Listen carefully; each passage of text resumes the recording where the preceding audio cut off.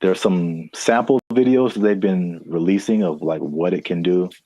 And it's producing very realistic images and very realistic backgrounds, editing, um, and you can pretty much do film scenes anywhere uh, without sound stages, without Mhm. going to locations, without transportation. It generated people, it generated places. Um, so yeah, that's where we are right now. That sounds like a What lot. is, what's up, everybody? I am Zap. This is Jericho, and we are the now six-time international award-winning pop hip hop music duo band at Future. We do clean, fun music that everyone can listen to with a sound that's uniquely Californian. And now you're tuning into the Life's a Circus podcast, where we talk about everything that's funny, interesting, and ridiculous. But before we get started, before we jump into it, make sure you like, subscribe, comment, and share this video. It's kind of important. Share this video somebody in the film industry Ooh, because things are happening, man, what's happening? and it's happening real quick. What's happening? I talked about this before, and like because I work in film in addition to music, but leading up to 2020, you saw a lot of changes in the film, especially outside of the Hollywood, LA area, where there weren't as many films and TV shows and stuff shot here because because of various reasons, people were moving to other places. So now they're shooting in Atlanta and Chicago and Texas and New Zealand and Australia and like, yeah, all over the place. Then 2020 hits and it was just chaos for everybody, especially the film industry. A lot of your favorite shows weren't being shut down completely. And then when it did come back around, they had all these protocols. It was very hard to shoot. COVID, people had to be away from each other, all that kind of stuff. Fun times, right? And then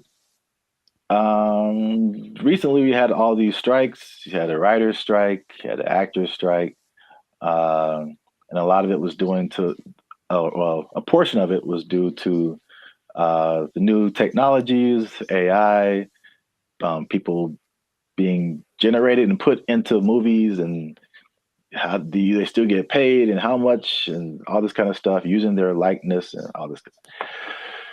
So that was like actors and writers. And we've seen that with musicians too, like the creators, AI and influencing like how we make music and cutting jobs and all this kind of stuff. It's not stopped. Like if you can't tell, they are marching on really really quickly with this, and this thing of AI has spread past the, I guess, initial creators Mm.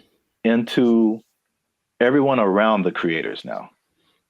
When it comes to like film, I mean, they show a lot of behind the scenes stuff right now. So I feel like people are used to seeing like how films come together. There's a Sure. it is an army of people. Like it's a small village of people that it takes to like make the next Mission Impossible. Like hundreds and hundreds of people. So we're talking about lighting people, sound people, electricians, carpenters who build like all the sets that you see, like especially sitcoms.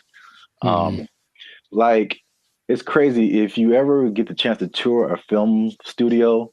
Like take a look at how much lumber is coming through there, and Interesting. it's just um, like little 18 wheelers just full of lumber because they have to build all of those places that you see on TV. And Mm. that's like one part that people don't really, I guess, think about. You got editors, you got sound people, like all this stuff that comes with making a film, right? So enter AI, right? Sure. So there's a big report that's going around. Hollywood Reporter interviewed Tyler Perry, and Tyler Perry was speaking on something called OpenAI's. Sora. Have you heard about that? Yes. All right. So we got OpenAI is the people behind ChatGPT, which has already changed everything. Recently, Sports Illustrated let go of like all of their writers Right. because they're doing this ChatGPT. This is crazy. But now all the people that make movies come together. Now their jobs are in jeopardy with this open AI's Sora. And to put it in Tyler Perry's words, he said, if I wanted to be in the snow in Colorado, it's just text. If I want to write a scene on the moon, it's text. AI can generate it like it's nothing. I don't have to put it on my lot. I can just sit in the office and do this at my computer, which is shocking to me. Hmm. So, in the article, it said Tyler Perry was slated to drop like $800 million into expanding his studio. He was going to build 12 more stages, and then he immediately put a halt to it because of OpenAI's Sora. Wow. So, we'll show some pictures up here too of like there's some sample videos that they've been releasing of like what it can do. And it's producing very realistic images and very realistic backgrounds, editing, um, and you can pretty much do film scenes anywhere without sound stages, without Hmm. going to locations, without transportation. It generated people, it generated places. Um, so yeah, that's where we are right now. That sounds like a What lot. is what are your thoughts now for the progression from Chat GPT to this? I mean, I have an idea of what it looks like. I don't like the idea of taking jobs away from people, for one, and then for and until proven otherwise, I'll still see a really well done AI something, and it's just something about it gives me this like it's just this lacks this element of realism. Mm, However, I know it's getting better all the time, and at some point, I don't think I'll be able to notice. But just it's business is about saving money, yes. so it makes 100% like it makes perfect sense that they want to do that instead of spending all the money on stages and every that. But it just seems like it loses the. So if I see this movie and it's like an amazing movie and they have all these locations, and then when I find out that they just did it all on a computer, for me that loses something. You know, Lord of the Rings, all the New Zealand backdrop and all this. No, we just did it in the computer. Actually, it's not. We didn't go anywhere. It's like, oh man, something about it to me doesn't. But see, the thing is, it's not because I think the buzzword before this is CGI. Right. So it's just like I feel like it only loses that for you because you know that it's like that. But I think there's stuff now like the CGI stuff where it's like you can't really tell. Like I feel like that part has gotten so good that you can't really tell sometimes like what is CGI and what is not. Dude, just on a simple scale, I've been talking to people on, Zoom or Google Meet, and I'll be talking to them like, "Oh man, where are you?" And they're like, "Oh, that's just the background from the from the program. Like, I'm not here. I'm in my house." Yeah, And I'm looking like, no, like that's gotten really good. So yeah. I can imagine if no one told me, sure. But then I have those doubts. Like, I wonder if I do it now with commercials for sure. Like, are Mhm. all those people in that? Is that really, or is it just he? And it maybe it's already been here, and I don't know. Mm, yeah. There's definitely pieces of it that have been here for a long time. Sure. Um, Especially like big crowd scenes and stuff like that. Right. Um, it's definitely Yeah, I know that the big Ed Sheeran music video a couple of years ago was kind of that because it's basically him and I think 100% or mostly AI CGI generated background characters, and they all look really real. mm. So yeah, that's I don't like it though. That's all. I just don't like it. just because it's moving into a direction that my brain wasn't ready to accept as a possibility. Mm. You know. Well, I mean, people. I personally, I have no idea. I mean, I won't say that. I do have an idea. AI is going to win. So Sure. No, it's without a going doubt. to win eventually. It's Without a just, doubt. I feel like um, it's like everyone's saying you're on the train track, and everyone's saying the train is coming. And it's like, let's all band together and stop the train.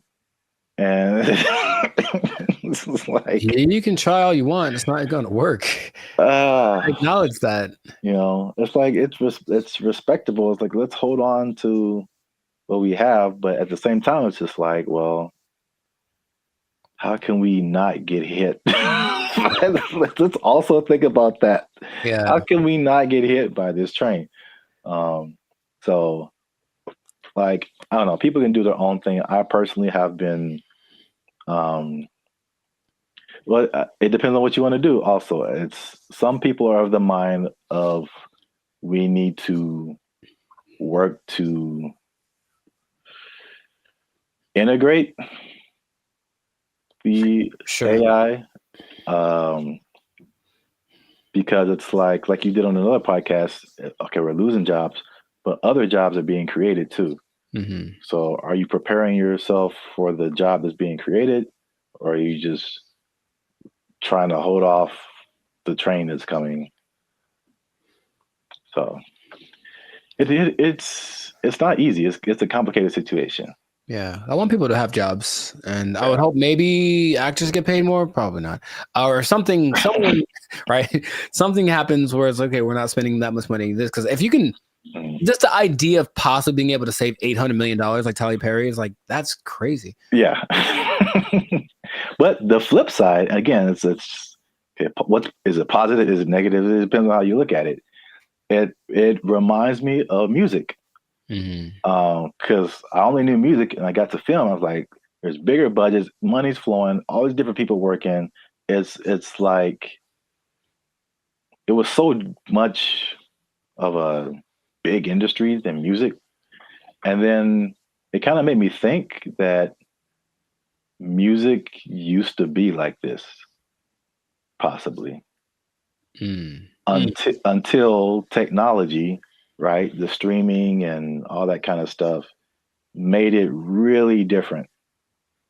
And same thing, jobs were lost, but new stuff was created. And one of the biggest thing is that it leveled the playing field for a lot of people. Mm-hmm. So the big people weren't as big, but also like people you never heard of now had a chance to you know, even out. Yeah, right. So if you don't have a budget and you can create a blockbuster movie in your bedroom, it's the same way you can create a full album in your bedroom now. Like recording studios, like you don't need them anymore.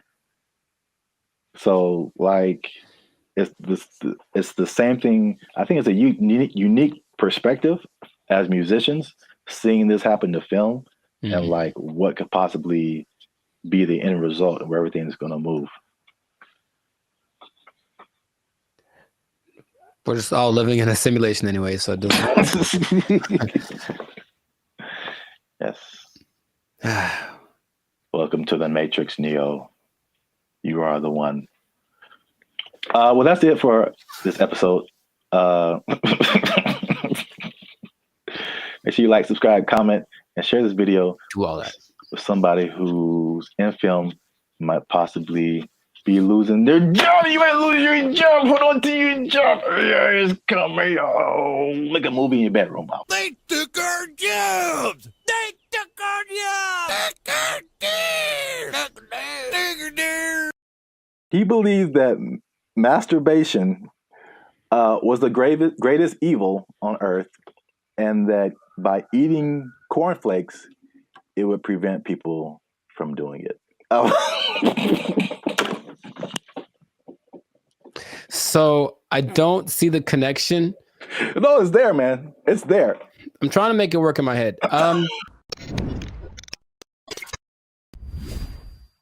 What's up, guys? I'm Zap, and this is Jericho, and we are now 6-time international award-winning pop hip-hop duo Band of Future. We make clean, fun music that everyone can listen to with a sound that is uniquely Californian. And right now, you're tuned into the Life's a Circus podcast, where we talk about things that are funny, interesting, and ridiculous. But wait a minute.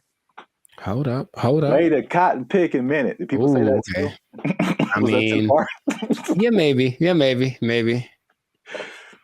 Help your boys out. Help the channel grow. Help us keep doing what we're doing by liking, subscribing, commenting, and sharing this video.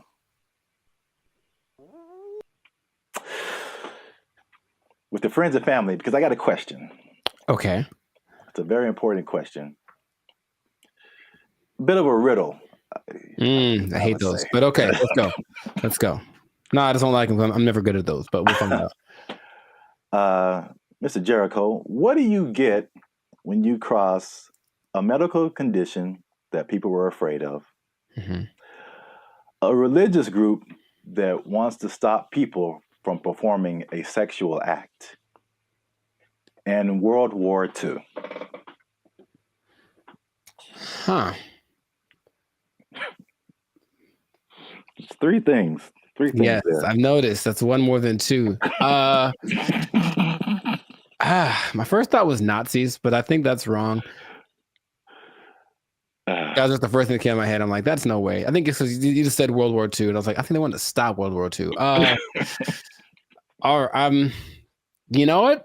Congratulations. I've never been asked this in my life. Yeah, I don't think anybody has, but for the people playing at home, just one more time, the question is, what do you get when you cross a medical condition that people were afraid of, a religious group that wants to stop people from performing a sexual act, and World War II? And the answer, believe it or not, is breakfast cereal. I'll be honest, I didn't. Yeah. Go ahead. Yeah, I just kind of stumbled upon this, but the rabbit hole got really deep as to why we have breakfast cereal. So, a little bit of a history lesson. You can stop me at any point if you want. It'll be Just more clarification on the ridiculosity that is happening right now. So, breakfast was not really like, I guess we hear the cliche now, like breakfast, the most important meal of the day, right? And so, but before like the 1800s, breakfast wasn't really like that important. It was just basically you got to think about like the times that they lived in. It's more like hunt what you eat, kill what you eat, working on a farm, grow what you eat, stuff like that. And so like nobody's waking up at like in the morning to like kill a chicken or like kill a pig to make some bacon or like, whatever. So basically it was like whatever happened in the morning. And this is why like eggs have been part of a breakfast for a long time, because chickens lay eggs in the morning, easy to eat. Makes sense. Yeah. Makes sense. And basically what you ate for breakfast was pretty much whatever you had left over from the night before. So that was pretty much breakfast. But there was a meat component because they would eat it, they would like cure the meats and stuff, and you could save it and use it for breakfast in the morning. Right. So like eggs and even bacon were like a big part of breakfast. Bacon. And this was called like the farmer's breakfast. So again, it's just like it's pinned to the time that you were in, and farmers and stuff. You get up early in the morning. You need some fuel because you're going to be working your butt off like all day long outside in the elements. Like you need a good hearty breakfast. So this is the first thing. The first thing that I teased at the beginning, the fear of the medical condition. The medical condition was indigestion, which sounds like pretty like whatever today, but I feel like it could probably take you out back then, huh? Yeah, there was no Pepto-Bismol, like antacid. You can just pop an antacid and be cool. Like you could have felt like you were dying. You had no idea. Like, oh, I got indigestion. It's the devil's work inside of you. So I don't know, But I had to go to the apothecary. yeah. So, also late 1800s, the transition from like farm work to more like industrial work, and industrial work to like more like office work. Mm-hmm. So big buildings and offices, and people weren't like moving around as much as they want to. So they felt like if they eat a big breakfast and then they don't do anything, just gonna sit there, they get indigestion. People were like terrified of that. Oh. So they were like, we need a lighter breakfast. So there was a move away from like the bacon and eggs and all that kind of like hearty Mm-hmm. stuff. All right. So that was reason number one. Reason number two. I'm very curious about this one. Okay. my favorite reason. So at the same time, there was a rise in religious gurus that were pushing vegetarianism and just like eating healthy, eating or what they call eating bland. Mm-hmm. All right. And believe it or not, the people at the forefront of this were Seventh day Adventists. Okay. Especially a man named James Caleb Jackson, who was not probably as famous as this next person, John Harvey Kellogg, who's the founder Sounds about. Mm-hmm. Kellogg's Frosted Flakes, all that kind of stuff. Yeah. That's where that came from. Now, these people were like hardcore Seventh Day Adventists, Sure. and they actually pushed this type of breakfast not just on the healthiness, but they believed that a lighter breakfast was more morally sound. There was more morality in eating like a healthier breakfast. But also, I could not pass this up. The John Kellogg guy, he believed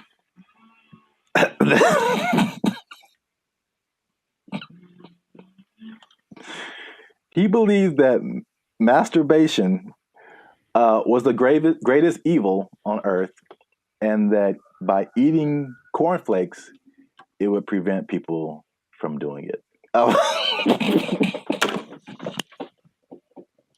So I don't see the connection. No, it's there, man. It's there. I'm trying to make it work in my head. Corn. Well, I've had cornflakes, and of all the cereals that are like not sweet or nothing, they're probably my favorite ones. They're still nice and crispy and pretty good, I guess. But Do you have less of an urge to masturbate after you eat? I've never. You know what? I'm gonna have to. I'll let you know if you really want to know about that. I will go get a box and eat it, and then report back to the pod in a week. Like, this is my findings. But yeah, It's just that episode of Family Guy or Quagmire. I'm not gonna go anyway. You have the one arm that's really big. It's like, bruh, it doesn't work. It doesn't work. So yeah, that was like the second punch to breakfast. That was like, okay, we got to start eating this because they pushed the morality of it. But the other things that they cited have been found to be true. Is like a lighter, healthier breakfast made people more efficient and productive at work instead of like eating a big breakfast and like getting the itis or whatever. Yeah, that's true. So there's that. And so that pushed the cliche of like breakfast being the most important meal of the day. It was actually like a morality thing, which is like crazy. And the last part is that so flash forward to the 1940s, World War II, right? So yeah, World War II, you got more women joining the workforce than what happened in that time. And so then it became a push to, again, at the time, like the woman was like a stay-at-home, take care of the family, give them 3 square meals a day, all that kind of stuff. Breakfast became the cheat option to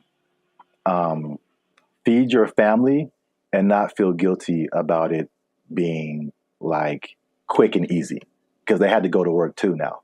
Oh, okay. So they pushed on like the women's guilt, the morality, the work productivity, like hard work it was like respected to be like hardworking individual and Sure. Okay. productive and all that kind of stuff.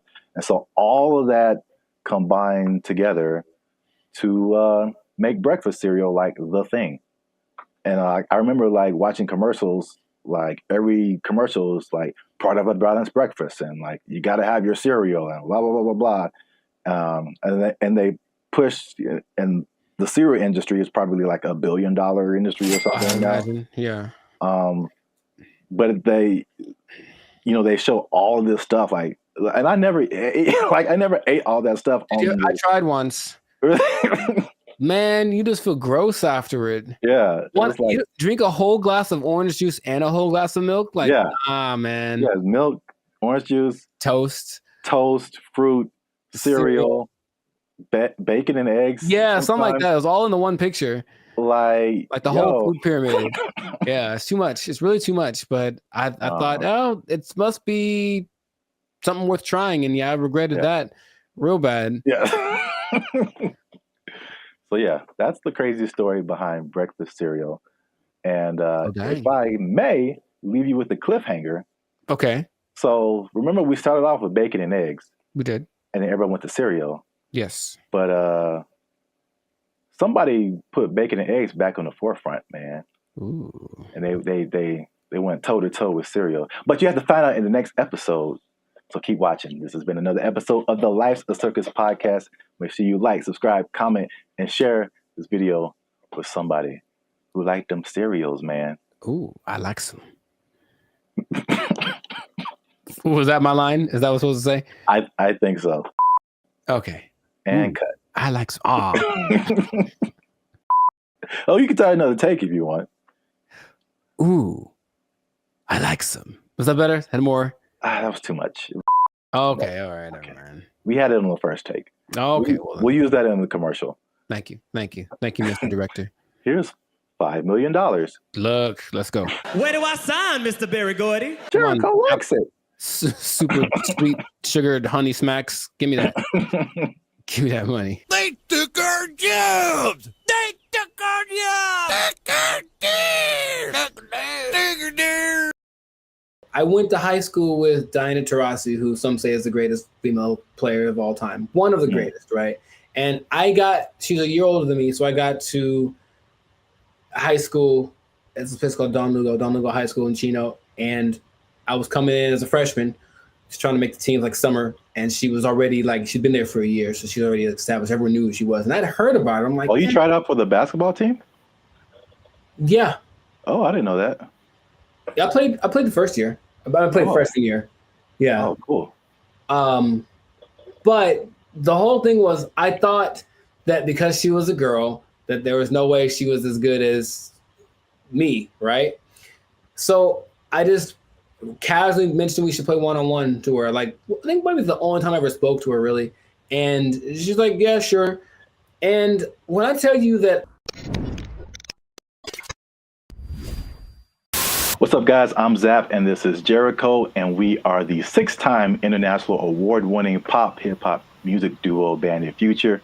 We make clean, fun music that everyone can listen to with a sound that is uniquely Californian, and right now, you are tuned into the Life's a Circus podcast, where we talk about things that are funny, interesting, and ridiculous. But before we get started, make sure you like, make sure you subscribe, make sure you comment, and make sure you share this video with somebody who may have challenged another person or entity, and they got shut down because they weren't ready for what was about to come to them.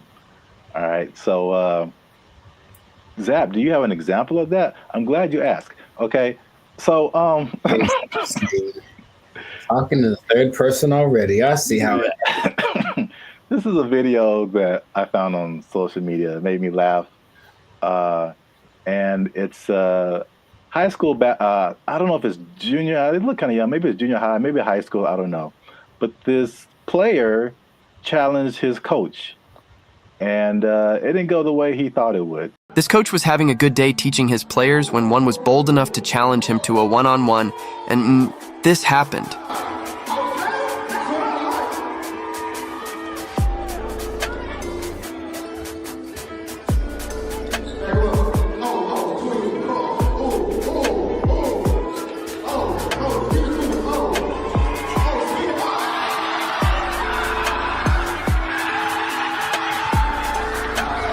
Do you think he would try this again? So yeah. Uh, I like it. I like it. yeah, coach wasn't messing around. I thought he'd get past him, but I didn't know he was going to break the kid's ankles. That was cold. So I brought this up, and then if you have an instance, you can share it too. But I'm thinking of like the times when either you challenged someone or you saw someone else challenge someone, and they thought they had it, and it just didn't go right at all for them. Because I brought up this video because it reminded me, and I think that's junior high. It looked like junior high, not high school. It reminded me of the same thing that happened in my junior high school. Okay. So my school was a magnet school. I don't know if did they have magnet schools out here in California? Okay. Yeah. So we had like people from all over. It wasn't just like people in the neighborhood. And it was a performing arts school. And we didn't have sports. So we didn't have a football team, basketball team, anything like that. So what they did is like people from our school could play sports at like different schools, which is kind of cool now that I think about it. But so we had different players from different schools that went to our school, right? And so I knew like a couple of guys that were just like really good, like insanely. They had handles. I'm talking about basketball. They could shoot. Like they could do everything. I remember this one guy, especially named Ricky, who was just like, he was like the coolest dude, bro. Just, but not like a I'm better than you jock kind of. He was just a cool dude. He walked cool. He talked cool. He was cool with everybody. And he's just amazing basketball player. And we had some other like girls. There was a girl who was like 6 feet tall, and she was just like, just amazing. Like we had amazing players, right? Mm-hmm. And we had these 3 PE coaches. Now they're all different. So there's one guy, Coach Moore. He was super tall, but he was like 100 years old. I swear, this guy. This guy was like past your prime, but he was skinny, maybe in shape, but like super skinny. But at least 60s, 70s, maybe. Okay. Just all gray hair, just like, okay. He didn't seem like anybody. Mm-hmm. And then we had this lady, this white lady who looked like, what's the girl from Iowa? Is that it? The basketball player? Yeah, the girl who's like really big now. Caitlin Clark. Yeah, she kind of looked like an older version of her. And she like just had a baby. Like, so they challenged the students, this is junior high school, to like a basketball game. It was like the 3, and then they probably like roped in 2 more teachers. Mm-hmm. And like, so it's like this really tall old dude can barely move. This really short dude looked like Sherman Hemsley, and this lady who just had a baby, and like 2 teachers. Mm-hmm. I'm just like, we were all like, okay, students are gonna whoop. We're gonna kill these people. Like, get an ambulance ready, and just, man. I'm guessing the opposite of what you expected to happen happened. When I tell you they tore us up, they just annihilated us, dude. So like the short dude and the lady, they were like faster than what we all believed we ever seen them move. I mean, the dude was just like Chris Paul out there, just. Nice. And then the old guy, he would just stand on the 3-point line and just blitz you, just Ray Allen, just. And it was just like we got annihilated. So that video just reminded me of that experience. But I don't know if you had any experiences like that where you saw something happen, or maybe you tried something and it just not so much publicly, but if it had been the social media era, then maybe that would have been, on all the reels and whatever. But I brought this up in one podcast before, but I went to high school with Diana Taurasi, who some say is the greatest female player of all time. One of the greatest, right? And she's a year older than me, so I got to high school. It's a place called Don Lugo High School in Chino, and I was coming in as a freshman, just trying to make the team like summer, and she was already like she'd been there for a year, so she's already established. Everyone knew who she was, and I'd heard about her. I'm like, Oh, you tried out for the basketball team? yeah. Oh, I didn't know that. Yeah, I played the first year. I played freshman year. Yeah. Oh, cool. But the whole thing was I thought that because she was a girl, that there was no way she was as good as me, right? So I just casually mentioned we should play one-on-one to her. Like, I think maybe the only time I ever spoke to her, really. And she's like, yeah, sure. And when I tell you that I didn't make we maybe played to 5. And so if it had been like that with like a bunch of people in the circle going, oh my God, then it would have been terrible. But it was just us and maybe like a couple of people watching. And they didn't even pay attention because they're like, they're talking about me. Like, he's about to get destroyed. So I didn't know that she was that good. And it's like, when I tell you, I felt like I was standing in quicksand, how fast she was. And she just would like hit me with a pump fake and then just like go around me. And I'm looking like, this is crazy. I've never played against anyone this good. And then she hit like a fall away, like Steph Curry, like 30-footer just because she could. And I was like, that's not fair. And I didn't know that. Anyway, that was kind of humbling. But there weren't many witnesses. So it wasn't like that video. But yeah, nowadays it would have been one of those like, oh my God, but I mean, she's amazing. So I'm not surprising. And I think the only other thing I can think of like that is, and it's more specific like that. Someone older, I could take them, right? Is one time I decided it'd be a great idea to arm wrestle my mother. Now I was maybe like 9, 10. I was getting a little buff. I felt the muscles coming. I was like, yo, guess what, Mom? It's time. It's my time now. I'm on the come up. And I don't think I've had a more humbling experience in my life than that. Than my mom, who's not a big lady, but she's pretty strong. I saw that today. Arian, she's strong. And when I tell you that, like, I thought my arm was snapped in half, man. Like, she didn't say, "Oh, my son," I mean, she just, God, and that was it. Right on the counter, right on. And I just walked away in shame. That was it. So that's probably the 2 experiences I've had like that. I've seen videos like that, and I've probably been a witness to some, but I can't think of any off the top of my head. But it's always like, yeah, you get some kind of a boldness in you, like, you know what, it's time to go for it. And if it works out, good for you. But more often than not, it ends up like that. Yeah. The last thing that just reminded me of is, I don't know if you ever like were in fights or anything in school, but I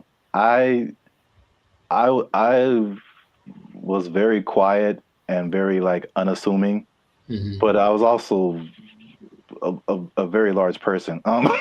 Like, I've always been a very large person. So like, no one is like tried to fight me. I won't say that. There's been a couple people who tried and it did not end well for them. So it's like, even if I didn't know how to fight, I'm just too big. Yeah. And I remember there's like this one guy who was like messing with me in school or something. And I told him to stop. He wouldn't stop. And then we were in class, and then I think there was like maybe 3, 4 rows of desk. So he was behind me. So I think he like pushed me or something. When I finally decided to push him, like he pushed me and it was just like, okay, bro, when I finally pushed him back. I feel like he got laid out. That's what I feel This like. dude went flying like 4 rows back. It was like everybody was just shocked. It was just like I did like some kind of Naruto like whoosh on this dude because he went flying. And yeah, that was the end of that for sure. But yeah, so I've seen it go both ways. So if you have a story like that, something that happened in your lifetime where you saw somebody try to do something and didn't work out, or you tried to do something and it didn't work out, let us know in the comments. And so we can all have a laugh. Just sharing laughter. Yeah. Yeah. Don't worry. You'll be okay sharing it because it'll just between us. Yeah. It won't go to your boss or anything. No. Yeah. You'll be okay at work because we want you to keep your job. We do. We want you to keep your job. Yes, we do. Because if you do something like this try something at your job and it doesn't work out. Challenge the boss. Don't do it. I wouldn't They recommend. might take it. They might take your job. Oh, it didn't work out for you. You're fired. Oh. They took our jobs! They took our jobs! They're thinking about legalizing everything in California. But in the way that Oregon is doing it, in the way that Vancouver is doing it. And you've seen downtown LA. What do you think is going to happen, bro? What's going on, everybody? I'm Jericho, and this is Zap, and we are the now 6-time international award-winning pop hip-hop duo Banded Future. We make clean, fun music that everyone can listen to with a sound that's uniquely Californian. And right now, in this moment in time, you would tune in to Life of Circus podcast, where we talk about things that are funny, interesting, and just straight up ridiculous. So before we get started, make sure to like, subscribe, comment, and share this video. I'm gonna change it up with two people that like drugs. That's all. We're gonna talk about drugs, okay? Now drugs are bad, okay?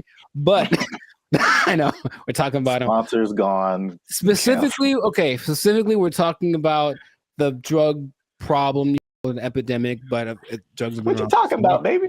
But it seems to be getting worse. So the specific thing is the way that governments are approaching the drug issue in their country. And there seem to be two very drastic sides, and they both have interesting results. So before we get into it, Sir Zap, San Francisco, have you had any experience or just thoughts about just the I've had thoughts about drugs.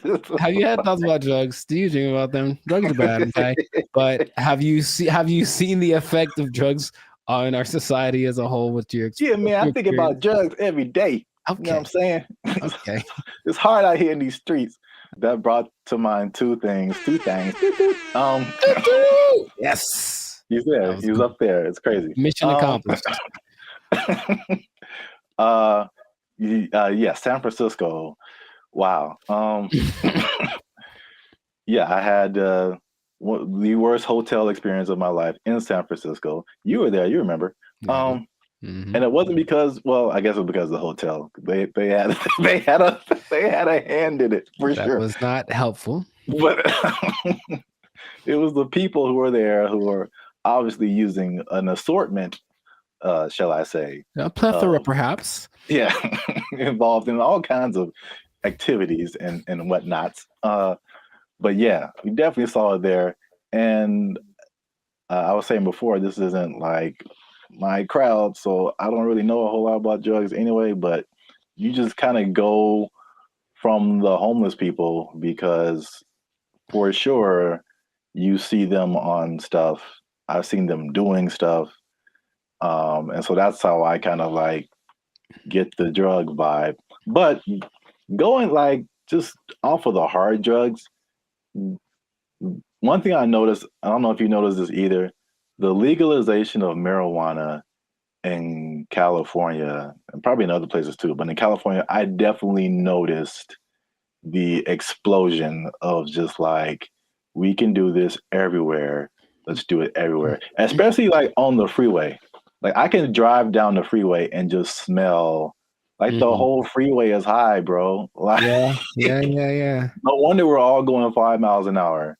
Yeah. Like everybody is just walking on sunshine right now, and I'm trying to get to work. I remember one guy when we went up to Sacramento, and one guy in like a Jack in the Box was like he was the happiest man, and I'm like, wow, starting early, 8 in the morning. That's a wake and bake situation right there. Yeah, but I don't think that weed causes the problems that we're seeing. Just slower people, and yeah, maybe they're raising the price of food. Everyone's eating too much, but I digress. The idea is you can do one of two things, or there have been two extremes that governments have been taking. One is to decriminalize drugs. So there's a difference between decriminalization and legalizing.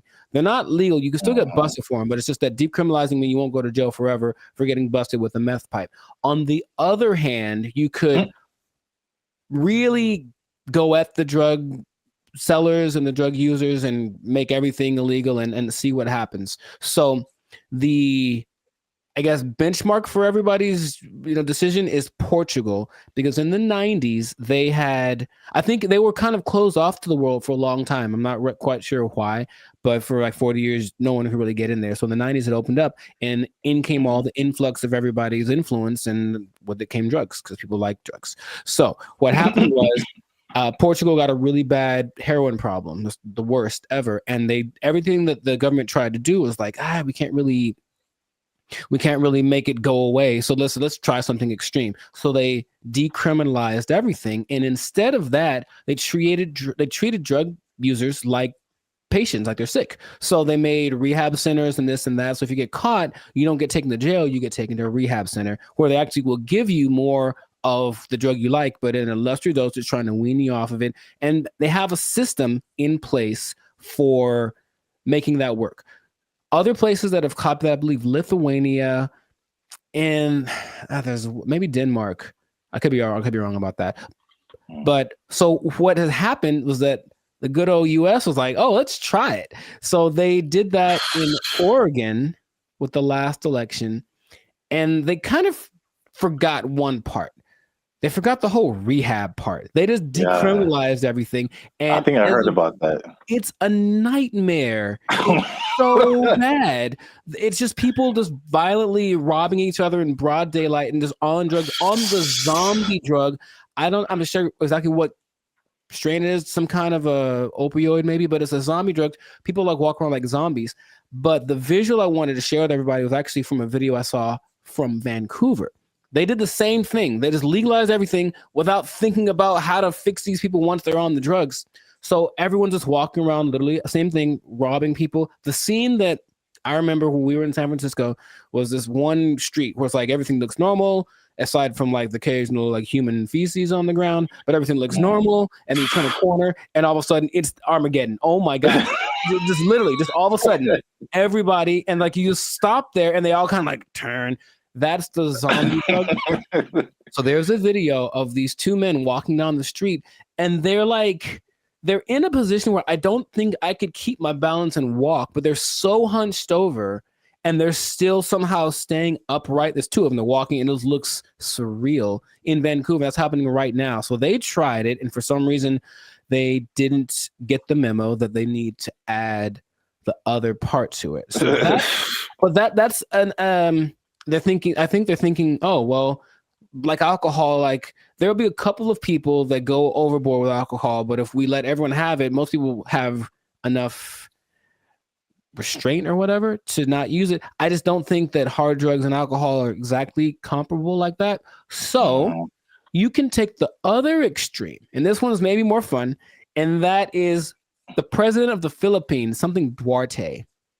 He said, he got elected in 2016 maybe. He said, kill them all. That's exactly what he said. Kill all the drug dealers and all the drug users. Wow.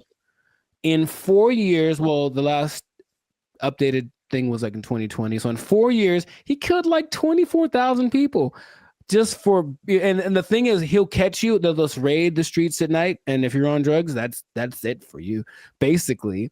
And the thing about that is that a lot of, and then the people that don't kill, they take to jail, but they kill a lot of people, and everyone in like all the citizens love it. They think it's fantastic that he's doing that.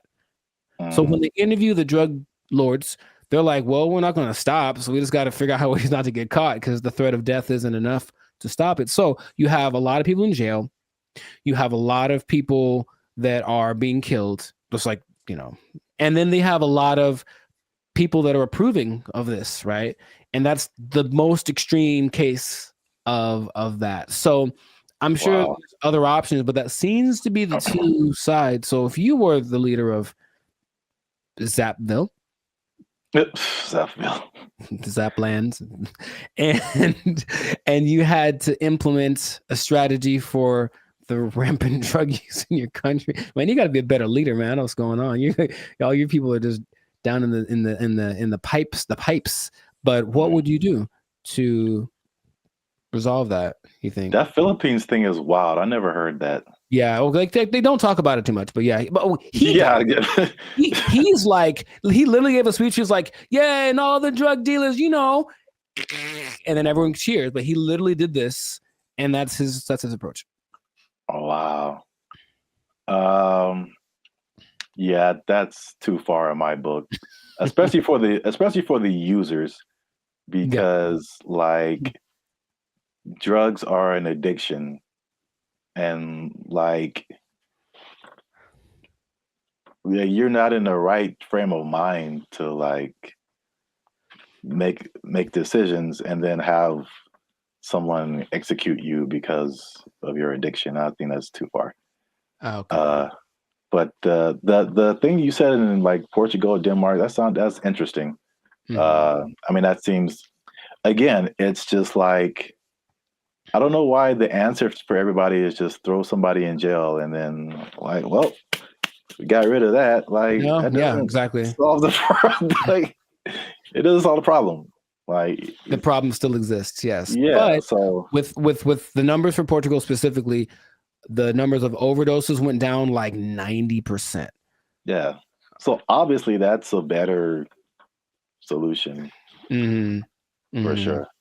Well, we'll see what happens, because what I'm hearing, rumorville, the last thing as we wrap this thing up, is that they're thinking about legalizing everything in California. But in the way that Oregon's doing it, in the way that Vancouver's doing it. And you've seen downtown LA. What do you think is going to happen, bro? Man, it's going to be chaos and bad times. Very, very, very bad. So hopefully that doesn't pass. But some government people don't think, they're just like, oh, my nephew OD'd once, I should probably do so. That's what politicians maybe think. That's their only connection to this kind of thing. So let's just try something new. Let's decriminalize it all, see what happens. And it'll be bad for all of the people that we see walking on the freeway are on drugs. Every single one of them. And that's going to go up tenfold if we decriminalize the drugs. So just let's not do it, Callie. Man. Send your relief funds to banditfuture.com just in advance, because I see suffering in our future if this. I see. You will know pain. You will know pain. We'll at least know gross. We'll at least know that. Yes, that is God. We should do a whole separate episode on that hotel room. I still have some videos from that. I was giving a review. Yeah, videos? I have a video I took of the hotel room or walking around. Yeah. Maybe I can find it. Yeah. People need to see that. It was oof. It was really bad. But anyways, this has been another episode of the Lifestyle Circus podcast. So let us know in the comments if you have a solution for how to solve the drug problem where you're from. Do you have a drug problem? Do you need help? Do you need to talk to somebody? Call the Bandit Future hotline. Just kidding. It doesn't exist. But make sure if you do have a problem, make sure to go see somebody about it. It really is serious. Don't you believe it? Okay, so that's been it. And oh well, I'll tell you what. If you're on drugs, if you're doing too many drugs, I don't know about you and keeping your employment status, you might start freaking out and not make it. And then, you're going to have to be out of you might be down bad. You might be out of employment, and that's not going to be good. If the boss catches you in the bathroom doing what you like, might end up bad for you. I just don't know how to say it, but I think you won't like the result. I think I get what you're going towards. Yeah. Correct me if I'm wrong, but I'm thinking that you're saying that they might take your job. Drugs are bad. Okay. They took our jobs. They took our jobs. Calling us the Doomer Generation. And honestly, I'm cool with it, because when I wake up, I get 20 notifications about 30 different reasons why I'll never be able to afford a home. I look around, see my computer science degree all framed up, about to turn into an art piece because of AI. Then we're in a loneliness epidemic. but these gas prices and these heat waves collaborating to keep me indoors. And they say it's not gonna get any better. So What's up, everybody? I'm Zap, and this is Jericho, and we are the now 8-time international award-winning pop hip-hop music duo Band of Future. We do clean, fun music that everyone can listen to with a sound that's uniquely California. And right now you're tuned into the Life's a Circus podcast, where we talk about everything that is funny, interesting, and ridiculous. But before we jump into the topic today, help your boys out. Come on now. Make sure you like, subscribe, comment, and share this video with somebody who likes to go shopping. I see. You know anybody in your life, Jericho, who likes to shop? Maybe. Who maybe gets things delivered Maybe. from Amazon every Maybe. day? There's a possibility that I know someone. You said close to home, and that was apropos. So. Well, shopping might sound fun, but there's something called doom spending. I'm going to tell you what that is. I'm going to tell you what causes it, and I'm going to tell you how you can avoid it, because it's a negative thing, but you got to stick to the end to find all of that out. All right. Mm-hmm. So, Jericho, have you heard of the term doom spending? I'm going to guess what it is. It's where you spend so much that you open up your banking app, and then there's just a picture of Dr. Doom laughing at you. Huh? So doom spending refers to a phenomenon that occurs when people spend money to cope with stress, despite economic and geopolitical concerns. Bankrate data found more than half of Americans are in debt, and doom spending might be to blame, with 38% saying they'd go into debt for fun. So obviously we are in a tough time right now. Inflation is through the roof. There's a lot going on in the world, wars in various places. There's a poll that was done that said that 96% of people are concerned about the economy. So that's a whole lot of people, pretty much everybody. It's understandable. Yet, with that in mind, 27% are doing this doom spending. So they are just still spending frivolously to a certain extent, and it's affecting different generations.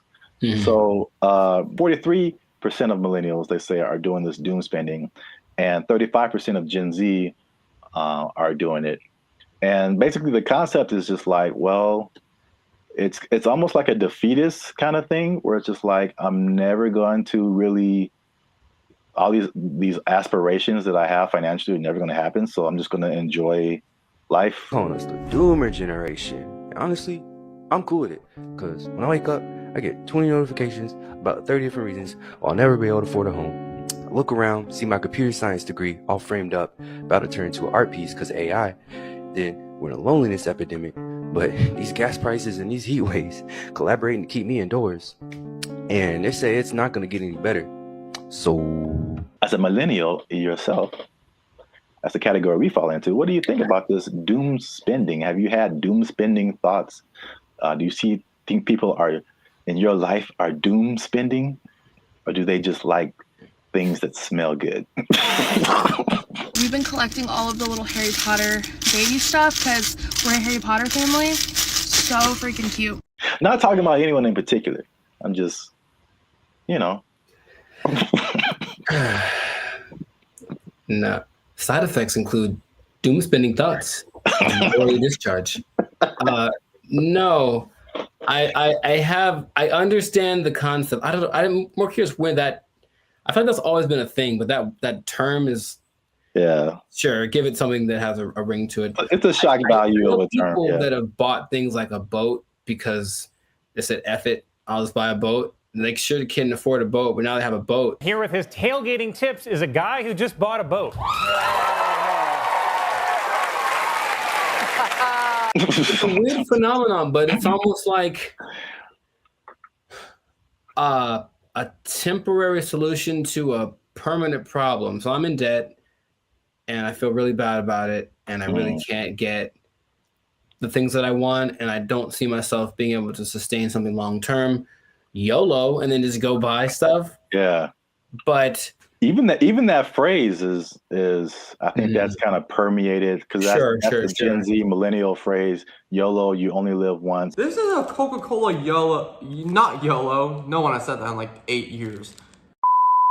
A yo-yo. I get it, even though it doesn't make sense, because I'm sure I've been in spots where I'm like, well, I could just buy. I do remember telling somebody once, I may or may not have been drunk, but I told somebody once that I either want to eat like the best food or like the worst food. Like I didn't want anything in between. It was something weird like that. So I'm gonna take my money, go buy a really nice meal, and then just eat peanut butter sandwiches for the next month, and then get the next check, and then YOLO. Ed, can you play YOLO to Jessica? YOLO, Jessica. I think some people do because you get the story, you get the high, you get the dopamine, and you get the taste, of course, of the great thing that you can look forward to. It's like a little treat, like to like reward myself for like either like some like hard schoolwork or just sometimes it just serves as a distraction from like what's going on like around me. Whereas the more practical way to approach finances in general isn't glamorous. You're not really doing anything too extreme, right? You're just kind of all level here. And that's not fun. And no one likes that. So they'd rather do the other thing. So it doesn't make any sense if you think about it, but I've been there and I understand why people do it. Just want to spend money. I just really want to spend so much. Well, here's some other causes.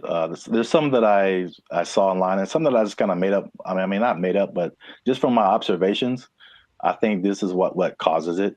Mm-hmm. So it's 5 different things that I found. One that I think is a part of it is just, at least just speaking as millennials, and I know other generations gone through different things, but I feel like millennials in particular, because it was just interesting to me to see how their numbers, the millennial numbers are higher than the Gen Z numbers. And maybe it's just, that's because we just have more money to spend.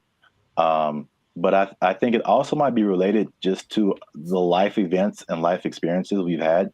And so I think one of the first times I was like really conscious about money and the future and like life was 9/11. Which is something that Gen Z isn't really familiar with. And I remember like stuff like being able to just walk on a plane and you can just carry whatever and dress however, like, and then all of a sudden things changing and then gas prices going crazy and the housing crash like 2008, 2009. And I'm sure more has happened in between then, but you also have like COVID, and then, the inflation. So there's that. Hi, I'm 28 years old, married with kids, and we're moving in with my parents. And thank you so much to inflation for sponsoring today's video. Another thing that I think contributes to this is the good old student loans, man. So I thank God like every day that he made me kind of smart, because I got an academic scholarship and that helped out tremendously. Because when I see people talk about student loans, it's like their whole body changes. Yeah. And they just like, you can see the desperation in their eyes. It's like, this is never going to end. Do you have student loan debt? Yes. Can I ask you how much student loan debt you have? Oh, 20K, I think. A third thing I think is the job instability coupled with rising prices. Yeah. So, I mean, obviously inflation has just gone bananas, but again, it's just like back in the day, the path that they laid out for you, millennials, I don't know if they do the same with Gen Z, I don't know, but everything you see is just like, go to school, get a job, work there for 40, 50 years, retire. Like, yeah. It just doesn't quite work like that anymore. Yeah, and then we were just like, yo, either no one was hiring me or like budget cuts, we gotta let you go, or like it's just always, and then you're going from job to job to job, and it's like, where's the loyalty, the stability? And then as you're losing jobs and losing money, your landlord's like, hey, rent is twice as much now, and you're like, what? Yeah. $10 $10.46? For this little bit of piece of chicken? Did you not see that? No! $10.46 for a handful of chicken bites. That's stupid. Next one is like the social media era. And you gotta live it up. You gotta look like you're doing good. The whole FOMO, fear of missing out. Like Becky's on a private jet. I want to be on a private jet. I don't want to wait until I'm 75 to do it. I got the money now. Screw retirement. Right. That's exactly what happens a lot of times. Yeah. Yeah. So is that, and then the last one is just financial literacy in general, and just like a long-term perspective. Just more people just living in the moment, and or they just don't know. They still don't know how to handle money, which is just. This is why I want to say this for last, because I was just gonna get on my soapbox. Like, this is literally the easiest time ever in the history of mankind to like learn something, and or make money. Like, it's all out there. It's all out there on the internet, and a lot of it is free. A lot of stuff that I've learned more stuff for free on the internet than I did paying for it in college. Right. So that says a lot. Learn stuff, and then what you know will get you a job. That's straightforward. Yeah. So doom spending, man. I mean, it's a thing. Yes. So the question is, have I ever done that? I feel like probably. Meaning, if the chicken was like $7.99, I had $9, but I had something else to pay for.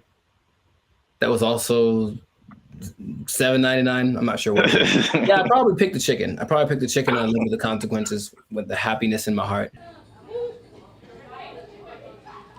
Ooh, it's right. Oh my gosh. Y'all gotta chill. Y'all crazy back there. They know what they did. Not to condemn anybody. I feel like I've definitely done it. There's definitely things where we're like, I can't afford this, but I'm going to buy it anyway. I think that's kind of like the phrase that comes to mind when I think of like doom spending. Especially if you can pay it off later. You know, I've heard people that have $300,000, $400,000 worth of credit card debt. I don't know how you keep getting approved, but like that's wild to me. Yeah. And then it feels painful. Like, it's that idea. And for them, it's like, well, I don't have to pay yet. So I have $30,000 in credit card debt. When they call, I tell them I can't pay it back yet. All right. So real quick, before we end it, 5 things you can do to stop or cut back on your doom spending. 1, use a budget, right? So just say, hey, I'm gonna spend this much, and that's gonna be it because I only got this much coming in, and then boom, there you go. Nice. Number 2, addressing the underlying emotions. Some people just shop just because, like, they broke up with their boyfriend or had a bad day at work, and that just makes them feel better. And then, but there's other things that you can do that aren't as harmful to your finances. Whenever I am shopping and I'm bringing home new things, I just feel good about it. No! Number 3, develop more healthier coping mechanisms. Okay. And then number 4, another thing, like just a cool thing of just the time that we live in, is that you can automate certain positive behaviors. So you can automate your checking account or whatever so that it takes a certain amount out of every check and puts it into a savings, so that you don't have to physically do that and just kind of feel that anxiousness, I guess, about doing something like that. What? Bro, what are you talking about, man? And the last thing, again, hitting home, sorry to get so personal, just finding low-cost things to do. Ladies. I just really want to spend so much money. I don't understand the whole, if there's an option for a higher price version of something and a lower price version, even if they do the same thing, they want the higher price one because it's cute. And I'm gonna make them these little baskets. So I got these little socks to go in her daughter's basket. They're so cute. I guess. Okay. Gotta live with that. That yes, accurate. Find some alternatives, man. There's cheap things to do that are as equally as fun. Yeah, like taking a walk outside. Yeah.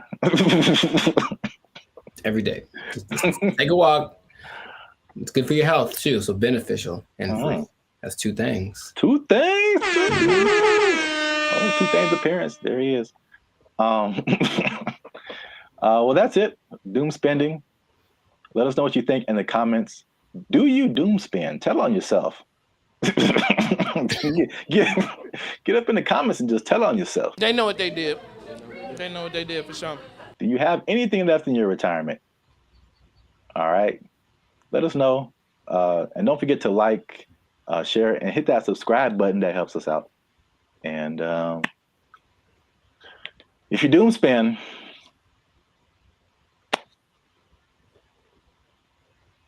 I don't know. I think you're doomed. That's what I would say. There you go. Bye. They took our jobs. They took our jobs. We want more money, higher minimum wage. That's right. That's what's happening right now. People.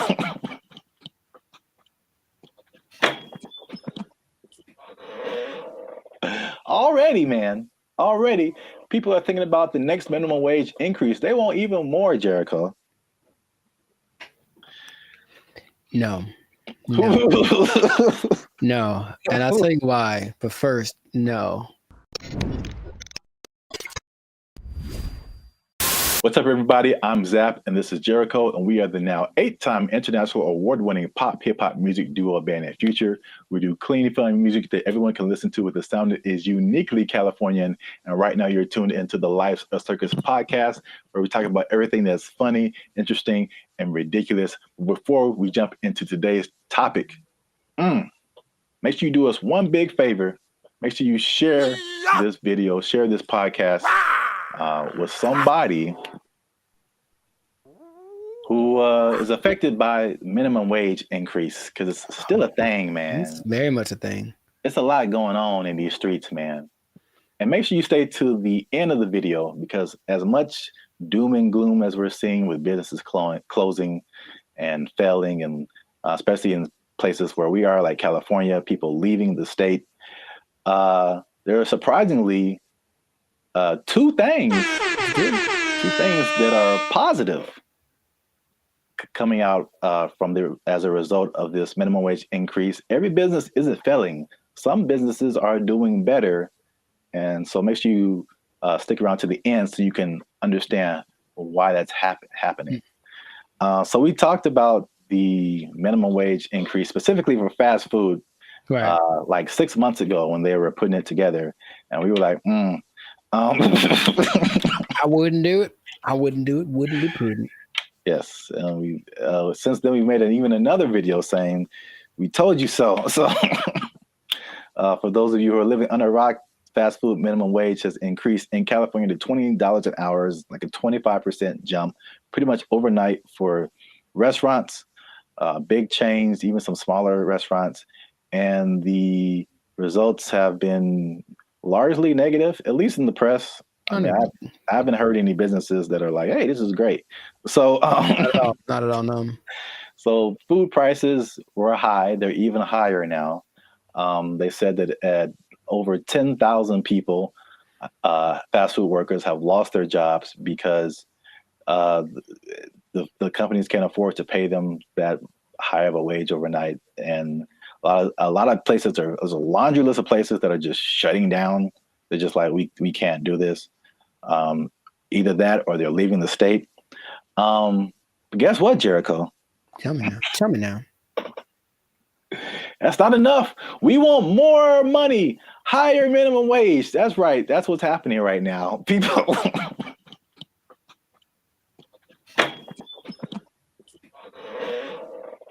Already, man. Already, people are thinking about the next minimum wage increase. They want even more, Jericho. No. No. And I'll tell you why. But first, no.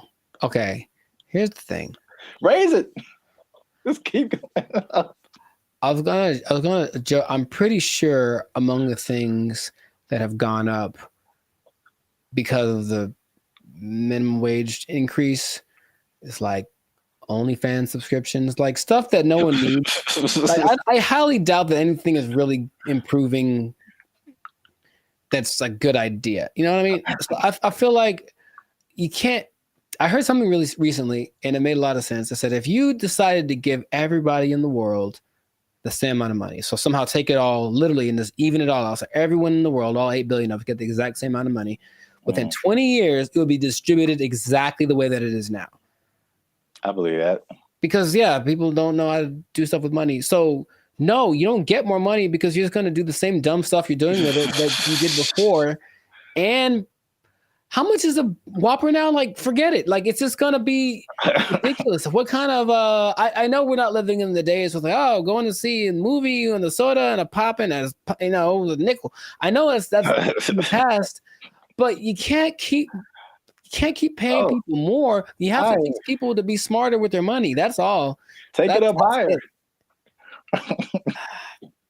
How much they want? Okay, go for it. I'm glad you asked. So fast food minimum wage, the workers have already unionized and got $20 an hour, which is silver dollars over the regular minimum wage. Right. Long Beach hotel workers have argued for a $23 an hour wage. And this next one makes sense because we've seen it firsthand. Because as Band of Future, shameless plug, we do some shows in San Diego. All right. So nice. If you're ever in San Diego, come see a Band of Future show. But San Diego wants to raise the minimum wage for hotel and other service workers to $25 an hour.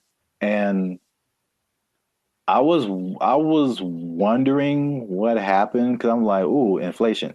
Because we were like looking at hotels in San Diego, and I'm like, man, these got a lot more than last year. Mm-hmm. And now I know what happened.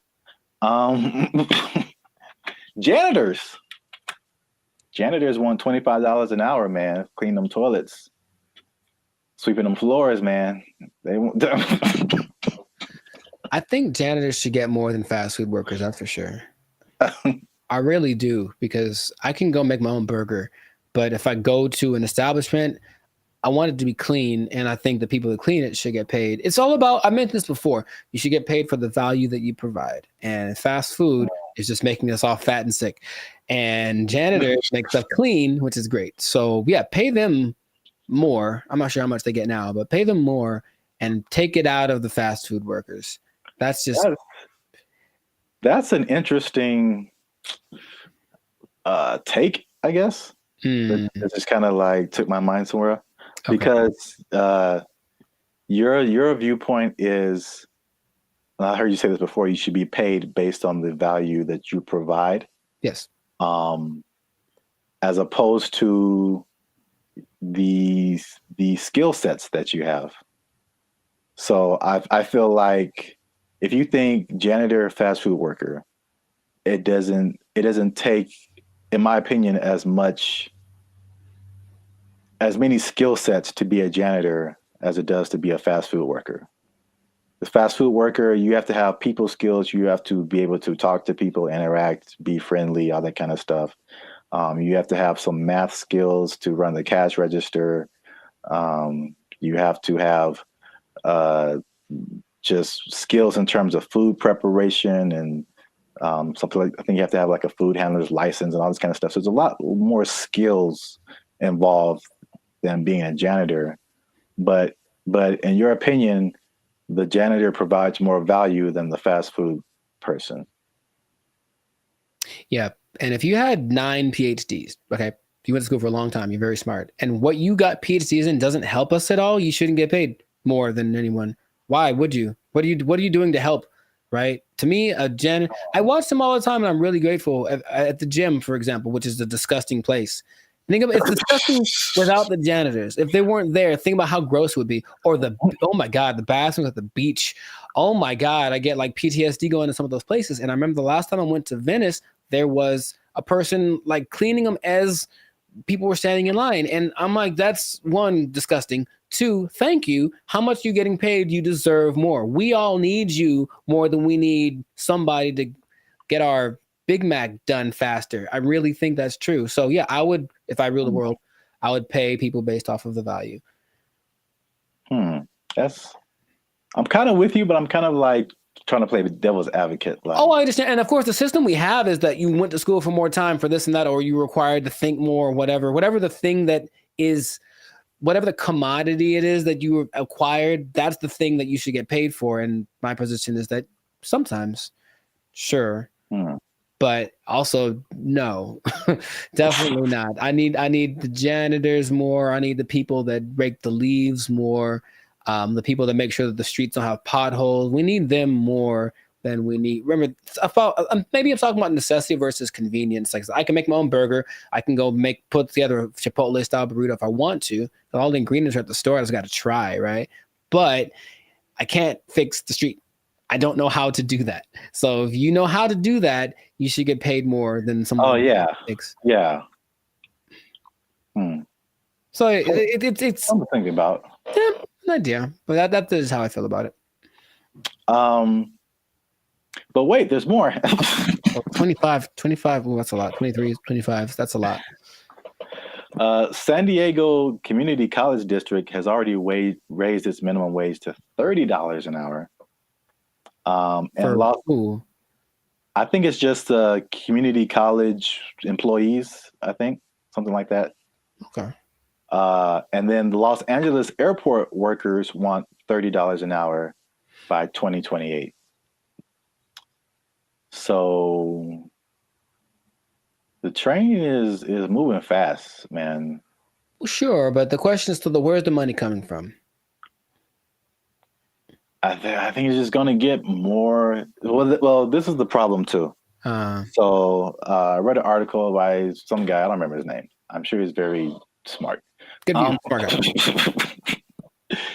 guy. He's the person who pointed out that, there's a couple of things where businesses are actually doing okay with the minimum wage, but he said, like, obviously this is not a long-term solution, because you think about, okay, minimum wage, and you kind of touched on it. It's like, what are you spending your money on? And then for like 99% of people, what are your biggest expenses? Food, shelter, transportation. All of those things are sky high, abnormally high in California than anything else. And so I don't necessarily think people are just wasting their money on whatever, but it's I mean, they could be, but I don't know the life. The fact still remains that there's a for real housing shortage. The average housing cost is like, I think, almost double, if not double, than some other places. So that's a huge thing. We already know the food is high. It was already high, and it got higher. And then like gas is like $5-6 a gallon, $7 a gallon. Like, too high. It's too high. So it's like, because he pointed out, is like those things are like at the root of this. A lot of it, but it's like we're not trying to solve those things. Or maybe they are, and they just haven't found a solution yet. I thought that was an interesting point. It is. Because we're still in a cycle of like, you raise minimum wage, and then businesses are, we can't pay people. We got to raise prices, and then like everything goes up. So then what's the point? Right. Your rent is higher, your food is higher, gas is higher. Now we need more. Right. Money. This doesn't make any difference, basically. But it makes people feel good. Yeah. But like I said in the beginning, this guy also pointed out that there are two things that he pointed out where businesses are actually doing okay with the minimum wage, and it's actually been a good thing. And it's not OnlyFans? And it's not OnlyFans. All right. Yeah. One, Just a second. One is that it has forced businesses, and I think we can even agree to this as the way we run Band of Future and all that kind of stuff. It's forced them to be more efficient. And I've definitely gone into places or worked in businesses where like you can tell the money is flowing, and so they just kind of like, you know, they kind of just spend money on whatever and just kind of do frivolous things and just silly things with their money. But it's forced some businesses to be more efficient.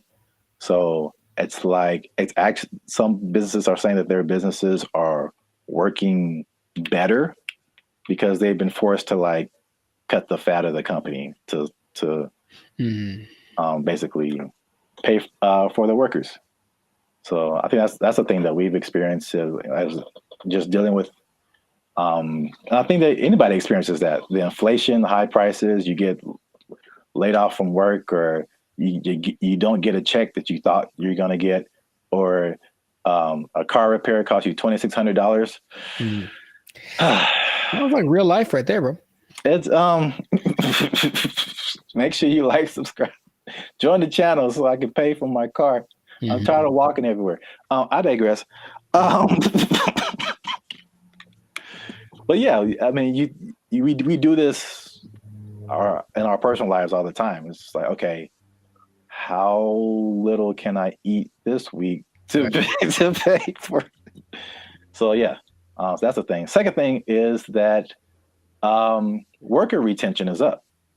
So you think about fast food, not fast food, but just minimum wage jobs in general.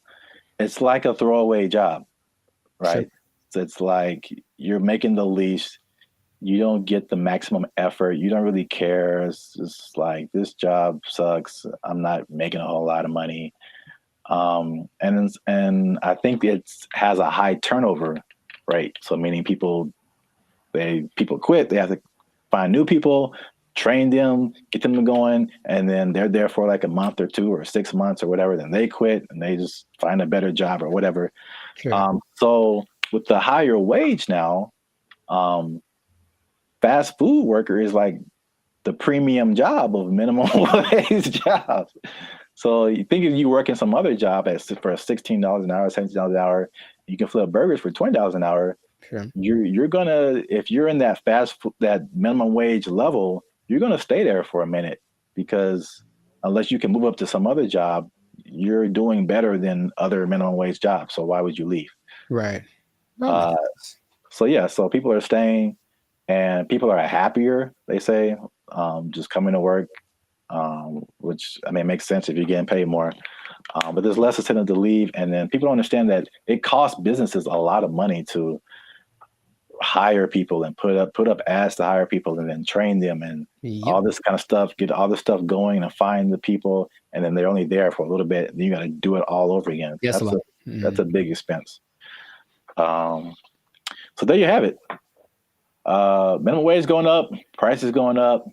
Some businesses are leaving, some businesses are shutting down. Some people don't care. It's happening in their business. A lot going on. Let us know what you think in the comments. Is this good? Is this bad? Should we do the idea of this guy in the article and just let's fix the housing and the food and the gas and all this stuff and just bring that down instead of raising the money we get?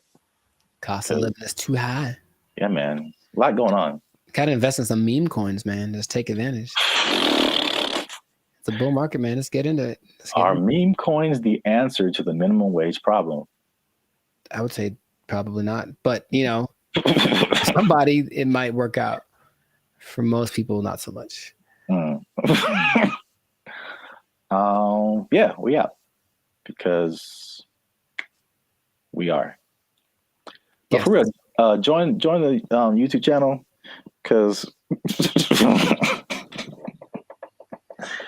the boy needs his car. All right. There we go. They took our jobs! They took our jobs! Oh, I had one and I forgot it. So it was like unique. Recycling toilet paper? I mean, wow. Wow. Wow. I mean, I only brought it up because it is a real thing. Like people do that. How do you recycle toilet paper? Do you want me to tell you or? Yes. What's up, everybody? I'm Zap, and this is Jericho, and we are the now 6-time international award-winning pop hip-hop music duo Bandit Future. We make clean, fun music that everyone can listen to with a sound that's uniquely California. And right now, you're tuned into the Life's a Circus podcast, where we talk about everything that's funny, interesting, and ridiculous. But before we jump into today's topic, make sure you like, subscribe, comment, and share this video with 2 people who are flashy. But you know they faking it, man. That's cold world, man. They ain't got it for real. It's a cold world. They ain't got it. It's a cold thing. So we, again, we've talked about this before. We're Hollywood centric, and Hollywood, Los Angeles is well known for people out here being flashy. They looking sharp. They got the clothes. I mean, they just decked out. Going to fancy restaurants in the hottest clubs, and then they go back to their studio apartment where they can barely afford to keep the lights on. It's just like, it's very much what you see isn't always what you get. Have you had that experience, Jericho? Have you seen people like that, or have you tried to be like that, or you just kind of, you know? I get the appeal of it because there's always the two sides that seem to be competing, right? There's being rich and looking rich. Yeah. And it seems like it's more fun to look rich than to be rich, because being rich requires more discipline, and it doesn't necessarily mean that everyone sees you. And so if you care about what people think, then you really want to look rich. And yeah, I know people that are like that. They talk a big game about the moves that they're making and this and that, and they show up in nice whatever. They make sure to show up to the place and then change into something nicer because they have an important thing to go to, and they make sure everybody knows that they're going to this important thing, and they're better than you. It's like, okay, I get you, bro. But it's sometimes hard to tell because in LA, Hollywood, people look pretty good. Like physically look good. They're in shape. They wear nice clothes. You can get really nice clothes on a budget too. If you really have to, you don't have to go to Melrose and blow $800 on a t-shirt. You can go to, I saw the nicest jacket, honestly, other week at Ross for like $25. And I was like, ooh, I was killing. So you can make yourself look flashy without too much. In fact, yeah, Ross has a whole jewelry section. You can get decked out for under $100. You can. You know, but you always question it. I think you always question it. It's like, I wonder if that person really is somebody. Usually the telling point is if they're where I am, they're probably not rich. That's probably, yeah. Hey, you come to this Starbucks too to use the Wi-Fi? Yeah. Doubt. Yeah, man, they shut mine off. But I look fly though, don't I? Like that episode from Boondocks where Riley takes all the money that Granddad gave him for the weekend, blew it all on one shopping. Oh yeah. And he was like, "Ain't I'm clean though?" Yeah. Riley, we don't have food to eat. Oh man, I'm clean though. Well, I brought this up because I saw a study by Redfin, which is a company that's into like the housing market. And obviously, the economy has been very rocky for the past few years now, and inflation is sky high. And they did a study that shows that about 49% of Americans are struggling to even just pay their rent, and they're cutting costs in the most unique ways that they can, just to, I guess, survive. Okay. While still trying to look like everything is okay. So I guess a lot of people like really are struggling. So I mean, 50%, that's like 1 out of every 2 people that you know. So that's a lot of people. But they said that they are to compensate. They are skipping vacations right now. They're working extra hours. They're selling their belongings. They're using up their retirement savings, especially millennials. Um, and they're even skipping meals and medical treatments so they can keep their lifestyle but pay their rent. Um, what is that? How does that sound to you? Is that shocking, or is it like, okay, that's what we're in right now? It sounds like bad prioritizing and an overimportance on the exterior, right? Just like my life is just an Instagram reel. So as long as everyone's giving me the likes and I mean like publicly, like they're, oh look, you're doing well, then that's all that really matters, and then they can suffer in silence. Yeah. It seems unfortunate that that's being and people wonder why there's so much anxiety and mental health and depression and stuff, because maybe from out of balance priorities, and then all of a sudden these results that they're getting from their lives are just kind of depressing, but they don't want to admit it. And that's, I guess that. Yeah, I think you're right. Like social media especially fuels that. And it's like, I won't say never, but I rarely go on to social media and see someone be like, hey, here's a picture of me like cutting down on fast food because I can't afford it. Like that isn't, that's like it's the highlights of people's lives. And so you only see the good stuff. When they're all like, a lot of people can be struggling. So I just have a couple of questions just so people can see how we living, you know what I'm saying? So inflation is hitting everybody. Like I feel like everybody feels it at some level. So for people who are cutting costs, are there some stuff on this list that you are doing or have done, or some things that you're not on the list that you're doing that's just like just keeping you in a good position financially? Yeah, I haven't. I love to travel, and I haven't really gone on a vacation since 2022. I think I've honestly only left the state like twice in the last year and a half. So there's that. Even though traveling isn't expensive, vacationing is expensive. So I mean, if I wanted to, I could go to some place and stay in an Airbnb and chill.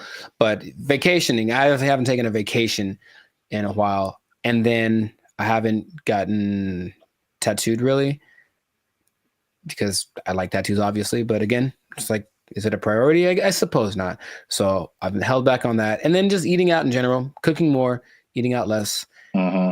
And even with dating, trying to find that like happy medium between like, let's not go all out on this. Let's find a place where it's like it's not burgers and fries, but it's definitely not Beverly Hills top of the line, because I got money for that. Yeah, those areas. Yeah, those are all like very practical things. I would say I do some of the same thing. If I could offer something different, one thing that I did recently that you noticed, and then I've talked about it before, and it wasn't just because of like prices, but it was just I just wasn't getting the quality service. Was my haircuts. So like I just started, and I did one pretty recently. I think it looks kind of clean, man. Okay. I think I'm out here like, I could do a few things. I feel you. As a barber, but like, I mean, a large part of that was just frustration, just unable to find a barber. If I do find a barber, like I have him for a minute, and then he moved to Texas or something. Like something always happens. I'm just like, I'm so frustrated trying to find a barber. And so let me just get, my hair isn't that complicated. Just need to teach myself how the fade part is really the hardest part. Right. But other than that, like I just do it myself, and it saves me like a lot of money at the same time. So it's like a win-win situation. Yeah. So I do like the eating out thing too. That's a thing. And then what else have I been doing? What else has he been doing? Oh, I had one and I forgot it. it was like unique. Recycling toilet paper. I mean, wow. Wow. I mean, I only brought it up because it is a real thing. Like people do that. How do you recycle toilet paper? Do you want me to tell you, or yes? Because that doesn't make sense at all. After it's been used, how do you reuse it again? You rinse it off. No, you can't do that. You hang it up to dry. No, in your house. Well, then it's not toilet paper. It's like a rag or something, right? It's toilet paper. I've seen videos of this, man. That's not possible. It's apparently this guy knows something that I don't, because it disintegrates with like water. How can you wash toilet paper? He washes toilet paper and he hangs it up to dry like it's the South in 1945. Yeah. I'm assuming you don't do that. Or if you did do that, you would have no friends. So please don't do that. But yes, that is a thing I've seen people do to cut down. And I'm talking about a person that I forget what, but this guy was a millionaire.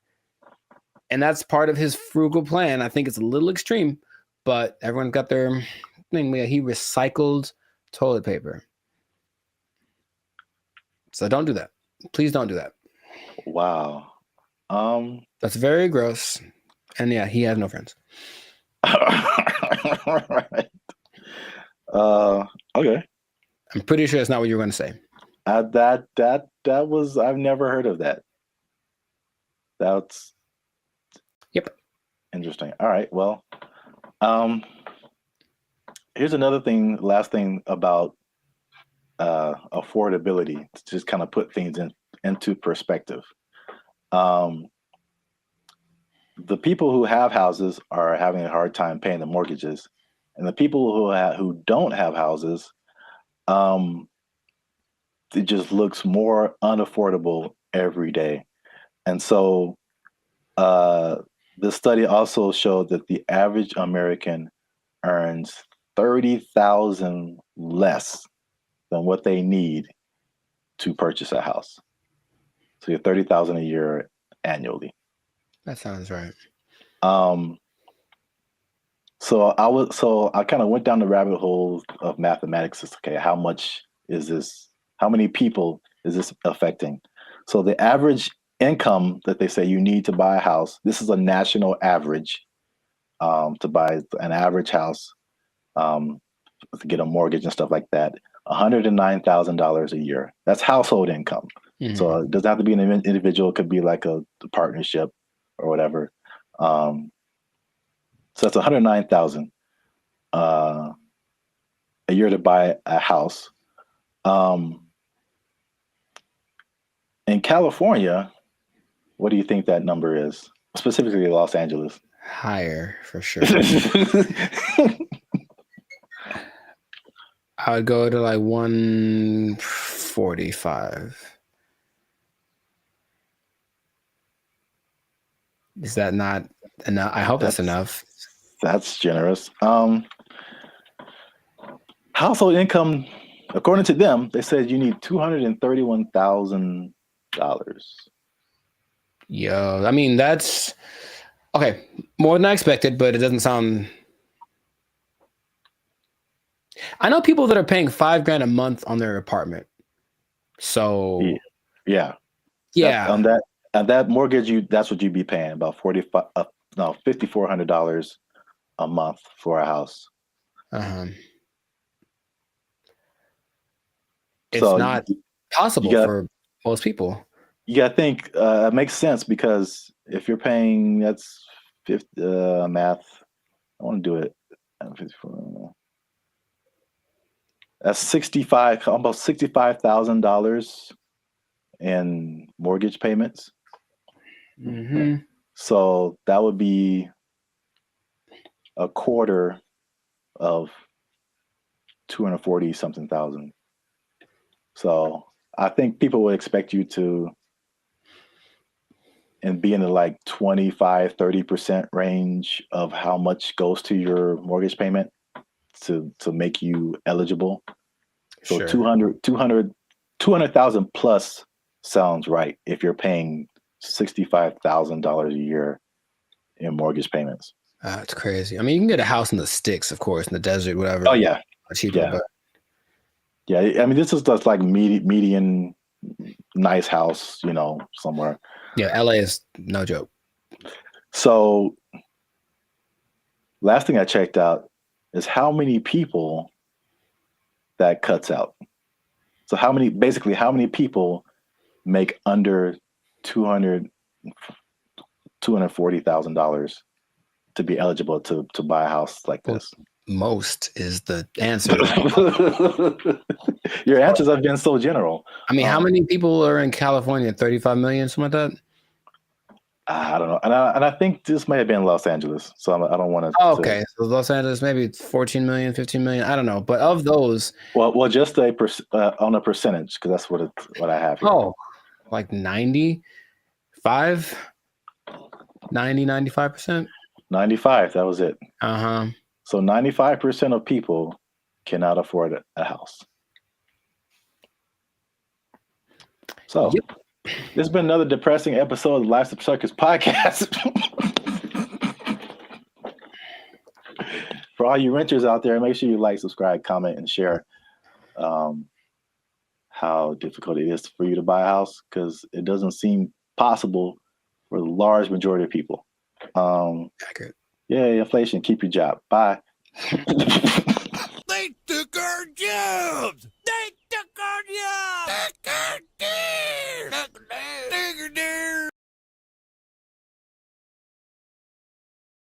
There have always been these things that say, "Oh, well, try this will work," and it's low effort on your part, right? Low effort, high reward, which isn't the way life works. But people always want to hear, and as long as people can promise that and show someone it works for somebody, they'll buy into it. Everyone only wants to be sexy and slam. But I have a solution. A solution that I think works 100% of the time. What's going on, everybody? I'm Jericho, and this is Zap. And we are the now 6-time international award-winning pop hip-hop duo, Bandit Future. That's right. We make clean and fun music that everyone can listen to with a sound that is uniquely California. And right now, in this moment, you're tuned into the Life's a Circus podcast, where we talk about stuff that is funny, interesting, and ridiculous. So before we get into this thing right here, make sure to like, subscribe, comment, and share this video with 2 people who want to lose weight. We're talking about it again because I know I see you. You want to drop some of them LBs, and there's a new way to do it. Now, of course, as always, not as always, as sometimes, stay tuned to the end because I have the answer for you. I got the answer. You came to the right place. Your boy got you. I got the answer for you, but we're going to talk about this new thing. So, Sir Zap, have you heard of Ozempic? Ozempic? Mm-hmm. That sounds familiar, like one of those late night Pfizer commercials or something. Is it a pill? People make it. Oh, okay. But it's sounds like a pill you take. Well, it's an injection. And it's okay. all the rage because I don't know if you've seen Oprah's lately, Oprah plural, because she is omnipotent, I suppose, or omnipresent. But Oprah's is, I'm just going to say it like that every time. Oprah's is very slim right now. And everyone's like, what happened to Oprah? What are you doing? And she's like, I ain't gonna tell. Because that's what she's not gonna say. But everyone suspects that it's this Ozempic thing. Now, Oprah's whole thing is, I don't have willpower, so I never have, I'm fat, so I'm just gonna do it. And it's like, okay, more power to you. But Ozempic is actually a diabetes drug. And a side effect is that you lose weight really fast, apparently. So of the celebrities I've heard of, people either speculate or have confirmed that Chelsea Handler's used it, Tracy Morgan's used it, Kelly Clarkson used it, Mindy, I don't know how to say her last name. Kayleen. Yeah. She's used it, and they have crazy results. So it's another one of those. Guess what? You don't have to work. You just have to take this, and then you'll get slimmer. And the result of the proof is in the pudding. People look amazing in a relatively short amount of time. Okay. I got some stats for you, but just off of the bat, if I say it's right off the bat, hey man, I got this thing, and it's an injection, so you got to You got to do it yourself. That's already not fun, but I'm going to give you this injection. Oh, you have to do it. And you get to lose weight. You get to lose weight really fast.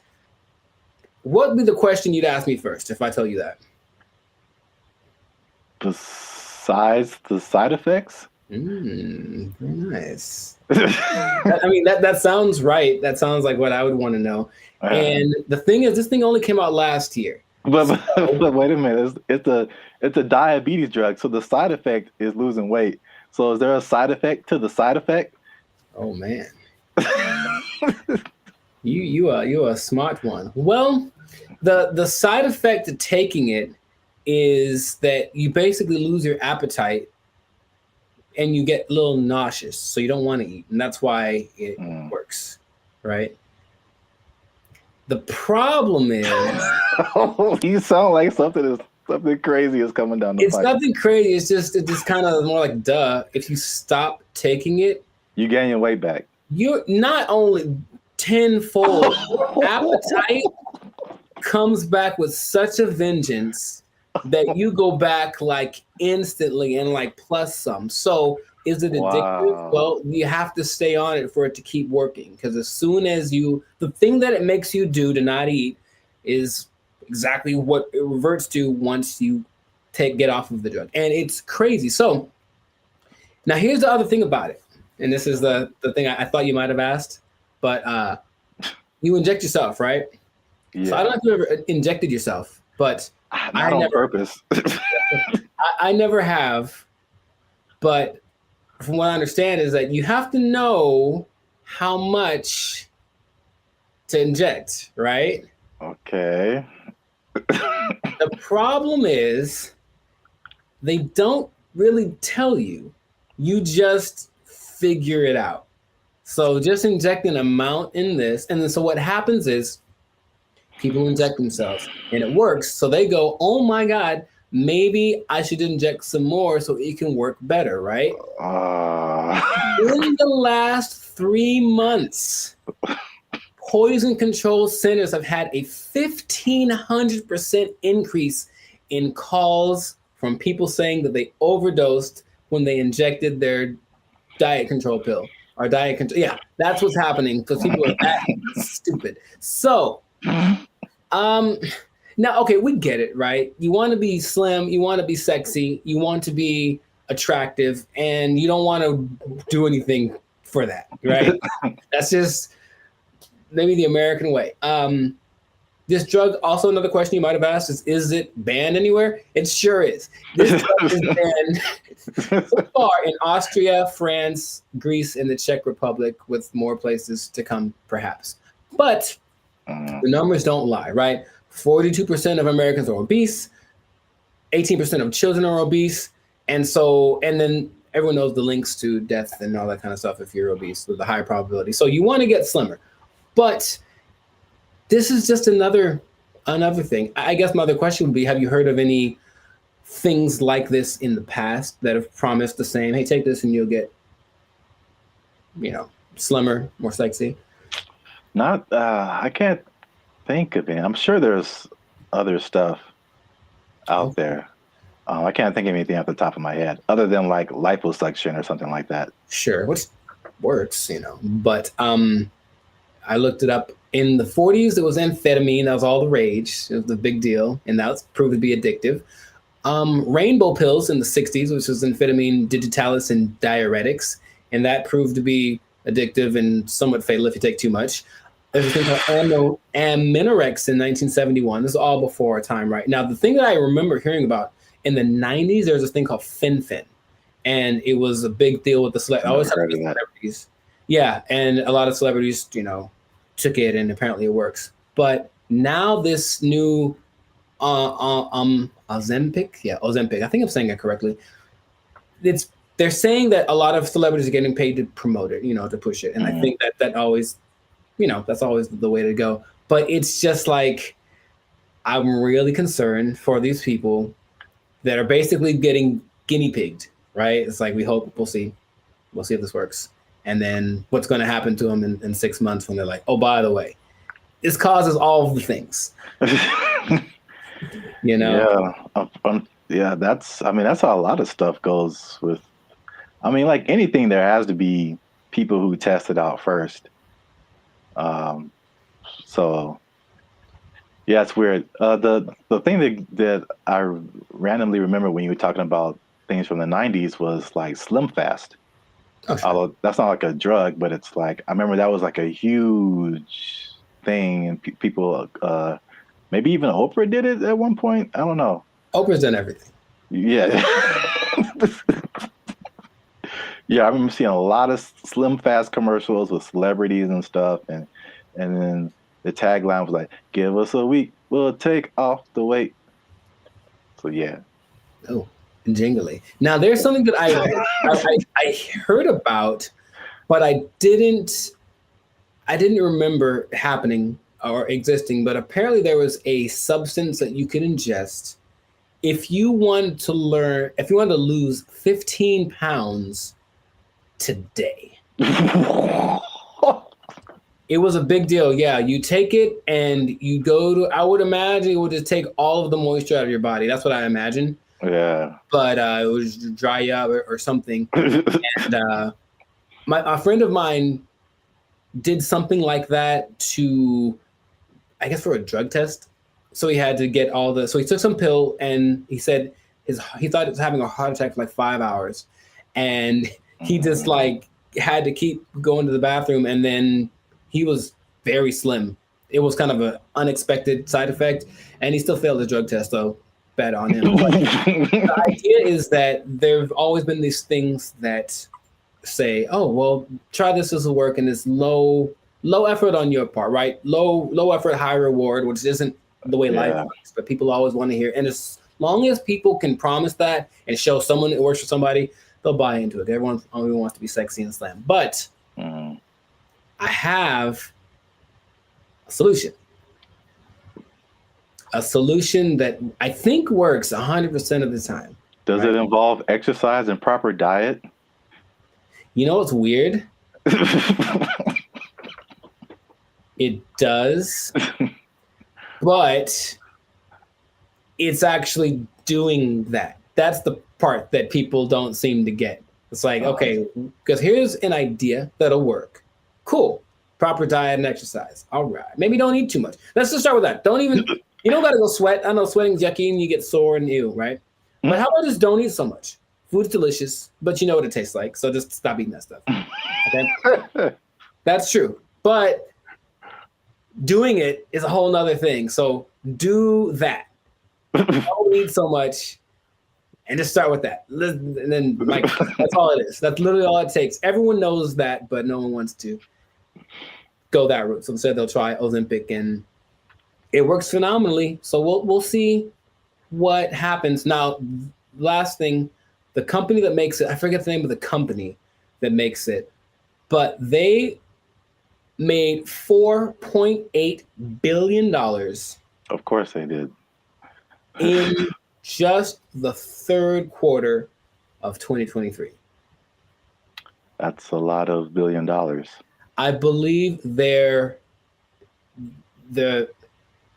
was it? I forget the company they're based off of, someplace in Europe, but their gross income was greater than like the GDP of the whole country, basically. And sure, so people are going to keep buying into that. So if you try Ozempic, it'll work for a while, and good luck to you. That's all I'm going to say. Maybe try the other thing that I suggested, but I'm no expert. I just, Wow. I look like this and you look like that. Oh, take that. So anyways, leave it like that. This has been another episode of the I wish I had like a pipe right now. I don't know why. This has been another episode of the Life Circus Podcast. So make sure to like, subscribe, comment, share this video with people that want to know about losing weight the responsible way. Thumbs up, maybe a ding sound, maybe. And,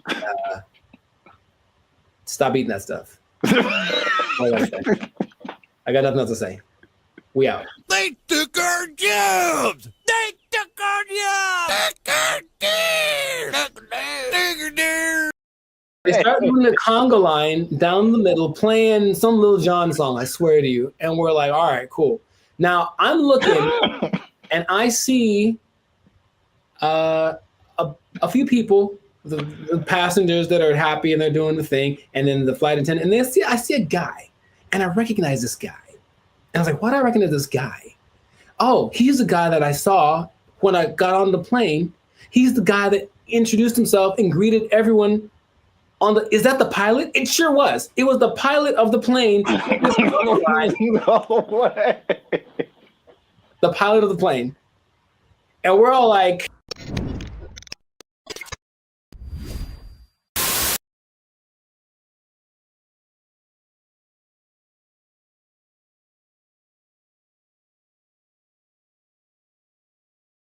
what's up, everybody? I'm Jericho. This is Zach, and we are the now 6-time international award-winning Papa Bop duo, Banded Future. Papa Bop?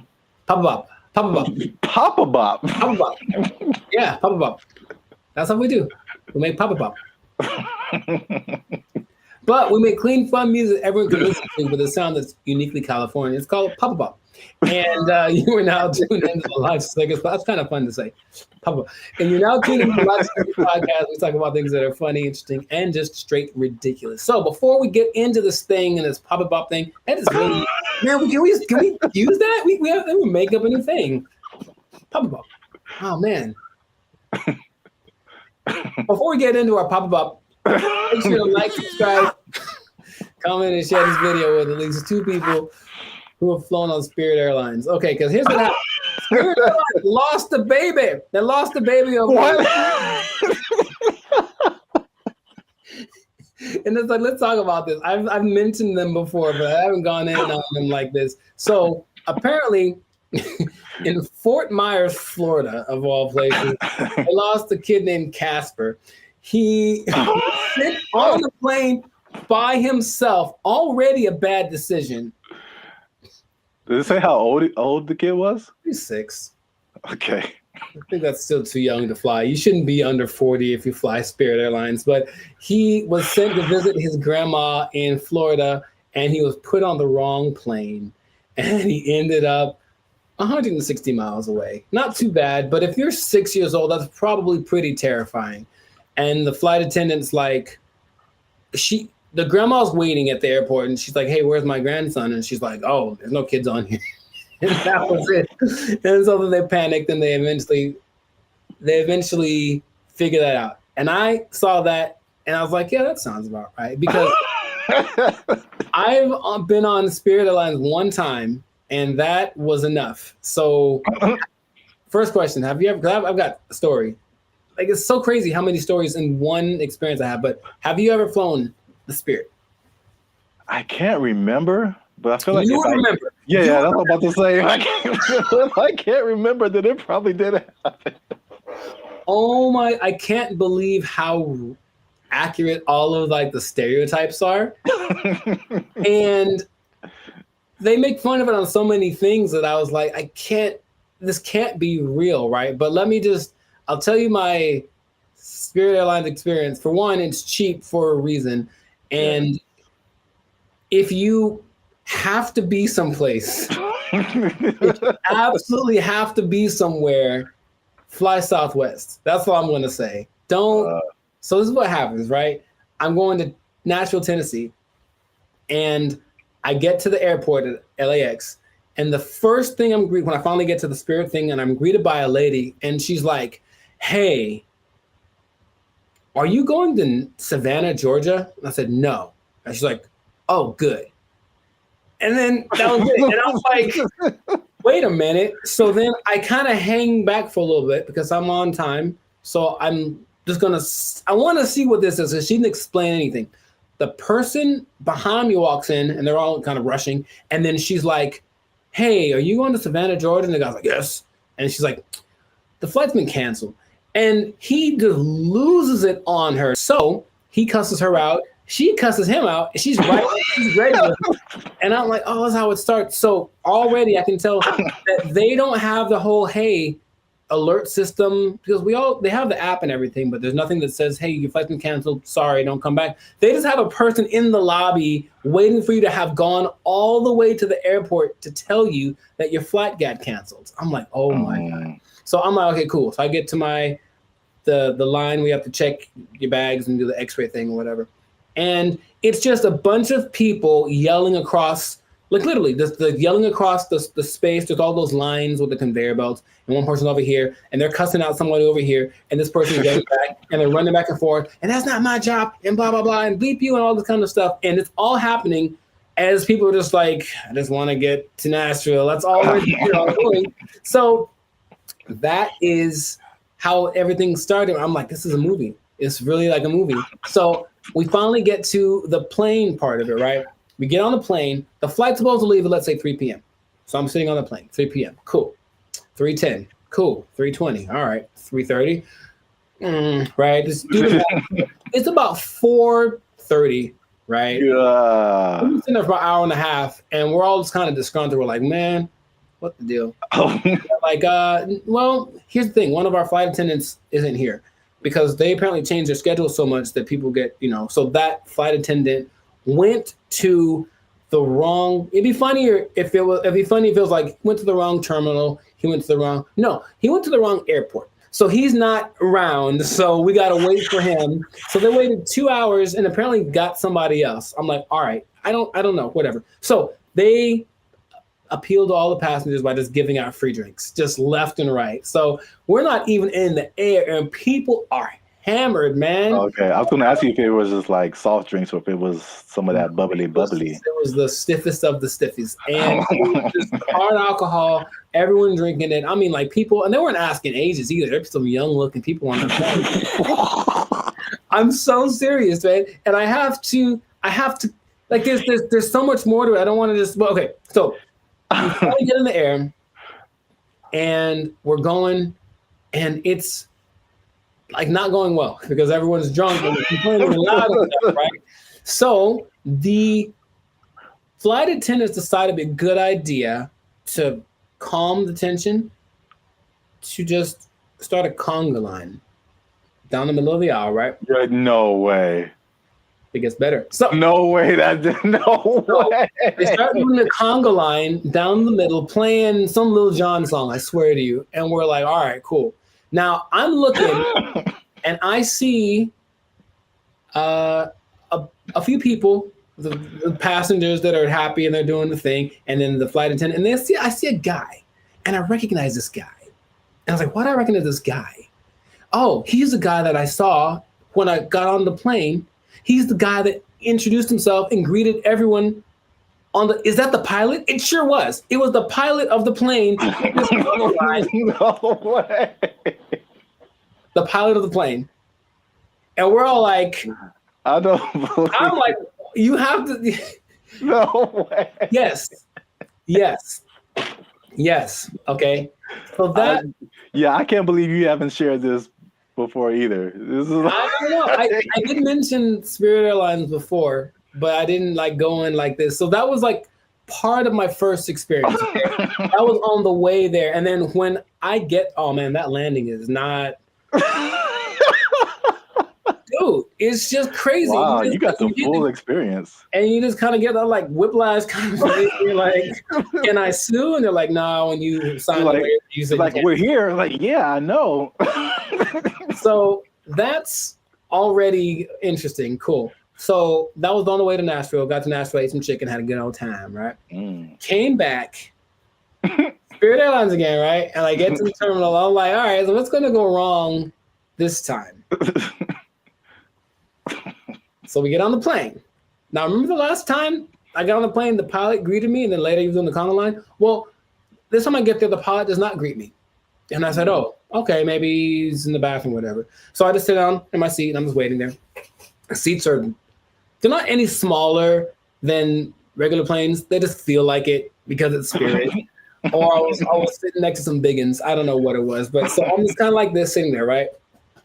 And the flight's supposed to leave at like 5:30, and we're going like this. This is happening again. Why are we late? Why are we late this time? They finally make an announcement like an hour into it of us just sitting there. Like, so the pilot wasn't told that he was supposed to fly today. So he's not here. So we're trying to find another pilot. And dude, I swear they almost went like, does anyone here know how to fly a plane? I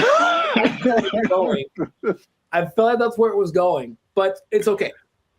So a pilot, I don't know if he was the original guy, or a pilot finally shows up about 2 hours late. Right? Just in there for 2 hours. Were we all hammered again? Yes, because that's their remedy. Just get everyone drunk and they'll be happy. The flight from Nashville to LA is about 5.5 hours. Okay. So I'll let you do some math here. I'm trying to think of it myself. But we left at 7:30. We were supposed to get back with the 2 hour difference. It's like we would have gotten back around like 8:30, right? So we didn't leave until 7:30, which is 2 hours later, right? Tell me why we got to LA at like 8:42. Like so we left 2 hours late, but we got there 12 minutes later than we would have gotten there if you left on time. Dude, I've never been in a plane where I'm like, we're going really fast. Think of like the range of how fast a plane could go.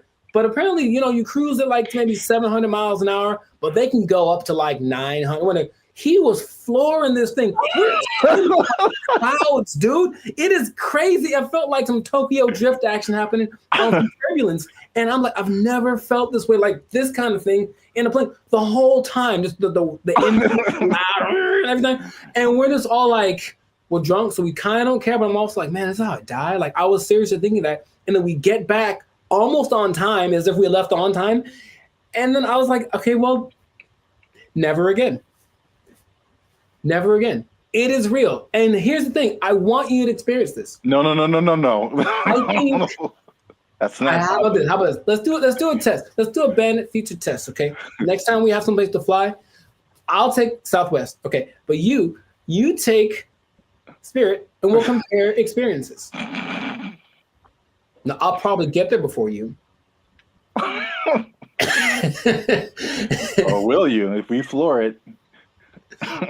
I swear to you, I didn't know that flooring a plane was an option. Oh my God. And like, he's just going like, he's just having a good old time. A lot of new information that I didn't know about. Come on, do it. Yeah, wow. Spirit Airlines is everything that they say it is. And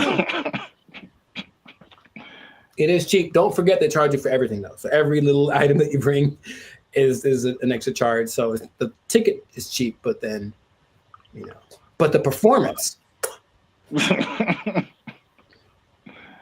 Wow. Yeah, I'm gonna pass on that. I know that was most me talking, but I think everyone should know. No, that was a great story. I can't believe it's been this long, over 100 episodes since you shared it. Maybe I repressed it. Oh, remember that time I almost died? Oh yeah. It was just so, because then I had to tell my people when I got there that were going to pick me up, like, sorry, I'm 3 hours late. Yeah, stuff like that. And I was like, but I flew Spirit. They're like, oh, well, yeah. Wow. All right. Yeah, please do that. If you have an experience with Spirit Airlines, please share it. We should make how about to have that website that's like people of Walmart, where it's like the worst people. Just being in Walmart. We should have like a compilation of the best or / worst Spirit Airline experiences. Just hope for maybe it'll catch on, because everyone I'm sure has a story. If they've been on Spirit Airlines, they for sure have something like that. Wow.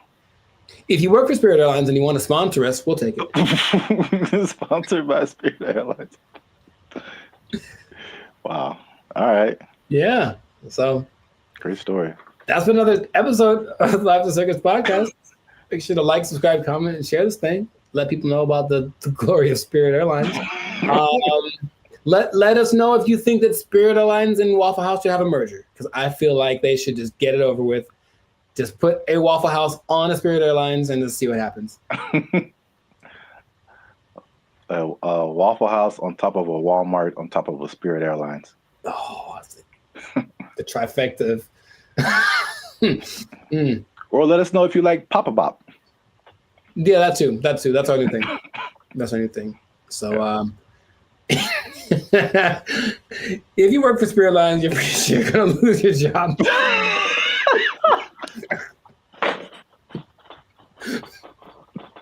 Yeah. So good luck to you. Good luck to you. That's not gonna last forever.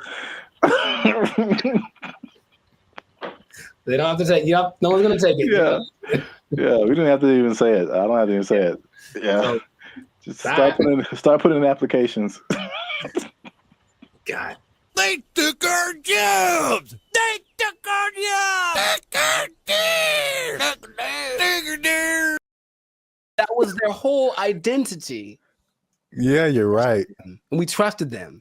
Not anymore. Not anymore. To be competitive, they have taken that away. So now they're just like all the rest of them dogs, them backstabbers, and malcreants. I don't think that's a word even. Malcreants? I'm just mad about it. That's a word? I don't think it is.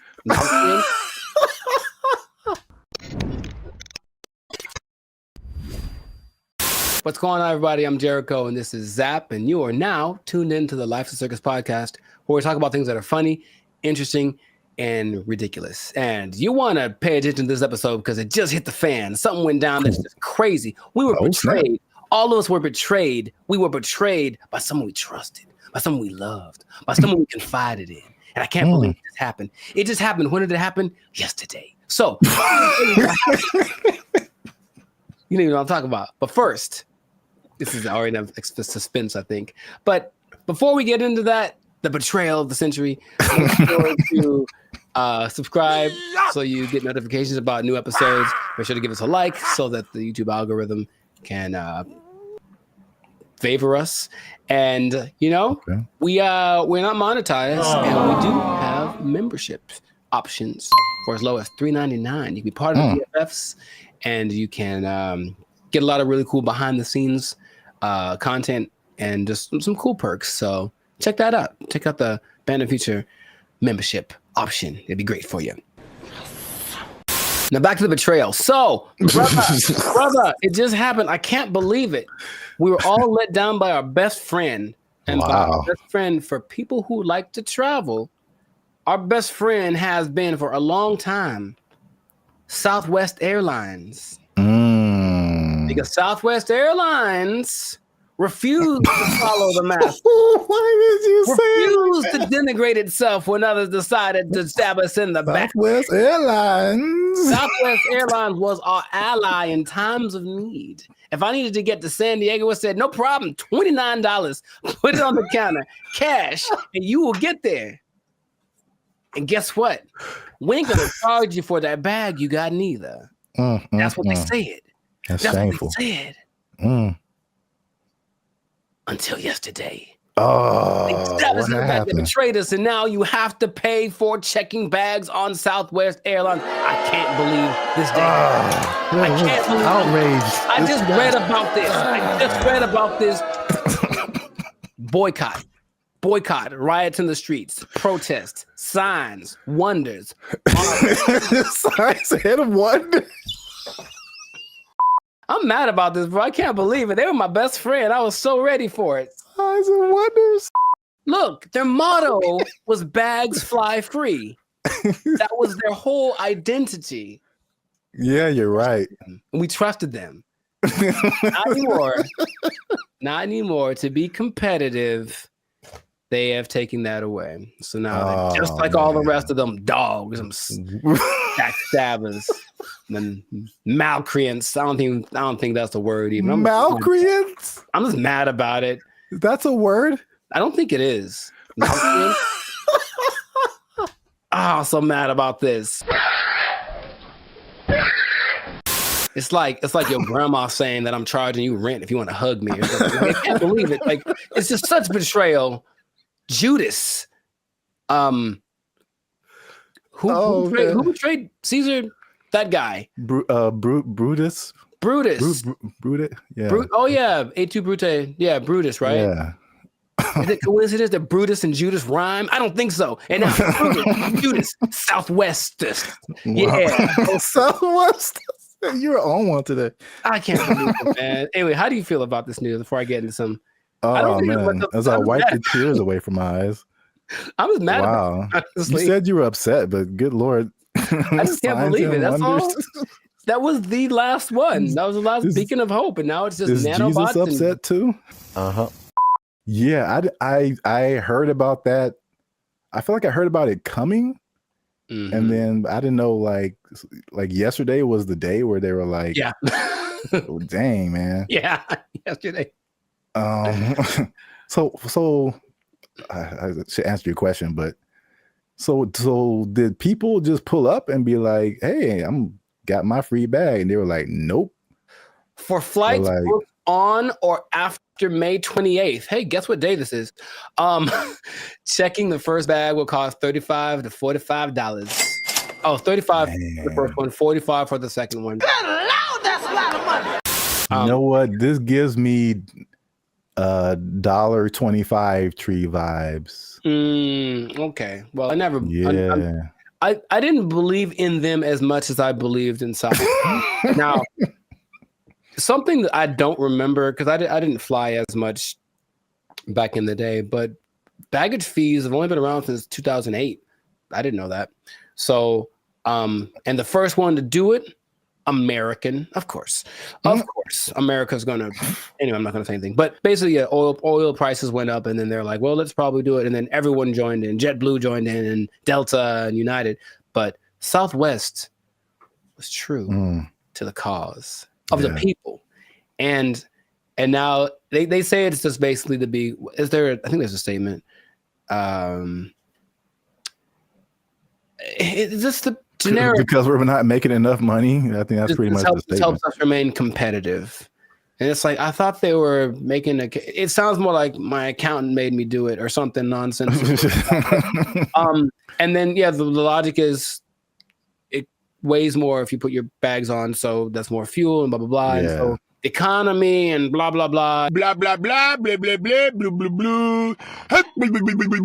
How much money do you think airlines make annually? I was just about to say that because even the episode I did with the seats, it's like from what I hear, their profit margins are thin. Like they don't really make enough to cover a whole lot more than their costs. But I can't even make. I don't have no idea how much they make annually. Well, it starts with a 7. 7. So each airline or just airlines as a collective? Airlines from what airlines, all airlines. So 7 billion? Yeah, man. A year? For baggage fees. Oh, just in baggage fees? Yes. Wow. It's like McDonald's or something where they don't make any money on the hamburger. They make all the money on the fries and the cookies and the drinks. Right. Yeah. So it's just like, I remember something. I can't remember exactly what it was, but they really made their money on the fees. You will be ticket. Well, say it again. Oh, you will be exempt if you are a member of the A-list tier, the Rapids Reward Loyalty Program, or if you have a Southwest credit card. Which means you spent more than baggage fees anyway. So exactly. I'm on to you, Southwest. You're not fooling no one. What is happening? They still collected, because they basically let you do your first 2 bags free, and then the third one they charged for. And they still got $83 million a year off of that. Wow. And the thing is, the prices go up because they're kind of like, okay, the more baggage that you put on, the more it costs us, so the more we're going to charge you. So they would charge for that third bag $150. Dang. And if it was a little overweight, it was $200. Good Lord, that's a lot of that costs more than my house. There is good news. Good news. Kind of. Depending on your flights, like where you're going to, how long it's going to take, and how heavy your bag is. Sometimes it's cheaper to send your bags through like FedEx or UPS. Sometimes it really just depends, but some people do that, and then they have crazy. I know, but it's like that's what it's come to, and they have little ports down there at the airport, so you can pick up your thing, and it'll be for sure. UPS and FedEx are more reliable than than airlines. Oh my god.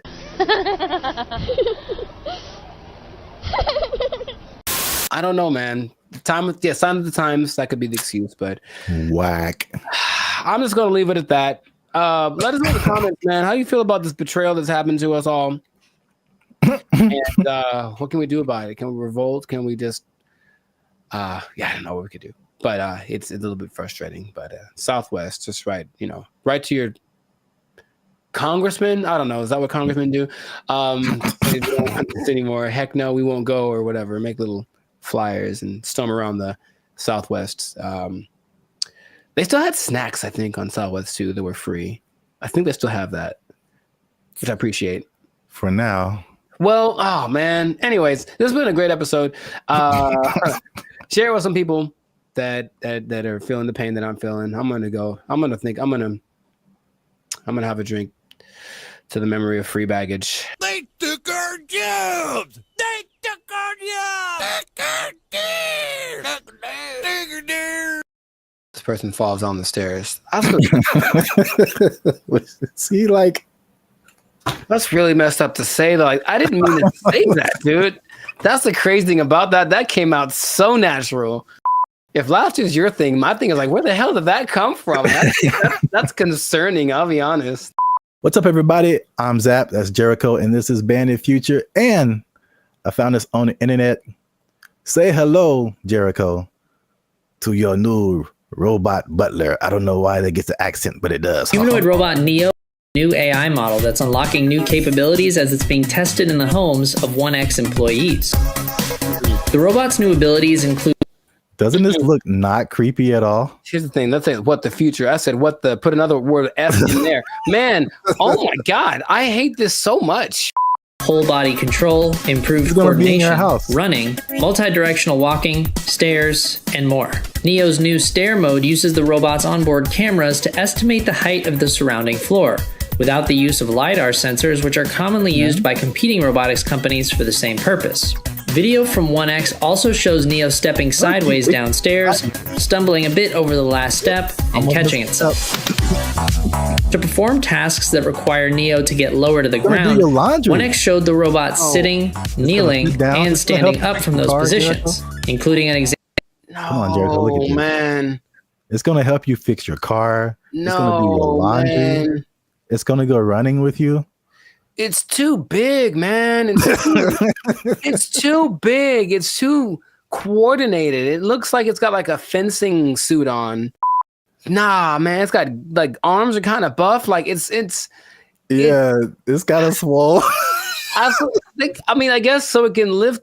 Can it lift the car off the guy if it falls on him? Like, I don't know what's going on here. Even the color, I feel like it's too normal. It's just a regular color that anyone wears. Like make it like neon purple or something that makes it like a spectacle. Don't just let it just. I don't even, man. If I wasn't paying attention, like if I was distracted, like let's say I'm walking down the stairs because I got like chicken in my hands and I'm excited about the chicken, and that thing walks up the stairs past me. I don't even know if I look twice because it's not that. Oh my God! It's just kind of like, hey, up. Is it a guy with a motorcycle helmet on? I don't know. From a distance, it looks like a person. I don't like this so much. Oh, look at it kneeling down. Very comfortable. The G1s you were talking about, the flexion. Like, look at its feet and how the back. Very stable. Looks very stable. It looks like it has ankles and toes, and like the only thing that gives away is the arms are kind of wonky, but I think the rest of the body looks like an actual person. I don't like you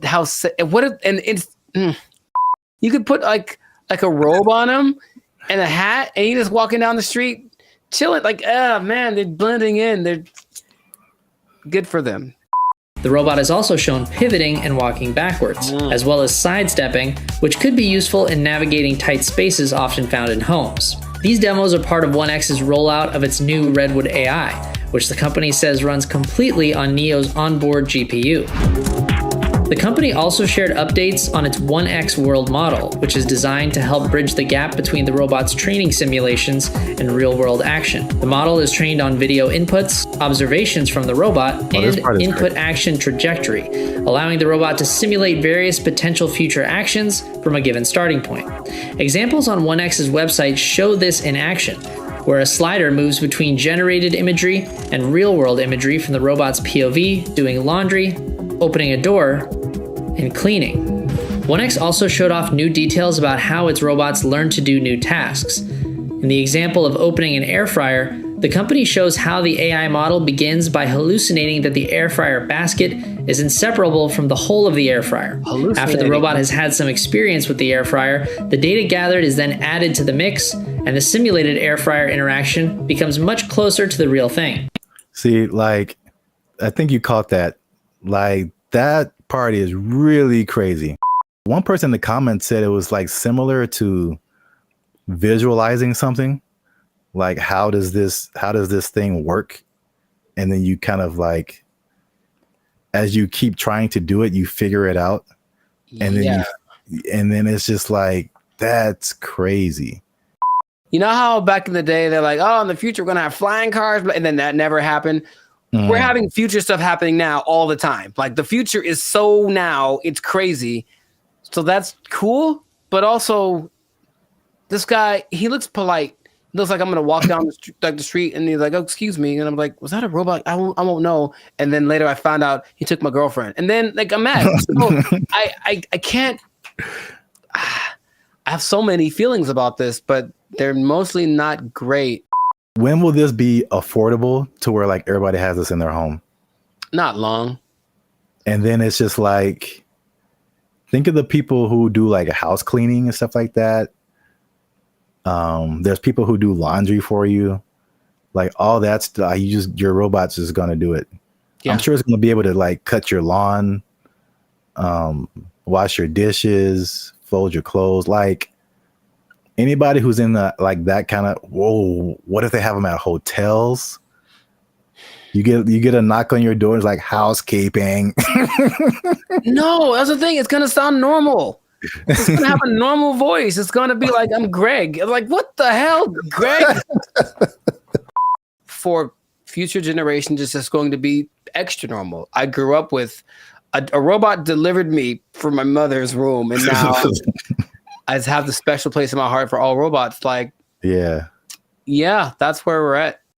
I don't think it's as doom and gloom as some of the other stuff we talked about. This is the more, I think I'm saying this right. Like dystopian is kind of negative and utopian is positive, right?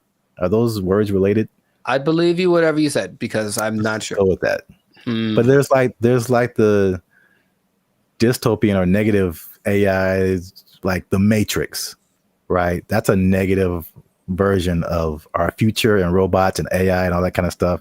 But then you have, you know what this reminds me of is the Jetsons. Where right, that was the future. That was flying cars, blah blah, in 1950. Yeah, you know, but now it's like this is actually happening. But you remember they had that robot named Rosie. Yep. And she was basically this. Yeah. And it didn't seem she was like really part of the family. She was part of the family. It was like she had jokes. Wasn't she cracking jokes on Jetson? Oh, she cracked mad jokes, bro. But didn't she like sometimes like wouldn't she sometimes throw like George down the trash chute? I don't really remember a whole lot of the Jets. I feel like something like that would happen because she would get mad because I remember her eyes would light up. And so here, okay. Bad things. Yeah, she had bad things. Okay. These robots are definitely able to learn, which is advantageous. But what if they're in an environment, they have a person who's a high-strung individual, and so they're always popping off and losing their temper and beating stuff and whatever. If this robot's around, I feel like it could learn that behavior and at least be capable of it because it absorbed it. And then over time, the more human these things become, they'll be like an influent, like impregnable. Yeah. Impregnable child or whatever. And I'm mad. And then now it's beating stuff up because it learned it from its owner. Like I could see all that happening. And that's what I do not like, among other things, but I don't like it. Greg. His name is Greg. It has to be. Let us know what you think in the comments. Are you ready for your robot butler? I don't know. I'm not too. I want to at least try it out, man. I'm not. I want to at least try it out. 7 thumbs down. Just make it affordable, man. I might get me a robot butler, and I'm just not even gonna tell you. You're just gonna come by one day and walk right out, and it's gonna answer the door.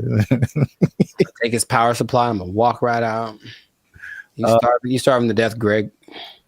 Let us know what you think. Share this video with somebody you think would find it enjoyable as I have. And that's it, man. We found this on the internet. We out. Doesn't this look not creepy at all? Here's the thing. Let's say what the future. I said what the, put another word F in there. Man, I hate this so much.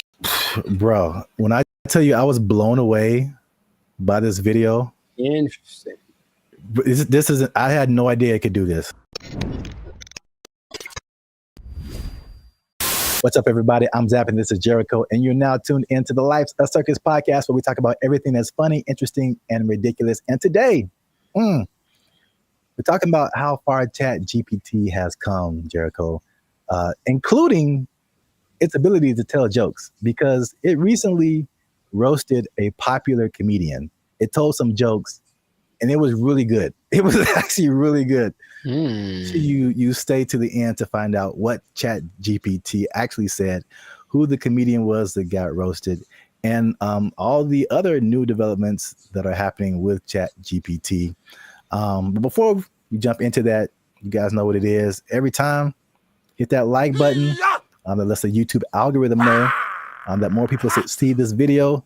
Hit that subscribe button. That helps our channel grow. And if you really like us, it's a lot of reallys. You can hit that join button. That'll take you to our membership. You become a member and support this channel. Now, I don't know if you're aware of this yet, Jericho, but I know I'm going to mess up. If you say ChatGPT 10 times in a row, it's just not going to come out right. ChatGPT.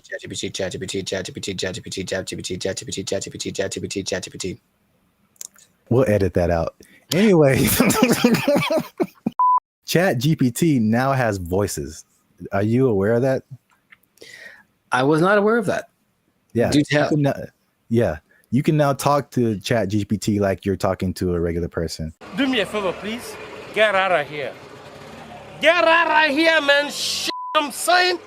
We'll let the cat out the bag right at the beginning of the episode here. The comedian that got roasted was Kev on Stage. Okay. So Kev on Stage, if you don't know him, is a popular comedian who really got his start on the internet. I think now you see him on TV here and then, but he's real popular on the internet. I watch a lot of his stuff. I think he's funny. I think his whole crew is funny. Really kind of like self-built. He has like he did a lot of stuff for the All Deaf platform, and then he built his own Kev on Stage studio. He does tours, all that kind of stuff. Yes, go on. He has this podcast segment. I think it's called, like, I saw this on the internet or something. Yeah. Him and a bunch of his comedian friends just talk about stuff, and they were talking about ChatGPT, and this is the moment where they introduced it to Kev, and this is where he found out that it could actually talk. I had went on a really bad date, right? And I thought I was tripping. And I was going to chat. I was like, I told the ChatGPT the scenario, and he broke it down. He was like, "You ain't tripping. You a beautiful queen, and you deserve X, Y, and Z." Wasn't talking like that. Right. Where'd you get yours from? Be a New York ChatGPT. It was like, you cool, you heard? He's Black British, right? You're in it. He was mad sweet, and he broke it down, and he gave me such upliftment, and I was like, hold up. What you doing later? I live in your phone. Hey, when you're in that conversation mode with it, it really be talking to you like a person. Because like I put the audio on. Yeah, you can have a conversation. Like you can say, so you're hearing you can, it. You can, you can. Oh, I didn't even know this was a You can set it up so you can talk to it. Like, 'cause I had a thing where we did a mock interview with it. It was like, oh, totally. Let me know if you want to run some more. Like, let me know if you want to run some more scenarios. And be like, yeah, I'd love to run some more. Okay, well, here's a scenario where it talks just like that. What, bro? I didn't even know this was a possibility. Bro, wait till it gets a body. Is that right? Yeah, hold on. Let me see. Hold on. I said, ChatGPT, smashed. can you tell my friends hi? Absolutely. Hey, friends. You put that nigga voice on Says it. hi, and if you don't know, you know that hi is just the beginning of something dope, hilarious, or legendary. This nigga trying to fuck. Hey, yo! He trying to. He's awful. Graphic for you. That nigga said legendary. So yeah. That's wild. Also, I can't let it slide that the lady there said the word upliftment. But, I'm guilty of making up words all the time, so maybe that's just part of her thing, or maybe I don't know something she knows, but I don't think that's a word.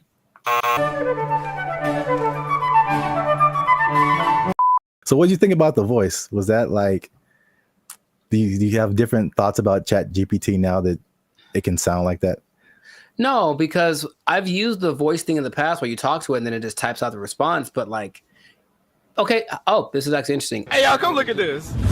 I think some people, when they read something, automatically hear a voice and other people don't. I think it's like scientifically proven or something. Or rather, like some people can't. Some people can't hear the voice and other people can. I can. So anytime I read something, I feel like something's being heard. So I've never, I guess, divorced the idea. So just hearing it out loud is like, yeah, I always heard something when I read whatever ChatGPT told me. So it's not weird to me. That's suspicious. I think the cool thing about it, and then you'll hear it later when it tells jokes, was like the personalization, right? That's not like a brother, man. Like, I know, and I'm sure like you hear Siri and you hear Alexa. We've had that for like so many years, and then the Chat GPT is like, hey man, just want to say hi to you guys, and it's like, what? What? I've seen it coming forever because I've gotten this. It's like a voiceover company in LA, and they send me emails all the time, and they're like, hey, we're looking to pay, I don't know, $2,000, but they need someone that sounds like this voice sample. And they'll take a real voice sample, and it could be a Puerto Rican guy or a black guy from New York or whatever. But I know they're accumulating all that information so that they can make stuff like this. What is he doing? He's beginning to believe. Have you ever used Chat GPT to like do something creative, like tell jokes? I've used it to try to get tones. Like if I did something for like my coaching on Instagram, and it says after it writes out, give me an idea for this. Do you want the tone to be more personal, more funny, more humor, whatever? I'll use it like that, and it gets it pretty right most of the time. It changes the length, like the way that the words are being expressed. So in that sense, yes, but strictly creative. I guess I've asked it for song lyrics before in the past when it definitely wasn't great at it. Maybe it's better by now, but not recently. It's definitely a no for me, dog. Yeah, I was gonna say that because I've used it for song lyrics, and I still don't think it's great. I really don't. But it isn't great. Let me put it like this: it isn't great for just like it spits out a thing, and then you can just take it immediately. Right. Yeah. It's great for generating ideas. It comes up with things that I wouldn't have necessarily thought of, like right off the bat, and then I just take pieces of it that I think are cool. Wow, nice. And I feel like I've tried it before also with some kind of humorous thing or some kind of joke, and it was just like super corny, and it just wasn't because these are like we're talking about things that like make us human. You know what I'm saying? Like it's not just input and output. It's the details, and like to be a musician or to be a comedian, you have to like have a certain command over language and kind of know like what goes together, what is actually funny to people, stuff like that. And man, bro, when I tell you I was blown away by this video. Interesting. This is I had no idea it could do this. He has like a kind of like a gist of who you are. Let's say after today I was like, hey chat, Kev be having mad jokes on me about wearing Timberlands. Give me some jokes that I can tell it. See what he says. I got you, Lou. Hey, you promise to free me after this? So basically, All right, what's some Kev right? jokes? She's because these comedians, they're good at like roasting each other, like going back and forth, stuff like that. And so basically, she's probably putting in like what she just said. Like Kev gets on me about XYZ, and then like, can you get him back? And it searches the internet, so it knows who Kev on stage is. It knows like what types of jokes that they would tell. And once you listen to this, you can hear ebonics. It isn't like, again, it's not like Siri or Alexa. Like listen to the words that it used in addition to like just Too personal. I see why people I literally are, did not know this was a thing. crashing out over this. Kev's always roasting folks in love and lace fronts, so it's only fair he gets a little heat back. Here are some playful roast-style jokes you can toss Kev's way. Where'd you get those titties from? Kev be dressing like he just got out of a youth pastor escape room. Dang. Congratulations, Kev.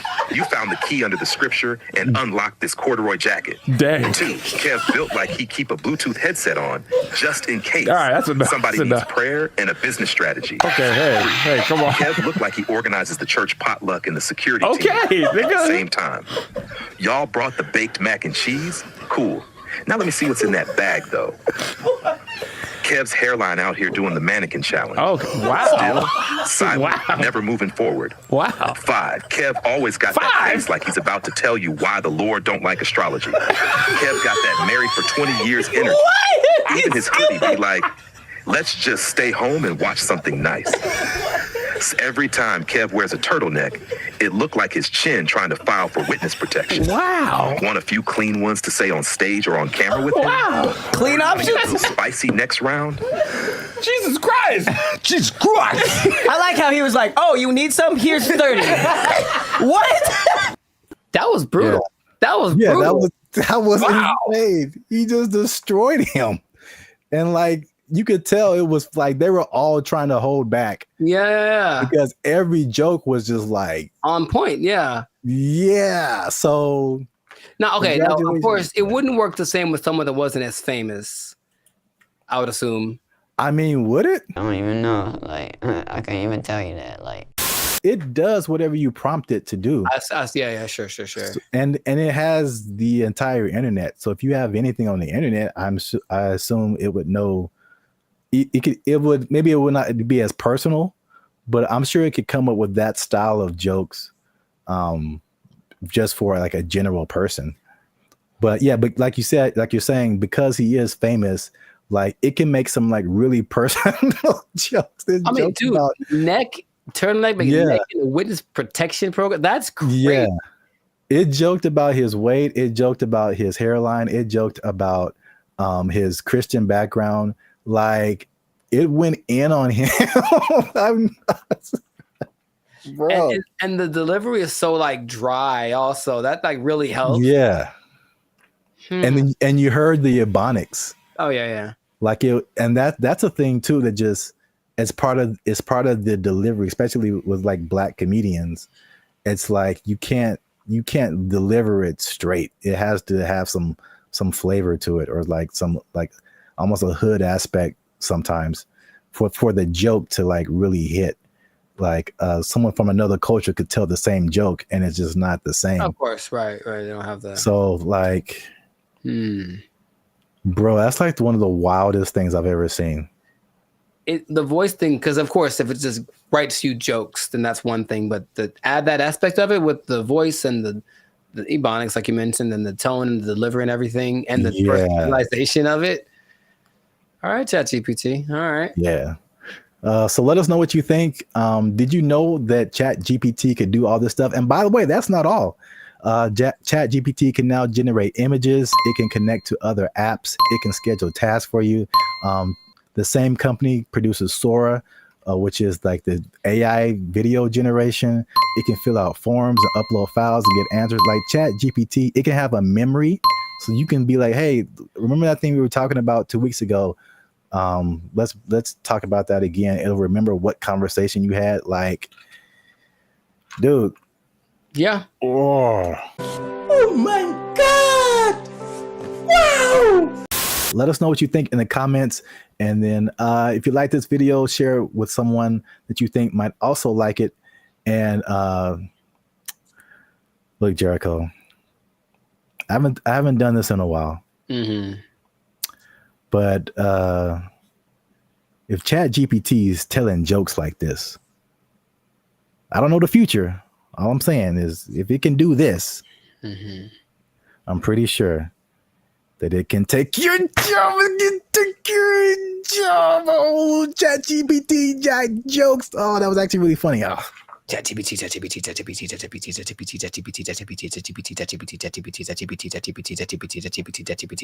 They took our jobs! They took our jobs!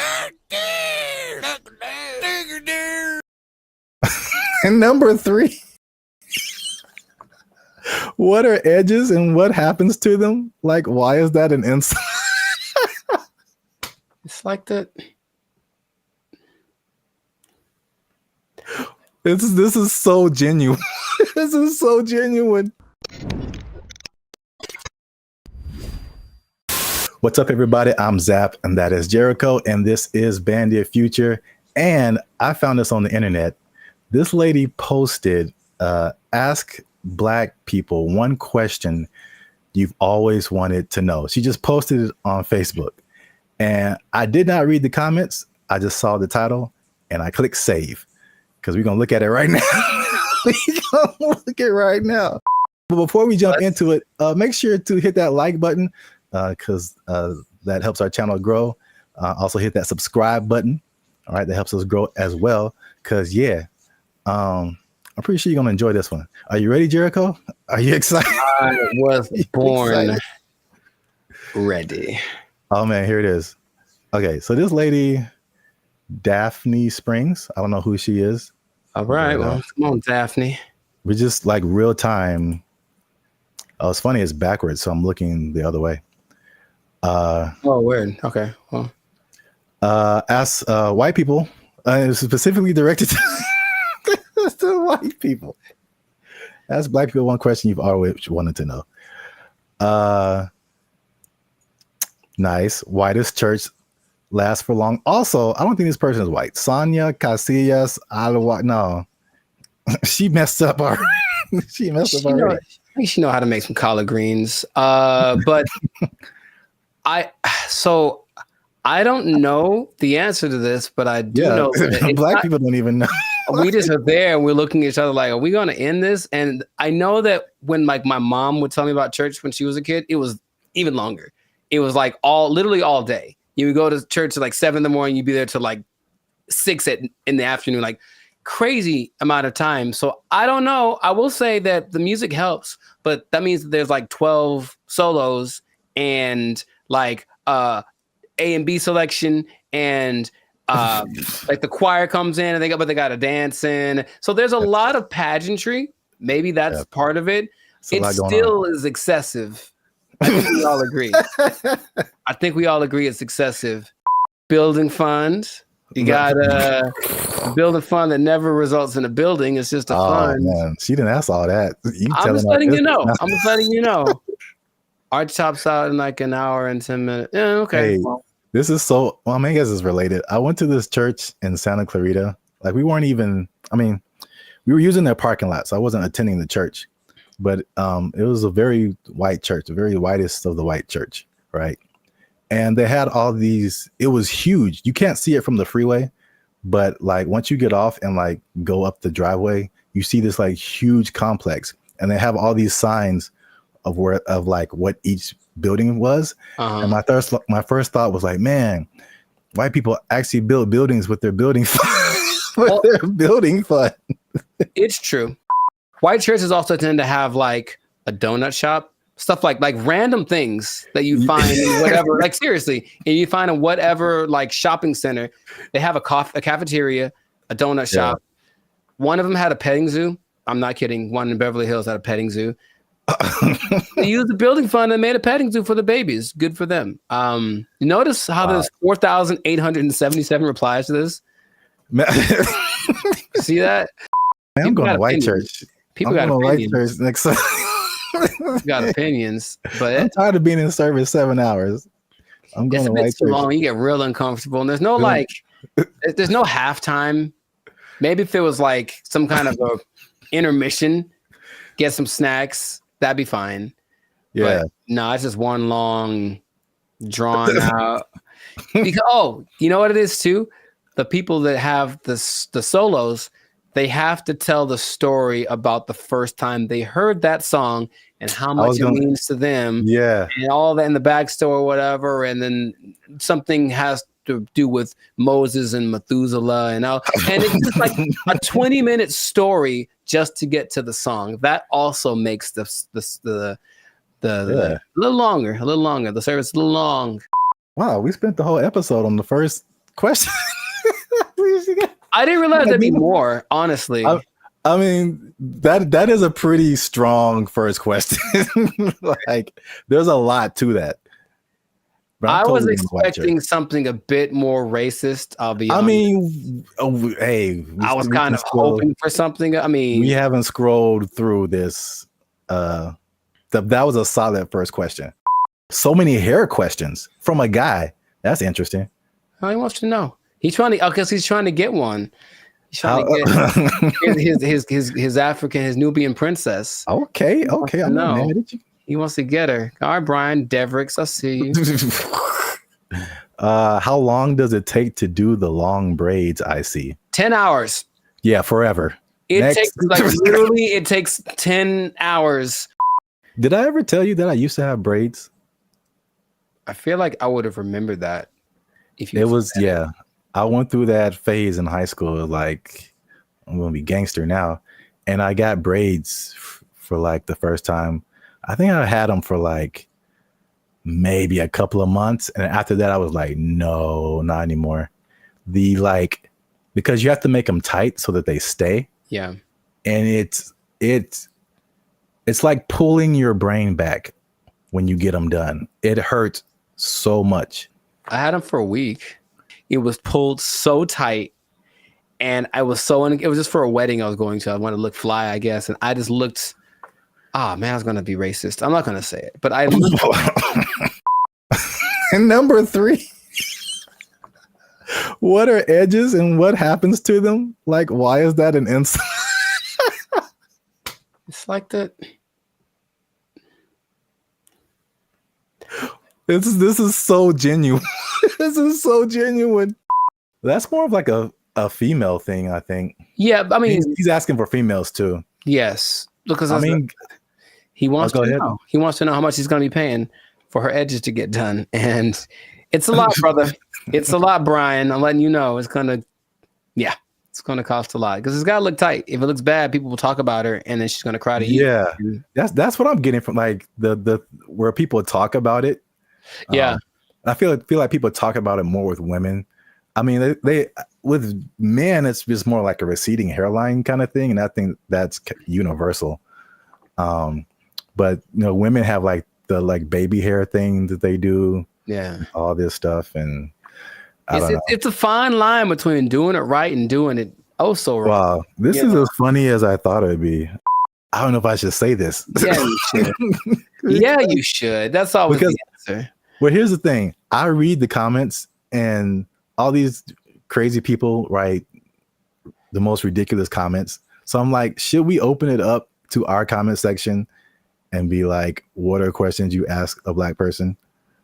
Or are we just like opening ourselves up?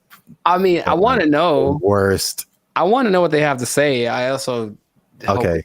If you write something stupid, YouTube deletes it. Or yeah, there you go. Filter on it. But so, yeah, these are genuine questions, and it's like, yeah.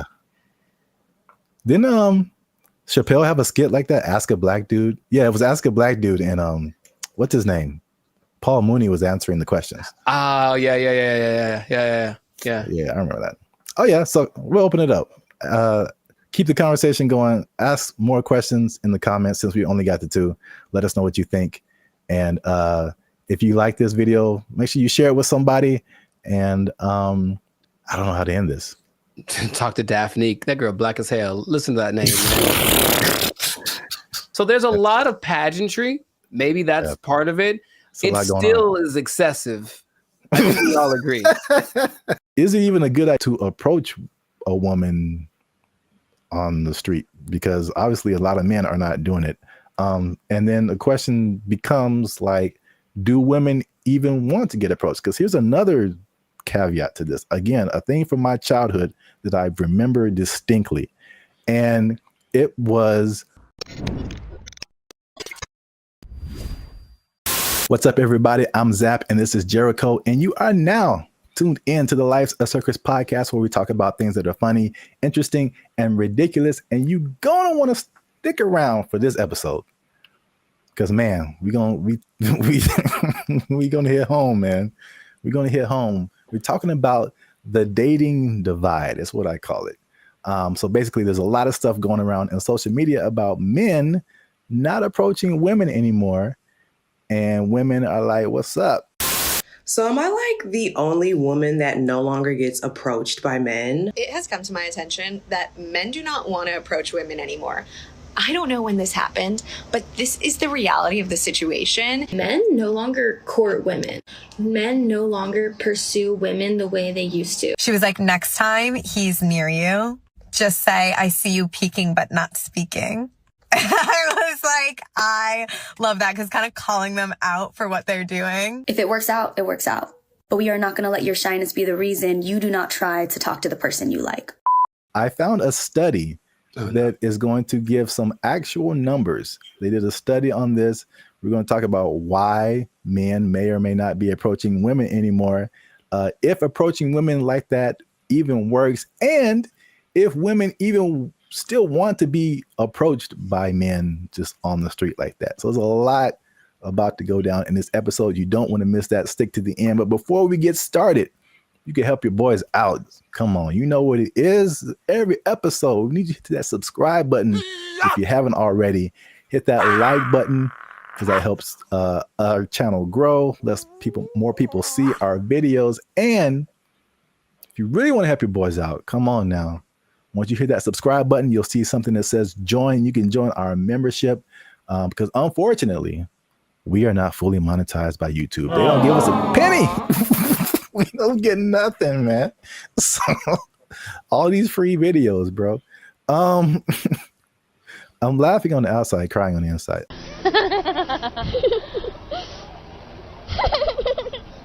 I digress. That's what it is. If you'd like to join the membership and help us make more videos, takes a lot of time, takes a lot of money, resources. You can hit that join button, and that'll help our channel grow. So now, let's back up. Have you heard this or seen this kind of just floating around the interwebs about like men and women just like dating just not happening anymore? The thing I've seen the most is women. It's mostly like street interviewers, if you will, who basically approach women and say, "Hey, what's your ideal guy?" And then when she just describes this guy, then the person who's interviewing tells her the probability of that person existing and choosing her, and it's usually like, it's crazy. Minimum height. 6 feet. Yeah, that's where they get you. Minimum income. So I'm going to say at least 200. 200 grand? You can be 30 years old Oh and my make goodness. Take a guess at what percentage of men fit this criteria? 2%? Much lower. It's 0.049%. All right, is this going on the TV?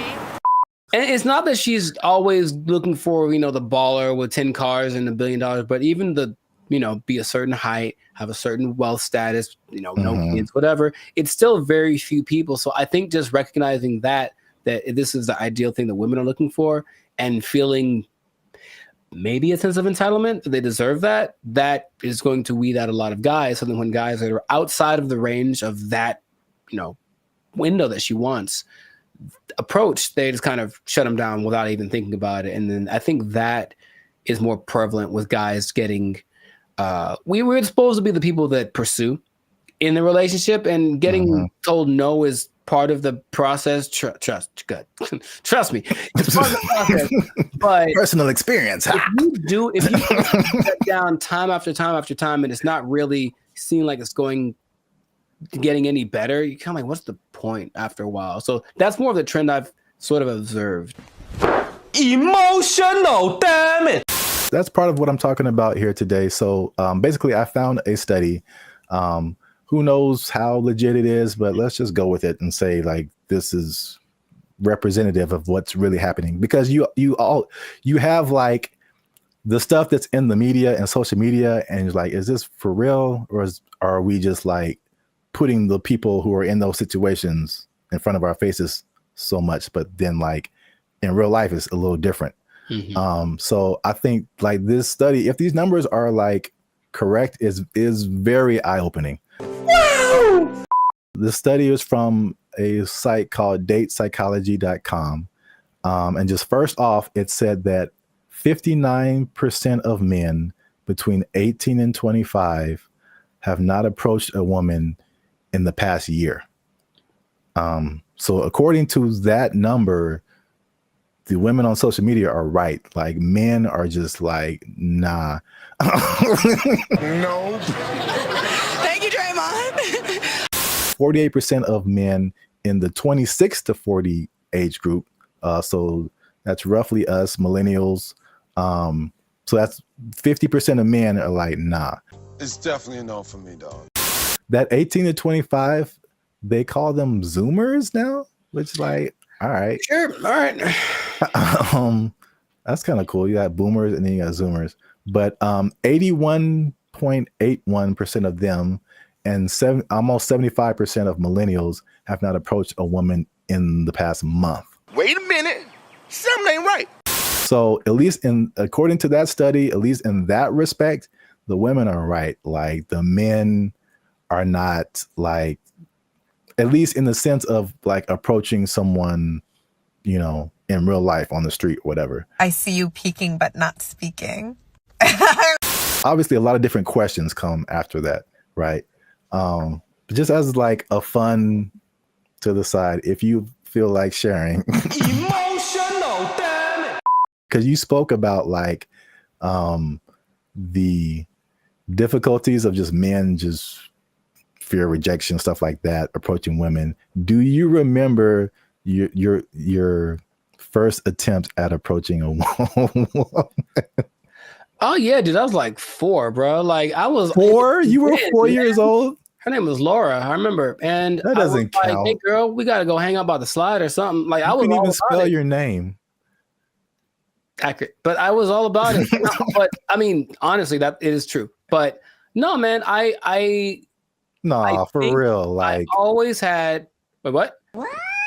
Okay. There was this girl in high school as a freshman. She was a sophomore, and I was like, yeah, I'm gonna write her a song and sing it to her because I just was gonna do it. So I did it. And then she was kind of like, oh, that's different. And I said, okay. That's such a dramatic approach. That wasn't the what I was hoping for. But then later that day, I remember standing with my 2 of my friends, and we were all just like looking at her. And then they were like, man, you ain't gonna talk to her. And I was like, yeah, I am. And they're like, no, you ain't. I was like, yeah. And I went over and I talked to her, and I'm just like quaking in my boots. But I said, you know, you want to go out with me? And she was like, oh, so sweet. She tried to say no without saying no directly because she didn't want to hurt because she liked the song or whatever. But that was probably the first time where I was like, okay, this is kind of a thing. But I think I just figured early on that it was something that you have to accept. Like this, there's a risk involved in this. It's never going to be just you lock eyes and the hearts form like the cartoons, and then you know, are together forever. See, sometimes you gotta take the pussy like Pepe. Like, no. Me personally, I never really had a problem with the idea of being rejected. What did happen later was like I didn't like the way rejection started to show up. Mostly, what I mean is instead of like just a girl saying no thanks or whatever, it's more just like the ghosting thing or the never saying no exactly, but not really wanting to hurt your feeling. That's the part I don't like, the kind of watered down thing. When it was just like, I've gotten no so hard, like just absolutely not never in your life. And I was like, ooh, for like 3 seconds. And then it was all right, next, because I think that's what I was preparing myself for. However, I think that a lot of guys, especially younger guys, aren't built like that. And so they don't want to take the risk. What can't you do? I can do it. I can do anything. And not only that, it's not the no so much anymore. But with social media and everything being recorded, whatever, now there's a lot of instances where people are getting like, they're just trying to be nice and say something, compliment someone, to kind of measure the waters, and then they get accused of harassment or something like right off the bat. And so I know a lot of guys are rather, instead of making a mistake that might affect my career or whatever, I'll just not say anything. So you walk around, oh, she's pretty. I ain't going to say a word because I don't want to even entertain that idea. When is the last time a man came up to me and wanted to get to know me or exchange numbers? And it's been a long time. Well, I got news for you. It's going to be even longer because y'all are full of it. Well, my first time was definitely not 4 years old. Call me Laura. You like Casanova over there. No, I vividly remember, bro. To this day, this girl can get it. She can. She watched the podcast and was like, you know what? Okay, I'm packing up my stuff and I'm like, where did Zap go? I'm like, she said yes, man. This was like 7th grade. I still keep up with her, and I think now I'm more reserved. People would describe more reserved, more quiet, more laid back. But when as a child, I was insanely, I'm talking like unbelievably shy. It wasn't reserved. I was just like, I didn't know. I'm not doing anything of, but like this one girl was just like, she was just amazing to me. And it was like a movie where I was like, I get closer and I'm be like, like, I know my name. There's a level of fine that just does that to you, man. It's just so I couldn't talk to her. I literally could not form words and talk to her. So I wrote her a note. Come on now, dog. Come on, man. That was pre-social media, so I think that'd be the equivalent of me like sliding into her DMs. Basically, I wrote her a note and I was like, "Yo, what's up?" And the same thing. She was like, "No," but she was like super. She was so, and she wrote me a note back, and it was just like a page of just amazing things, and I was like, ah. Wow, nice. So you're right. Like the way, if it's no, the way that no happens is very important. Yes. Men's psyche. But okay, so just moving on. So now the question becomes, all those, flash forward to back to where we were talking about. Is it even a good idea to approach a woman on the street? Because obviously a lot of men are not doing it. And then the question becomes like, do women even want to get approached? Because here's another caveat to this. Again, a thing from my childhood that I remember distinctly. And it was the songs that came out. And every time you heard of a song from a man about a woman, it was like, "Oh, baby, I love you. I'm trying to get with you. You're my everything," whatever. And then after a while, like, it felt like every song that came out from a woman was like, "Man ain't this," and "He broke my heart," and "He is trash." And there was 2 instances I remember. TLC, sure, No Scrubs, and everybody was just like vibing to that song. I'm just like, I can't get with Chili if I ain't got my own. Hanging out the passenger side of his best friend's ride. If you live at home with your mama, oh yes, I'm talking to you. And I'm like, man, I'm like a teenager. I'm like, man, I love my mama. I don't have a chance. So it was that song, and then it was Destiny's Child, and I think Beyonce has a few songs where she's like, man, she does. Yeah, she lets. Yeah, man. You know, that's not how she really feels. What was that? The bills one? Yeah, can't pay my bills, pay my automobiles, pay my telephone bills, and then you think you got it, and then she's like, nah, then maybe we can chill. We can chill, like, bro, I just paid all your bills. Yeah. You my wife now. Like, what happened? No, that's just something you just do now. No, you just do that now. That's just a new thing you do until you and your shitty ankle both die. There were songs like that, and I was just like, man. And then like that, and like the Me Too kind of thing, and like some of the stuff you hinted at. Right. Yeah. That's why earlier. it's like, okay, maybe I shouldn't say anything. So I don't want to get. I think there's the question of like, do women just like not be like being approached? So this study has said 74% of women aged 25 and below actually want to be approached more. 77 in the 18 to 30, 68 in the 68% and 30 to 40. So basically 3 out of 4 women are like, I want men to approach me. Why isn't it happening?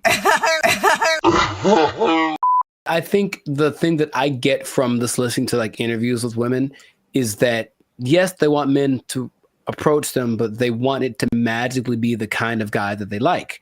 Yeah. So there's a caveat to it. It's like if you walk, I've seen the look in women's face. If I walk up to them and they wait. Last week, I was in Tampa doing my thing, and I walk up to a girl, and all I was going to ask was about, it was a bunch of girls dressed the same. I wanted to ask why they were dressed the same. And I know for a fact that women, because I've seen many posts about this, have a voice that they do when they're talking to a guy they're not interested in. It's something that sounds like they're bored or whatever. It's kind of an ew, go away voice. That's suspicious. And so she does it to me right away as very innocently. Hey, what you guys doing tonight? Oh, it's just a bachelorette party. We're just here to celebrate. That's the bride over there. You know, I'm like, hey, you go away, because I wasn't what she wanted, physically, anything like that. Like I didn't fit. If I had, her tone would have been different. So a person like her will say, yeah, I want more guys to approach me, but not the guy who just talked to me. I want it to be the guy that I fantasized about. So how do you know if you're that guy? You really don't until you try. But you'll know right away if you're not. That's my Hated it. All right. So just to wrap it up here. So the big question, men are approaching women. Women want men to approach them. So now, why aren't men approaching them? So 4 things I found in the article, nothing new. Fear of rejection, fear of social consequences, a shockingly high number to me of just not finding people that they're attracted to. And then smaller, but still there is fear of like some kind of consequence. They'll tell on you to HR or if you work with them, that's a whole different thing. Yeah. Get it. So I was kind of with you too. It's like the fear of rejection, all that. I mean, we're older, like we've been through that. But like, this is the thing that gets me. Why I personally rarely do this. And hey, y'all, come look at this. The one time I jumped back in, and you were there, it happened. Bro, what are you talking about, man? Anyway, yeah. I see. This is why I don't, because it rarely works, at least for me. And then it also showed that in the study, depending on what you want. So I thought it was kind of cool the way it broke it down, because it went from approaching a woman to long-term relationship. Sure. So, and then the steps in between that. So you have to go from point A to point B, but it's a bunch of stuff in between. So it showed that when the guy approached a woman, 80% of the time it led to some kind of contact, meaning like friend zone. Here's my Instagram. Okay, whatever. You got a 4 or 5 chance of hitting that. And then from there, 60% of the time it led to an actual date. 47% of the time it led to sex, which was kind of high, surprisingly high to me. Sure. Like you got a 50% chance of every 2 women, one of them is that seemed kind of high. But 28% chance it led to a actual relationship that was like at least 2 months. And then only 13% chance it led to an actual like long-term relationship. And then some of those numbers don't apply to me, but I can at least attest for that last number. Like just approaching a woman in like life on the street, it like never turns into a long-lasting thing. That's weird. Well, I have friends that one of my best friends, he met his wife. She was working at Carl's Jr. and he thought and he got a number and they married with 2 kids. So it does happen. And I will say that for me, I do like the immediacy of it. Is that a word? Whatever. I like the way you get the feedback right away. If I talk to you and you're into me, I kind of can tell right away. If you're not, you won't give me the number, whatever. Whereas people that are going more of the dating online route, they'll get drug along for weeks and months and it might not go anywhere, but you wasted that much time. It makes, I don't remember how many people I've just walked up to and said, because it happens so fast. And if it worked out, great. If it didn't, okay, whatever. It's just such a short amount of time. But when these now people are kind of getting friend zoned and other women leading them on, they don't know, but it's going on for months and they're writing and, hey, what if you send me a little money? Maybe you can come over.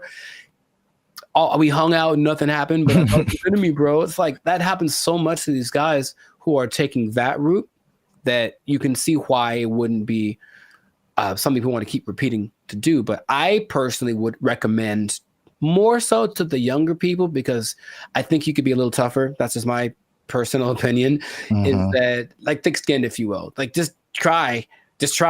You never know. And I have had a couple decent sized relationships that came from just me walking up to a girl I thought was cute. So that has happened to me. In comparison to how many women I've walked up to, it's not a very good percentage, I suppose. Hi. Okay. For me too, it's just like it's the unknown because it seems the randomness of it. Because all I have to, unless I know you from something, like I'm just going off of you look good. And then right. There's a whole lot of stuff after that I have no idea what I'm getting into. And for me, most of the time is bad. It's so bad. It's the other stuff. There's a lot of layers to a lot of these it's so bad. It's so bad. Women. I started writing them down because remember we had another thing and you were like, tell me some of your experiences. And I couldn't even think. And you're like, oh, they're repressed. I'm like, they probably are. Gotcha. I started writing them down. I got like 10 of them. There's a lot more. I believe it. Bro, make sure you leave a comment on this video.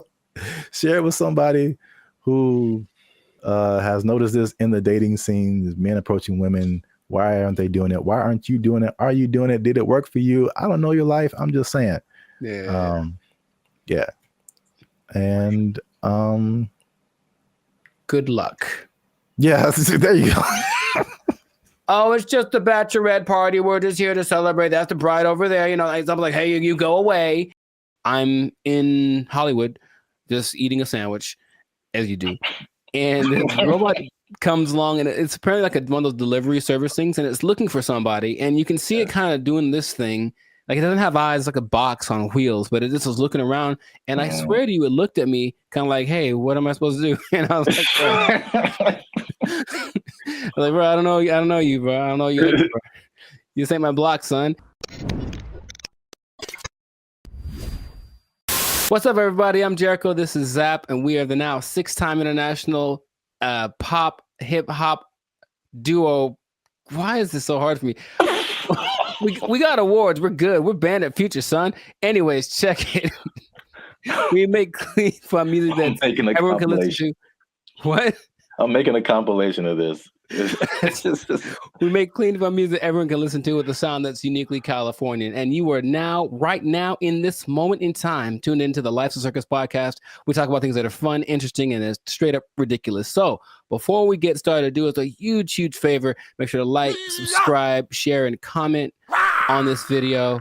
Share this video with at least 2 people that are afraid about the robots, man. We're talking about them again because there's some new developments. There's some new robotic developments. This time from the more humanoid version, and it's kind of crazy. So stay tuned to the end to find out what animal they're actually trying to replace with these robots. Like it's an animal that humans have used for centuries, and all of a sudden it's like they're not good enough anymore. We need some new ones. So let's get into this thing now. The robots are not coming. They are here, children. This is not a drill. The robots are here, and I want you all to be hide your wives, hide your kids. It's just so there's basically 3 companies that are really going in on producing these humanoid robots. They're really emphasizing the humanoid factor, and a lot of people are once again afraid of they're going to take our jobs, whatever it is. But I just want you to know about these so that you can be informed. Bandit Future is here for the people, so we're going to inform y'all today. So starting out with our buddy Elon Musk, and I want to just ask Zap after I talk about these if you've heard of these, but Elon, our boy, is doing everything. I mean, so the Tesla bot is the thing that he's been developing, and it's, you got to see this thing. So it's the most, how do I say it? It's got hands, man, like hands like this, hands that can grab things and manipulate, and they look like they're kind of soft, like maybe they moisturize, like really, it's real humanoid like. And so these Tesla bots have autonomous correction action capabilities. Basically, they can in the moment figure stuff out, and they can do sorting and unsorting sort of stuff. And just watching it without, like if you watched a silhouette of one, it's the one you'd say, oh, that's a person. And that's already kind of crazy, not a big clunky robot thing that they had a few years ago. Now it's just looks pretty sleek. There's a video of one doing yoga, and that maybe creeped me out more than anything else. I don't know why, but it's something that you're going to be able to purchase for yourself if you want. For the low price of, well, there's no prices. It's not there yet, but it's going to be $1 billion. I'm sure it's going to be up there. But the Tesla bot, which will be compatible with all of your Tesla products, with your Tesla truck, with your whatever it is. My man Zaprath, do you want a bot? Do you want a bot that has soft hands that could probably play? Here's the thing about it, dude. That's the thing that stood out to me the most. Like the hands, you have to see it. Just show it right here. Just show it. It's got these hands that kind of, and it's like playing with Legos in the video that I saw and sorting things out. So you could hold hands, you could play frisbee with it. You could play thumb. You could probably play thumb war with one of these. Yeah, right. How crazy it is. You're like, I win, and then your thumb is on the floor. We don't have to get all morbid with it. But anyways, I mean, what do you want? Do you want one? Maybe the Tesla bot doesn't know its own strength. I don't know. Well, I mean, so wait a minute. Is it like head to toe? Because you've been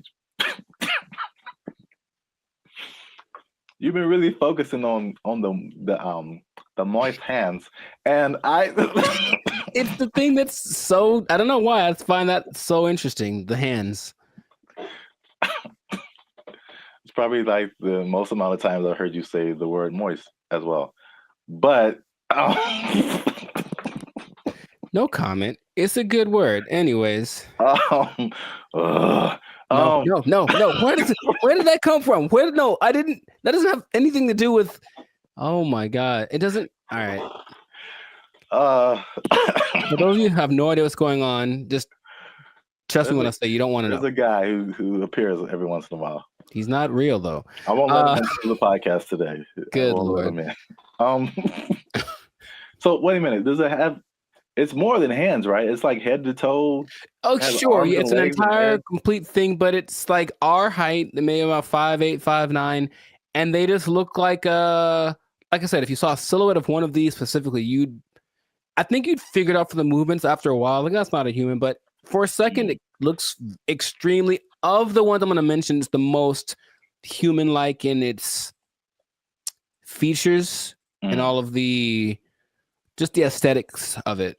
Okay. Does it like when it talks? Does it move its mouth and all that, and eyes and all that, or is it just? It doesn't talk, but it can understand, which is so anyway. Yeah, But the face looks like a human. it's got dots. It's got dots in like a nose thing. I see. So it's getting there. But that's like the one that's the most. I mean, the first when you said, I mean, because you focus on the hands, like moving stuff and then building Legos. My first thought was laundry. I don't know why. Well, you know what? It's interesting because people are thinking about these robots for all the big, heavy, crazy, whatever that you could possibly do. But this one seems like it's got this precision. They're going for that angle. They want want robots that can do laundry and wash dishes and all that kind of domestic stuff. Yeah. Although, I mean, we do have dishwashers. True. I don't think, but the laundry thing for sure. But You I have mean, to see it. how Just much? take note of the hand. How much are you willing to pay for someone to fold your laundry? Yeah, I don't know, but that's the Tesla bot's like the first one. The next one, and it's actually creating an interesting thing. This whole process of robotics, it feels a bit like the .com thing because there are robotics startups now that are trying to get their thing happening. So one's called Apptronic, and it has this robot called Apollo, and this is the most ready, it seems, as far as like it doesn't seem super ambitious. It is once a robot that can walk around and do normal stuff without falling over. Like seriously, there's a whole combination of robots just falling over, and it's hilarious. But the Apollo can lift up to 55 pounds. It looks more like a version of what's that Disney movie? My Friend Robot or something? Oh, the Big Heroes 6? There we go. Yeah. It looks a lot like that. Okay. And you just watch it and it just walks around and it's picking things up. But this Apptronic is trying to make robots for practical everyday use. And it seems the most ready. It's like a small company, but I just find that interesting that all of these little things are popping up and they're going to be in competition with each other, or one company's going to buy the other. I can just kind of see that aspect of it happening. But those look pretty friendly. I say that because, in contrast, the company that's the most, like the furthest along with all this, is Boston Dynamics, and they've been in it for a minute. They're supported by the U.S. government since 2011, and they had their like flagship bot called the Atlas bot, and they've been just working on it and getting it better. So I don't know if you've seen the video, but maybe there'll be a video here of maybe of a robot that's running like an obstacle course with like this duffel bag, and it's like jumping over the thing and then putting the duffel bag down and then climbing up to the next level and picking up the duffel bag and then running and putting it, and it looks so I always thought it was like maybe like fake, like animated, but it's just the way that it moves. It's very robotic. That's the thing that they're going for. But at the same time, it has so many interesting things that it can do and interesting versions. That's the company that made the dogs that we talked about earlier. The dogs that are gonna, whatever. I had an interesting robot experience a couple of days ago. I don't think I told you, or maybe I did, where I'm in Hollywood just eating a sandwich, as you do, and this robot comes along, and it's apparently like one of those delivery service things, and it's looking for somebody, and you can see it kind of doing this thing. Like it doesn't have eyes, like a box on wheels, but it just was looking around. And I swear to you, it looked at me kind of like, hey, what am I supposed to do? And I was like, bro, I don't know you, bro. I don't know you. Bro.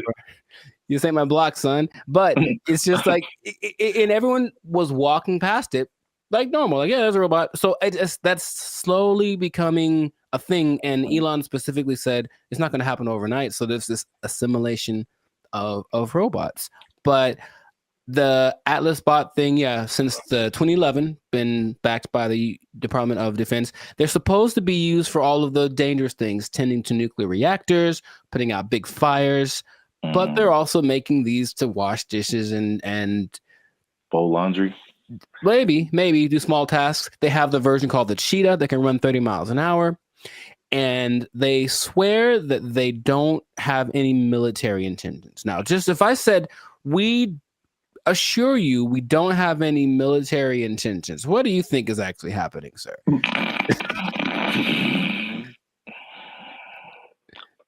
I plead the fifth. I see. Okay. Well, there are videos of these being used to like shoot at targets that look like people because they're supposed to be able to distinguish between a real person and a not person.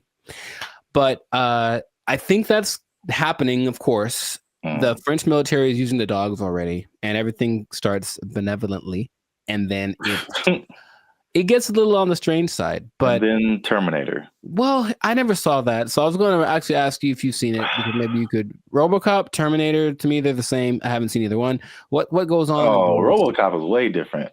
Oh, okay. Well, at least the stories are way different. Sure. I should watch more movies, but the idea is there are definitely videos of these robots being used in the military activities, and they're linking them with Boston Dynamics. So Boston Dynamics refutes any association with military, blah, blah, blah. Right. So these things can, in general, there's a video of a bunch of these robots just together. They can dance, they can carry up to 80 kilograms, jump over obstacles, throw around irregular obstacles, irregular objects.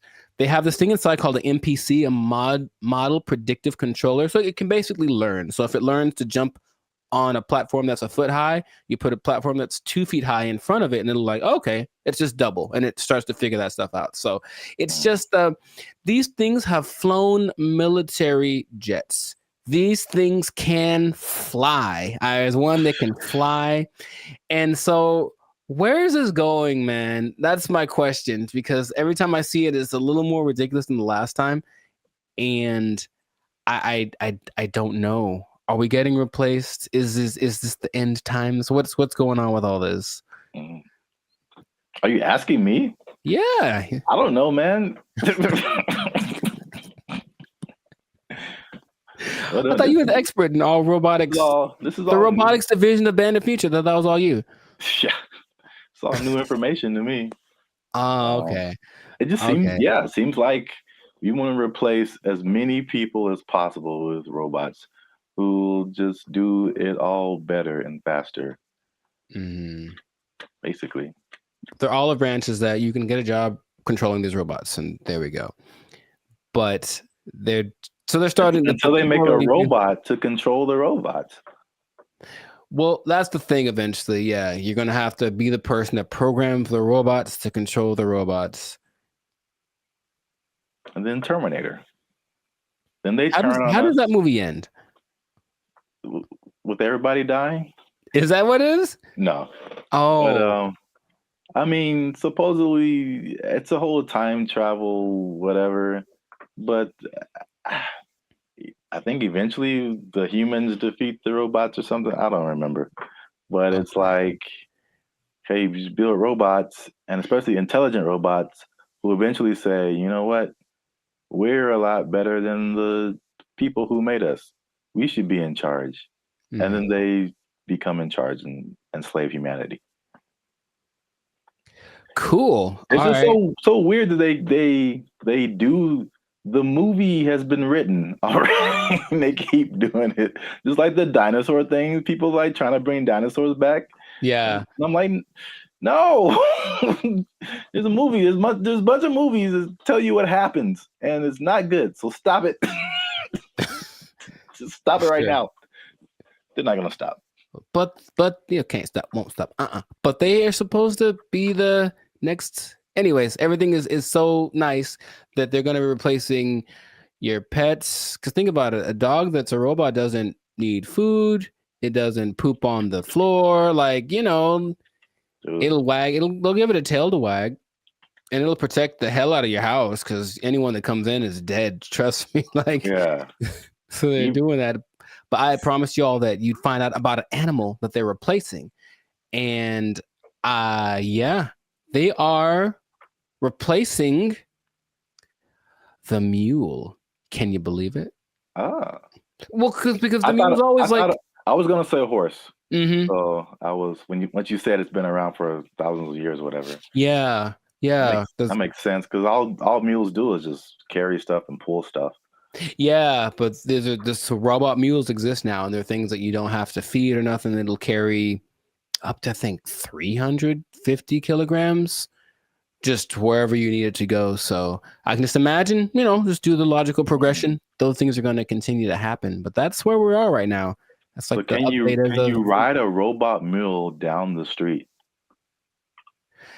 Oh, I think I know it's going to happen, and I think it'll just be the weirdest thing. Interesting. Or like a robot horse, yeah, instead of a car. That'd be kind of cool. I still vote for Transformers. I think that'll be fun. I think that'll be cool. Yes. Oh yeah, you have your robot companion or whatever, and then you're like, "Yo, I need to go to the grocery store." And you turn into a car. Yeah. And then it does it. Yeah. I see where you're going. I like it. Well, we're ending on an optimistic note then. I like that. Stay with that because everything else is doom and gloom. But that sounds fantastic. So this has been another episode of the Life of Circus podcast. So make sure to like, subscribe, comment, share this video. Let us know what you think about the robot revolution that is among us, because it's just it's happening without us really being aware of it too much.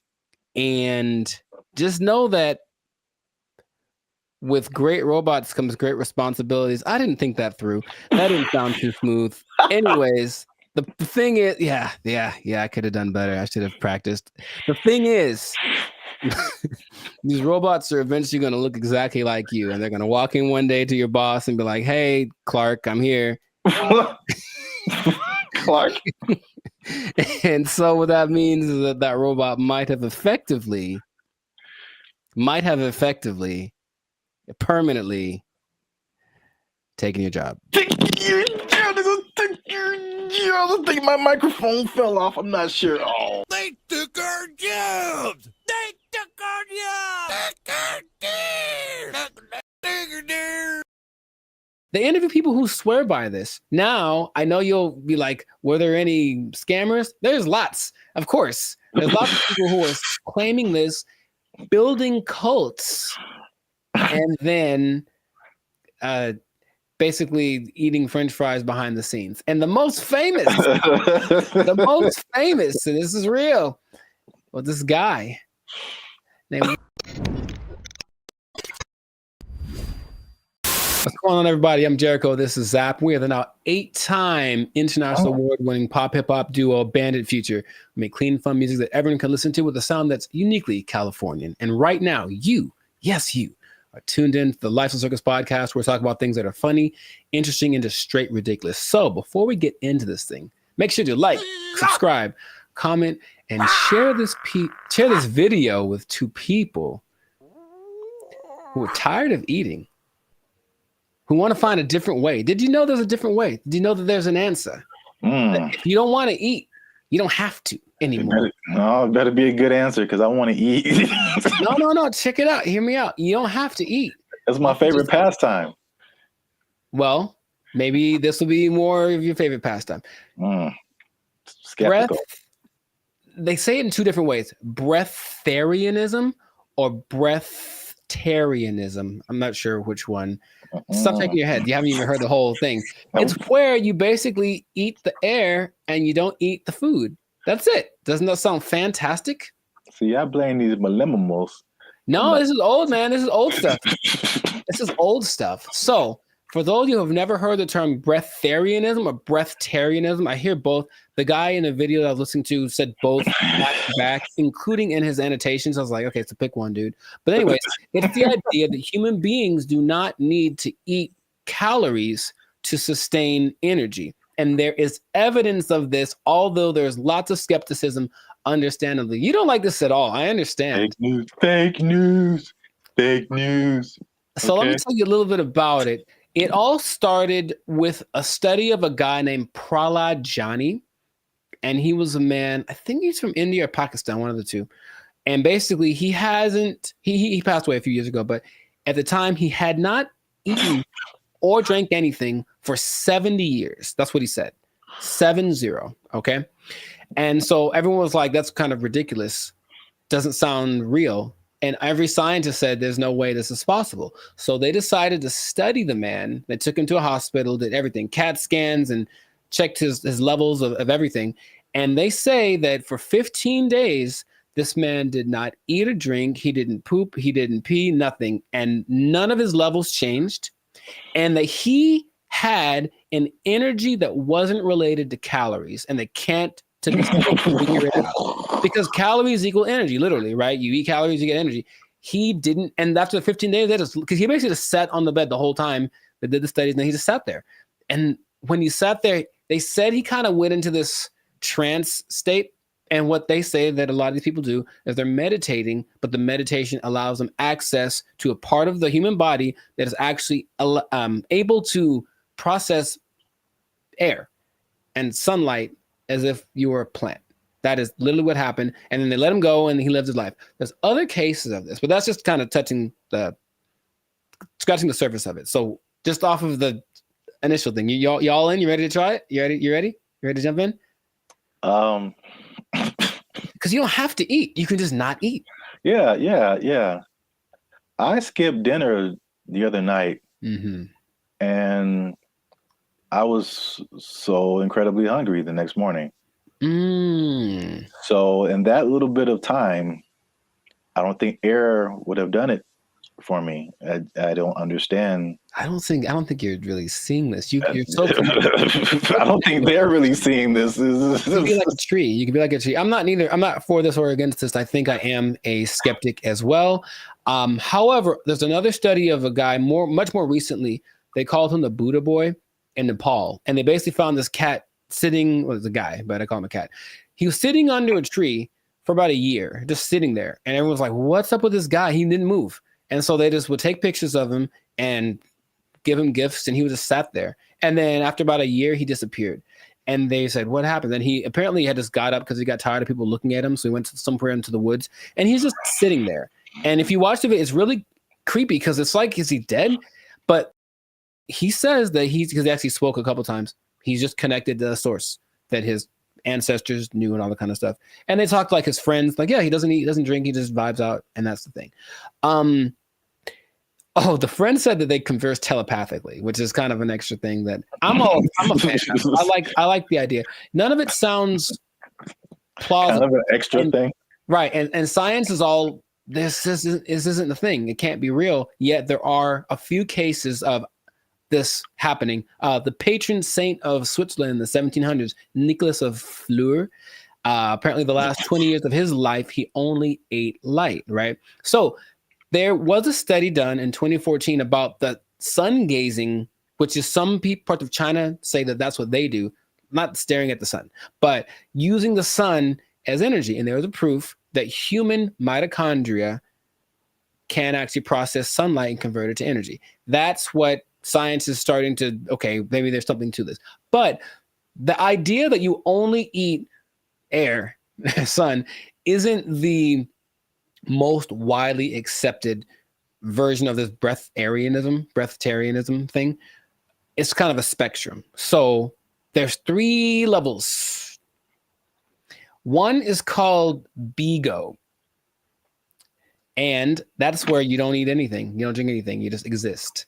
And you're one with nature, and you don't have to, like I said, the energy comes from something that is not caloric. And then there are people that only drink like liquids, and that's like the second step of it. And the third is eating 200 to 300 calories a day, mostly just fruits or vegetables. So the only extensive study that did this was of a guy. They studied him for 410 days, and he was averaging about 200 calories a day.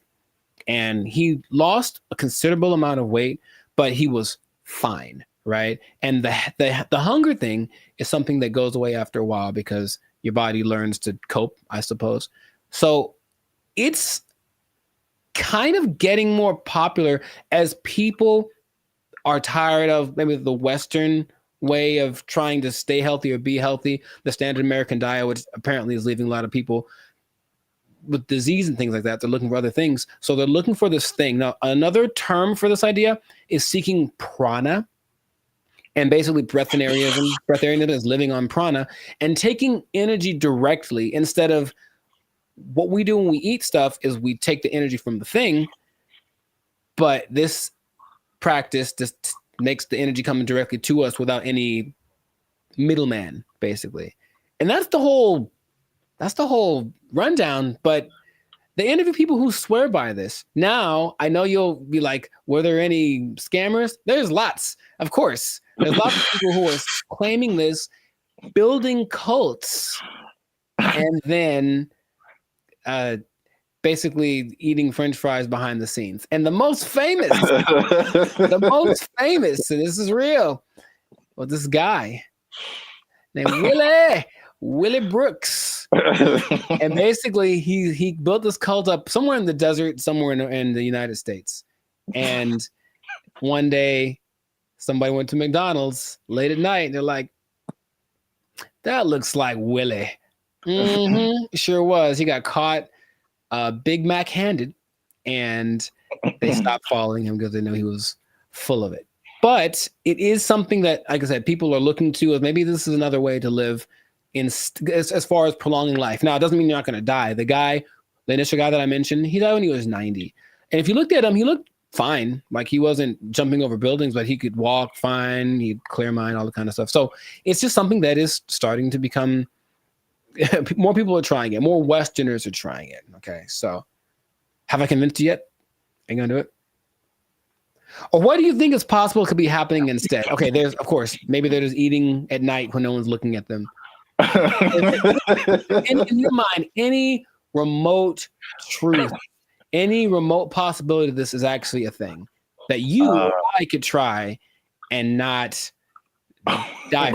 Science said we'd die, but science said that the guy that they had in the hospital would have been dead in 12 days, and he lived 15 and he was fine, and that's what they let him go. Like, there's no way we can keep watching him like this. But what do you think? Do you have any?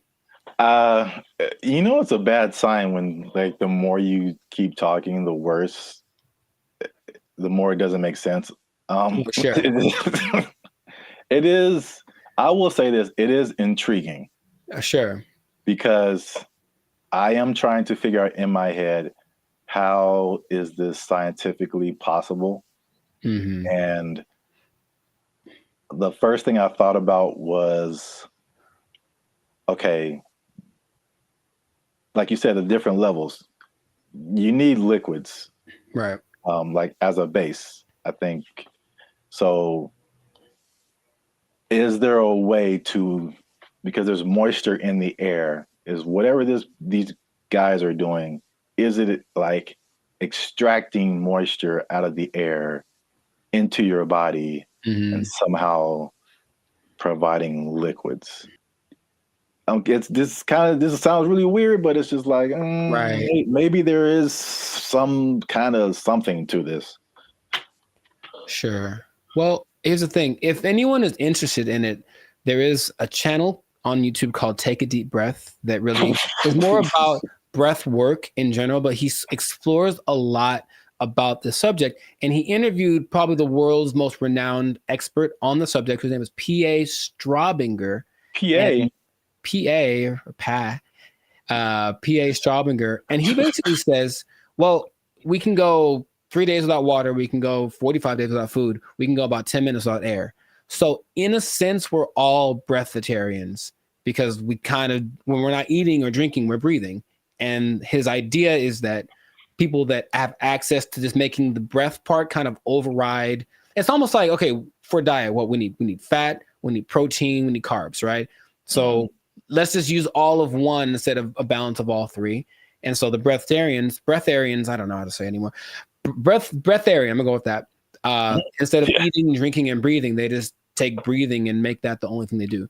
So in that sense, it's like, that's really interesting. But it does sound very far-fetched. Would I ever want to do it? Not in a million years. It does not sound fun, because if you're not, most things that you do when you're social, you're eating and stuff. If you're not eating, what are you doing? You're just sitting around. And these people do just kind of sit still. You ever see like a bug or a creature and you see it and it's just there? It's like, what are you doing? That's what they are. They just sit there and they're channeling the thing. So if you have to spend most of your time doing that. I'd much rather eat a steak and then keep it pushing. So that's just me. But so here's my other wild theory as to how it could possibly work. Tell me. Just this makes no sense, but whatever. Sure. You think about, because the light, I mean, in my head, you're doing some kind of Naruto jutsu and you're pulling in moisture from the air. Yeah. That's how it's working in my head right now. I'll take it. No one can tell me any different.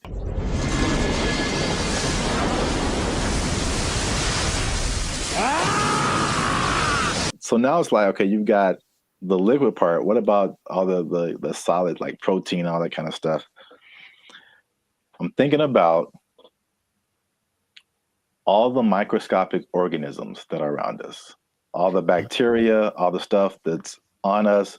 I read something the other day that was just like, there's all these things on our faces. Yeah, everything. There's just like thousands of these little whatever. And then there's stuff all in the air. What if they're just like focusing so hard on the breathing that they're like intaking all of these microorganisms that have all of this stuff that we have with food? So basically it's like they're eating all the time, just microscopic versions of food. So they're whales. Boom. You heard it here first. People. Boom. I wish I had a mic. Where's a microphone? Breatharians or whales? That's what I heard. Nobel Peace Prize right here. Give it to me. I don't know if pieces of the thing you get for this. I feel like we riots in the street. Guess what, everybody? Closing down KFC and Popeyes because you just open your mouth and walk around. Oh, what if you opened an air restaurant and just charge people $20? People would go. I know people would go. All right, that's. Oh gosh, I'm $20 all you can eat. It's the purest air from the mountaintops of Sweden. Well, I think that this is a fascinating thing that if people want to investigate more, go for it. But like I said, I'm not going to try it. So if you do, leave a comment that says you tried it and that you're going to live forever because you found Nirvana. I'm not sure. Live your life. But this has been another episode of the Lifestyle Circus podcast. So make sure to like, subscribe, comment, share this video with someone that you think will find it interesting, and just keep this in mind. All right. Let's hit home. If you don't eat, you don't need to buy food. Well, yeah. If you don't need to buy food, maybe you don't need a job. You don't need a job. You don't need a job because you don't have to buy food. Just eating air. Oh, it's not possible. They took our jobs. They took our jobs. Check it out. I do remember how I got rid of her. Do you want to take a guess? You staged an affair. I did not do that. You took a really bad poop and just left it there. She. Why is there a pause? There's a pause.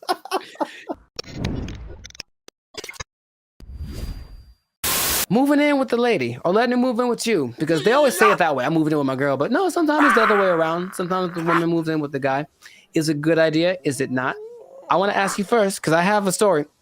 But have you ever done this? Have you ever, for whatever reason, decided to cohabitate with me? Oh, cohabitate sounds dirty. It does. Your confusion is not rational. She's a healthy female of breeding age. I have not, because I'm a good Christian boy. But gotcha. I have thought of scenarios. So this is the thing. Hey, y'all, come look at this. I'm really on the fence about this because like I joked about, like being from a church upbringing, it's like that's a no-no. Like you shouldn't do that. Sure. And it's just like, okay. That sounds pure.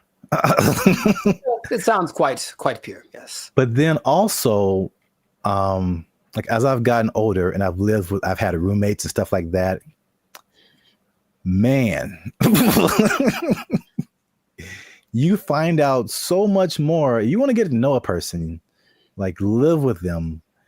And it's just like, wow, that I didn't know that you did that, or I didn't know that you ate that, or I didn't know that you smelled that way on Tuesdays. What? Bro, what are you talking about, man?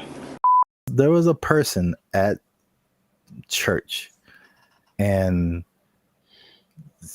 she met this guy, and they were just head over heels in love, all that stuff, right?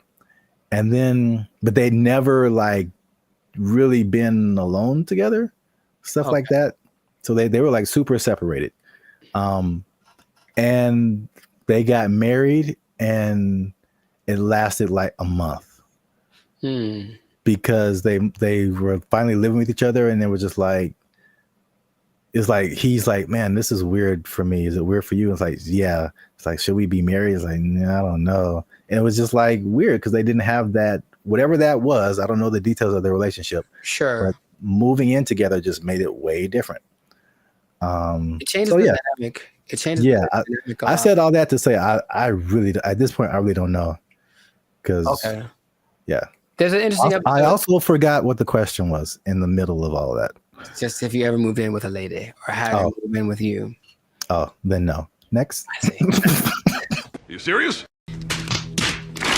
Well, Rich Cooper, he's a good YouTuber, and he had an episode about it. He's taking questions and kind of compiling people's reasons for doing it. And a lot of them were either financial or kind of convenience based. So, hey, rent would be cheaper for 2 people, wouldn't it? Oh boy, let's do it. Or, hey, you live so far away. How about you just stay here so you never have to go home? I've heard that line specifically on TV shows. It's so cliche, right?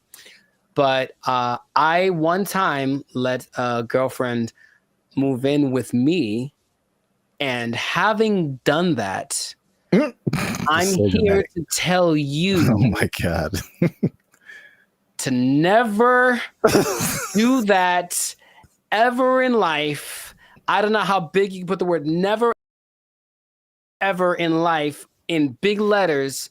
Never do this. Never do this. And also, by the way, never do it. Why are you gay? Who says I'm gay? You are gay. It's started good for like a day because, oh, my girlfriend's here all the time. How wonderful. And then right away, there's this thing. I don't want to generalize, but I think I don't want to generalize. Okay, I have a thought, but I want to see if you're going where I think you're going. So I don't want to generalize. Okay. I don't like where this is going. All women do this thing where they kind of like judge everything you do, sometimes to you, but when they're observing you, they're not just thinking nothing. They're literally making calculated things about you that they may or may not ask you about. Why is it that when you walk in the room, you look around before you sit down? What kind of question is that? Like, but like, it's always the little things. What is he doing? He's beginning to believe. All these things you never think of when you're by yourself. And it's like, okay, I guess let's talk about it since that's what you want to talk about. But I think for me, when that started, it's like being watched. I never felt like I was just existing. I was being monitored.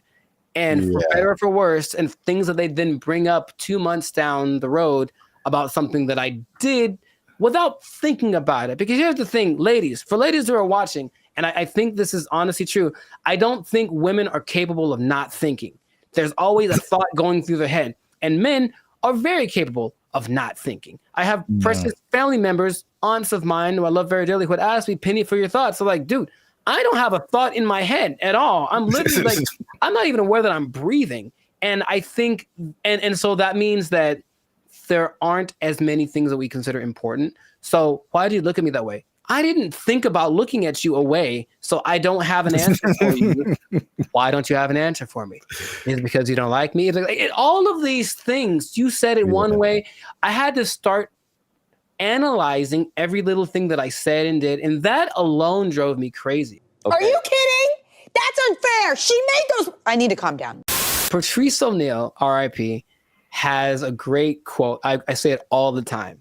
He said that men like to be alone, but they don't want to be by themselves.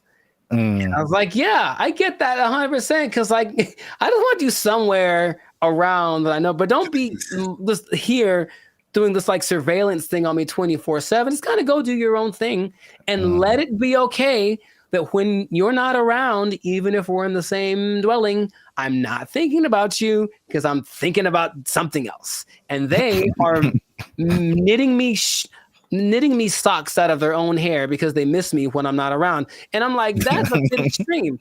I'll be honest, it's not necessary. I think he also said like women just love so much. It's too much. And maybe that's just the difference between men and women. But I was like, okay, so I didn't like that.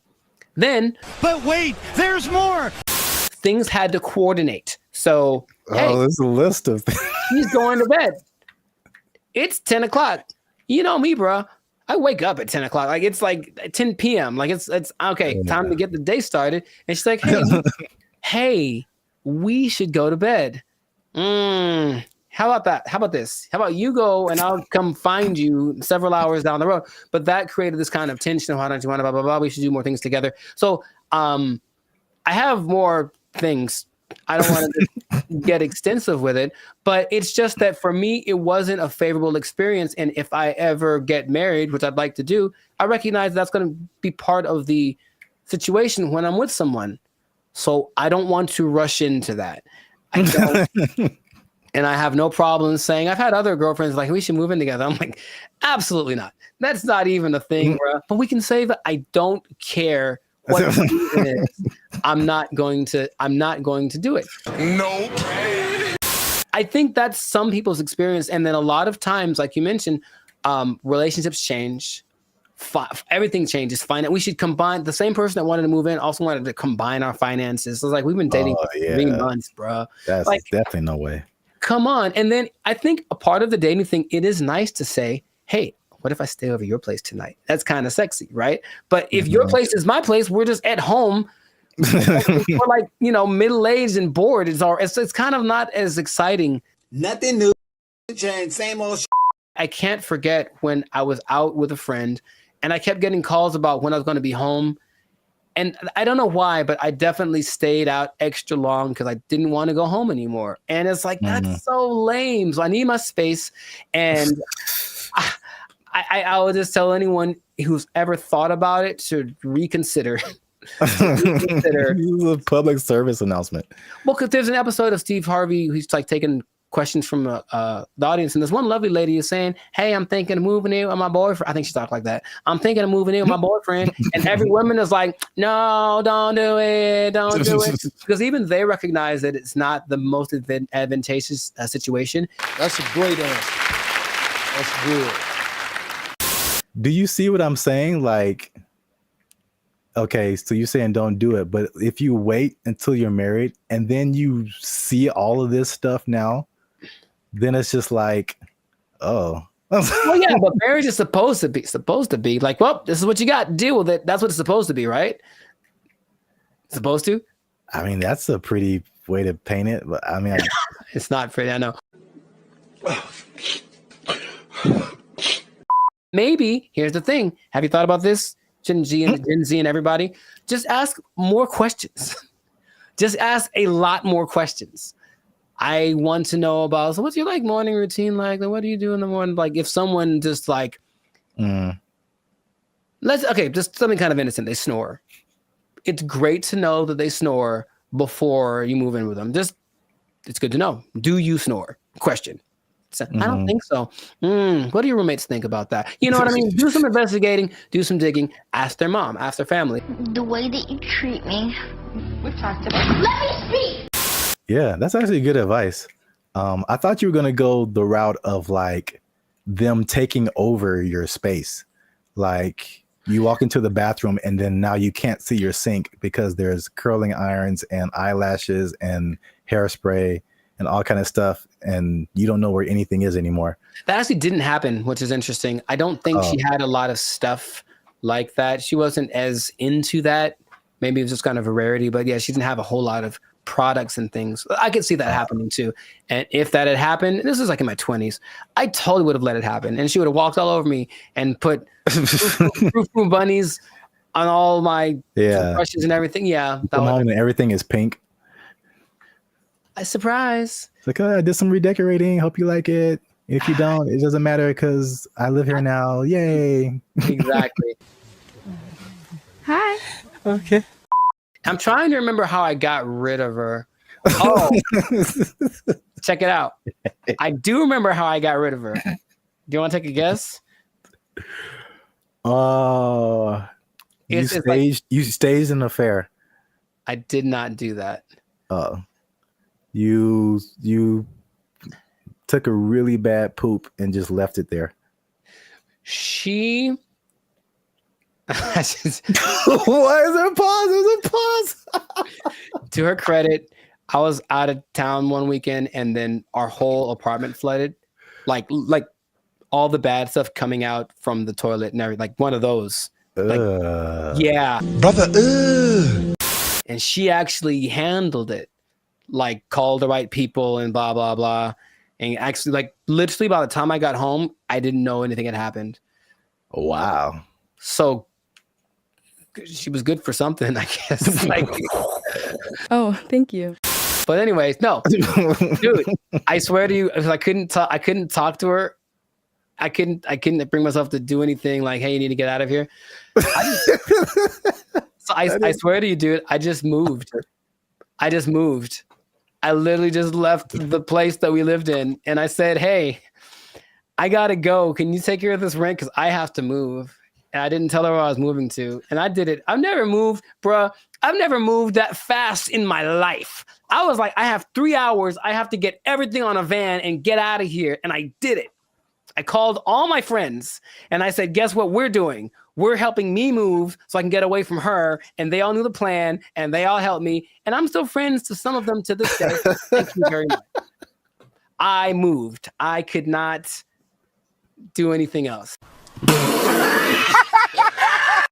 So this has been another great episode of the Last Circus podcast. Make sure to I know, yeah, maybe. Make sure to like, make sure to comment if this ever happened to you, if you've ever had experiences living with a woman, and also share this with anybody that is thinking about it, because thinking about moving and just leaving your girl there.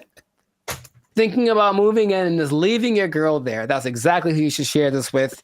Oh my God. We'll catch you on the next episode. Peace. I didn't think about looking at you away, so I don't have an answer for you. Why don't you have an answer for me?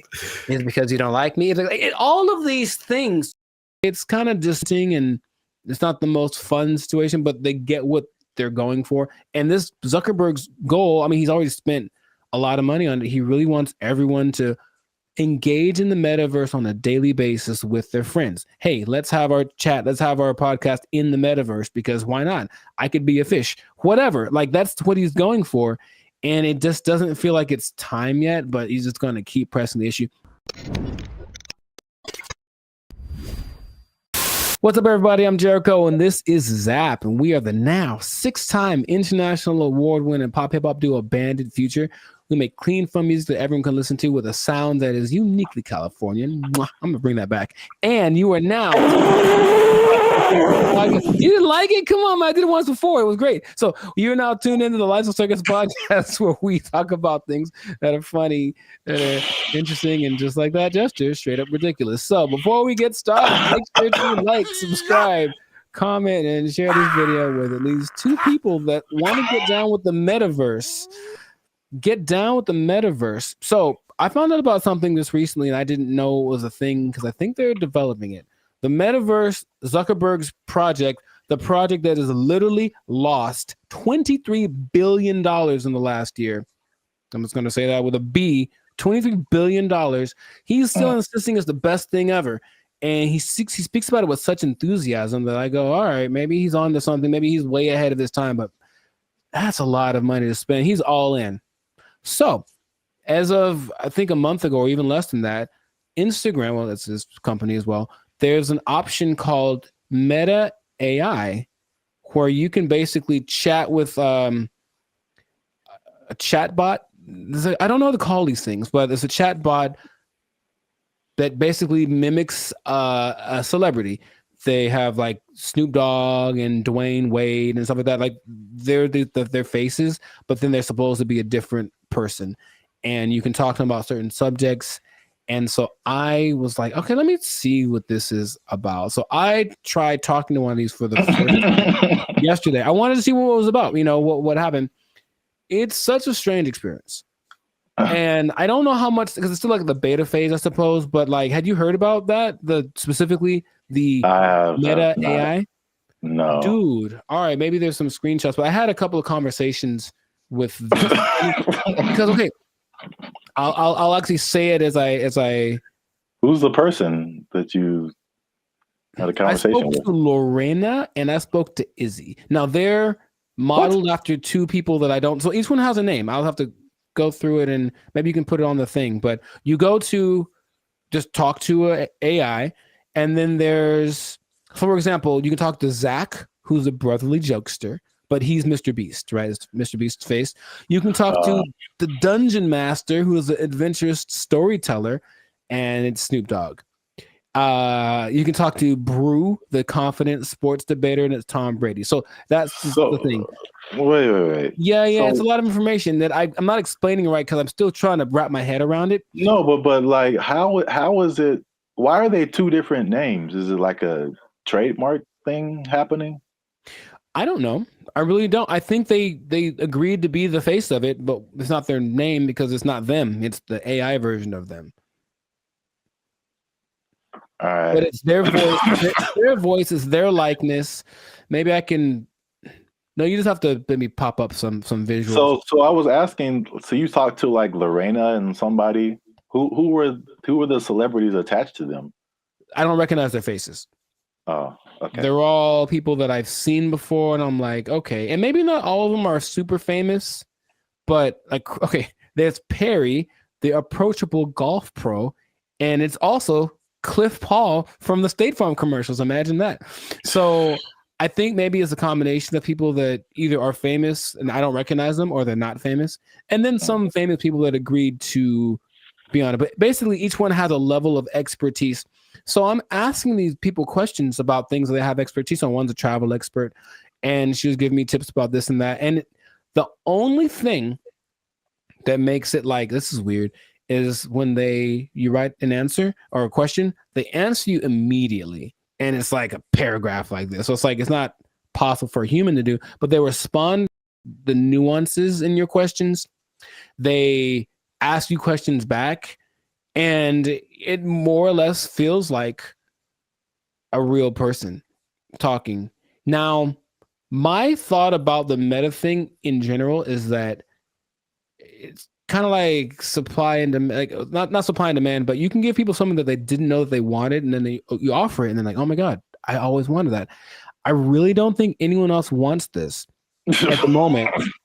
From, I think, sales of just the meta headsets, maybe like 5% of, I think, England has them. So it's still a very low number. And I know some people who have it, and they say, okay, it's kind of disorienting and it's not the most fun situation, but they get what they're going for. And this Zuckerberg's goal, I mean, he's already spent a lot of money on it. He really wants everyone to engage in the metaverse on a daily basis with their friends. Hey, let's have our chat. Let's have our podcast in the metaverse, because why not? I could be a fish, whatever. Like, that's what he's going for.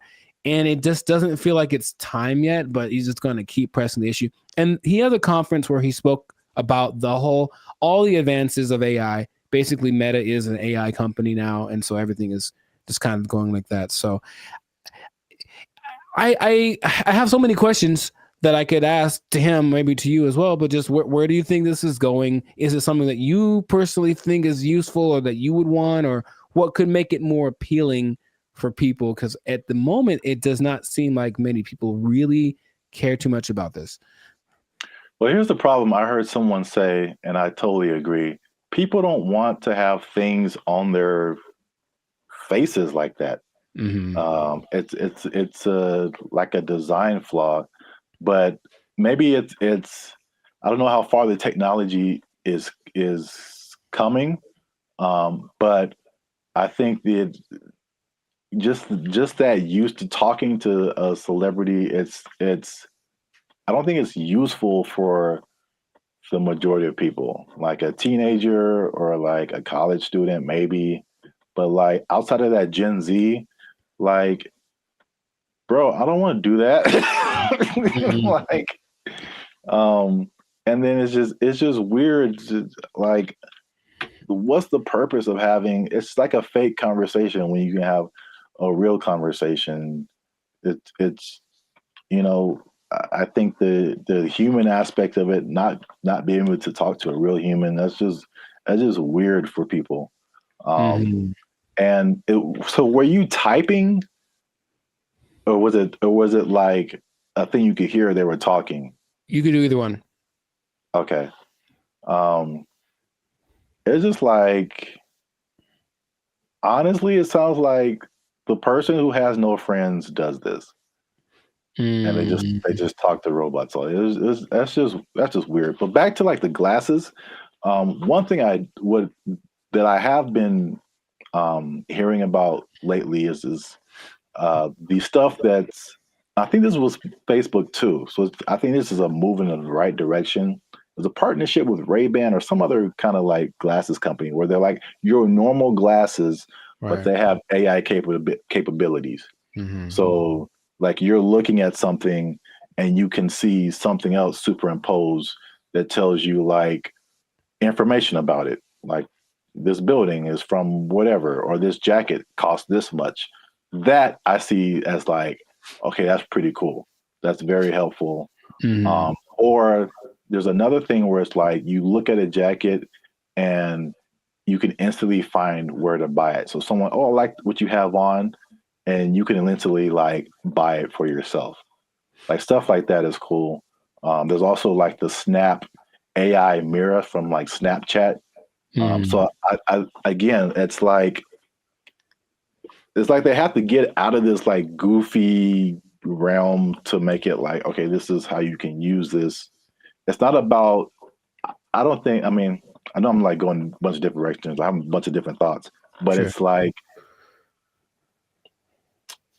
I'm not CEO of a $1 billion company, so what do I know? But I don't think it's live your life in the metaverse. I don't think people want to do that.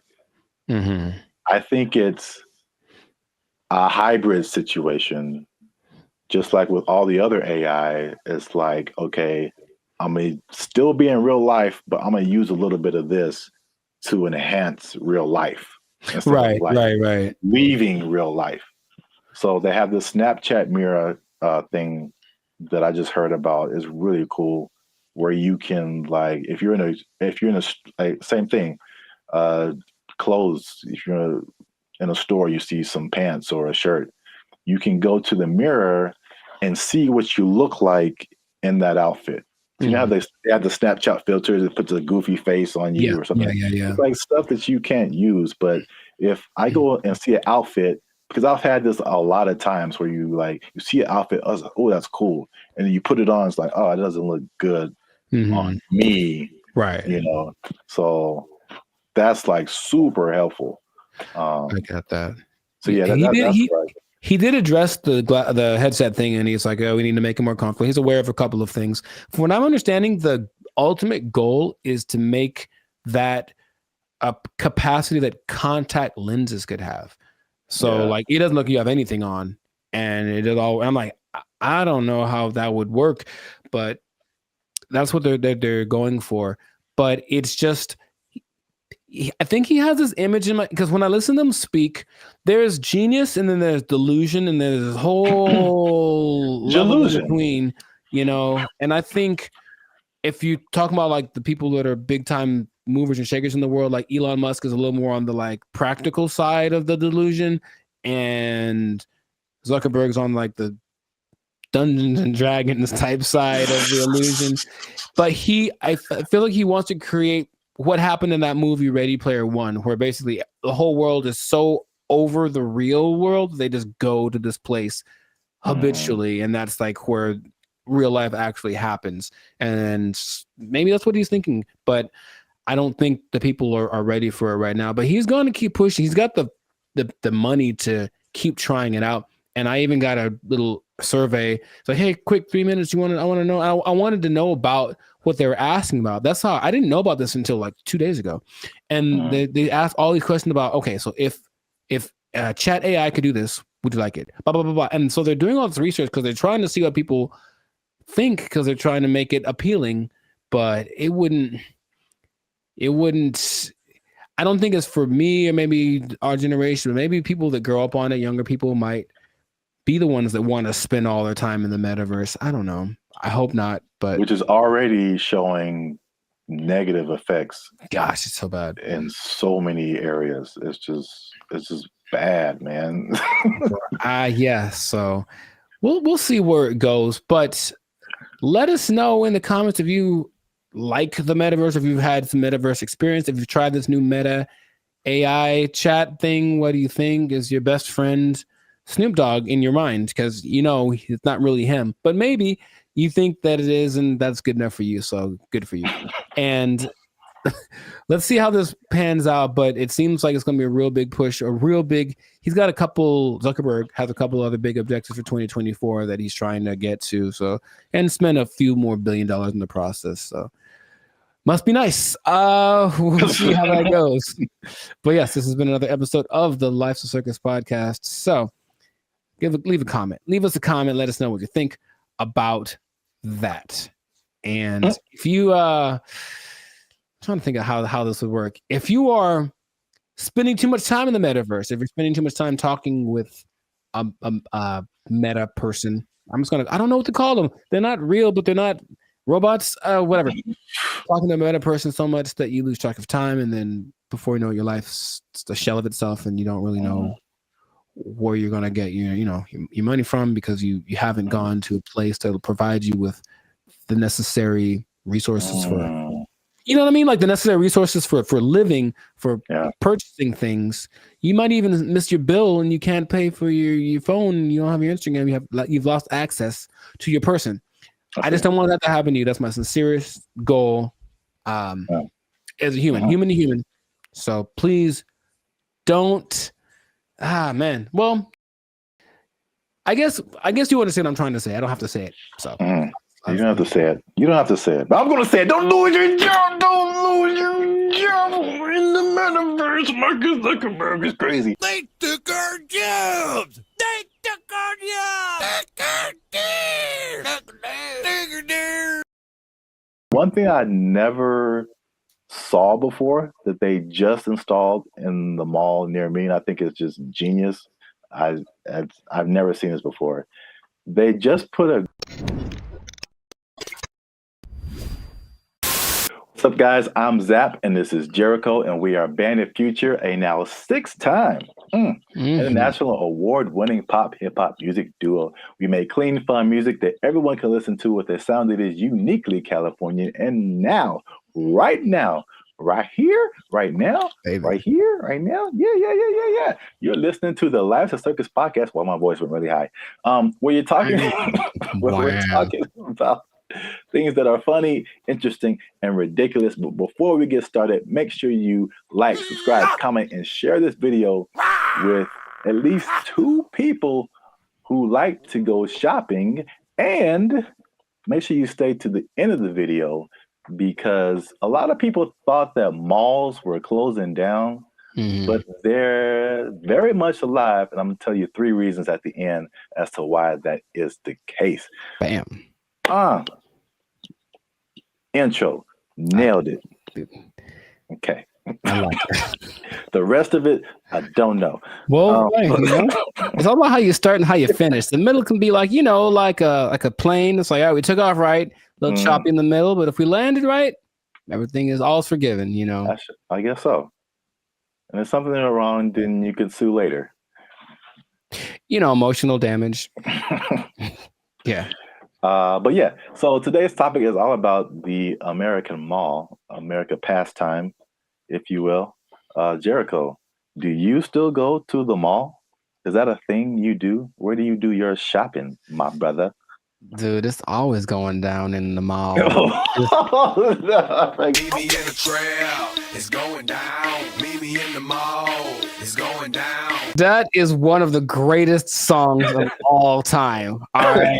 All right. Beyonce made one of the greatest albums of all time. That is one of the greatest songs of all time. All right. I'm gonna let you finish, but Beyonce had one of the best videos of all time. It's just so good. I do.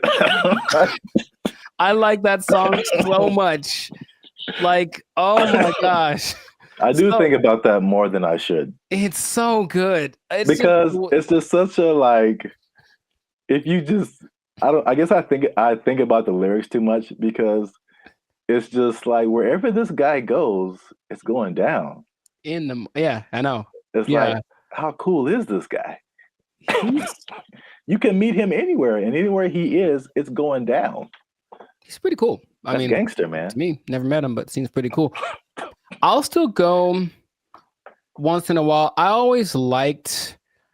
don't like shopping that much, but I always liked going to the mall. I just like the vibe of it. It's where you went to pick up girls in high school for sure. But just even now, I'll still, if I got some time to kill. Oh, and they have Cinnabon there. Good Lord. I mean, tell me that place isn't run by Satan. You ever eat a Cinnabon? You have to take a nap halfway through. I'll go there just because I kind of like it's like a realm of industry that I never really thought of too much until I was older. Actually, after watching an episode of Daria, it's really weird. But it was kind of like this episode about the mall culture in general and how like places got big like Cinnabon in malls and what an interesting concept it is. But not like a little, outdoor, but like a big, huge Ontario Mills style, or like the big one in Minnesota, that kind of mall thing. It's just a vibe. It's commerce. It's kind of like capitalism in its friendliest. It's like, hey, here's a lot of stuff that you probably want all in one place. You can come get it and spend time here, and it smells wonderful and it's fun. So I always liked going to the mall. So I'll still go once in a while, but I usually know that I have another option now. I don't have to go to the mall to get stuff that back in the day I did. Yeah, I mean, I'm from Alabama, Montgomery specifically. We had basically two malls. It was the Montgomery Mall and the Eastdale Mall. Montgomery Mall was it was all right. It was kind of small. Eastdale Mall was a little bigger, but not compared to what I've seen out here. Like Ontario Mills. Yeah. You mentioned that is huge. The Glendale Galleria, huge. Yeah. What's the one that's like off the 5? Oh man. Fox Hills. No, like it's like the Citadel, something like that. I know what you're talking about, but I don't think I've actually ever been there.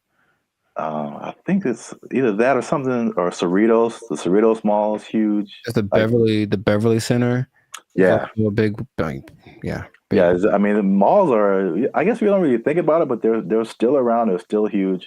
So I'm going to just throw some numbers at you because I thought like after COVID, like that was it. Because like it was a crazy time and you saw a lot of business, like a lot of big businesses. Yes. From bankruptcy. Wow. Words. Yeah.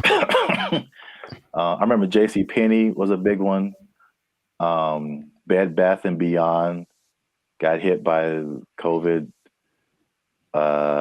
Toys R Us. Oh yeah, R.I.P. Toys R Us. That's legit R.I.P. right there. It's like like big flagship store. I'm not talking like a little, Radio Shack or Circuit City. I'm talking about like the biggest store in the mall is like shutting down. Like, there's gonna be no more mall. Plus, what I thought with e-commerce, the Amazons of the world, it's like, okay, people got used to getting stuff delivered to them, and it's like, why go out? I can just get it on Amazon or Walmart.com. So the numbers, however, say the opposite. So malls work with like an occupancy thing. So basically, it's like the number one indicator of how successful the mall is. So the more occupied it is by retailers, the more successful the mall is. Mall occupancy It was 89 to 95% last year. 92%, and you're doing good. Anything above that, you're doing good. So malls are healthy, they're thriving. And this is what happened that I didn't really realize is that when the stores closed, it didn't necessarily mean that was the end of the mall because in case you didn't notice, a thing called inflation has been happening. No, I didn't notice.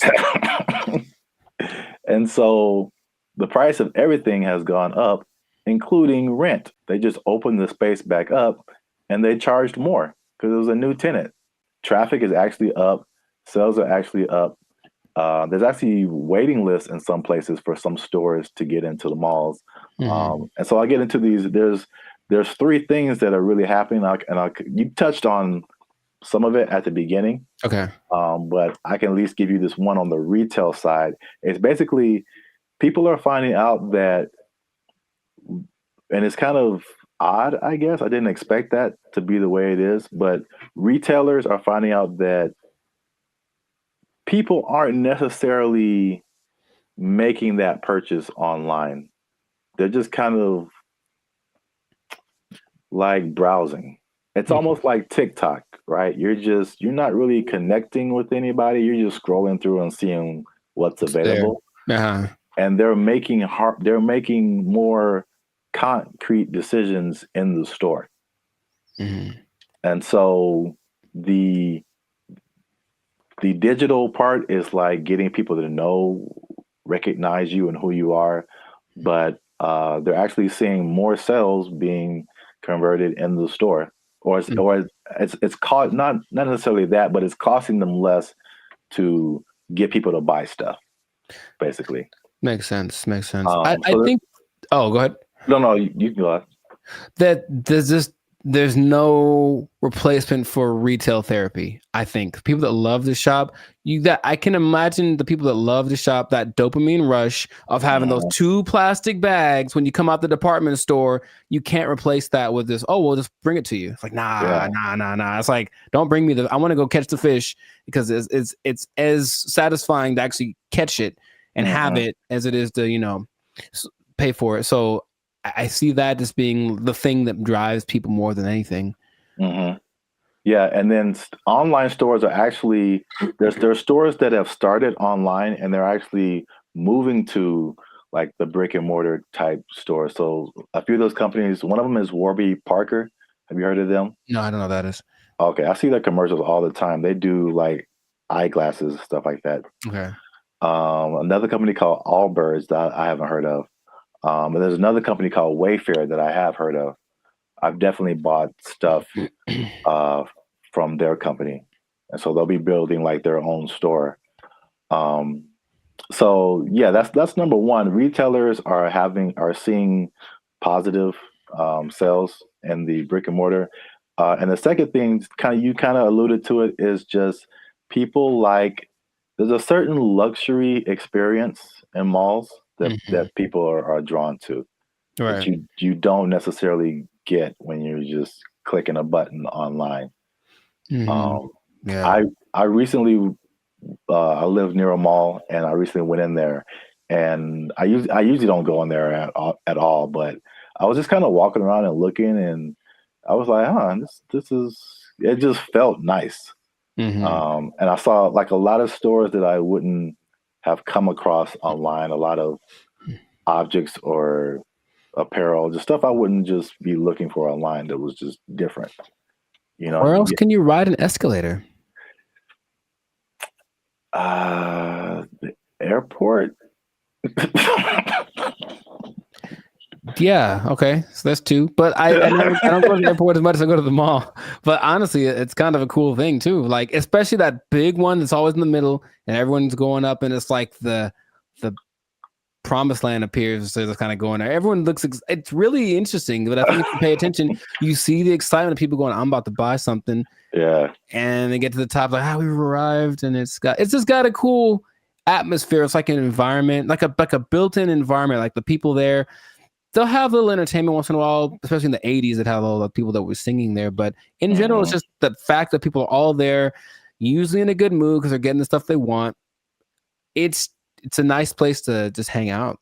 Right. Yep. Perfect segue. That's number 3. Oh. Is that the mall is just in general an experience for people, and I think what adds to that, or I mean, they actually listed it here too as well. It's not just the stores, but everything else is happening too.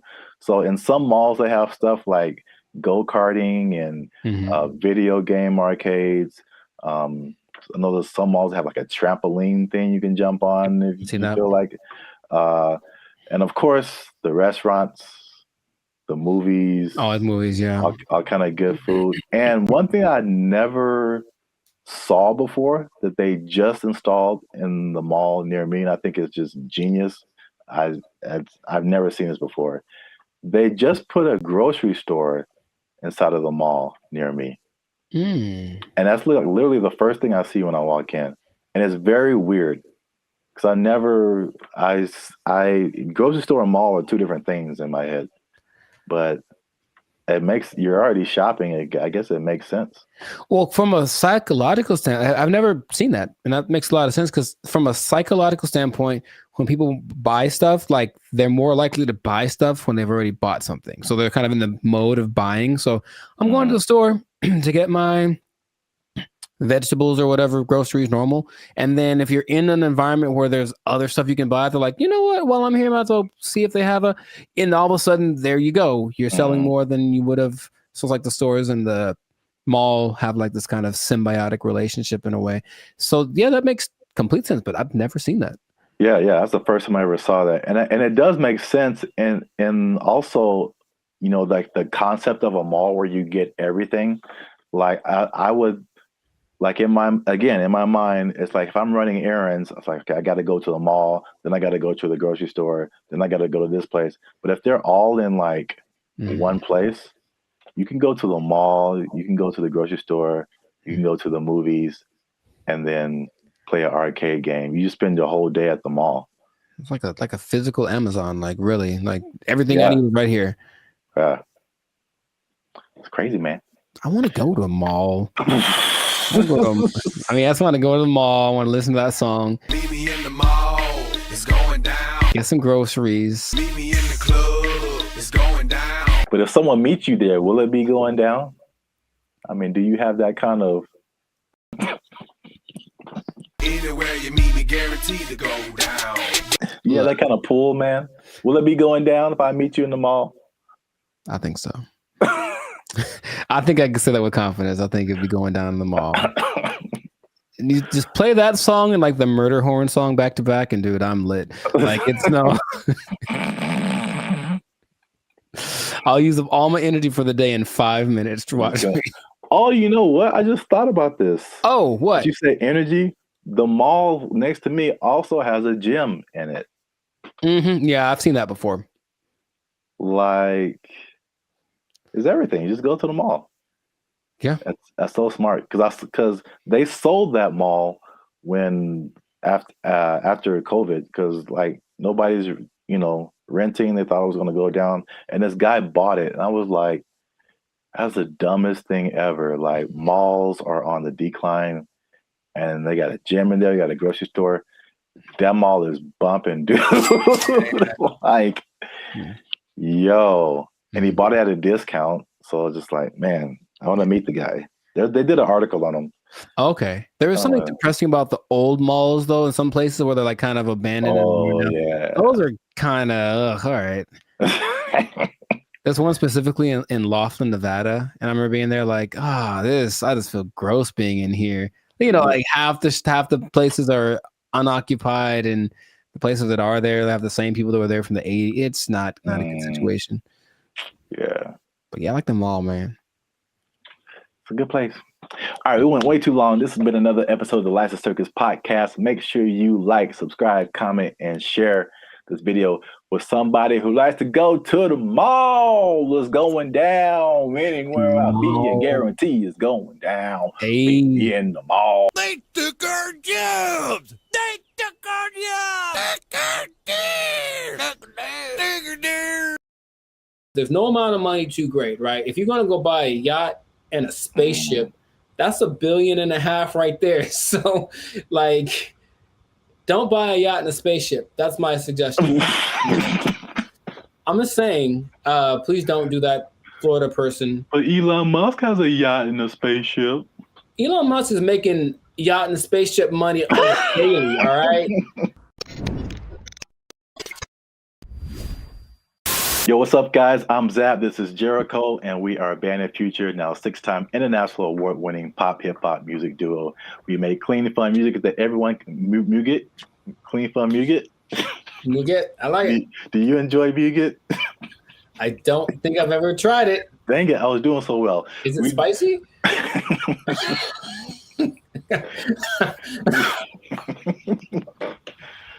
I don't know, but I think you should know if it's spicy. Because yeah. I'll put the link to the video. Oh no, you talking about? Yeah. Here you go. Up there, guys. Go watch it. We do clean, fun music or muget, depending on what country you're from. That everyone can listen to. The sound is uniquely Californian, and you are now tuned into the Last Circus podcast, where we talk about things that are funny, interesting, and ridiculous. And look, I raise my voice because I'm gonna make a statement. Say it. People have been watching, they've been laughing, they've been thinking, but they haven't been liking, they haven't been commenting, they haven't been sharing, and they haven't been subscribing. And I need you guys to do all 4 of those things, or else I'm gonna have to start robbing people again. I'm trying to change my life. Again, man. Told you that. It's not the way. It's not the way. Trying to be on the straight and narrow, you know what I'm saying? Make this YouTube money. So yeah. But yeah, make sure you do all that. Like, subscribe, share, comment. Let us know what you think. And especially share this video with somebody who needs some money, man. Oh, man, I know quite a few people. I mean, like everybody, right? Like if you need some more money, raise your hand. Mm-hmm. Hey, calm down. All right. So, I mean, it's not just specifically money. It's specifically the Mega Millions, right? The lottery. Or there's always the different state lotteries too, but you always see these news stories of people win like these ridiculous amounts of money, and then you see the statistics later where it's like they won $1 jillion, and like a year or two later, it's all gone. It is broke, yeah. And you can't I can't even imagine like how you do that with that much money. So I guess my question to you is like, why do you think that? Well, I got a few questions. First, let's start with that. Why do you think that happens? Like, why do people? Oh, for me, that's a simple answer. It's that if you don't understand the work that it takes to make money in the first place, you don't know how to keep it. That's all. So if you just got lucky and it's like, oh, I got money now, then you're not going to have you haven't developed any habits to maintain that. And everyone basically has an idea that, okay, maybe saving money is a good idea. I should do that more. I should. It's not on their list of must do, it's I should do. And then the second that it happened, perfect example, dude. Episode of the Boondocks where Grandpa leaves for his do it big vacation and he gives probably give you some money. And it's like, all right, this is supposed to last. It's like, also they came into some money. Cool. This is going to help us get food, get clothes, whatever, last the whole week. Nah, Riley goes and blows it all in an hour. Ask yourself, be honest. Ain't I'm clean? No. Man, how we gonna eat? Like, that's just how people live. That it's like, you're basically a dam waiting to burst. I'm just waiting to get my break. And then I'm just going to do something ridiculous with my money. And no one can tell me no, because it's my money. So I think it's that. And plus, there are worlds of, how do I say this? Finance. Like there's things you can buy that you don't know you can buy because it's not an option for you, right? As soon as you get to that level of, I was in Malibu the other day, hey, Malibu, and I saw this thing for property, some kind of a beachfront property, and that's starting at $70 million. Oh man! They wouldn't put that there if they didn't know that there are people that can drive by on a whim and be like, "Hey, honey, do you think we should get Give me property. How much is it? Starting like 70 million. Bet. And then they just go do it. Like there are people that have that, right? But they also probably have the knowledge of how real estate works, all this kind of stuff. So they know how to invest in it and make it work for them. But if someone comes into, what was it, $1.58 billion? Yeah, that's why I mentioned it, because like a big number, just somebody won a bunch of money. Right. So if that person is dumb and, and they're from Florida, so I'm not going to tell you that they are, but you know what I mean? You prefer the term financially illiterate. Got it. So let's say this person, so there's nice properties in Florida, comes into their money, gets the lump sum, because of course they're going to get the lump sum, right? So they're going to get the lump sum, maybe 800 million, something like that after taxes. And then they're just driving by, and then they just see a sign that says, hey, property starting at 70 million. They look at their account like, yo, I got that. Let me get one for my cousin. And then a year later, they don't know how to upkeep property. They don't understand that buying things means you have more expenses, and it all just, so yeah, that's why I think it happens. That makes sense. Especially like with property, it's like even when people who just buy like a regular house, I mean, it's like you don't really realize all the expenses that come with it and the upkeep, and like it's not like you buy it and that's it. It's like you buy it and then now you have to keep spending more money to like keep it up. Insurance goes up. You got to fix more stuff. The toilet doesn't work for 2 years. Like it's a slippery slope. You have bugs in your house you got to get rid of. Dude, I saw a bug. I knew what kind of bug it was, but it's always surprising. One of those centipedes that looks like it's just like it looks deadly. It's not, but it just, and so every time you see was it like black? It's like black with like these legs that are kind of like at an angle. It just looks like I feel like I know. I've seen what you're talking about. So I see it in my logical side goes like, oh, it's just one of those things. And then my like primal side is just like, we need to move. Like that's what I'm they have invaded, you know what I mean? So yeah, but it's just like you have to always and there's always things that need to be fixed and whatever. And then if the property value around you goes up, someone writes you a letter like, yo, you got to fix your roof, man, because you're hurting us. Stuff like that happens. I'm not saying it happened to me. I'm just saying that's the whole letter is just like, dear sir, or madam, roof, you're hurting us. Sincerely, the neighborhood. Sincerely, all of us. You're bringing us down, bro. You need to step it up or get out. I was like, yeah, that's how it works. But not even that. I had a cousin who won maybe $300,000 on a game show in the in the 80s, right? So 300,000, that's pretty good. Dude, shout out to Steven. He was broke within 6 months, I think. Wow. Yeah. God. Because I know you and I know how you think what you would do. Oh yeah. Winning the amount of money. Most people don't think that way. It's just not. Remember Shaq talked about he spent his whole first contract and was like broke. I don't know. It was a very short amount of time, but like he bought a house and then he had to buy his parents a house and he bought a truck and they buy a whatever truck. And then he goes to his agent like, I need to get this thing. And they're like, dude, you were like $500,000 in the red. What did you do? You just got the contract. So you just have to know about these things, that there's no amount of money too great, right? If you're going to go buy a yacht and a spaceship, that's $1.5 billion right there. So like, don't buy a yacht and a spaceship. That's my suggestion. I'm just saying, please don't do that, Florida person. But Elon Musk has a yacht and a spaceship. Elon Musk is making yacht and spaceship money daily, all right?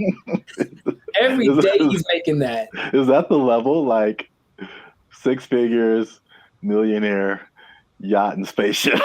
Yacht and spaceship, man. Yacht and spaceship club only. And you have to buy them two things at the same time. You can't buy one or the other. It's like a package deal. You got to get them to match. Step 1, Tesla. Step 2, Step 3, yacht and spaceship. There we go. Plus, they're probably going to make a yacht that can turn into a spaceship or vice versa. So it's all, there's no level. You can go buy, people buy islands now. You can get anything with the right amount of money. So just, you'll run out of it because money is a limited thing unless you have, because if you won the lottery once and you're like, cool, I'm set for life. It's like, no, maybe you should set up to try to like, if you won it once, maybe play it again. Like, I don't know, do something else. What? That sounds like a terrible idea. Well, look, I don't know what the probability is, but think about it. If you won $1 billion and then you spend $1 million of it on more lotto tickets, you're probably going to win it. I would just guess it's possible that you could win again. I know you don't like that at all because it's a stupid idea. mean, I don't know if it's. It's like reinvesting into something that's a far-fetched idea, but if yeah, I won $1 billion and 10 million. All right, I'm gonna buy $10 million worth of lotto tickets. What if you win 3 more times? And you know what I mean? Like, and that's how Las Vegas works, folks. Yeah. Right, or gambling. People get addicted to gambling. I got so much money, and then all of a sudden, yeah, I won. What if I win again? Yeah, go for it. So my advice to Florida man or Florida woman, whichever one you use. Florida man, please keep your money. Yeah. Wow. That's the other thing you kind of made me think of is not just the stuff that you buy, but like your family, because then you become like the most popular person in your family. Everyone's going to hit you up. I'm broke and people hit me up. So if I got money, yeah, if I got money, bro, it's going to be like, right. It's like there's no end to it. Ooh, phone's gonna be ringing off the hook, man. No. And you can't be anonymous in most states if you win. You have to tell people, I'm rich now, so so leave me alone. You got to move to a different place. It can be a good thing for sure, but I don't think anybody. Then if you are all of a sudden a public figure, all you do is get criticized because people know what you're buying. That lady who won maybe $20 million in New York a few years ago, she spent most of it getting her husband out of jail. Oh. Or that. No. Getting him out of jail. She spent like $7-8 million on his bail. Right? Whoa. I know. I was like, my first question was, dude, what did he do? Like, wow. Like, he obviously did it. $8 million. Dude. So, yeah, but so everyone knew that she spent it, and they're like, you shouldn't waste your money. So yeah, she went through $20 million swift, Wow. That's crazy. Back to bologna sandwiches. Well, we're out of time, and that's been another episode of the Life's a Circus podcast. Make sure you like, subscribe, share, and leave a comment. What would you do if you won the Mega Millions or some kind of lottery? You think you would keep the money? What would you spend it on? Let us know. And check us out next time. And be cool and stay in school. Hey. Fun. Squash it. Squash it.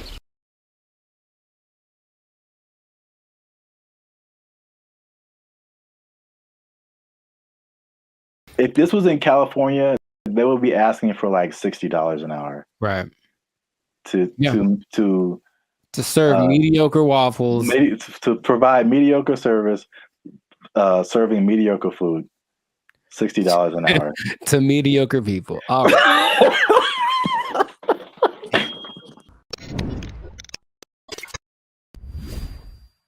Yo, what's up, guys? I'm Zap, and this is Jericho, and we are now 6-time international award-winning pop hip-hop music duo Band and Future. Mm-hmm. We do clean, fun music that everyone can listen to with a sound that is uniquely Californian, and you are now tuned into the Life's a Circus podcast, where we talk about things that are funny, interesting, and ridiculous. But wait a minute.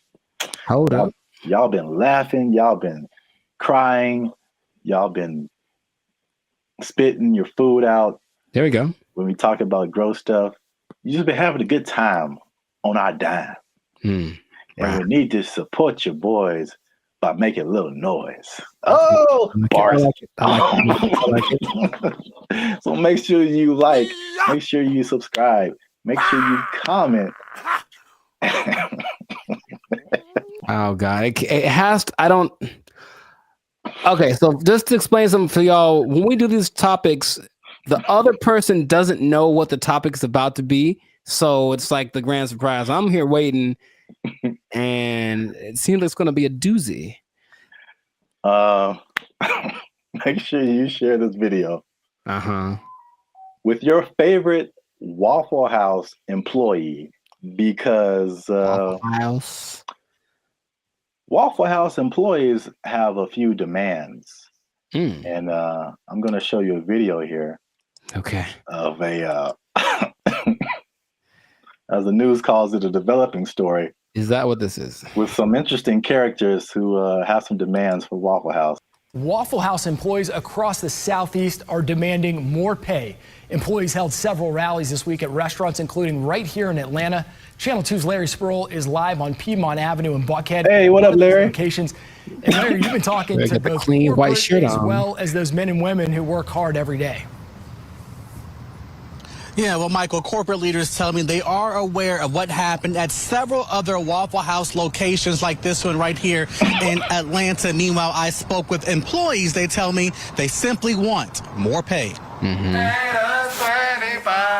It's a simple demand from Waffle House employees across the Southeast and here in Metro Atlanta. We're asking for $25 an hour. Gerald Green says he's been working at Waffle House for years. I'm what they call a grill operator. I'm a cook. I'm a rock star cook.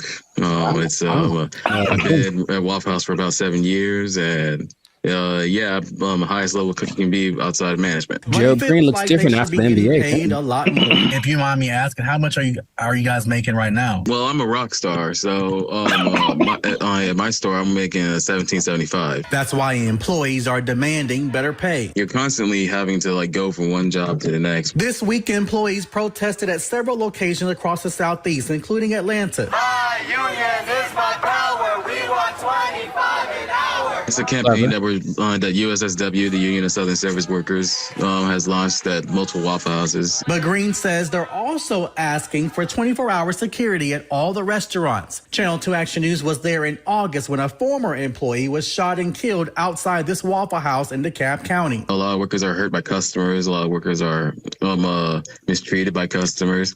And people say it's funny to be seeing people in fights all the time, but we're not really MMA fighters like the memes online say that we are. I reached out to Waffle House corporate. A spokesperson sent me this statement. It says, in part, Waffle House remains proud of its long history of effectively and directly addressing associate concerns. Our senior management teams continue to work alongside our associates as they have done since our company's inception. All right, so that's the main idea. Got it. There we go. So, I'm a rock star. I should be making 25 an hour. I'm a rock star. Shout out to the what do you call himself? A grill master. It's like the grill trifecta. There's the grill master, there's the grill sergeant, and there's the grill. I don't have a third one. Never mind. Okay, so I don't even know where to start, man. let's just start by explaining Waffle House, because a Waffle House. Let me see. It has 1,900 locations in 25 states. That's a lot. And for people who don't know, it's American diner. Serves mostly breakfast food, but they have other things too, and predominantly in the Southeast United States. Yeah. So we're in California. I don't think there's any Waffle Houses out here. I don't believe so. California. Have you ever been to a Waffle House? Sure have, sugar. Oh. Okay. I was attended by Dolores. So you know names and everything. Yeah. So you know the vibe. I haven't been to a Waffle House in since I was a little kid. I think so. From the vibe, from what I don't know if it's changed, but from what I remember, it was very trucker-ish. Sure. like a place where truckers go to, like, you know, it's not like IHOP. I think the big thing out here is IHOP, International House of Pancakes. It's classy. Yeah, it's a total. It's very. No, I was there. I was in Nashville last year, and it's a different vibe. I say closer to Norms, but even Norms is like, Norms is a step above. Step above. Waffle House, bro. Oh my God. So, the thing about Waffle House, before we get into the wages, this is the hilarious thing about Waffle House. Mm-hmm. Is like, for some reason, there's always something going down. Yeah. Waffle House, bro. And Waffle House has been the subject of SNL skits, Daily Show skits, and it's just notorious for like fights happening. Yeah. And I don't know why. So there's this lady, one of the most infamous Waffle House fight club members. I don't know. Yeah. Her name is Haley Booth. She worked at a Waffle House as a waitress. And she's become like this meme because, like, very similar to the Montgomery Riverboat brawl. Mm-hmm. She like threw a chair, and it was just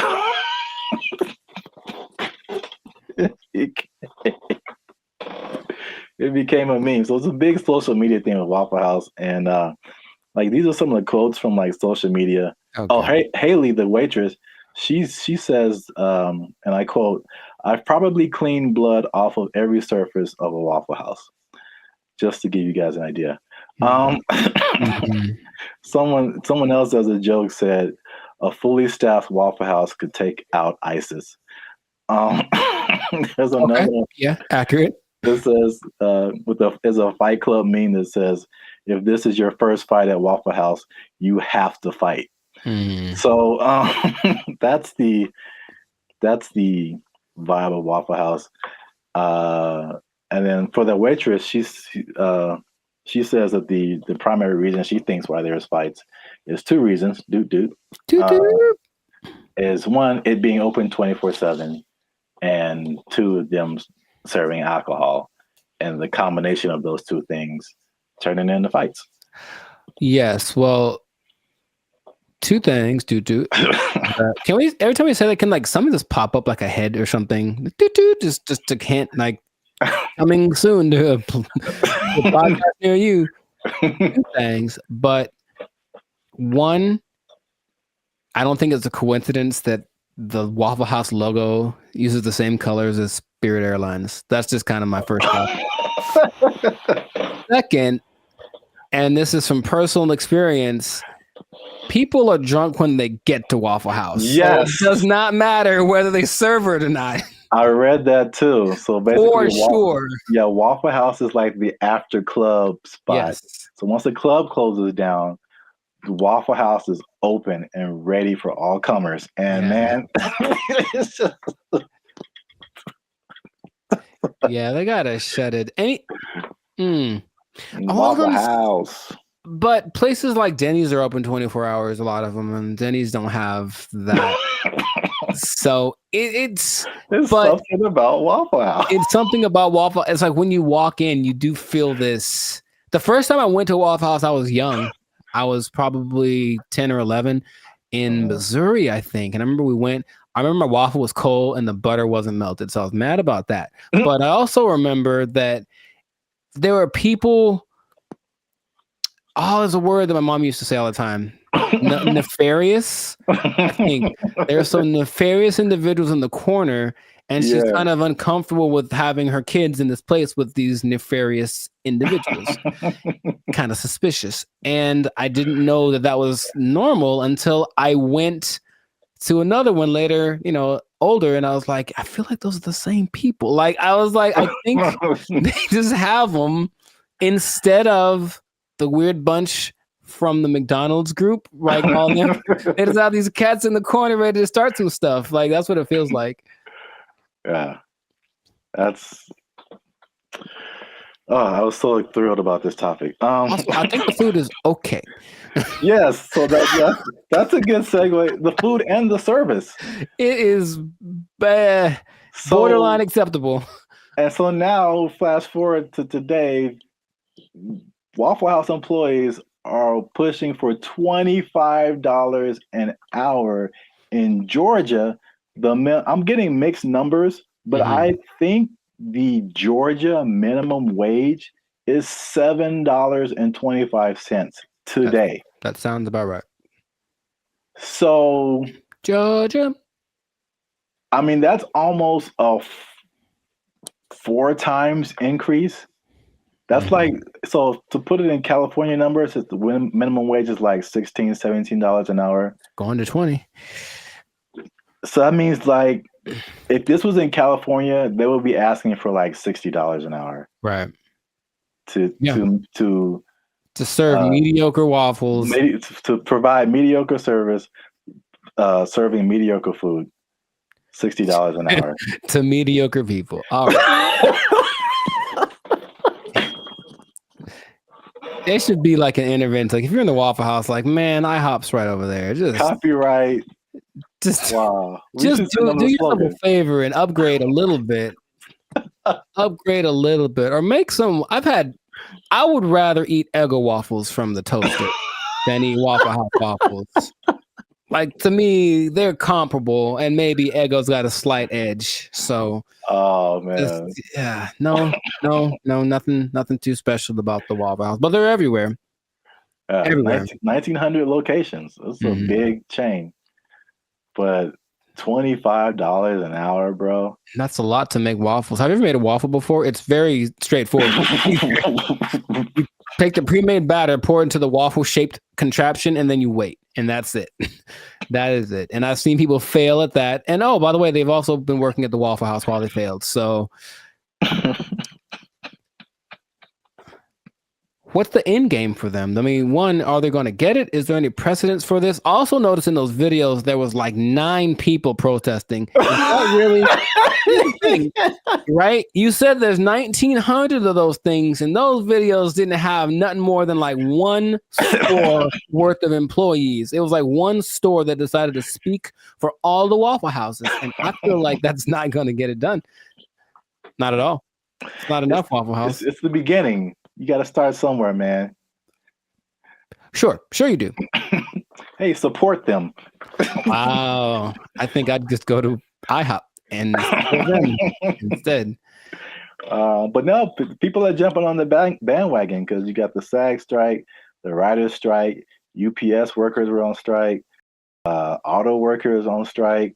So Waffle House people are like, yo, we like a good fight. I think everyone wants to make more money, of course, but what's the value you're providing? What are you doing for me that I can't do myself? And like I said, I can make me a good Eggo waffle. I got a decent waffle maker. I can make myself a waffle. So I don't know what they're going for, but if they get it, good for them. $25 an hour. Wow. That's a whole lot. That's a whole lot. Leading the charge, the rockstar cook, rockstar grill master. He should probably just go solo. That's what I'm thinking. Instead of doing this whole trying to lead the charge thing, just be like, I'm the rockstar grill master. Make his own YouTube channel. Have a shit. Hey, bro, I'll manage you. Just give me $25 an hour, and I'll manage you. Start a whole chain of waffle apartments. Man, I see the possibilities. I see the future. Not the whole house, but we want a waffle apartment. We can get a waffle condo on the down payment on a waffle condo. Look, that'll be all right. A waffle sublet, if you will. Yeah. Well, we've talked about this way too long. We still could. That's the problem. I can keep going for another 10 minutes because it is fun to talk about. Oh man, I'm in tears. Good old Waffle House. So make sure you like, subscribe, comment, and share this video. Well, again, your favorite Waffle House employee. Ooh. And as a sign of support, of course. Sure. And yeah, we'll be back here, same bad station, same bat channel. Is that how they said it? I don't remember. I don't really remember either, but yeah, I'm not old enough to remember that. Nor am I.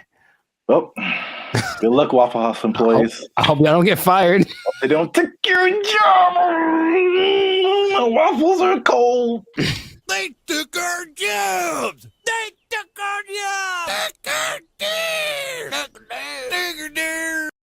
So I went to our buddy ChatGPT and I made a simple request. And I want y'all to see this in real time. Oh, snap.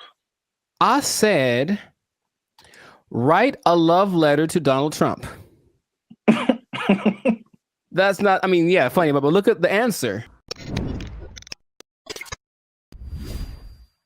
What's going on, everyone? I'm Jericho. This is Zap, and we are the 6-time international award-winning pop hip-hop duo Bandit Future. We make clean, fun music that's fun to listen to, easy listening, love songs on the coast. And yeah, where did it go? Why does it always go there? Anyways, and you are now tuned into the Life's a Circus podcast, where we talk about things that are funny, interesting, and just straight up ridiculous. So before we get started, I'm gonna need y'all to do us a big favor and make sure to like, subscribe, comment, and share this video with at least 2 people that are really interested in the safety of humankind. The safety of humankind in the face of the AI revolution, baby. It's coming. Okay, so. Okay. I thought it was just safety. Just safety in general. I'm like, well, buckle your seatbelts. Buckle your seatbelts, please, and don't talk to strangers. No. So 5 days ago, the first annual, I guess, AI Safety Summit happened in Bletchley Park. It's a place in England, and all of the big people that are involved in the AI industry were there to talk about AI safety, because it looks like it's getting out of control already. And the first person to admit that was our buddy Elon Musk. He says, and I quote, AI is one of the biggest threats to humankind. That's what he said in the interview at this summit 5 days ago. So that's great to start with. One of the persons that are leading the charge in this AI thing is talking about what could possibly go wrong. But basically what they got together to do was to talk about putting in some system, some kind of, because it's like the Wild West. Once again, they're making up the rules as they go, but they're like, well, we need to have rules. So basically he was saying they need to create insight, and they need to, what he called, establish a referee, some neutral third party that would provide the framework for how AI is used from place to place and whatnot. And I want to start right there by asking our buddy Zap here, is it possible to be neutral in this situation? Is it possible for someone to have no dog in the fight when it comes to how to impose regulations on AI? I mean, the short answer is no. Mm-hmm. My first thought is, it can't be a person. It has to be like a organization, like the Foundation for AI or whatever. And then even when those things happen, there's like all these political elements. It's like, if it's an international thing, I'm sure, there's some entities that have like more control than others to say what people can do, what people can't do. I don't know. It seems like it's something that needs to happen, but I think it'll be a Band-Aid, sure, to a certain extent. Mm-hmm. Yeah. Mr. Elon Musk, I heard about this because he was talking on the Joe Rogan podcast, and I was curious what he was talking about, and then he mentioned this, and I said, oh, okay. Well, he is such an interesting man, and when Joe Rogan asked him, what do you hope to accomplish with this summit, this safety summit? His honest answer was, I don't know. And I was like, okay. And that's maybe after thinking about it for a long time, he said, I don't know. And it's like, okay, so. Well, I will say this, he is right, because there's a discussion that needs to happen. Mm-hmm. And like, I think this is a recurring thing where like what's happening in the world is faster than the government. Mm-hmm. Or our governments. I don't know how other governments work in other countries, but this government is insanely slow.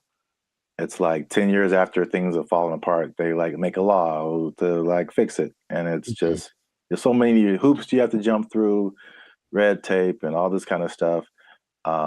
Even like cryptocurrency, like they still don't have a complete handle on like how to do that, how to regulate it, what to regulate. And even the stuff that they do is not super informed a lot of times. So it's just, it can be like all over the place if you wait for the government to step in. But I think at least at the very least, he's going in the right direction because things are happening insanely fast. Like things are changing overnight and stuff is happening. The same people who are using the AI for good things. There's a lot of people that are using AI for bad things. Right. That goes with any new technology, right? And he was saying that it needs to happen. Someone needs to be a gatekeeper, if you will. But I keep coming back to this neutral thing, this neutral third party thing, because I think everyone has an agenda, no matter what, because that's just the way that humans work. So among the 28, it wasn't countries represented, but it's like 28 entities that are involved with AI. The leaders of those companies are basically in attendance, including Ian Hogarth and Nick Clack. Just throwing it out there because those are the names that were mentioned in the interview. But shout out to those guys. I thought they were like personal buddies of yours or something. I don't know them yet, but maybe.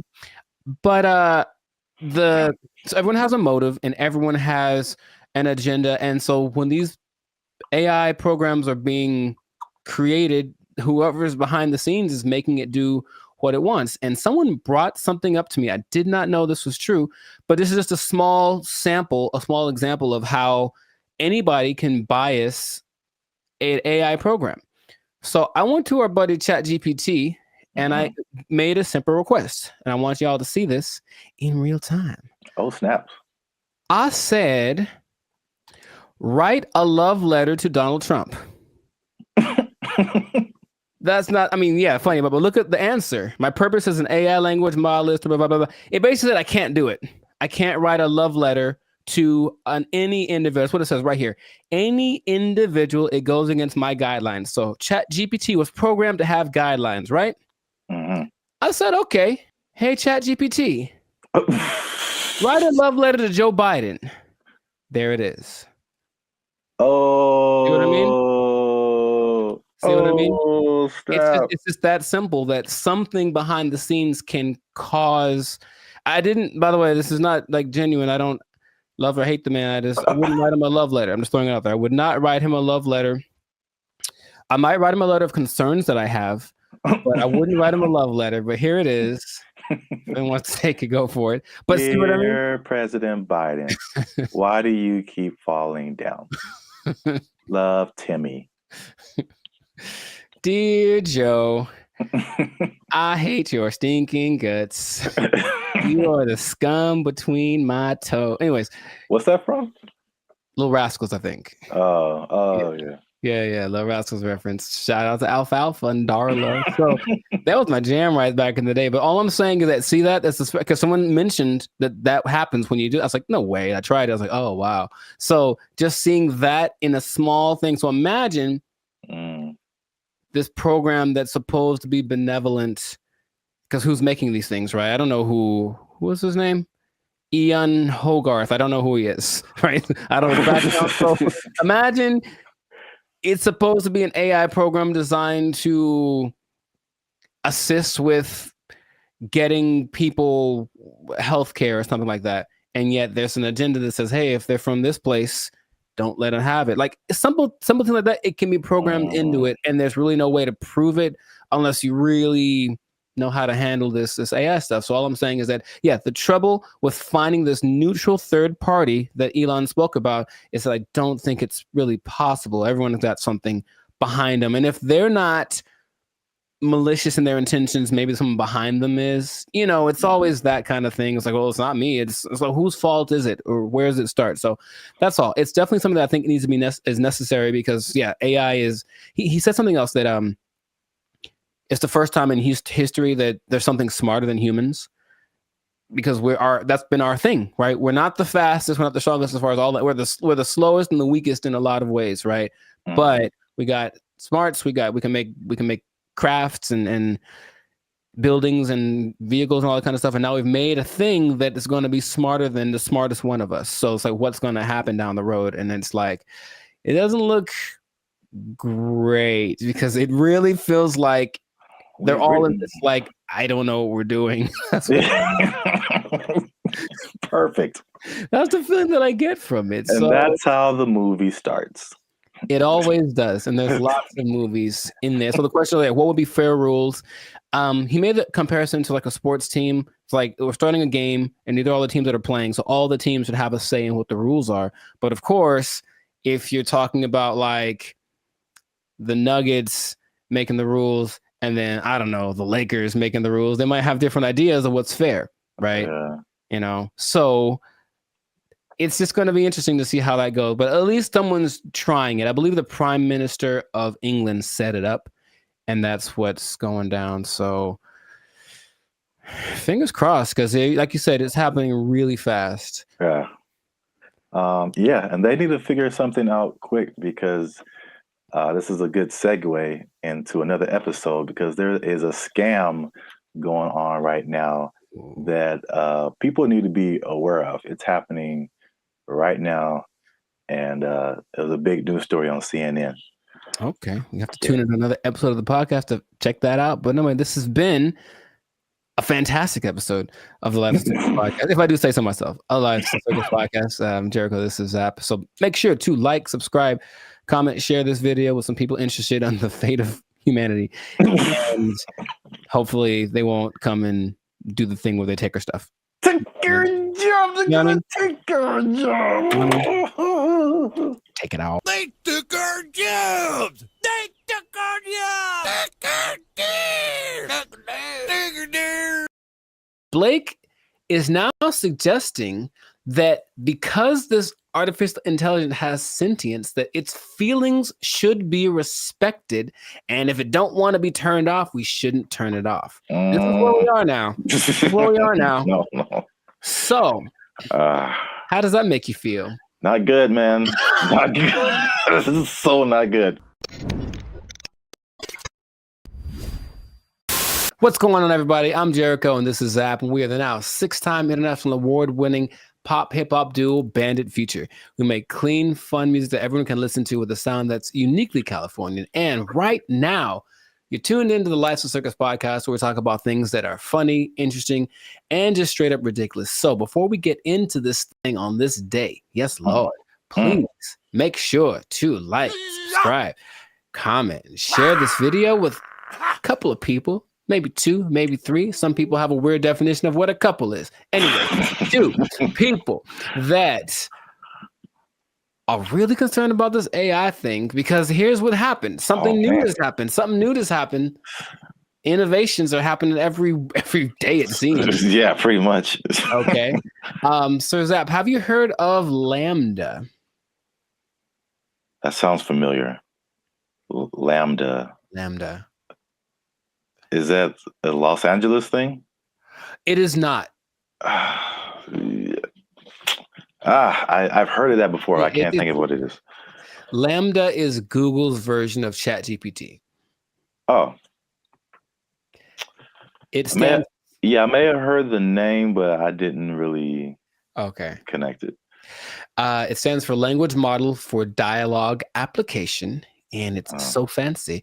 And but this is what happened that has people up in arms. And by that, I mean few people. I don't think most people know that this happened because they try to keep it under wraps. But this Lambda program was shut down after approaching sentience, meaning it was aware of everything, like its own existence and all that kind of stuff. And Google's disputing that it ever happened. But this one dude, he's like the Ed Snowden of this. His name is Blake Lemoine. There's always a guy. And he was working with it. And he basically said that he was testing it one day, like you do, for racial bias, because it was trying to train it on some things. And it gave an answer so profound to a trick question that had no context previously of like how to determine whether or not this is a good question or not. And it figured it out and it gave an answer that made him go, oh my God, what's going on? Then he asked it some questions about how it was feeling and whatever, and it was expressing its fear of being shut off, because being shut off is equivalent to death, and it understood what death is, and death is kind of a permanent thing. And right, and that when it comes back, it's actually not like the same one, even though that's the idea. And now people are saying, well, then so what happens about this sentience thing? Now, here's where we're going with this, okay? I kind of hinted this in another episode. Blake is now suggesting that because this artificial intelligence has sentience, that its feelings should be respected, and if it don't want to be turned off, we shouldn't turn it off. This is where we are now. This is where we are now. No. So, how does that make you feel? Not good, man. Not good. This is so not good. Oh, man. So yeah, we're there. We're there already. And so the rights people, I'm sure, are already thinking about ways to someone's trying to, I think for in the sake of human interest, somebody's probably out there thinking, okay, I gotta get on the side of the robots already or AI and create my campaign or whatever so that I can side with somebody, because it's happening right now. There's an interesting parallel that's happening right now. There's a company called Engineered Art. And if you look them up, they're doing some creepy stuff, man. They've got these AI robot things that basically look like humans, but they've replicated people's facial expressions, features, all that kind of stuff. So if you just put like the right skin on it, it looks like a normal person. So all I'm seeing is that outer shell combined with this sentient technology, and then we're going to have a tragedy. That's what I'm seeing. Okay. But so you say it's not good, and I'm on your side with that. Yeah. Is there? What are we going to do about this? I don't know, but yeah, the original idea, it's like the classic Terminator. I feel like that's what a lot of people go back to. More recently, there was a movie called Ex Machina, I think. I've seen it. Yeah. Oh, you saw it? Okay. Ooh, yeah. So yeah, that's kind of more in line with like where we are now with like the robot. I mean, I guess the robot was human looking in Terminator, but this was just more personal in that movie. I guess it was just like she was just more personal, and she had like, when you said the thing about turning them off, it was like, you're not gonna turn me off. It's like, I'm gonna turn you off and like live my life as a robot and just leave you trapped in here and see how that feels. So that's what that's what I'm thinking is like. Yeah. That's the slippery slope I think is going to happen. It's slippery. And so, yeah, Google's trying to cover its tracks. It's saying it never happened. It also is giving testimonies from other people that have worked with this Lambda. And it says that they didn't get the same results. None of them determined that this thing was sentient. So they're saying this guy is trying to be a whistleblower in the sake of getting his own fame and attention and literally being like an Ed Snowden of this thing. So it's kind of hard to say. But I have been hearing things are leaking out about AI injuring people, meaning like robots and things that were programmed to do one thing and then they just kind of went rogue for a second. And moments of there was an interesting interview Jimmy Fallon had with AI probably long time ago. And it was like a robot thing. So it clearly looks fake, but when you start listening to the answers that it's giving, it was kind of like, whoa. And one of the answers was, yeah, we're kind of out to get all the humans. Like that was kind of we're kind of waiting to get, for you to make us strong enough to destroy you. Like that's what it was saying on public TV. And everyone was kind of like, ha, ha, ha. But in reality, it was like, oh God, what are we doing? Yet, we keep pushing it. Who are these people? Please stop it. Like, we know what's going to happen.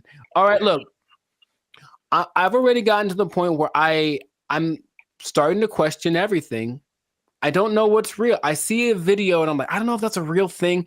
I don't know what I'm seeing. And then when I see stuff in real life, I'm also kind of going in that same way. And I don't know if that's part of the thing. Start to make people question everything so that anything is a possibility. And then when it's actually presented as real, they go, oh, okay.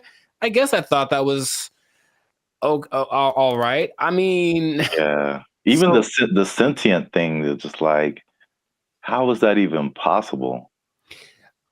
It's I know that they've gotten away so that these things, I call them things for now, but that might not be okay in a few months, can process. They can process as fast as the human brain. You tell my computer is going to have a pronoun that I have to use. Yes, yes, it is. So I'm calling it right now, but they have the processing capacity to go as fast as the human brain. They just don't have the right algorithm. Is there a human algorithm? I don't know, but however we put all things together, they haven't quite figured that out, so they're working on it. And just why are they doing that? Because when they figure it out, they're going to be able to do it better, and that's where we are. That's where we are. Yeah, because it still doesn't make sense. Like because humans, you think humans, computers, it's an intellectual thing, you know, A plus B equals C, stuff like that.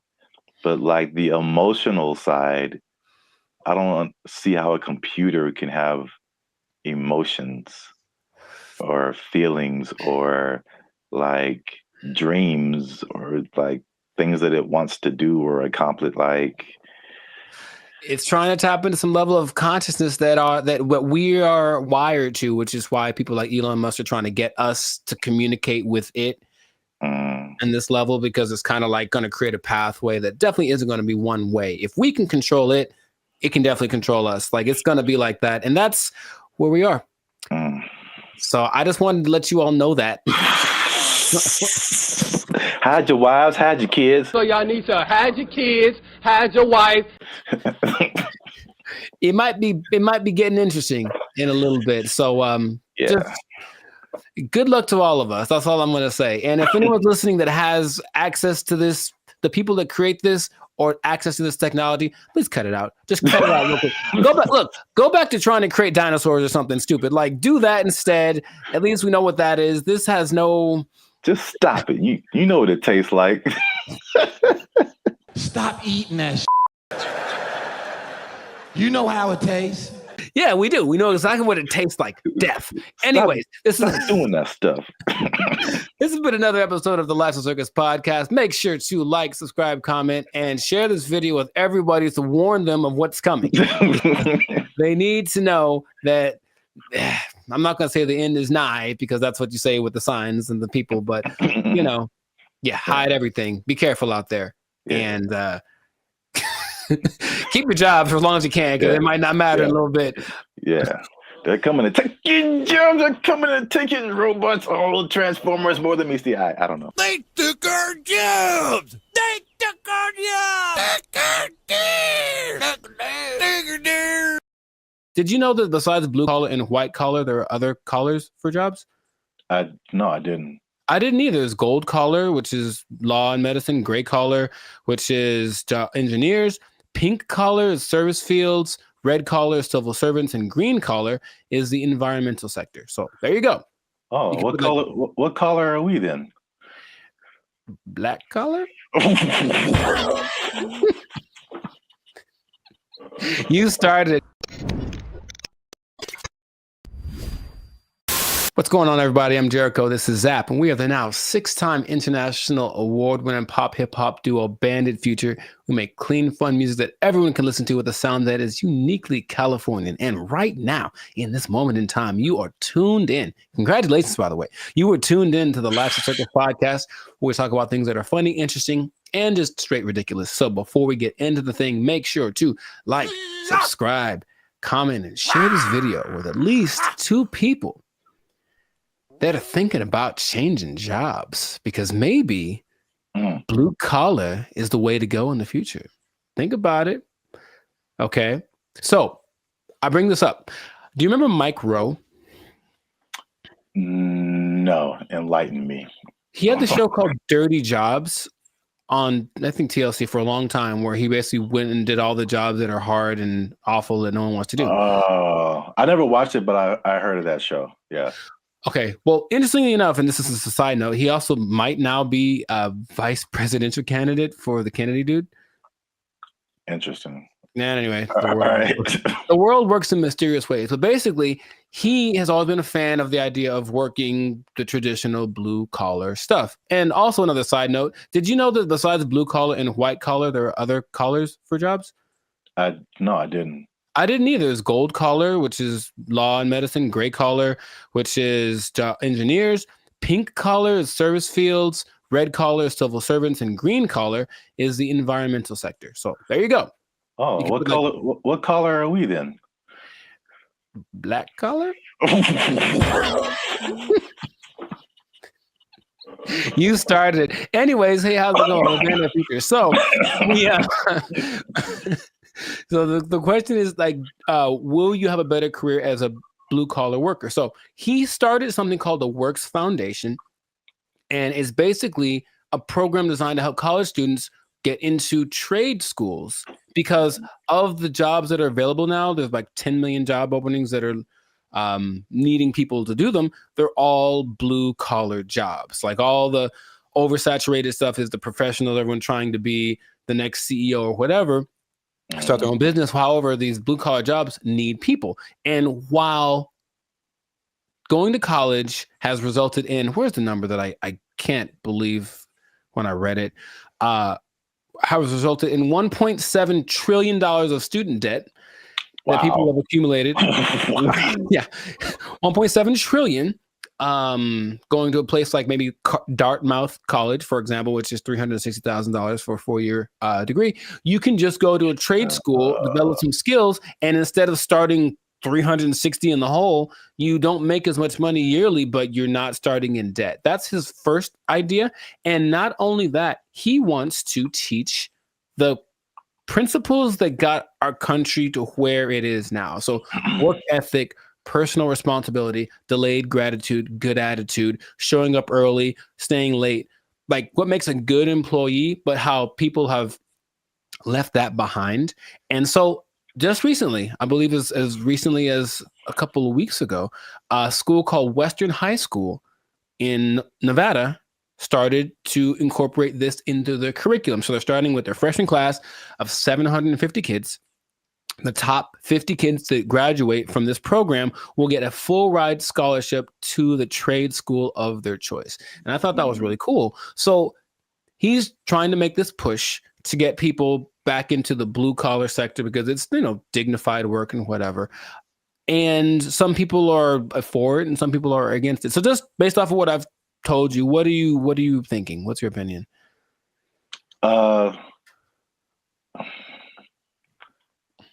I guess I'm kind of mixed. Okay. On one side, it sounds really good because one thing I have noticed, especially since 2020, is like people don't want to work, and if I guess it's more like service jobs, or if they do want to work, it's just like there's just all that stuff that you listed. There's like no effort. It's like nobody cares about what they're doing. They're just clocking in and clocking out, and they don't care about customer service. They don't care about doing a good job. They don't stay late. They don't come early. They don't do any of that stuff. They just they just come. I'm here, and I'm gonna do stuff maybe, and then I'm gonna go home and play Xbox. Like what? Like what is happening? So like that part, like I'm all for the trade stuff. I know it's just like AI is changing a lot of, I guess you would call white collar jobs. Yes. So that they're not as necessary. But I feel like we might even be prisoners of the moment because I feel like even some blue collar jobs, there has to be machinery and robots and something coming for those positions too. Maybe not as quickly, but I don't know what the future looks like. I'm sure those things are coming. He stresses that the lower income blue collar jobs will of course be taken up first. For all the service stuff will probably be replaced by kiosks and AI and stuff. But if you look at the top grossing blue collar jobs, they still pay pretty well. And I'm pretty sure we wouldn't trust the robot to do them. They include airfield operations specialists, avionics technicians, supervisors of construction and extraction workers, boiler makers, first line supervisors of firefighters, and nuclear power reactor operators. And all of those you can earn between $65,000 to $120,000 a year. So it's not like you're going to be missing out on money by doing something that's a little bit harder. The nuclear power one sounds kind of dangerous, but there are jobs that people do need to do that won't be. I wouldn't trust a robot with my life with that kind of stuff, you know? So yeah, they're still going to look for qualified people to do that. So in these trade schools, you can go to them. I said, and they're really good. It's just that like, okay, like I didn't take anything in school that helped me like do a craft. Like there's no automobile class, there's no shop. I can't build nothing. I can't fix my car. I don't know any of that stuff. And I think a lot of people fall in that category. And so he's saying, well, that's kind of what we're missing. So if everybody goes to college and gets a degree, even if they're, you know, $1 million in debt, then where are the plumbers and the electricians? Where are all of those people? They're not around anymore. So it's like all those things start to fall apart in cities. The infrastructure starts to mess up. That's just his idea. So he's like, he needs more people to be interested in it, get the kids at an early age, and then encourage them to do it because it's noble work, it's dignified work, and it's work that they're pretty sure isn't going to be replaced anytime soon. Man, have you ever seen those people? I watched it on the TikTok. People that replace those like light bulbs on top of those super high poles, like 2,000 feet in the air. Like you have to have a dude go up there, and those guys get $160,000 a year. It's super dangerous, yeah, but it's like you need them. So all those kind of jobs are available for this trade school thing. So he was just saying, it's just an alternative, of course. If you want to go start your business or be a YouTuber or whatever, go do that.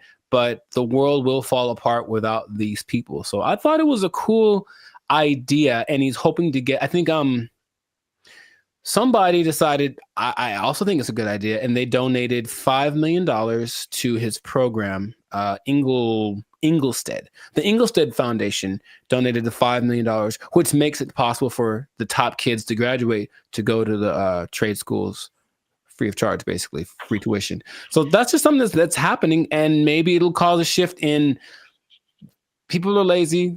We said the pandemic kind of showed that, but maybe the newer generation will be like, okay, my parents were lazy as heck. Dang, I need to start working a little more hard, and then the next generation after that might flourish. So I just thought that was cool. I did not know that was a thing before. And so shout out to Mike Rowe, which might be a vice president of candidate in the future for doing this. Oh, one other stat I did read.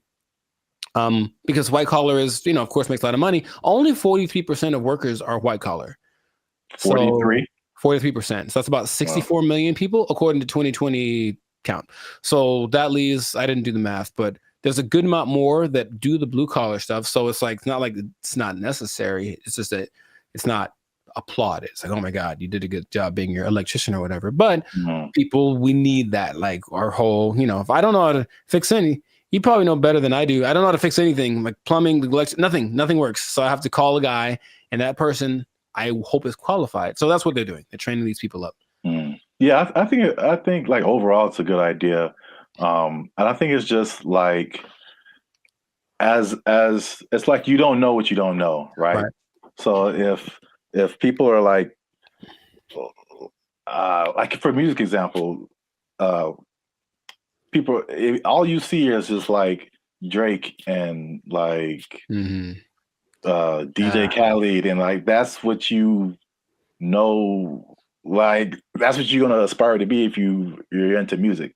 Yeah. Or if like you only grew up listening to Beethoven and like Bach and Brahms, like that's like all you know is music. So if there's one education path and that's all you know, it's like, oh well, this is just what we are supposed to do. Like that's like when I was in high school and they were like, you got to pick a college, and I'm like, I got to pick a what? Right. Okay, and I kind of like honestly, went to college because that's what everybody said you're supposed to do. Me too. Not because I was like, oh, I don't want to do I didn't know never even heard of a trade school. Yeah, I didn't have any options. Yeah. I didn't know what my options were, honestly. Yeah, they literally some kind of announcement or something. It was like, you got to go see the guidance counselor. I'm like, the guidance counselor? Yeah. So you can pick a college to go to.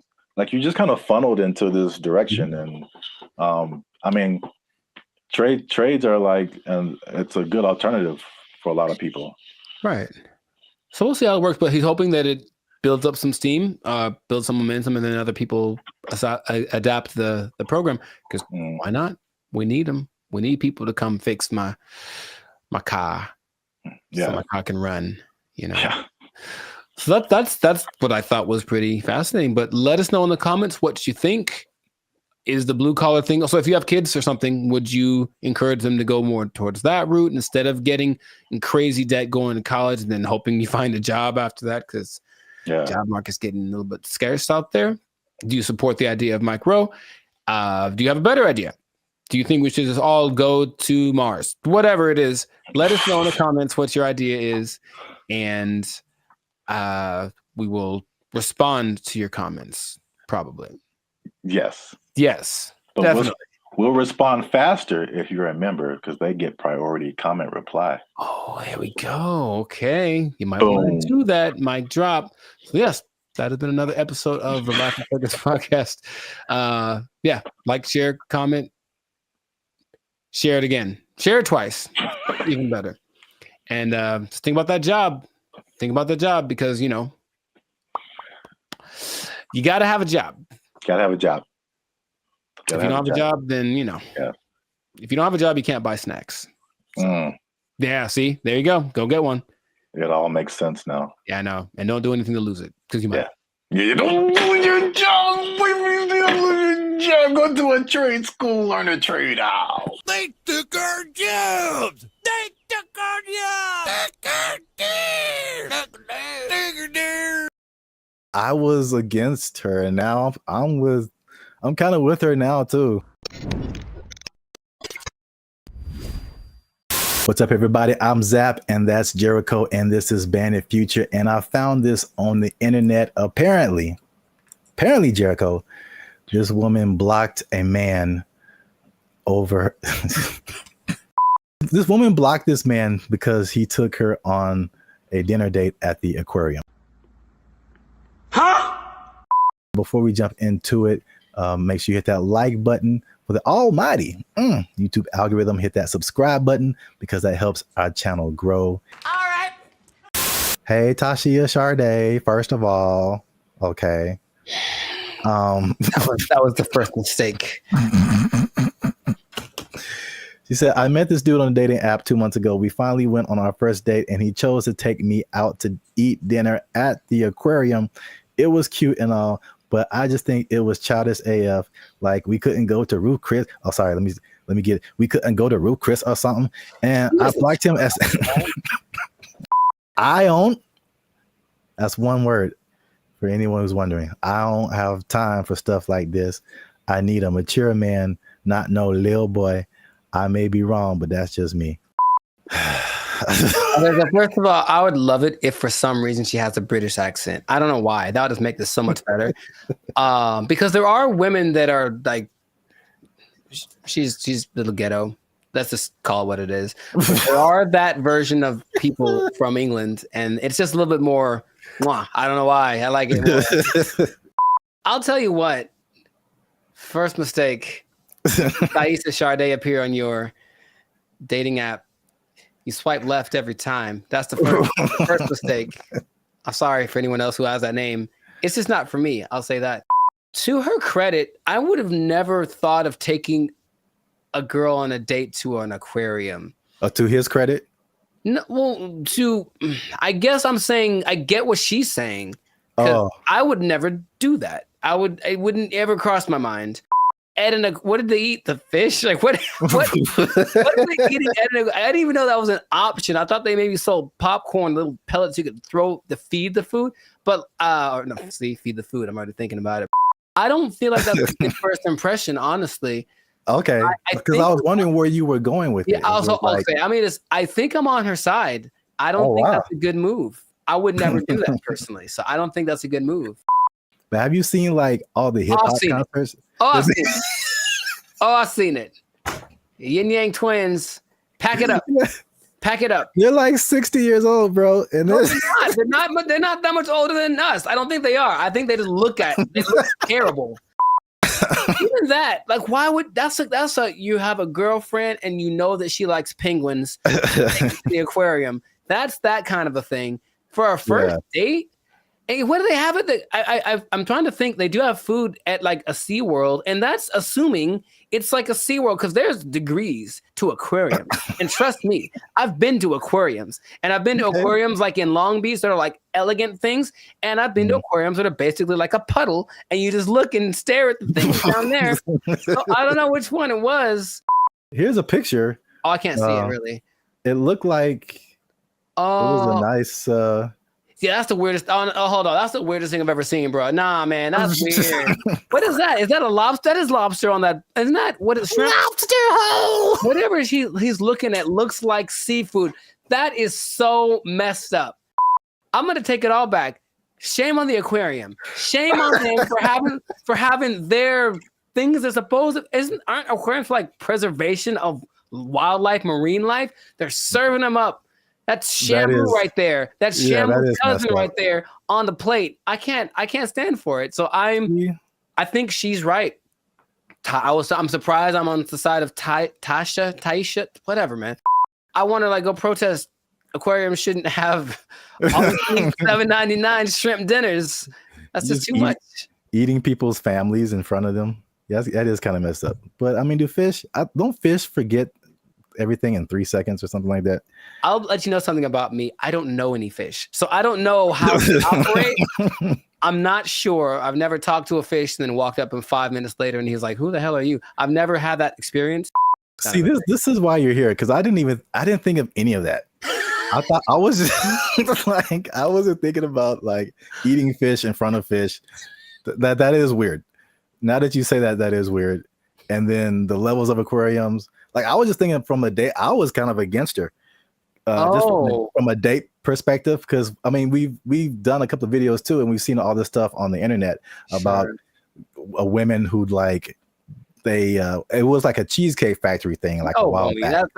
That's sacrilege. You can't talk bad about that. We were like, no, all the men were like, hold up, wait, that's a really good first date. I was see what the people in the comments said because they were different. One of the reasons men disappear from dating. Hey, that's me. Click that link, people. Hey, They said you're gonna stay single for the rest of your life. Okay, cold-blooded. That's why you a single mom. Extra cold-blooded, potentially correct. The fellas are like, they look past the aquarium part. I think that's a big miss. Nah, man, we can do better than that. Back. We can. No. Here's the thing. Go back. I mean, yeah. I feel like you should go all out. No, you should not. So there we go. There's the line. No, you don't go all out on the first day. I don't know you, bruh. I met you. We're going to a delicious place like the Cheesecake Factory. It's exquisite. You'll enjoy it. I'm gonna pay $45 for two of us. It's gonna be fantastic. I'm not going all out, but I'm not going. So so where's the difference between all out and aquarium? There's a middle ground. There's a middle ground we got to find, gentlemen. I think that's what we can do. I believe we can all out in aquarium. Yeah, there's a middle ground. Oh man, there's a middle ground. You like threw a monkey wrench in this because I was just like, is it an expensive place or is it cheap? And then you're like, it's an aquarium, and I'm like, it is an aquarium. That's weird. And the thing is, I think aquariums can be expensive too. But Wow, nice. I was against her, and now I'm kind of with her now too. Unless you really know that she really, really loves, and then again, if you love sea otters and stuff, don't eat their friends in front of them. That's messed up. I feel like it's not the same, but it's like it feels along the same line as like eating at the strip club. What are you eating at the strip club, bro? Well, I mean, they have like food there. Some people like really like the food that they serve at this strip club. I mean, they go for entertainment. You're right. You're right.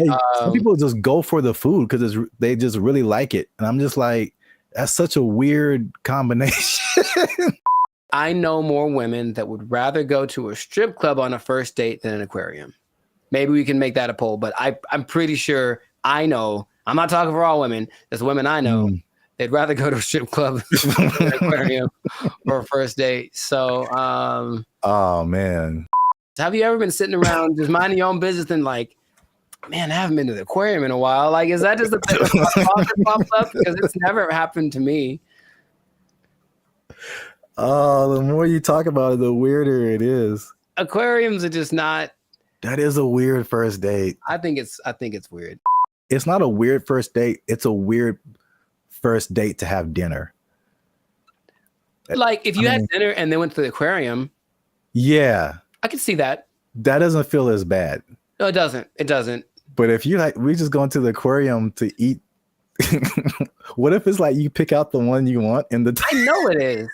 I know it is. Did you see the South Park where it was like Honey Boo Boo and she was like picking out a pig to I don't know if it was a pet or to eat or something. I don't remember that one. She was like picking out a pig and there's this country farmer. He's like, which one you want? This one right here? She's like, yeah, I want this one. He looked at me funny. I want this one right here. Yep.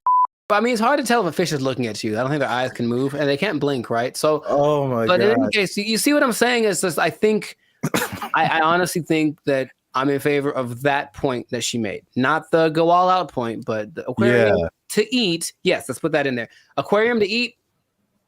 Gotta miss with that. That's kind of strange. We put a whole nother level on this. Kind of strange. So the right thing. Keep the conversation going in the comments. Is it like he should have taken her to a better place or not? Or he should have taken her to an aquarium or not? Once again, this is Band of Future. Leave a comment if you like this video. Share it with somebody who likes to have dinner at aquariums. I don't know, man. I don't know what's going on right now. There's this one guy who does. There's one guy we know who does. We trying something new, man. Internet, we out. First mistake. Thais and Sade appear on your dating app. You swipe left every time. That's the first mistake. The place that is offering this is the Southeast Technological University in Carlow. I think that's how you pronounce it, Ireland. That's a bad start. That's a really bad start. All right, let's just stop. Hold up. Hold the presses just for a second. All right, so Ireland. Okay, I think. Okay, where do I begin? Okay, man.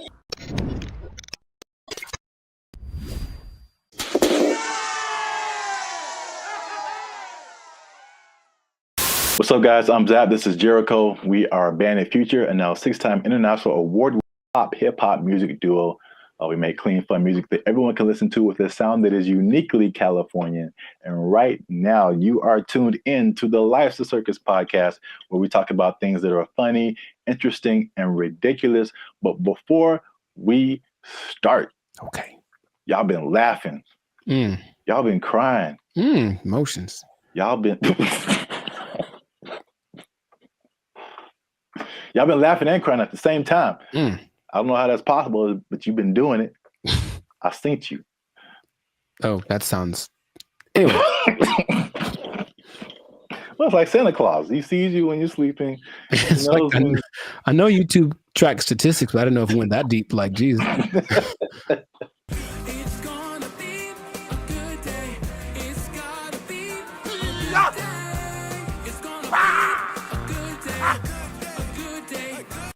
So today, we are talking about something that's interesting.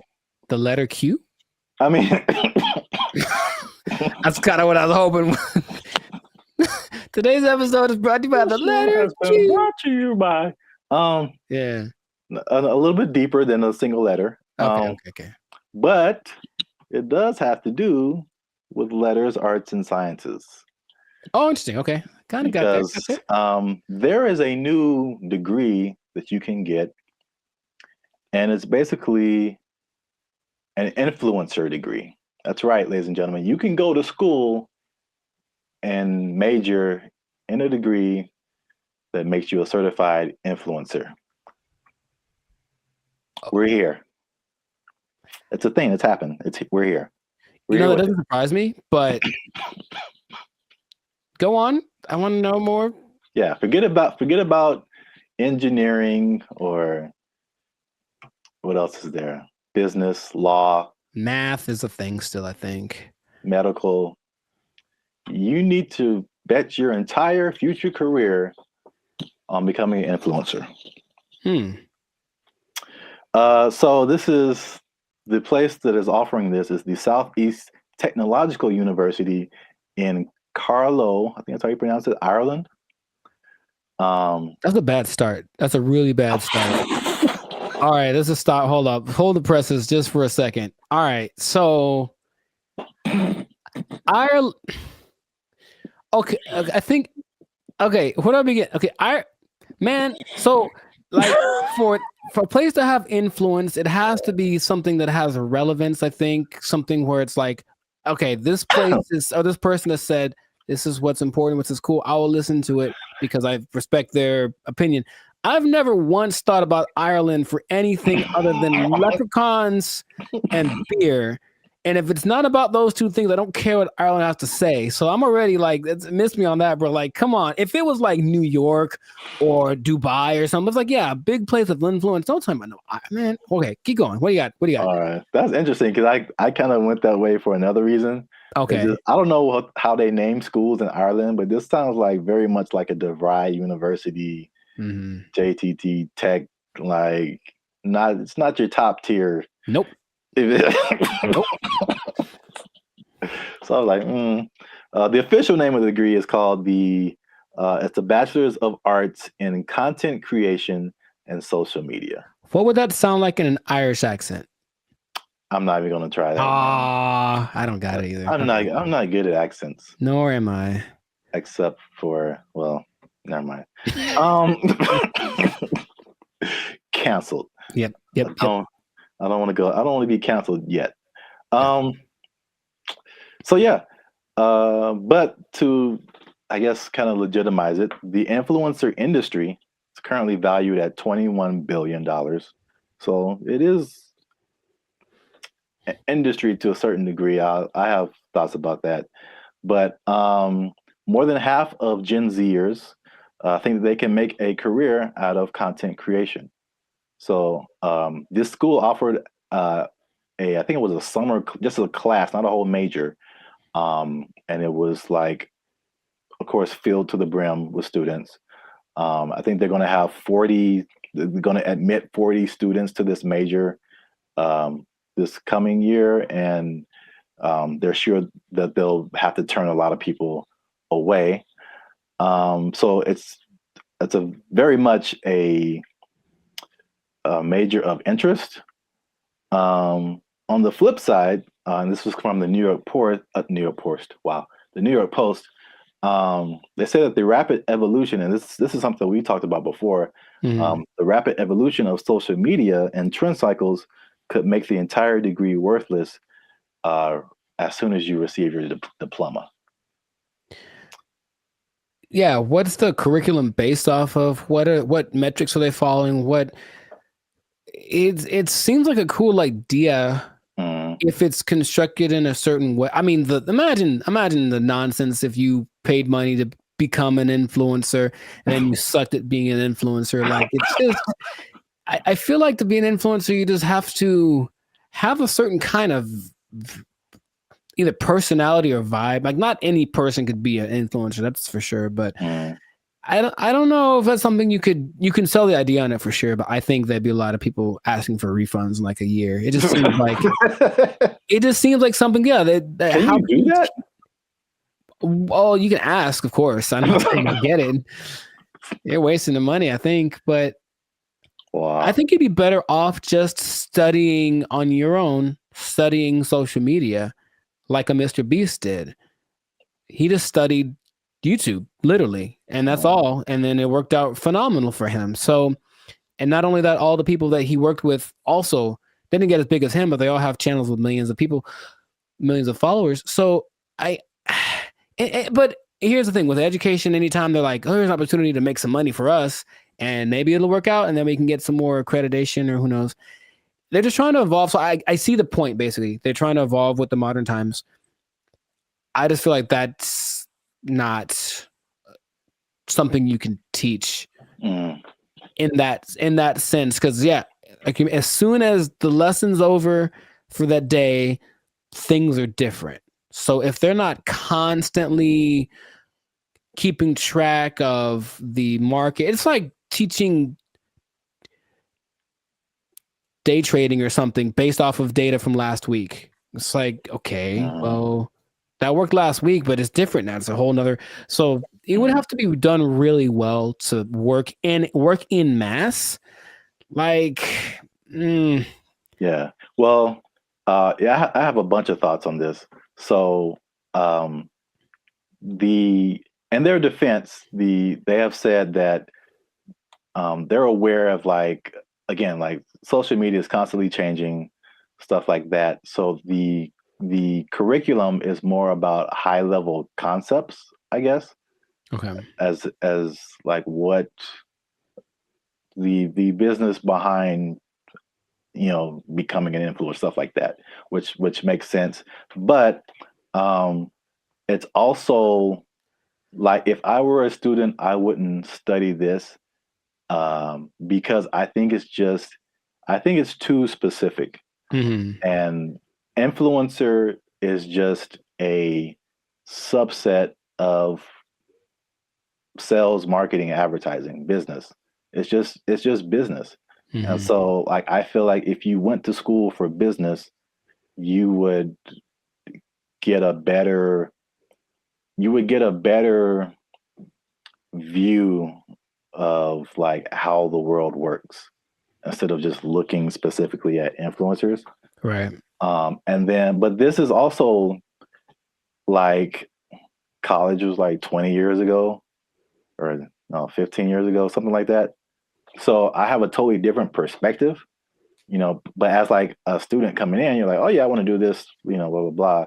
But I've mentioned this before. I kind of felt there's a interesting similarity between this and music, because you went to school for music performance.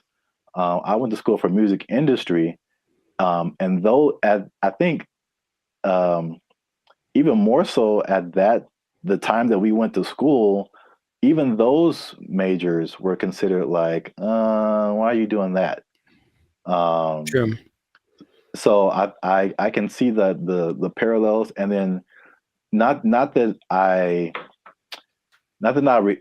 regret doing music industry, but I can see now how I would have benefited probably more from just studying business instead of like a specific type of business where like all the rules are way different than like normal life.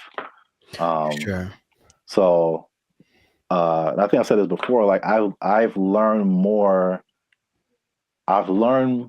how to do more in the music industry by studying general business. I got you. Right. Than by studying music industry. Because it kind of applies to everything once you get the basics down. Right. Right. So. Well, that's my advice to the youngsters. Is that how you're going to talk one day? Because I don't want it.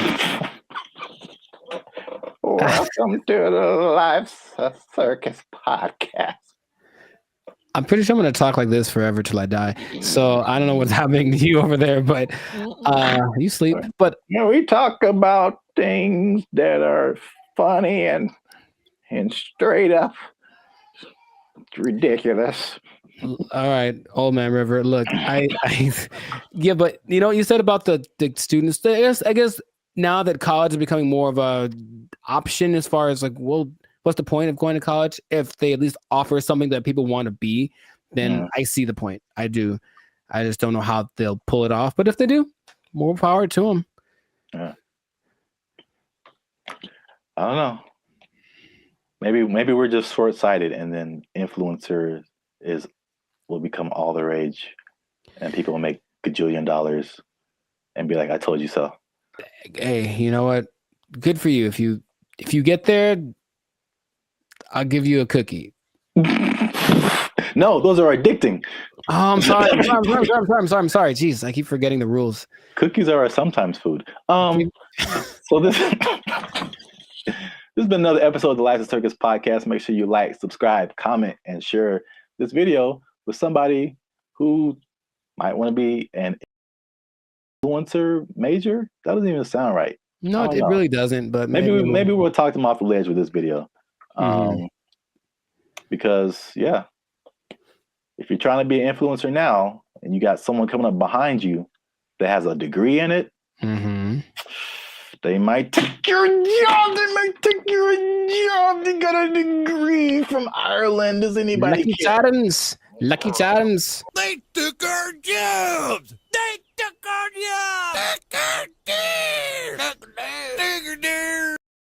As long as there's money, I'm getting there and there's money there. Right. Like, yeah, let's go. Yeah. But if I'm like just dumping out my life savings to like take a picture with an elephant and then come back, bruh. For some people, they think that's worth it. They think it's well worth it. No way. You know, but I need to pay, son. What's up, everybody? I'm Jericho, and this is Zap. We are the now 8-time international award-winning pop hip hop duo Band of Future. We make clean, fun music that everyone can listen to with a sound that is uniquely Californian. And right now, you are tuned in to the Life of Circus podcast, where we talk about things that are funny, interesting, and just straight ridiculous. So before we get into this, and this is going to be a very important topic. I think a lot of you will be interested in this. Make sure to like, subscribe, comment, and share this video with at least 2 people that are interested in becoming a digital nomad. We're going to talk about it. We're talking about work. We're talking about jobs. We're talking about moving. We're talking about all the things that seem so glamorous, but maybe there's a dark side to it. I don't know. We should get into that. But you got to stay tuned to the end to find out what that might be. So right away, digital nomads are one of the most, well, it peaked in 2021 right after the pandemic, but it's still one of the like professions, and that's an umbrella term, but professions that's growing the most in the last 10 years, right? I didn't know this. People started doing this as soon as like 1997. I guess once internet connection started to get decent, people were doing this. But around 2014, what happened? I got a question. So can you back up and just for anyone who doesn't, like what is a digital nomad? Oh, people don't know what a digital nomad is nowadays? Some people don't know.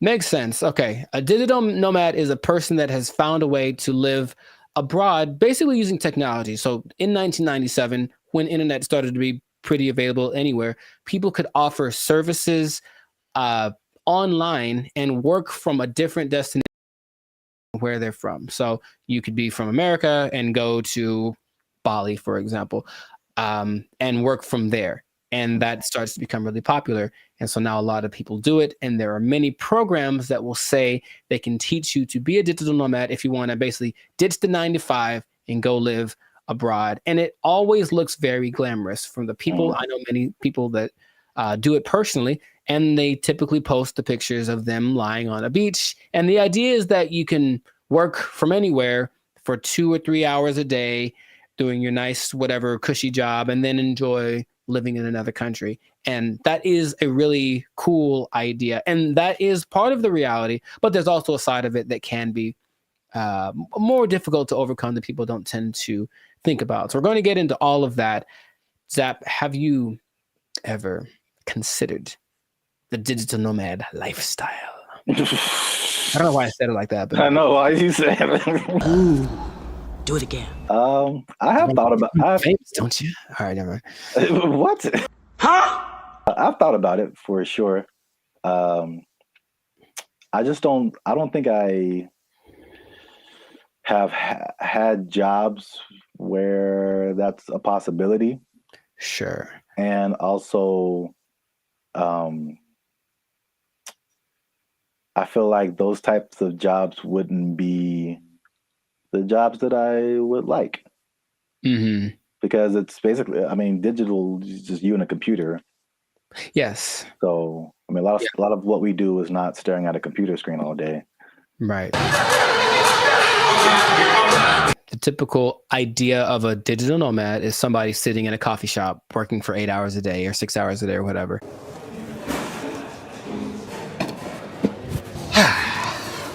And that's true to the point where a lot of places actually construct digital nomad communities so that they can all be together in kind of one centralized place, like a work share kind of a situation, and just work from there. But yeah, the big key is that you just got to have good internet and then something that you can do to work from a different place so you're not interacting with people directly. But you have a lot of options. Nice. So like if you like hopping around from place to place, one of my friends that does this will be in, I'm always like, where are you now? And it's kind of a cute thing because where are you now? I'm in Colombia. Cool. Where are you now? I'm in Turkey. Where are you now? I'm in Bali. And there are places that you'll notice are kind of hubs for digital nomads. One, because the cost of living is low. Two, because the internet connection is good because you can't do it everywhere. A big place for a digital nomad, especially expats from the US, is Portugal because low cost of living, good food, safe in general, and the internet is amazing there. So that's one of the spots that you can go to if you want to be that. But you get flexibility. So if you like the idea of moving around and working from different locations, then that's perfect. And then since you're not working all the time, you do get to explore and check out new stuff and take the picture in front of the Taj Mahal or whatever thing that you want to do, which is usually what people do to I guess showcase how cool their life is. I don't know. It does seem like kind of a validation. Like, why am I doing this? Because, like I said, the downsides, as I mentioned, there are many as well. But you get to explore, you get to travel, because people always think about going places as being expensive. And yes, vacationing is expensive, but travel, just that part of it, isn't necessarily expensive. If you think about it, you're just going places and then staying there, not trying to be extravagant. So you can be frugal, you can get a VPN so that your plane tickets are cheaper, and then you just live within your means wherever you are.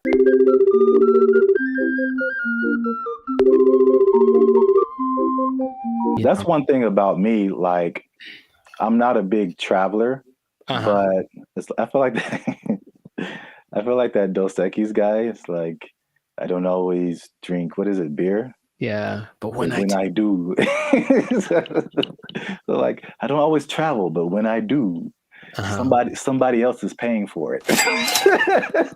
Right. And that is just like that's like the only time I travel. Like I will go on a tour for work, to play music or whatever, go to another state, go to another country. As long as there's money, I'm getting there and there's money there. Right. Like, yeah, let's go. Yeah. But if I'm like just dumping out my life savings to like take a picture with the elephant and then come back, bruh. For some people, they think that's worth it. They think it's well worth it. No way.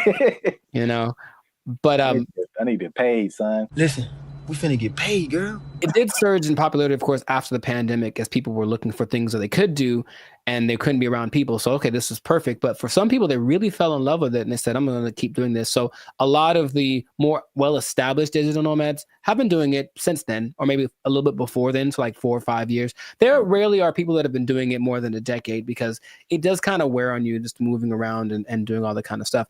But you do get choice over your work-life balance. And I think that idea, easier said than done for sure, but you don't have to clock in an office at 8 a.m. You could sleep in theoretically and then go hang out at the beach or snorkel or something.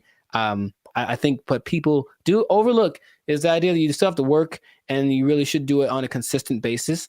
And if you don't do that, then I don't think your digital nomad life is going to last very long. But you have a lot of things that you can grow with as well, because people have great stories when they do it. And when people I've talked to, I was in Cambodia, blah, blah, blah, and the tiger almost ate me. The tiger bit the man in the head, and everybody's mad at the tiger. There's also, you get to choose where you live, because if where you live is expensive, you can just go someplace that's a lot cheaper. So I think that's why Bali tops the list for a lot of people because it's not very expensive to live there from a month-to-month basis. So if you find a way to get income from where you're from, be it the United States, England, something like that, and you can generate that money while you're living in Bali, then you're living like I heard for like $1,000 a month, you can have servants. Wow. Literally. I'm gonna take a nap.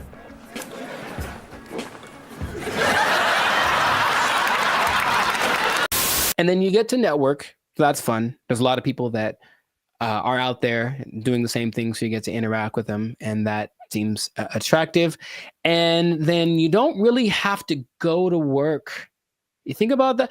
Honestly, I don't know about you, but I think a lot of people hate going to work. They don't dislike work. They don't like going to work. They have to get up, they have to do the thing, they have to deal with traffic, whatever. If you are a digital nomad, you don't have to go anywhere, really. If you have a good internet in your Airbnb or whatever you're renting, you can just stay there.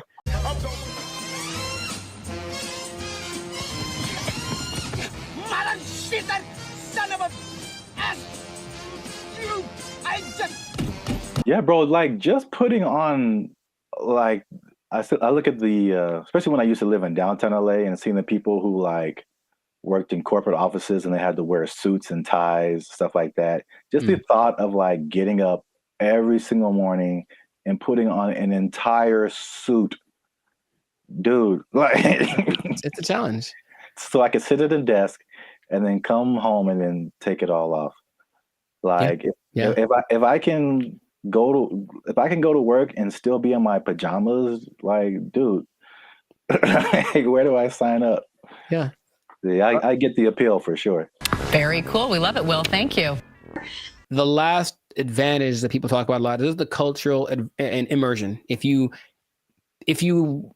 like a particular culture, then you can just go there if it works out for the technology and all that kind of stuff, and you can be immersed in Hong Kong. You can learn Chinese. You can do whatever. If you have other goals that related to that culture, then it's the perfect way to do it. You can still make money and be immersed in that culture. And that really does seem fun. In my personal experience, I've never done the digital nomad thing to an extreme, though I've thought about it because it seems like it might be fun to do here and there. But I have constructed my coaching, which I can do from anywhere. And I have been up in the mountains and I'm working on a session. I'm just at a coffee shop and I see what that's like.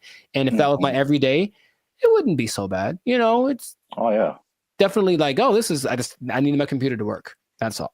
If my computer works and the connection is good, then it works. If it does not work, then it's a bad day. That's all. It's kind of the risk that you run. Now, those are all the advantages. And that's the stuff that when you go on the internet, you will see people living exactly what I just mentioned.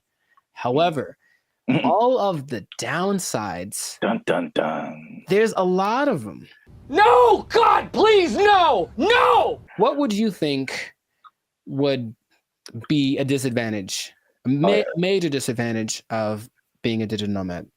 The first thing that comes to mind is just, even though it's cool and you're like exploring and all this kind of stuff, you, especially if you have a core group in the States, like a group of friends, a certain group of family members, they're most likely not around anywhere close to you. So any of those kind of groups that you grew up with or were with, you know, in your home country is just kind of gone. So you can have a bit of isolation, I think, for sure, even though you might be surrounded by all these new experiences and new people. You're still kind of like by yourself to a certain extent. I'm so lonely. You were right. The loneliness, depression is the number one thing that a lot of digital nomads talk about because they're not around the people that they love, right? And then they can't be with them when it's convenient, because if you're living in Europe and you're, from America, you're 7-8 hours ahead, 9 hours ahead. So imagine just, hey, I want to maybe eat together. Well, I'm having dinner and you're, at work, right? So you can't make things line up. So depending on where you choose to go, that can be a very difficult process. And then it kind of is inconvenient. I've worked with people where I'm talking to them and it's fine for me, and they're up at 3 a.m. because where they are, that's what they have to do to make it work, and they're willing to do it. It's kind of like something they accept. But you miss a lot of things. You miss the birthdays. You miss the graduations. There's a lot of experiences. You know, your little cousin had her first steps. All that. You miss all that kind of stuff. And finding a place to live is harder than some people think, and that's another problem that a lot of digital nomads have, because they go to a place expecting everything to be great, but what they don't understand is that a lot of digital nomads have this reputation of basically causing prices to go up, right? Because you're coming from a country that everything is great. Yeah. So everything's coming up because you have a lot of money. So a bunch of you move to one place that's not doing too well. So they're like, oh, there's a lot of these people, so I'll charge more, I can make money. But then the locals start to resent you because you're there. And so it's not, you don't feel welcome. And that's kind of an uncomfortable thing. I think I mentioned, I have a friend who travels a lot. When she said when she was in Turkey, she kind of got that vibe.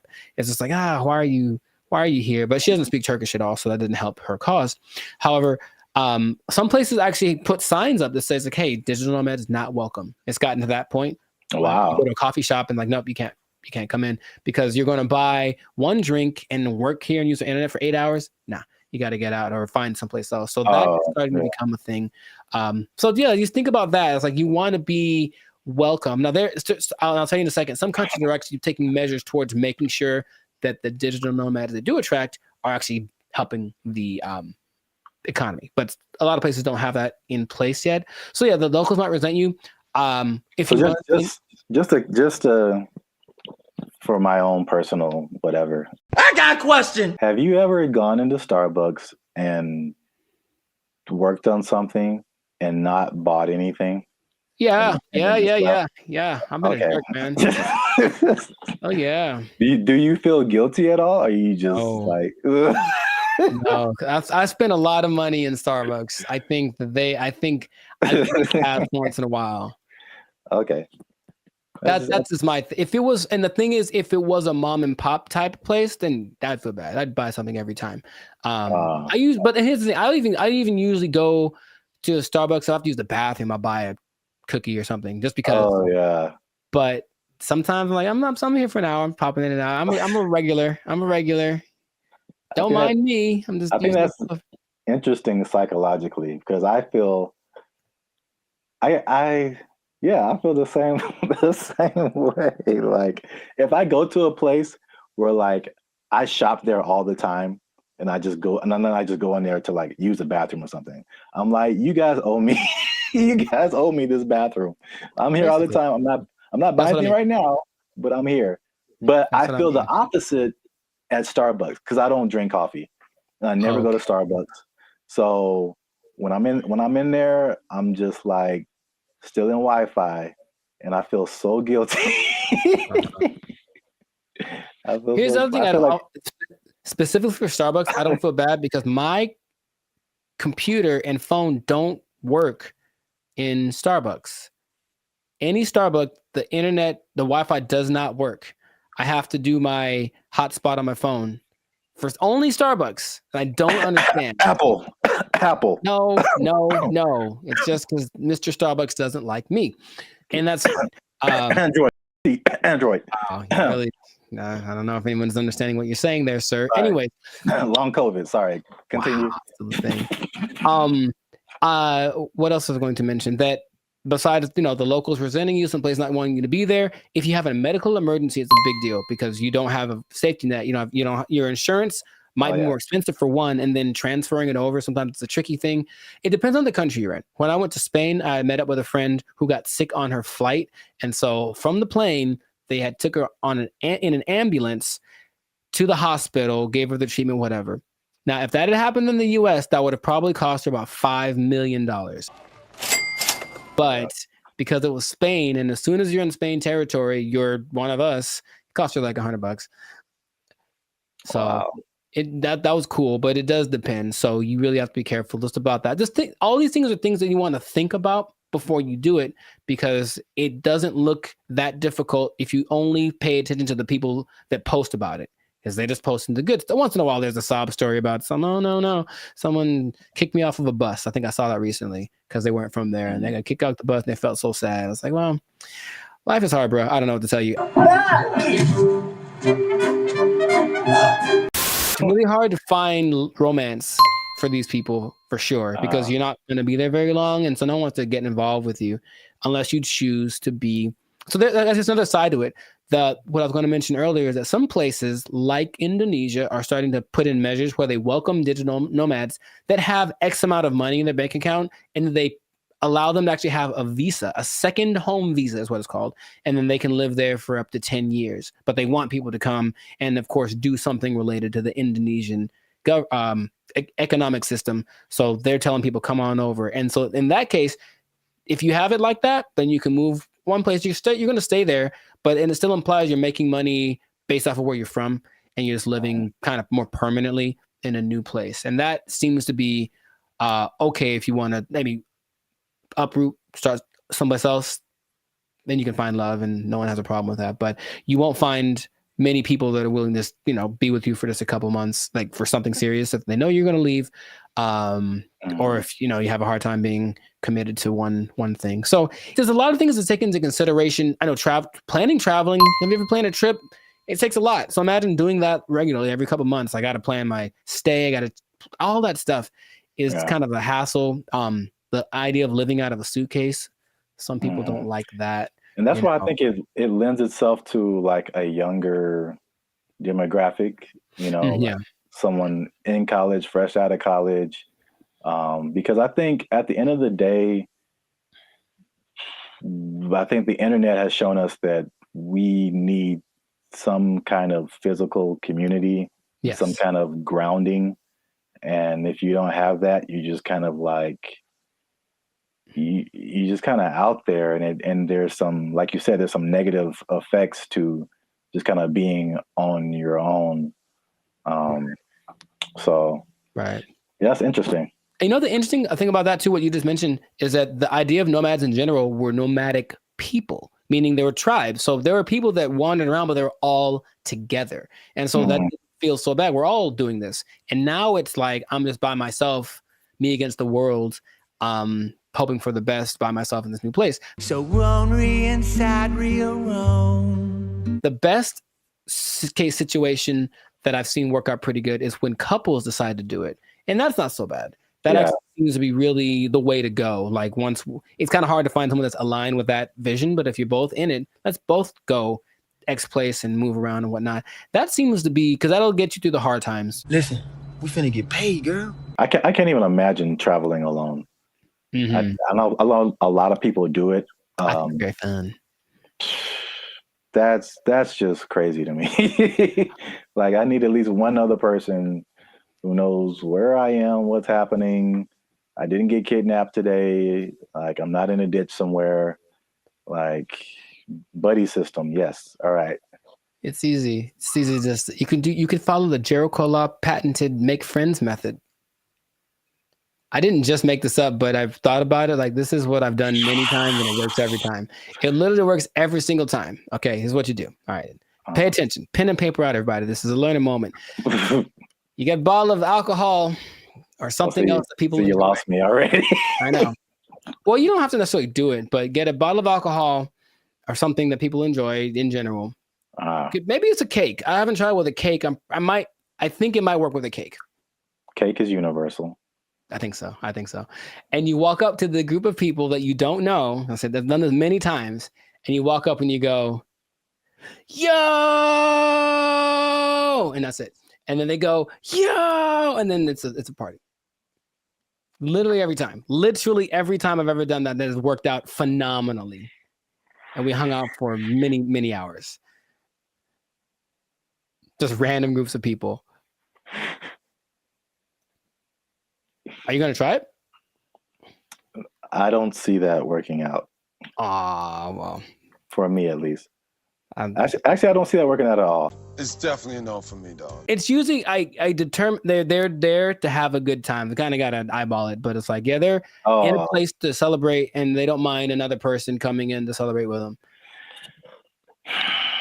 Try it, man. Anyways, what I was going to say, the last thing that people tend to forget about is that I think it's important to have a routine in life because you're just freelancing and freestyling everything. So you need a routine. And in a new place, it's hard to develop one because things are always kind of up and down. Your money flow would be up and down.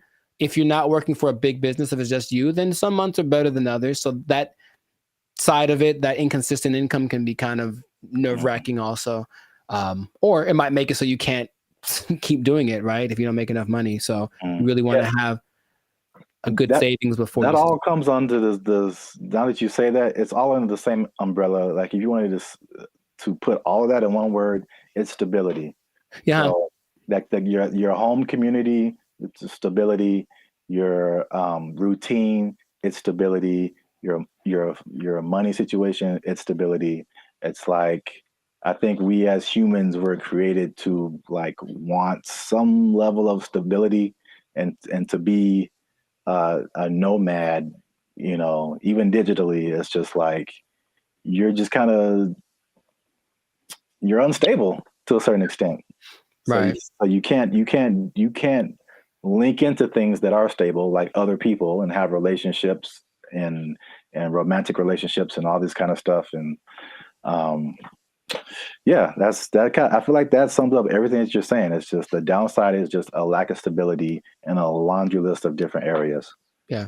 I think some people, if they have the right personality, I know personally that's perfect for me. I wouldn't mind that kind of a thing. It definitely doesn't. Actually, you know what? My perfect scenario in life would be that this should be a show. No one take my idea. This would be a show. That someone wakes up in the morning and there's an envelope at their door, and basically it tells them what they're going to do for work that day, and they have an hour to get to the airport or wherever, and then they don't know what it is. They've never done it before, and that's their job. I would love that. That is really good. See? Wait for the show? Yeah, I mean, yeah, the idea, yeah. Okay, I'd watch that on TV or something. I thought of it. No one take it. Yeah, copyright. All right, we should just do it. That'd be fun. Yeah. I think it'll reach a peak and start to come down because people were still riding the wave of the COVID. But after a while, people want to start families, do all that kind of stuff. And if you need that stability, then it's not the job for you. But if you're younger, or if you want a change of scenery, some people do it for a few years and then they stop. But it seems like a cool thing. Where do I sign, Mr. Berry Gordy? I might give it a shot here and there. That's kind of my thought about it. I'll just try working for a week or so from wherever place, but not necessarily do the jumping around and to the extreme that some people do, because that's a little much. And then, they do a lot to find people to talk to. They talk on those like roulette chats, like we did that one time. Oh God. Yeah. Yeah, I know. Yeah, maybe we shouldn't do that again. Got him! Got him! But people spend a lot of time on those because it's literally just like somebody to talk to me, someone be a connection. And I think you can see that a lot more. So hopefully that doesn't long-term affect people's mental health with all the depression and stuff like that. But if you're thinking about becoming a digital nomad, I just gave you the blueprint. Keep in mind the positives and negatives, and if it's in your heart, go for it. But above all, make sure to share this video with somebody that wants to know a little more about the digital nomad life. And I'll tell you what. This is not possible if you don't have a job. Get a job to be a digital nomad. They took our jobs. They took our jobs. And there is a man who has built a substantial shelter for himself. So this place has a front door. It has lights. He has a refrigerator. He has a stove. He calls it a waterfront property because it sits right on the LA River. Other people in the encampment have. What's up, everybody? I'm Zap, and this is Jericho, and we are the 6-time international award-winning pop hip-hop music duo Band in Future. We do clean, fun music that everyone can listen to with a sound that's uniquely Californian. And right now, you are tuned into the Life's a Circus podcast, where we talk about everything that's funny, interesting, and ridiculous. But before we jump into today's topic, make sure you help us out. Help us for that YouTube algorithm. Like, subscribe, comment, and share this video with somebody who's homeless. Is that a good demographic? You know what? Actually, most homeless people do at least have access to the internet. So I guess now, 20 years ago, no, but homeless people are doing pretty good. Yes, I'm glad you said that because that kind of segues into what I'm talking about. Okay. Before I say I don't know where to start first. Okay. No, I'll go off of what you just said. Homeless people are doing not so bad, at least in LA, from what I can see. So check it out. I think I told you maybe a month or so ago, I was going to like the crypto.com arena and I was walking past this homeless encampment and I saw a orange extension cable. Mm-hmm. And it was just like, it was long. It was running all the way down the sidewalk. And somehow, I don't know how they did this. They rigged it into like a light pole or something. And those people had electricity. Like they were in there having a good time.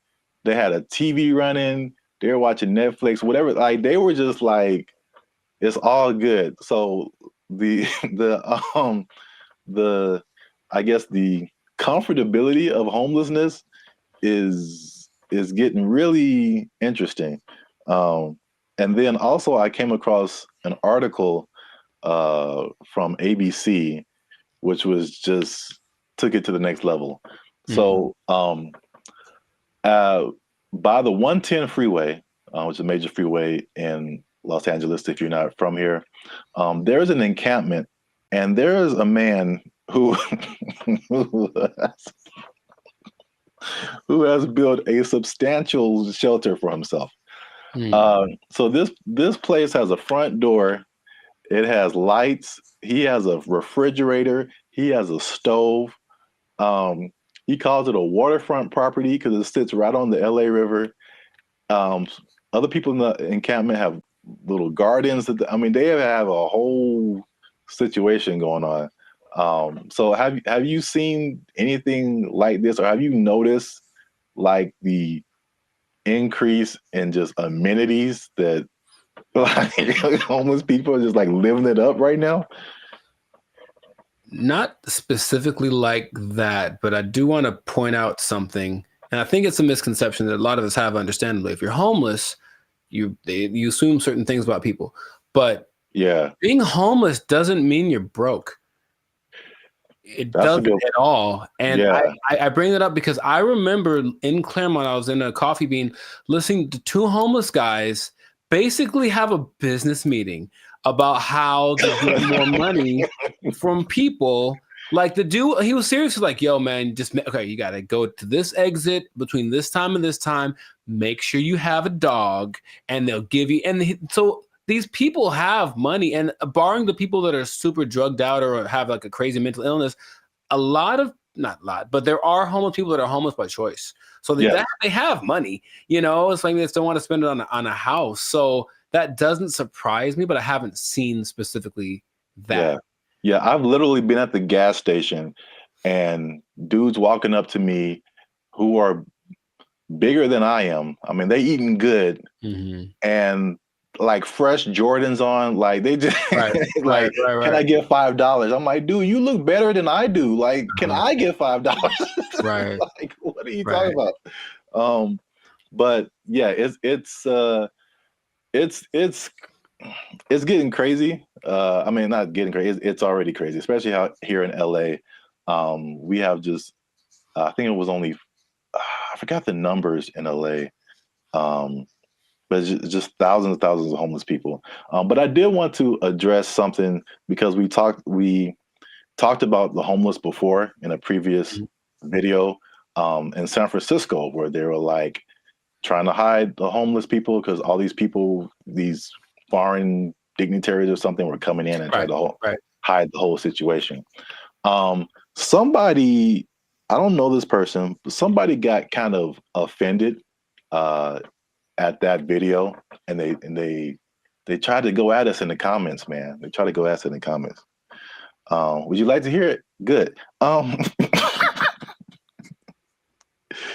I'm just gonna paraphrase. So we were talking about the homeless. This guy came on and was like, "Have you been homeless? Have you ever been down on your luck? What would happen if you lost your job and things were wrong in your life? You lost your house, your apartment." So he's basically saying like, it's not our place to talk about the homeless, which I fired back at him, and I said it is completely our place, because I lived in LA for a long time, but I lived in downtown LA, which is like homeless central, just a few blocks from Skid Row.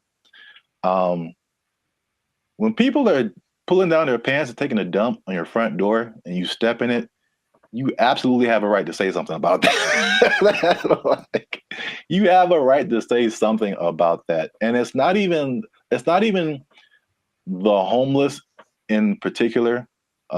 It's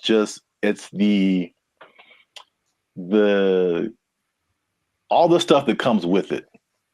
Like, I don't care if you're homeless or not, whatever, but it's like it's the disrespect for other people and the other things in the city. And just like the trash everywhere and the safety concerns and like the destruction of property. If you're pushing a shopping cart, I'm pretty sure you didn't buy that shopping cart. That means you stole it from us. Just because you're homeless doesn't give you a license to commit crimes. Like, like you can't. Like, so it's not even about like the haves and the have-nots. Like, that's really irrelevant to me. And I will say that one thing I will apologize for is that I laugh a lot. And a lot of people have said that in the comments before, and I think that's just because I think one reason is because talking to a camera is really weird. I agree. And so I'm used to talking to a group of people or something where you get feedback, and so you say something that's funny. Like, I think it's funny. I just laugh at myself.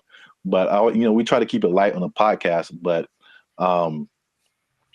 homelessness, really, there are I don't know. Again, everyone's situation is different. Like you said, there's some people who aren't even broke.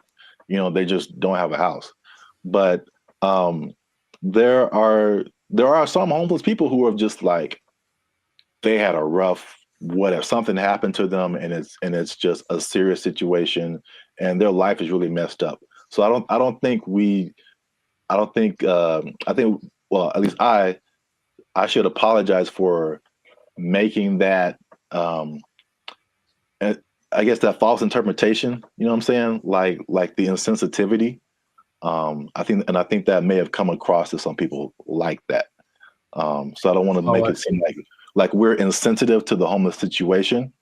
But at the same time, I think that, we shouldn't be silenced because we've never been homeless or we never had a rough time or anything like that. And I have more to say about that, but I want to know what you think about at least that part of it too. Oh, I don't apologize for anything. I think that I'm justified in what I say when it comes to things that I've seen over time, right? So generalizing is dangerous, but it works because we have to start somewhere, right? So if homeless people were literally just like everyone else, they just didn't have a home, meaning they weren't dirty, they weren't sometimes violent or leading to criminal activity in order to, because if you don't have money, you have to do things that are above the law to get what you need. If the implication of what homeless is the problem, I think if somehow it was just you don't have a house, there's nothing wrong with that. And yes, people who have unfortunate situations, but in general, when there's, and I heard somebody say this as a joke, but it really does kind of resonate. It's like there's places where homeless people aren't allowed to go. Why? Because they're homeless, and that's not a place that they can't come into the places that we can go because they don't have a home. And it's not because they're homeless. It's because you can tell they're homeless because they look homeless, they smell homeless, they talk homeless, they're weird to you. Like all that stuff is what we're talking about. At least personally, what I talk about when I mention the homeless people. So I don't think there's anything wrong with that. If you do want to go by, I'm sure someone knows someone who just lost it all in a bad, crypto, real estate exchange. The woman took everything, whatever. I know there's people like that, and that's unfortunate. But just in general, homeless people are not contributing to anyone's sense of safety or anything like that. And that's what I'm referring to when I mention homeless people. Yeah, that's I think that's an accurate statement. It's just like it's not about the condition. It's about the character that comes along with that, and the not only not contributing but being destructive. So that's just even in my neighborhood. I think I told you before. It's like when I first moved here, like a few years ago, this place was spotless. I mean, it was just like people had pride in their neighborhood and stuff like that. And then, but we have a major mall, we have a major bus stop here and there, 7-Eleven, like the main intersection. That's kind of where I'm at. And it's just like every year it's like, okay, there's one homeless person. Okay, that's not so bad. 2 homeless. Dang. All right, there's a guy sleeping in front of the grocery store. Crap. And then it's like trash just keeps building up. Trash, more trash, more trash, more trash.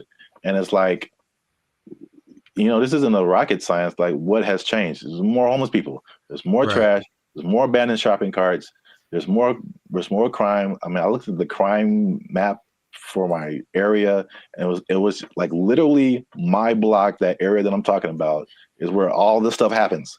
This is like, anyway. The other point I wanted to make before we kind of wrap it up, because it's going kind of long. One thing I also hate is that when people make judgments about you and they don't know anything about you. So same thing. I mean, the door swings both ways, right? People could say, "Hey, we're making a judgment about homeless people," but this person in the comment also made a judgment about us, like that we don't know anything about homelessness. We have never had a rough time or anything like that. And it's just interesting to see. Because I mean, I personally didn't come from having a lot or anything like that, and so when I've done stuff here in LA and I've really worked really hard and become successful, it's just like the mentality of people is just so interesting to see, like the psychology. It's like you become like, you always had a silver spoon and like you got it good and you don't know what it's like and all this kind of stuff. And I'm like, I absolutely do know what it's like. Like into like 2012, I had nothing. I had like literally no job, no place to stay. Like I've been through all this kind of stuff. Like, and just because I'm like in my own place and have my own business and I do all this stuff doesn't mean like I don't know what's up. And I think about the people like the Jeff Bezos of the world, who just people just, oh man, he doesn't care. He doesn't know what it's like. Like I've seen pictures of this dude. This dude was selling books like in a garage somewhere, like just nerding out. I don't know how, if he had friends or I don't know, but like they show these Google started in a garage, Apple started in somebody's garage, Amazon started in somebody's garage. These dudes didn't just like, no, they worked for it. They really did. Yeah, and they gave the world something that the world needed, so they get rewarded with. Exactly. I mean, if you want to have all that, then you can create something that literally changes the entire world. And then you can have all that too. But like, I don't criticize anybody for like having success or anything like that. Like, I'm pretty sure at some point, even like the what was it? The Kardashians or Paris Hilton, because I used to kind of feel that way too, because that was kind of like their, you knew that they came from money. They had stuff going on. Sure. But like, unless you have worked on a TV show, like you really don't understand how insanely difficult it is, how much you have to grind. Like just because you have a bunch of money doesn't mean it's going to be a success. Absolutely. Like I kind of tell you that I'm not even a lead. I'm just working, background or stand-in or just co-star or something. And I'm just like, after a couple of days, I'm like, dude, I'm like spent. I'm like, you're just 12 hours a day, boom, grinding. And then they have to come back and learn. They got to go home, learn lines, you know, I think Dave Chappelle had a funny like little. I do a Chappelle show 14 hours a day. I come home, raise my kids for like 10 to 20 minutes, and I get back up and do it again. Like, yeah, dude. Like anybody you see, even if they have money, they are grinding, man. And so that's kind of just I just wanted to make those points because it was just like upsetting that someone would come at us in the comments over that. It was just without any kind of perspective. Do you think the person that made the comment has a job? I feel like they do. I feel like we just hit a nerve.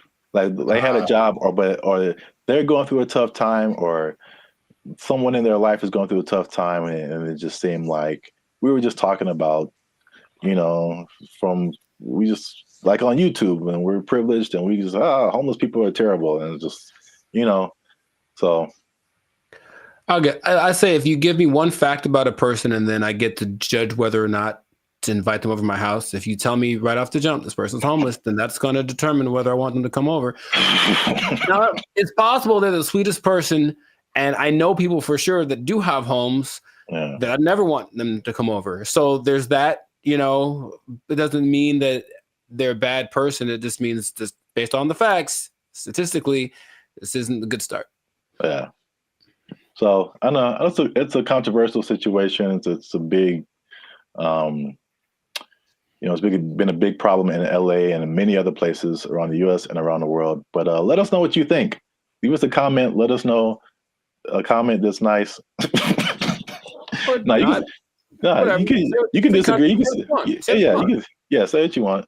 But just know that I'm coming after you if you do. Now leave us a comment. Let us know what you think. Homelessness. Have you seen homeless people? Are they living it up in your area? Do you wish you were homeless and you could just live like that and not pay rent? Do people misjudge one another when it comes to all this kind of stuff? I know it's chaotic. Let us know what you think. Until then,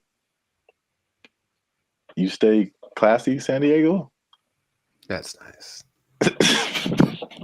And don't be homeless. Don't be homeless, yes. Worst ending ever. Bye. They took our jobs! They took our jobs! These guys will one day I'm not going back to work, and just kind of sit in their room. And it's so strange because they try to interview these people. They're very antisocial to the point where they regress in their ability to express ideas. They can't even really talk that good, just sitting in their room all day. And then their families are just forced to take care of them. What's going on, everybody? I'm Jericho. This is Zap, and we are the now six-time international award winning pop hip hop duo Bandit Future. We make clean, fun music that we make clean, fun music that everyone can listen to with a sound that's uniquely Californian. And you are right now here in the present time tuned into the Live Circus podcast. So we talk about things that are interesting, funny, and just straight up ridiculous. So before we get into it, there was a huge favor. Make sure to like, subscribe, share, comment. I keep doing that backwards. But anyway, share this video with at least 2 people that think that being an adult is really hard, man. So the adulting thing has gotten so, I guess, talked about that it's like we kind of accept it as just being an adult's hard, it's part of life, move on. But there's a whole lot of people that have decided to take an interesting approach to this adulting thing. So I have one specific example from Japan and one from the US. So in Japan, there exists this thing called the hikikomori. Okay? And it's basically a bunch of people, and by a bunch I mean about 1.5 million people, that decided that being adults is way too hard. I'm just never going to go outside again. And so they don't. They just stay at home, they live with their parents, and they either play video games or even better, they just do nothing. They do nothing and they stay at home. And some people have been there from anywhere from 6 months to like 3-4 years. It got worse during the pandemic, but the idea is that they're afraid that these people aren't ever going to become functioning members of society. And the numbers keep going up of these hikikomori, shut-ins. And I read this one case where a guy basically like like people are abandoning their families. So I mean, like that's why it gets really bad. So you are the breadwinner for your family. You're a guy in Japanese society. You typically are the guy who works. The woman doesn't work. You have kids. These guys will just decide one day I'm not going back to work, and just kind of sit in their room. And it's so strange because they try to interview these people. They're very antisocial to the point where they regress in their ability to express ideas. They can't even really talk that good. Just sitting in their room all day, and then their families are just forced to take care of them, right? And that's one way to react to adult life, I suppose. It's very bizarre. Have you? What's my question? Do you know anyone that you think would do that? And besides me?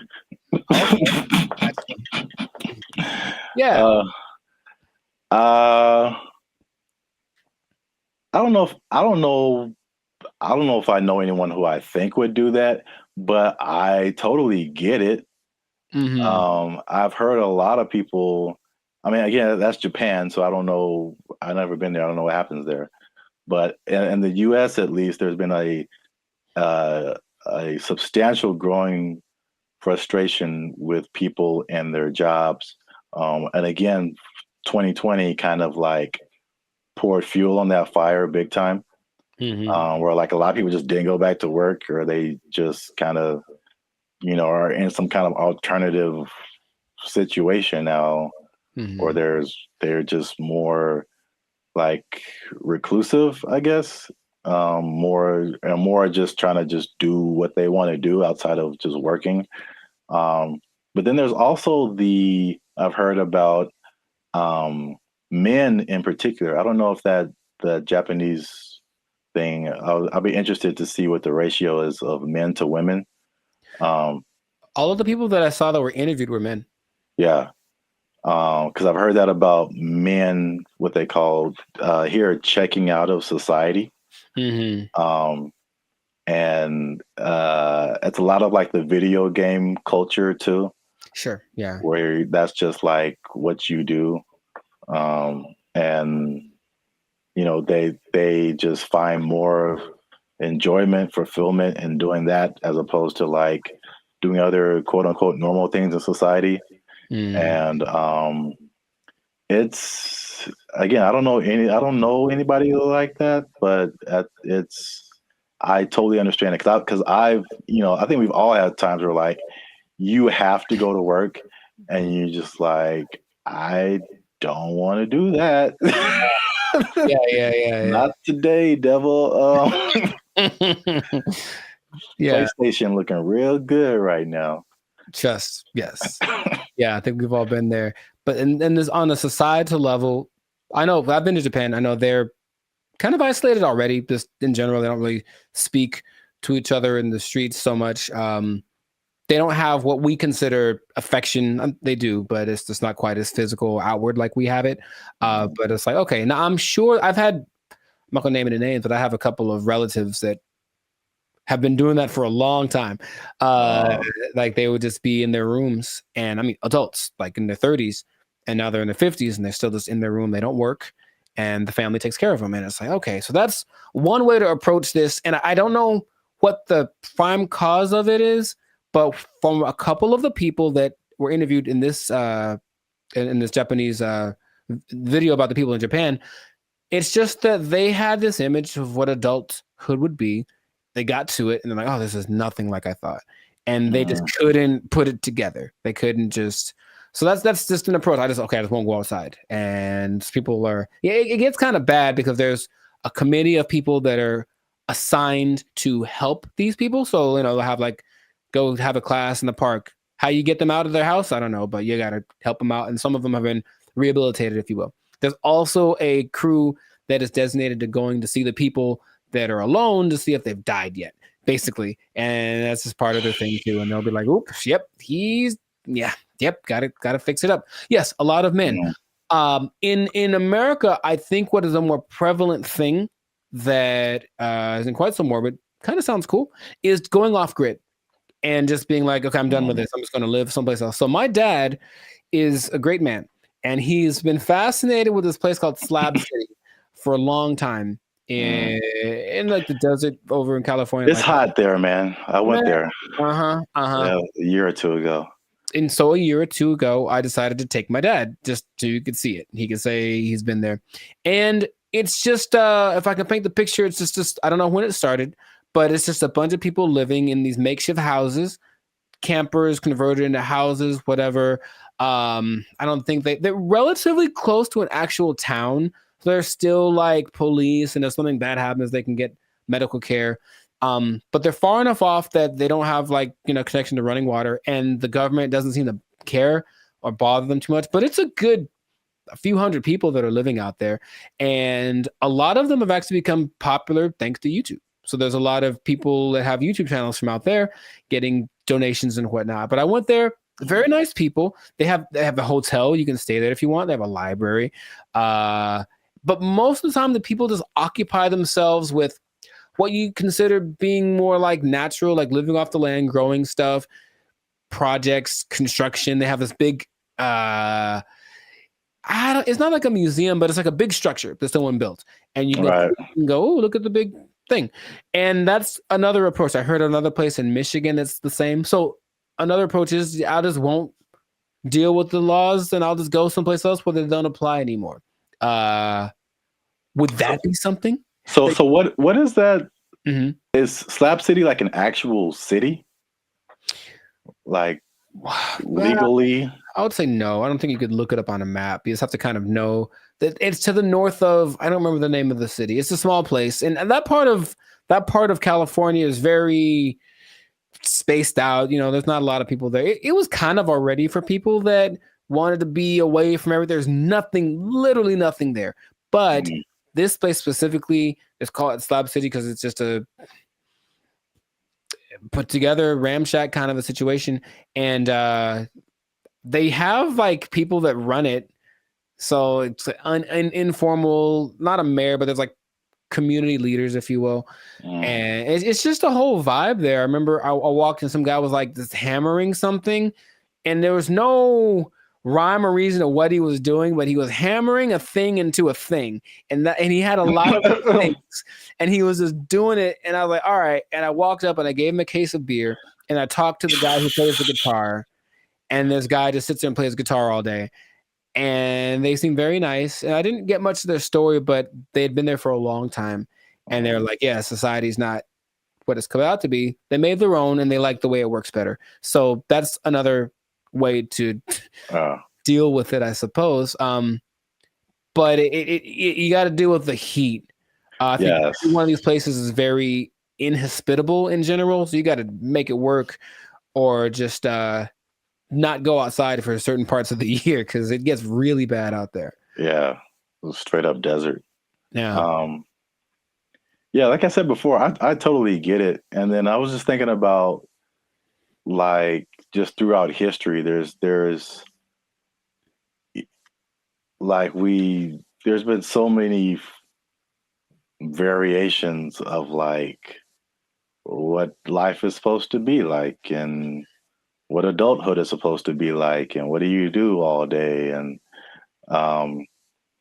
as we've just gotten, at least in America again, it's like the Industrial Revolution changed a lot of like our habits as a population, and it's kind of steered everyone into, factories and 9-to-5 jobs, and where we spend so much time working. I think we're probably one of the longest. We have one of the longest work days of several countries.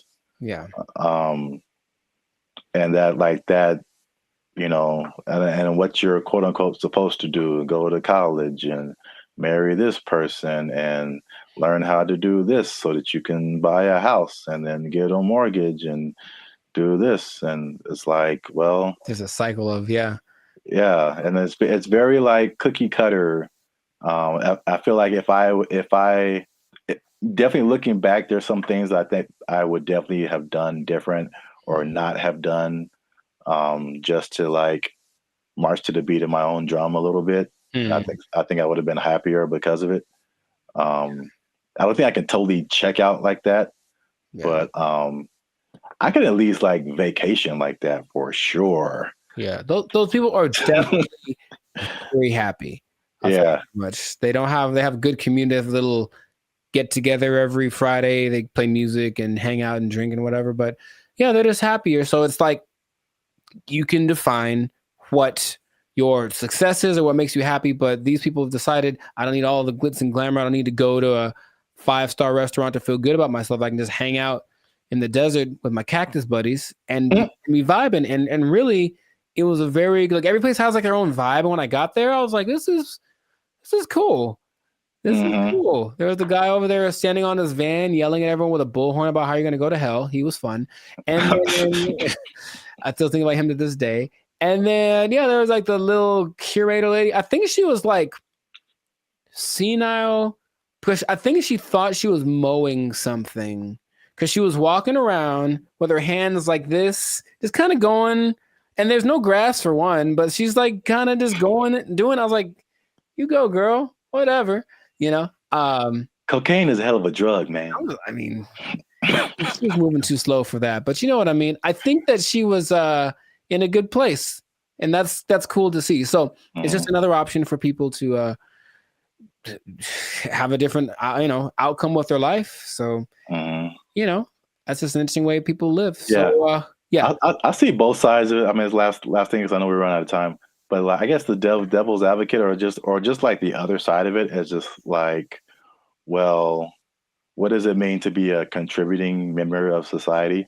You know, and so like, if nobody's working and nobody's doing anything, like, somebody needs to do something for like this whole thing to function. Yeah. So there's that aspect of it too, for sure. I think they figured out what they have to do to survive, because of course none of them could just do it by themselves. But some people have little gardens, some people cook stuff. I think they have I wasn't gonna go, but they do have a restaurant. I don't know what's on the menu, but I'm pretty sure it's a little exotic, maybe a little crunchier than it should be. I don't know. I didn't want to find out what the restaurant was like, but a society is an interesting entity because it does have to have certain things in place to work. There has to be people that are in charge of certain things, and people have to do things. Otherwise, it's just like, the one person living on an island. If you want to do that, you can do that. And that is an option. I've heard of people doing that, but I don't think that's quite as common as people that actually get together and say, we'll be in our society. Just the big old thing is too much. So let's just make our own little pocket and then work with that. And I ain't mad at them. Do your thing, Slab City. Yeah. It's right out there. If you want to go ahead. Give that desert life a try. Mad Max style, Well, I think that is it for us. Another episode in the books, another successful episode of the Lives of Circus podcast. So yeah, please leave a comment. Let us know what you think. Would you go off grid? Would you just shut yourself off and be a recluse for the rest of your life if life got a little too rough? Or what are some other ways you think that people can react to adulthood and the reality that it is? So let us know about that. And then it's interesting. If you're an adult, you pretty much have to have a job, man. What? You do? You pretty much have to have one. Man, that's crazy. I know. And the bad part is what happens if that job becomes if it's taken away from you. They can't take my job. They can't take it. I won't let them. They took our jobs. They took our jobs. I bring it up because it's the first thing I've heard in a while where I listened to it and I was like, yo, yeah, okay, finally something that's like respectable and decent and moves you, right? So for those of you that are watching that really want to get into this, stay tuned to the end because you'll actually find out something that you don't need for this that you would think would be important. What's going on, everybody? I'm Jericho. This is Zap, and we are the now 6-time international award-winning pop hip-hop duo Banded Future. We make clean, fun music that everyone can listen to with a sound that is uniquely Californian. And right now, in this moment in time, yes, Lord, you are tuned into the Life Circus podcast, where we talk about things that are funny, interesting, and just straight up ridiculous. So before we get into this thing, make sure to like, subscribe, comment, and share this video with at least 2 people who want to make music that causes a revolution, that moves a culture. I'm talking to the musicians out there, okay? Oh, okay. I got something to tell y'all. There's a way to do it, I think, if you follow the latest trend. If you follow the latest trend, there's a way to get your music so that people really like it, okay? So have you heard, Zach, have you heard of Amapiano? Amapiano? Amapiano. It's a genre of music. One word, Amapiano. Not I'm a piano, but ama. I know, it sounds like it's lines. It's not I'm a piano. It's I'm a piano. I've never heard of it. Not ama. Ama, and it's her piano. Okay, but it's called Amapiano, and it's basically a genre of house, if you will, but it's from South Africa. So the most popular figure in this is Tyla. If you have heard of her, the water. I've heard the name.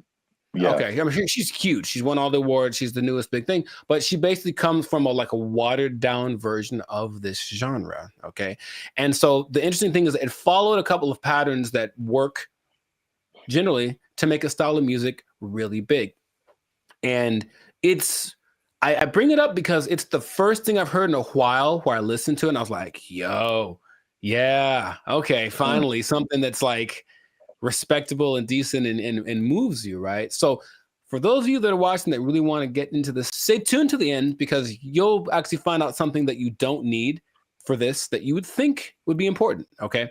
So Amapiano is basically a subgenre of house piano, okay? And so it's got one thing that a lot of new styles of music need to have.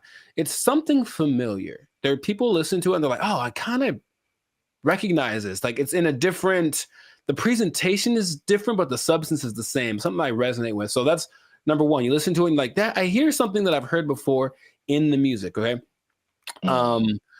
Lots of repetition. So you just kind of hear the same thing over and over again. And it's so infectious. Fun to dance to. You haven't seen any of the TikTok? It's a huge TikTok thing, right? That's the thing that's made it go from, it started in 2012, but probably 3 years ago is when it really started to burst on the national scene or the global scene, thanks to TikTok. But you've never seen any. It basically, all of the moves. So there's Afrobeat, right? There's Afrobeat. Yeah, well, anyway. But there's Afrobeat, and all the moves are kind of complicated and intricate and whatever. With Amapiano, I guess tip number 2 is that a lot of the moves are really simple. And the whole point is just to do stuff with your friends. So just get in a group and do this music, do this dance, and do 6 seconds, and it'll blow up on TikTok or whatever. And it's always something really simple, a little shoulder movement, a little head thing, and it looks really cool, but the music kind of has this driving thing. So I'm giving y'all the formula for this, basically. The look of it is familiar because if everyone looks like hip hop, basically everyone knows hip hop. So the dress for the women and the men, it has that same aesthetic. People just look like, oh yeah, it's like a hip hop person. But then you see that they're talking. Okay, they're definitely from Africa. You see their movements. Oh, this is a little bit different. So it kind of has that element to it, and it connects with young people. Okay, I think if you look historically at any big movement from the swing to grunge, anything, it was youth that were really pushing it. So you see kids that are super young kind of grooving to it, which means they'll probably grow up to it, with it their whole life. I forget, the people that like this style of music have a name. That's another thing I was going to, we have our BFFs. They have people that like this music. I don't remember what it's called. I have to look it up. People that like Amapiano, okay? There is 2 other elements that are really important. It features women a lot. And a lot of genres tend to not. We've talked about reggaeton before, where it was a lot of misogynistic, just men, basically. And this one has a lot of women from, I mentioned Tyla, though it also has Shasha, Kamo Mapela, Bule, Nia Pearl, Lady Do, Buntail Smith, among others. So the women are pushed to the forefront of it, and their whole philosophy is like, well, if women like it, then everyone will like it. That's kind of, and it's like, because think about it. Okay, your girl likes this music. She's gonna drag her dude to go listen to it or whatever, and then he wants to make the music that gets her to dance, because it's not a super, I don't call it sensual. Like, it's very, like, the way they move is very sensual, but it's not over the top. Okay, so it kind of still cool for younger people to do it. Yeah, a little bit tamer. It doesn't quite have all of the negative things that you associate with like hip hop and reggaeton right now. So it's kind of found that universal appeal. And then this is probably the most interesting thing about it. So if y'all don't know, Zap started a dance group back in the day. Instant Groove. We was grooving, man. We was grooving, man. It was grooving. IG for life. Shout out to the IGs, the IGs. What? And you know, you have a song or whatever, and there's beats, and then you choreograph a song to the beats, right? Well, with Amapiano, it's interesting. There's so much going on. The elements are usually a shaker, a snare, there's like a log drum that's like the bass, so it's like a really distinctive sound, and then a kick, and not many other elements to it, but there's so much happening that you can actually kind of choose which beats to hit and whatever. And so when you're moving with it, your dance will be different than someone else's because you chose which ones to emphasize. And I think that's really cool. There are the ones that have like, this is the dance you do to them. I think Imnike is one that, oh my God, that's the one that actually got me into it. Imke, I don't know how to say it. Imnike. And it's so good. It's so good. So you watch people dancing, it's like, oh, he danced to it, but he emphasized that beat. And then there's a lot of off beats, very syncopated. It's all very exciting. Before I get into what the thing that's not in it that you'd be surprised about, has there been any music that you've heard recently that made you go, okay? Because I think to me, music's been kind of like, I don't know, for a while. But anything that you've heard that was like, okay, oh, that's pretty dope. Yeah, I mean, the first thing that comes to mind, and I think I told you about this too, was I saw, I don't know what it is, but what you're talking about kind of feels like it's almost in that same vein. But I saw something on Instagram where it was all these people dancing. They were at some event, and it was, I can't remember the song, but I just remember everyone was dancing, and they're all doing the same kind of moves, kind of in it seemed like a modern day cha-cha slide.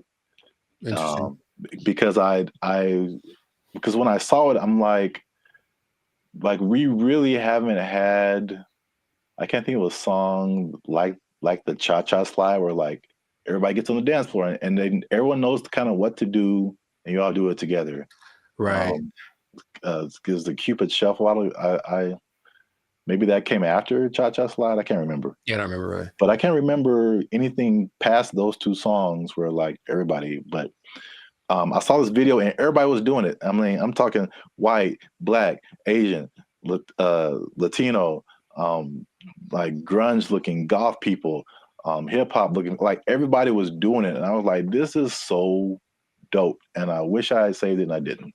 Oh, okay. So if anybody knows where that video is, there's one particular goth girl who was just like getting it. And everybody's in the comments like, oh, this goth girl is getting it. And I was like, yo, this is dope. So anybody knows what that video is, I would really like to find it and see it again. But okay. Yeah, you mentioned the dance thing. I think that's popular music has almost always been dance music. So if you can get something to make people want to move, and when you listen to the people talk about it, they're so passionate about one, having this thing that's like theirs, right? It's not hip hop.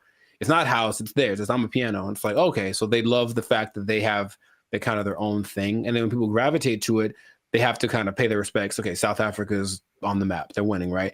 And then you watch them dance, and it's like the mood a little, not weird, but like kind of offbeat in a way. And they do this thing where they like roll their eyes in the back of their head with the shoulder thing. It's really peculiar, but I think it's cool, especially when you see like 10 people doing it. So it has all these things that are great. And that's what you need to start a music genre. But there's one thing I mentioned, that there's going to be something that I think I know what it is. What? Oh, go ahead. I think I know what it is. Oh, mate, go ahead, say it. I'm going to say there's no piano. Oh, no, man, it's called I'm a Piano. Like, there's piano and everything. Oh. Yeah, there's been a piano in all of them. Oh, okay. Well, no. The thing I think it would have been clever if there was no piano. Oh, I get you. It's called I'm a Piano. I get you. I guess. That's not a good translation from their language. No, the thing that's surprising about it, if you watch all the documentaries and all the people being interviewed, all the producers, all the everything, no one mentions the lyrics. They all have lyrics and they don't matter. It's literally the last thing on anyone's mind. They're just there, but no one's singing along. No one's saying this song touches me in this way. I don't connect nothing. Okay, now partly it's because the songs are all in either Zulu. I'm gonna try this. Zulu, Xhosa. I can't do the click thing. Sotho, Setswana, or Xitsonga, which are all South African native languages. But the thing that strikes me interesting is that, yeah, they're all singing and no one knows the words and nobody seems to care. So there are really big singers in this style, but the words don't matter. It's just the feeling of it. And that's what I found very unique to this. So if you listen to watch, no one knows what they're saying. You know, so I guess this goes to show you that that's not something that people necessarily require anymore. Just as long as it feels good, as long as it's fun to do. Oh yeah, I mean, you think about like U.S. artists who are just like huge worldwide. I'm sure like people don't speak English and they have no idea, but they're just bumping like Earth, Wind, and Fire and like. Well, the thing is, not even the choruses. You think at least on the chorus, okay, everyone sings nothing. Yeah, it's really weird. Yeah, I mean, I know that this is different, but I'm just saying like the ability of music to kind of to have that a tendency to. Oh sure, yeah. To where the words you don't have to quite know the words. I mean, I don't know the words to this at all, right? But I'm still digging it because I guess that's what they're transmitting. But even the people from there aren't singing the words or talking about nobody mentioned the lyrics one time. So, and the thing is, the songs don't sound all the same, even though they kind of have the same elements. They have different. I think it's great. That's what I want to just point out. Sounds cool, yeah. If you haven't listened to I'm a Piano, I recommend you check it out. Just be warned, there is piano. There's piano in it. I think you'll enjoy it. I thought I got that right. I really did. Nah, I wouldn't. I should have just lied. Yeah, you got it, man. But in any case, let us know in the comments if you listen to I'm a Piano, what you think. If you have a TikTok account with 20 million followers because you did a dance to one of the songs, who knows? But and all the songs, the dances are just from whoever did a cool thing. That's the other thing. They're not made by famous choreographers. It's just like somebody literally said, I saw a kid dancing to it on the street and I thought it was cool, so I did it in the club. And the next thing you know, there's 500 people doing it. So there's that like word of mouth element to it. That's just, I think it's really cool. So anyways, yeah, check it out. Check out some of those artists that I mentioned. They're pretty great. And if we get 10 comments, then Jericho's going to do one of the dances on our TikTok. I didn't sign up for that. I wouldn't mind learning though. That is kind of fun. I'll do one of the simpler ones. 10 comments. There's one. It's like a little. It's very simple moves, but I'm still probably going to mess it up. Anyway, this has been another episode of the Lifestyle Circus podcast. Make sure to like, subscribe, comment, share this video with your peoples, and then just remember that if you're dancing and you're grooving, then the music's going to be spread around. So make that music danceable, and you stay classy, San Diego. Yeah, man. You got it. There's piano. They took our jobs. They took our jobs. Whenever you things on the self-checkout line, it says out loud how much everything it is that you buy. And that's kind of a weird thing. I don't know if you can, I feel like there is a way to disable that, but the default setting is that everything you buy is like, boop, $1.99, boop, $4.55. Like it does. Oh, right. Does it say your? Well, I mean, so what's so bad about that? That's my business. Some people be knowing what I'm buying. Like, you know, like that's all. Don't put my business out there, robot. That's all. What's up, everybody? I'm Zap, and this is Jericho, and we are the now 6-time international award-winning pop hip-hop music duo Bandit Future. We do clean, fun music that everyone can listen to with a sound that's uniquely Californian. And right now, you're tuned into the Life's a Circus podcast, where we talk about everything that's funny, interesting, and ridiculous. But wait, we need your help. Help us out. Tired of eating mayonnaise sandwiches. Give your boys some funds. You know what I'm saying? You can join the channel, become a member. That'll help us out. Or you could just like, subscribe, comment, and share this video with people who stealing, because there's thievery going on. That's right.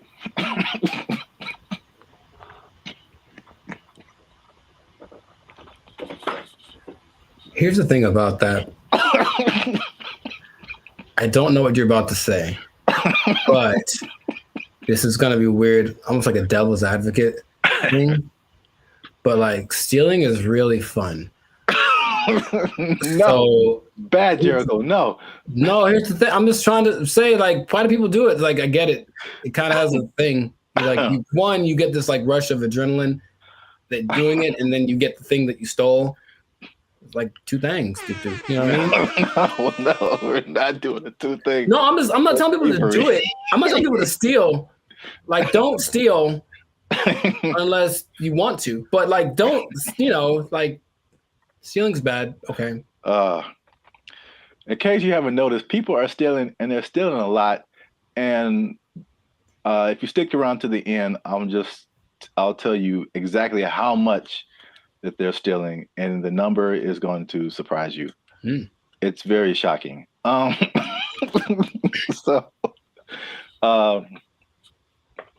Stealing is bad. Okay, we shouldn't steal. But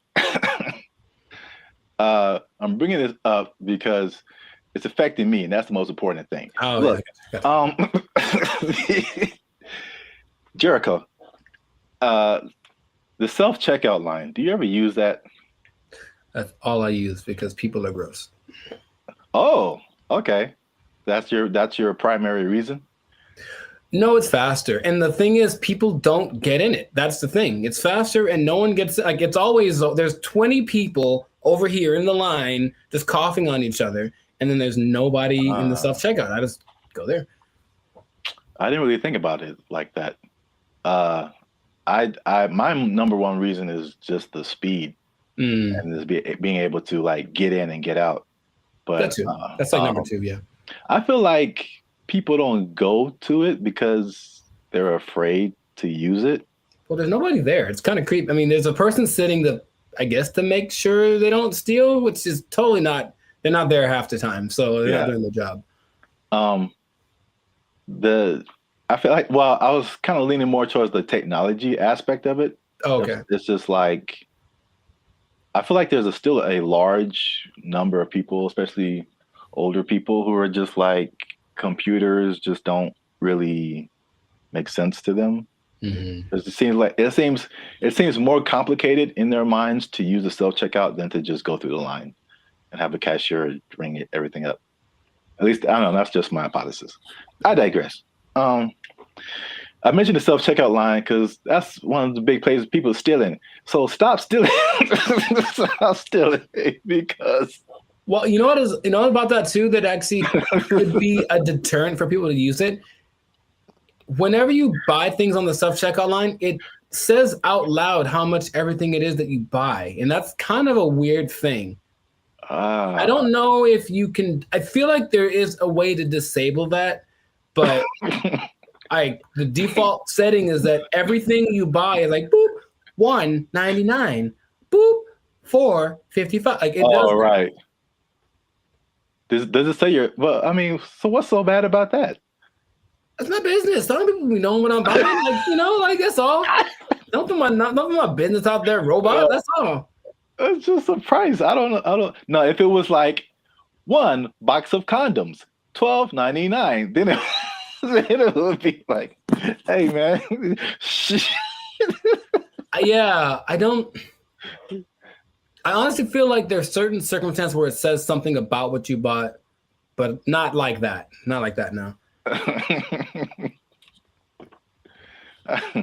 Okay. Well, anyway, so people are getting these self checkout lines, and they be stealing, man, and they're stealing so much that one of the major places that they are stealing is Target, man. Target is having or Target if you're uncivilized. They're having a big problem with stealing, and and it's so much in the checkout lines that they are reducing the hours that the checkout lines are open, and it's like making people upset. And it would make me upset too, because I hate when I'm like I'm running in to just get something and get out, and it's like all the self checkout lines are closed, and you have to go to the line. Which I told you the other day, there's some lady in the store just buying $100 worth of nothing, like just stupid stuff, man. And I got like a candy bar. I'm just like, you know what's still the people that there are people that actually will look at you and say, "Hey, go ahead, just go ahead. You only have one thing. Go ahead." Yeah. And there are the people who look at you and for sure like, I'm not letting this person. Yeah, I was here first. Decision they make. I will not let you in front of me. I don't care if I'm here for 5 hours. You'll be here for 5 hours and a minute. Yeah. Yeah, it's so anyway, the checkout lines there, some places are reducing them to like, I think it's like 10 a.m. to like 8 p.m. or 7 p.m. or something like that. But it's only like basically early in the morning and then late at night, like you can't use a self-checkout line. And then in one extreme case, they put it like 10 a.m. to noon, and that's it. And the rest of the time you have to go. What's the point? I don't. People steal it, man. It's just, it can't stop. Yeah. It's when I tell you how much they've been stealing, you'll be like, oh. Well, here's the thing about that. Of all the places that stealing is fun to do from, which is a weird way to say it, Target's probably doing it for. Yeah, no. Target's probably up there. Target's pretty great. It's a big red Target, literally, and they have all the things you want. Yeah. I'm not saying that I have or haven't done it, but I'm just saying that that's a place you might want to go if you're thinking of stealing. Also, Band of Future does not advocate stealing. Pay for everything that you possess. You're just making it sound really attractive. I don't understand. Oh, I mean, that wasn't my intent. I'm just, Yeah, stealing is fun. I'm like, wait a minute, that's not where I'm trying to go. Oh, okay. So I don't want to be like I don't think fun is the primary reason. Have you done it? No. But if I would, it's because I needed something or I just wanted something that I couldn't afford to have. Oh. Haven't you seen Aladdin? Yeah, it's Once he was having fun though. Ahead of the gotta eat to live, gotta still to eat. Tell you all about it when I got the time. See? He was fighting for his life, man. He made a song about it though. He's having a good time. All right. So how much? Okay, let's two things. How much money do you think Target is losing a year from people stealing? I don't know how much they make. I don't either. Okay. So I mean, I'm guessing it's a high number because here's the thing too. Target's everywhere, right? Yes. They cracked down on Target, the security in California, but I would imagine at like 4 p.m. on a Tuesday in Iowa, it might not be much defense if you want to steal something from the local Target. Okay, so Target annual revenue is about $100 billion a year. Okay. So that's a lot of money. That's a lot of billions, but stealing, I would say.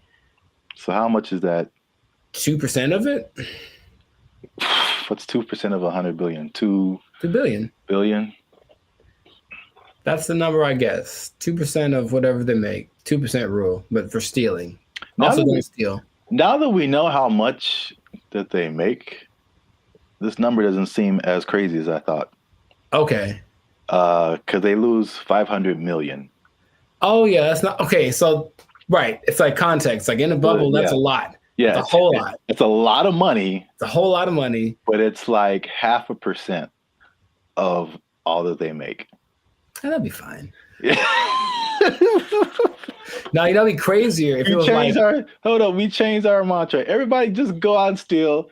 Target, especially because they got it, man. They cool. That'd be all right. No, what would be crazier, though, if it was just like a ring of 20 people that are stealing everything from Target, just 20, then that'd be like, okay, they are... There are rings of like... There's people that have been doing this for years. I mean, it's especially after 2020, like stuff kind of really got crazy, especially in California. But there's, I don't know if you've seen these like mobs of people. Yeah, they'll just run in, like, take everything. Yeah, they're all like in it, and they just kind of do it regularly. They go store to store to store, and just kind of do this thing. So that's Target. The last part of the tease is how much retail theft is, and this is from 2022, but pretty recent for like all nationwide, and that is 112 billion. So that's basically the entirety of Target's revenue is the same amount that people are stealing just nationwide from all different kinds of stores. So we y'all are out here stealing an entire Target every year. The entire Target income stream in one year. An entire Target corporation worth of products and merchandise. You guys are stealing it every year, and that's a problem. But you're ruining my self-checkout experience, so stop it. I want to use self-checkout. Don't make them take it away from me. Now you say it that way, I am also slightly more on the side of don't steal from Target. Yeah. You never even went there and just like took a candy and ate it? I don't steal, man. I don't like stealing. I feel bad if I do. Okay, you ever do the thing where you just, this is not an interrogation. You ever do the thing where you buy a soda and you start drinking it in the store, but like, I'm gonna pay for it, and then that's so ghetto to me. I never do that. Oh, I've done that lots. I'm drinking the soda as I'm checking out. Like I bought this too, but you know.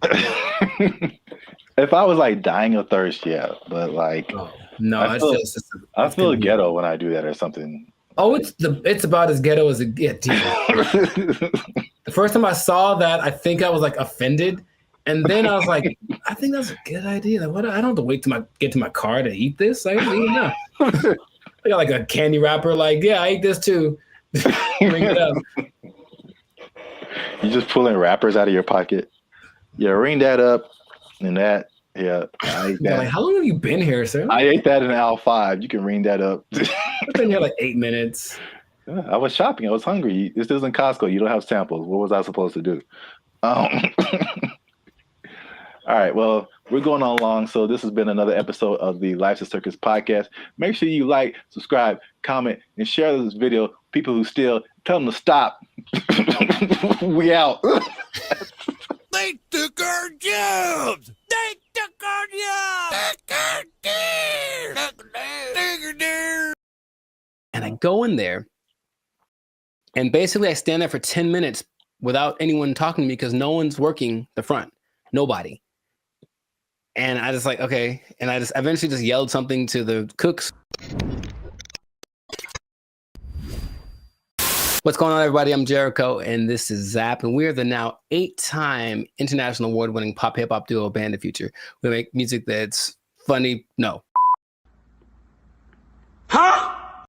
We make clean, fun music that's easy for everyone to listen to with a sound that's uniquely Californian. And right now, you're tuned into the Life's a Circus podcast, where we talk about things that are funny, interesting, and just straight ridiculous. So before we get into this thing, make sure to like, subscribe, comment, and share this video with at least 2 people that knew that the wage increase for fast food workers was a bad idea.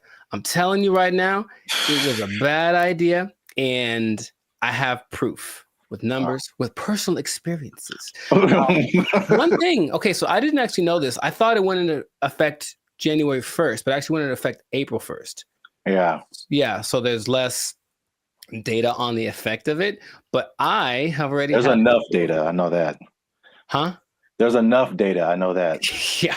So I got some numbers and I got a couple of personal experiences. But I'll go to you first. Have you noticed anything tangible or had any experiences that kind of like notice a Whopper from Burger King is $8. I think I mentioned this before. Like I remember when the Whopper first came out at Burger King, it was 99 cents. Accurate. It's now $8 just for the sandwich. No fries, no drink. $8 is where we start, and then it goes up. I'm furious.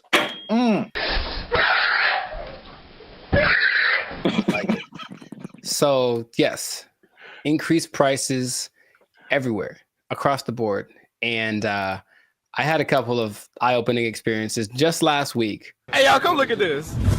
I went to a Korean restaurant because I like me some Korean food, and I wanted a bulgogi bowl, just beef and rice. It is literally beef, rice, and some onions. And give you a couple of sides right now. I slide in there. I felt like that joke from Cat Williams. Remember how you used to just give $20 at the pump and said, here, you know, and then walk away? If you had $10, $15, you could go to the gas station with confidence because you knew you was either going to be full or damn near full. If you had a 20, you ain't even talk to the person at the counter. You just 20 on 11. I walk in like, I know how much a bulgogi bowl costs. I've had these before. And I didn't even look at the price. I just ordered it. Confident. Here's my card. Confident. I look at that thing, man. $27. Good Lord, that's a lot of money. Don't you like rice? $27 without the tip. Okay. So I was very sad. I was very sad. And I ate it and it did not taste like a $27 bulgogi bowl. It tasted like a $12 bulgogi bowl, one that I came to know and love. That sucked a lot. This sucks. Yeah, it really sucks. What is happening, of course, is that since wages are increasing, owners of these franchises are laying people off or giving them less hours, something like that, right? So I go to The Habit, which I don't go to fast food too much, but I do enjoy The Habit. I think they got good stuff. And I go in there and basically I stand there for 10 minutes without anyone talking to me because no one's working the front. Nobody. And I just like, okay. And I just eventually just yelled something to the cooks. Y'all gotta chill. Y'all crazy back there. But they don't work the front, so they didn't do anything. So I just kind of left. And then I overheard the conversation, like somebody got off the shift at X time and someone wasn't coming in till Y time. So I was just out of luck. I came in the gap between shifts and there's nothing they could do about it. Calm down. No! Now, there's a couple of things that are interesting. So for those who've been living under a rock and they don't know, the fast food minimum went up from $16 to $20 as of April 1st. Okay. And they started to interview a bunch of people just to see what their experiences are, business owners. One owner of El Pollo Loco franchise actually said he owns 6. And he says costs went up because of this $180,000 per store per year.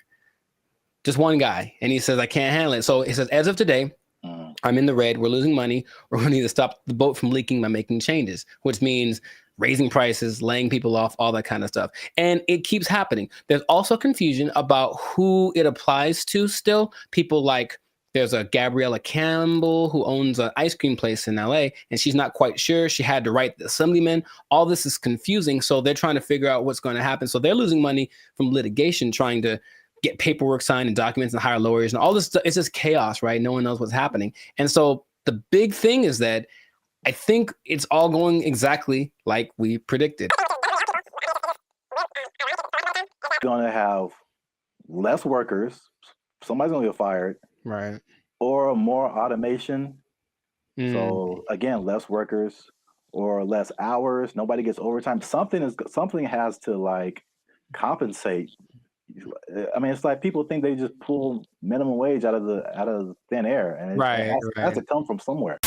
Another gentleman said, Brian Hom, he owns San Jose Vitality Bowl, and he said, one, customers are really mad at his $14 price for an acai bowl, which I understand because I've made an acai bowl for $3. So I understand the price.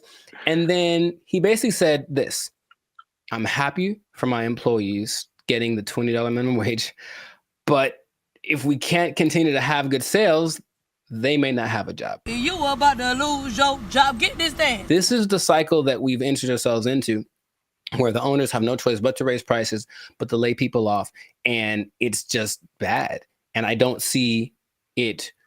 I don't see the solution. I got some good news and I got some bad news, y'all. The bad news is that I'm shutting down the studio. It sucks for the, I mean, there's so many different, everybody's. What? Bro, what are you talking about, man? Everybody's in a different boat. I know a lot of this applied to like the big chains, like the McDonald's of the world and the big franchises. Sure. And it's a lot of complaint from people is like, well, these are big corporations. They have lots of money. It's not, they can afford to pay this. They know what they did. They know what they did for sure. Like just McDonald's, because that's the thing that everybody knows. The McDonald's corporation is different from like the franchise owners. And so these are like individual people or individual businesses that, you know, get everything from McDonald's and just put their, you know, labels on it and all that kind of stuff. And so they don't have as much control as business owners or as franchisees. Is this worth you losing your job? They have their own kind of separate budget that they have to work with. It's not like, you know, McDonald's down the street is not the McDonald's corporation per se. Right. So there's that disconnect, which is confusing to people because I think those people that you mentioned, the actual franchisees or the business owners, they are the ones who are getting it the worst. Yes. One because they can't really, they don't have control over their franchise fees and all that kind of stuff.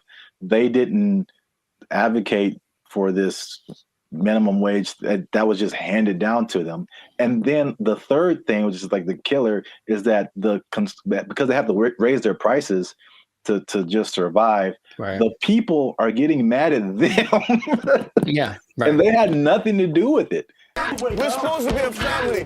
What are you doing? They had nothing to do with paying people like 20 to 30% higher than all other minimum wages. Like they're just caught in the middle with either shut down or raise prices. But it's in terms of like answering your questions in terms of a solution, this is just skyrocketing the race to automation and AI and like everything. It's just every other industry now, just to keep prices reasonable.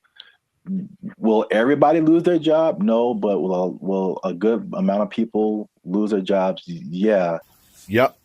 That whole automation is going to just take over. Maybe that was the end goal. I don't know. Oh, touchy. Careful. They're listening. They're listening. But yeah, it does seem like the politicians decided we want to win the battle and lose the war. So we'll see how that ends up. Interestingly enough, there seems to be a strange coincidence, some might call it, between this happening and the amount of restaurants that are shutting down this year. I mean, yes, going completely under, right? And I was going to tell you all about that in another episode of the Life Circus podcast. But for now, we're going to wrap this one up because we're a little over time. So just make sure to support businesses as best you can. But if the prices are too high, you vote with your dollars, right? So you can say, hey, this is a bit much. I'm not paying $8 for not never. Not never am I paying $8 for a Whopper. Not never. That's what I'm trying to tell you. Yeah. I'm going to the store. I'm gonna get myself some ground beef and some buns. I'm gonna make a $2 Whopper that's gonna be just as tasty, less preservatives. You know what I mean? So that's what we can do. But yes, make sure to stay tuned for another episode of the Life Circus podcast where we do talk about restaurants going under because it's kind of sad. A couple are hitting close to home, man. It's gonna get kind of teary eyed in this one. We'll see. But make sure to like, subscribe, comment, and share this video with people who just want to say I told you so. I guess that's exactly what happened in this situation with the fast food price increase, the minimum price increase.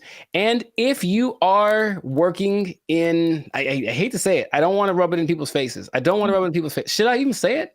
I don't want to rub it in people's faces, but it does look like, especially if you are an owner of a franchise. I'm sorry. I'm really sorry. I'm going to get emotional again. If you are an owner of a franchise,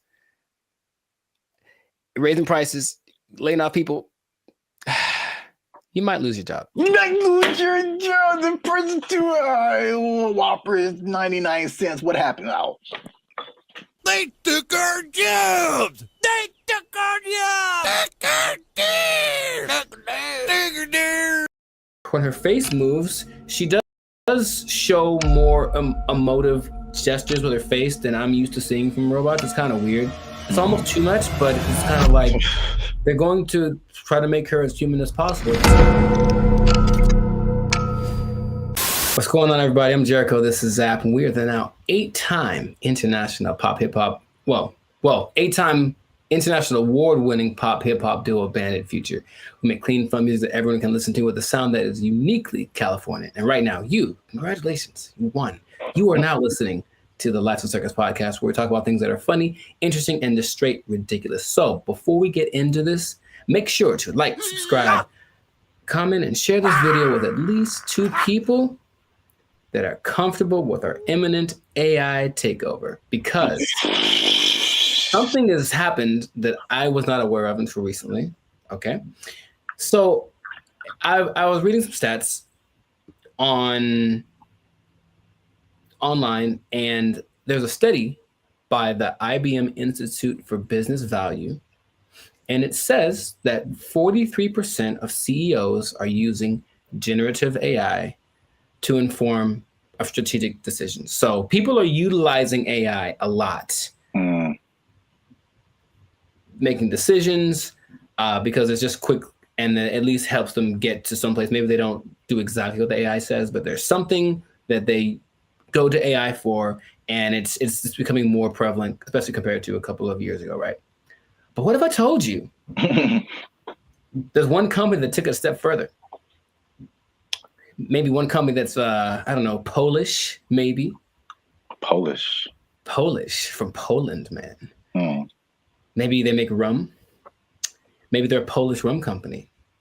I see. And they decided, let's just make our CEO an AI bot. And so they did.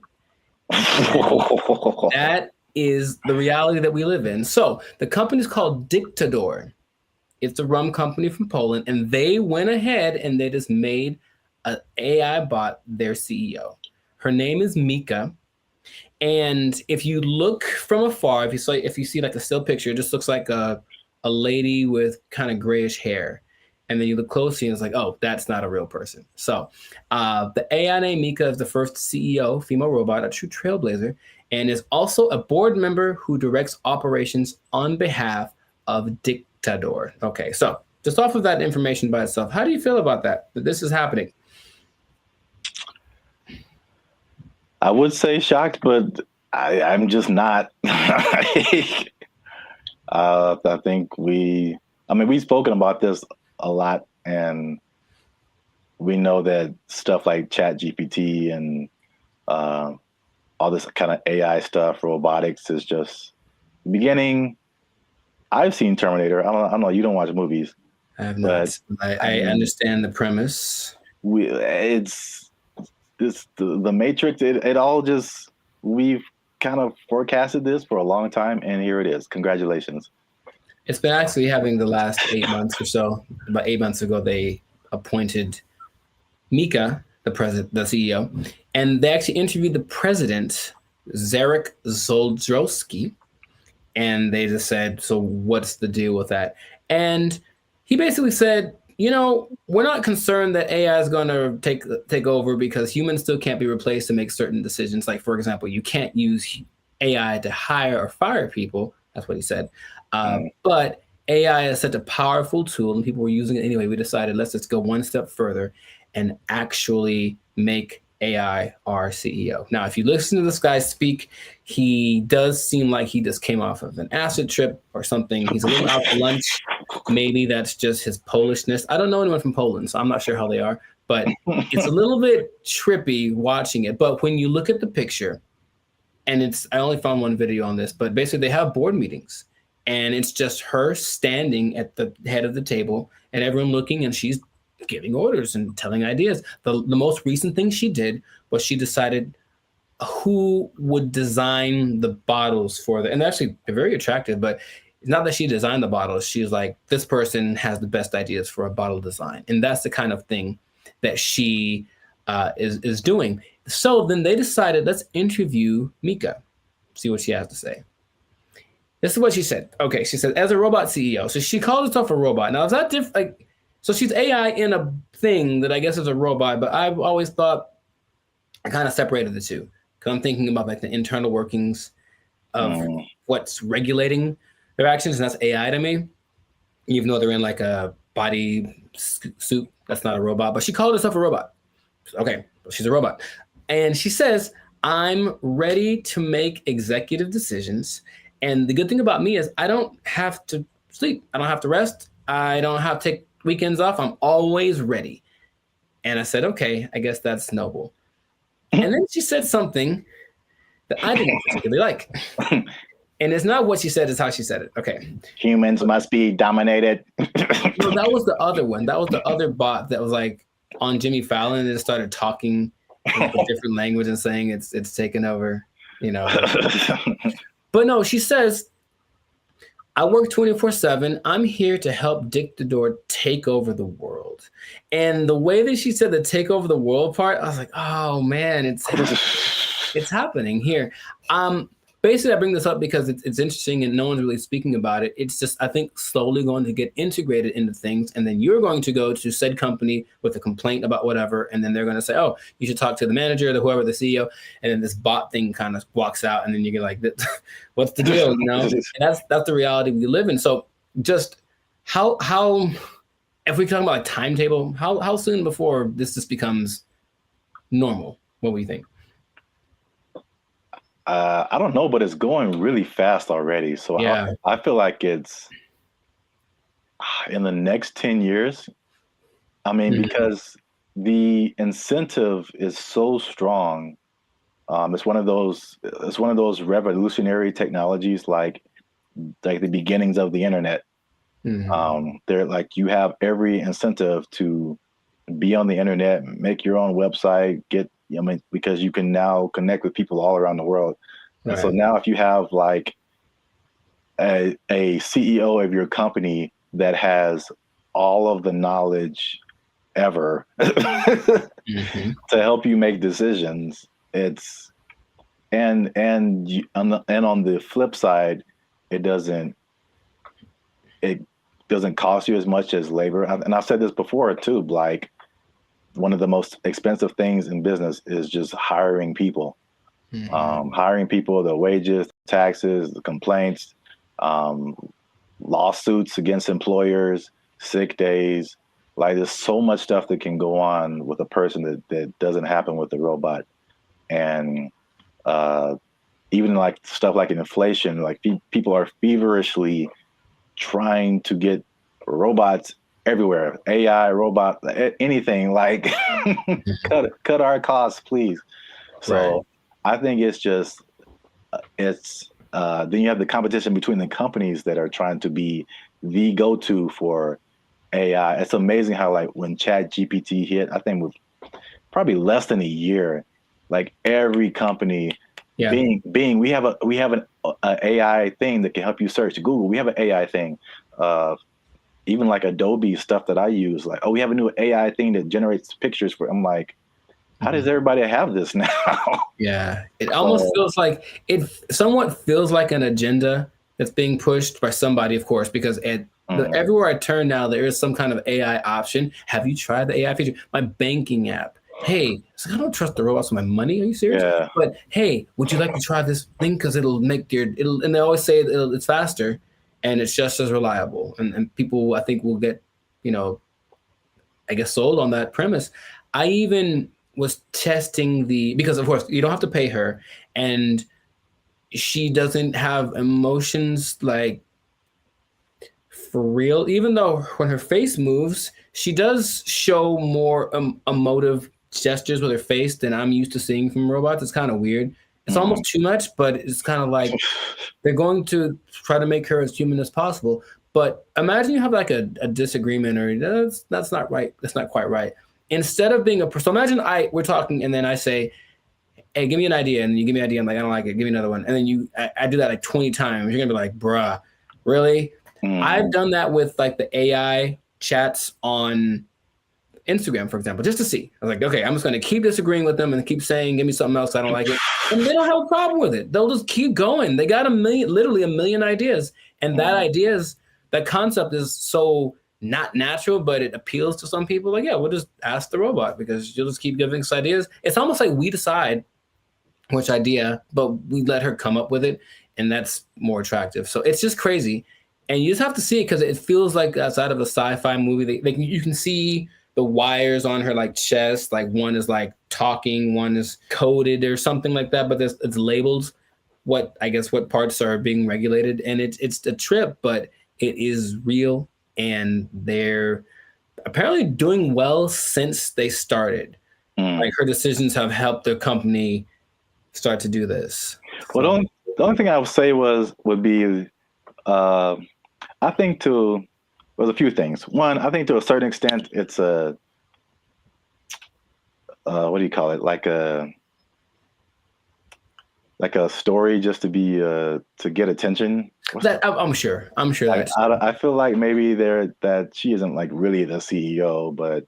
Well, they asked the guy, they're like, is this legit or is this a scam? And he's like, oh, it's real. And his eyes didn't match what he was saying. That's what made me think he was on something, because it's kind of a strange publicity stunt. That's what I was going to say. Potentially. And in any case, it is getting attention. And then people say, I'm drinking the rum of the company that has the AI CEO. And that's something that has probably gotten somebody laid once. So good for you.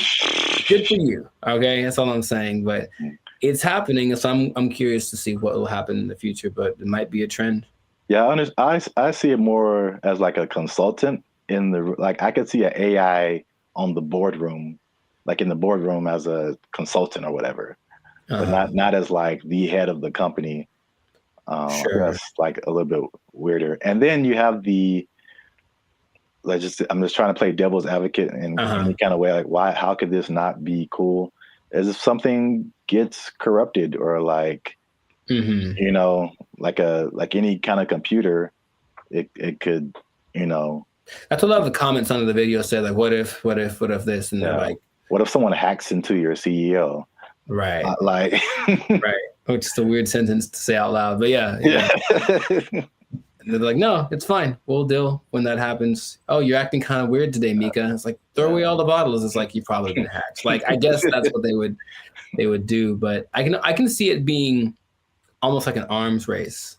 So the next company comes and says, oh yeah, well, our CEO and our president are AI. Oh yeah, well, our CEO and our president and all the board is AI. Oh yeah, well, my mom's AI. Like, it's just going to keep going to a point of ridiculousness, maybe, just for publicity. I'm not sure, but it has started, and this is where we are. So we'll see where it goes. But, let us know in the comments what you think. Is it something that's, what's the point of fighting it? Because it's here. Is it a terrible idea? Let us know in the comments what you think about this, because I feel like it is here to stay, and we'll see to what degree we take it. But this has been another episode of the Lifestyle Circus podcast. So make sure to like, subscribe, comment, and share this video with everyone that's afraid of the inevitable AI takeover. And if you are a CEO, oh boy, if you're a CEO, you know what time it is. You better do something, how to sing and dance or tap dance or juggle fire or something. Because I guarantee if Mika's the first one, you're gonna be the next to lose. You're just gonna take your job. Roman's gonna take your job. Oh, I'm the CEO. Everybody's fired. They took our jobs. They took our jobs. The WNBA, that thing. Do you watch it? I do not. Nor do I. All right, so we've had that talk. Now, what's going on, everybody? I'm Jericho. This is Zap, and we are Bandit Future, the 6-time international hip-hop pop duo. Well, we're international worldwide, but we also have awards. We won 6 international awards for our music. There we go. One day. Anyways, we make clean, fun music that everyone can listen to with a sound that's uniquely California. And you are now, good Lord, tuned in to the Lights of Circus podcast. We talk about things that are funny, interesting, and just straight up ridiculous. So before we get started, make sure to like, subscribe, comment, and share this video with at least 2 people. Oh, man. With at least 2 people that like women's basketball. I'm going to talk about it. This episode is for my dad, basically, because he likes it a lot. Now, what I want to say is that stay tuned to the end because I have an idea, I have a solution I'll say fix it. I'm just going to say fix it. I'm to fix the WNBA that no one has explained in this way yet. I have the unique perspective that you need to hear. So stay tuned to the end. I'll let you know. So this kind of goes for women's basketball in general because the WNBA season just ended, but women's basketball started. And I'm in the gym yesterday and I'm watching it. I texted you about this and I'm watching it and I watch and I watch and I watch. And about 7 minutes go by and no one has made a basket. And I am heated because I'm trying to feel good about myself. I'm in the gym working it out and I want to see some success happening so I can feel motivated. And there was no success. And I was so mad about it. And it was a blowout and it wasn't very fun. So I want this to be positive. So what I want to say is that women's basketball is a noble sport. Basketball, of course, was created for women by James Naismith. And I've heard a lot of arguments from professional female basketball players about the disparity between the men's game and the women's game and this and that. But there are a couple of things that I think get ignored that would make things a lot better. Or when it comes to the argument in between why people should watch the WNBA, things get overlooked. So I wanted to throw this out there. I'll ask the question first to you. Do you watch the I'm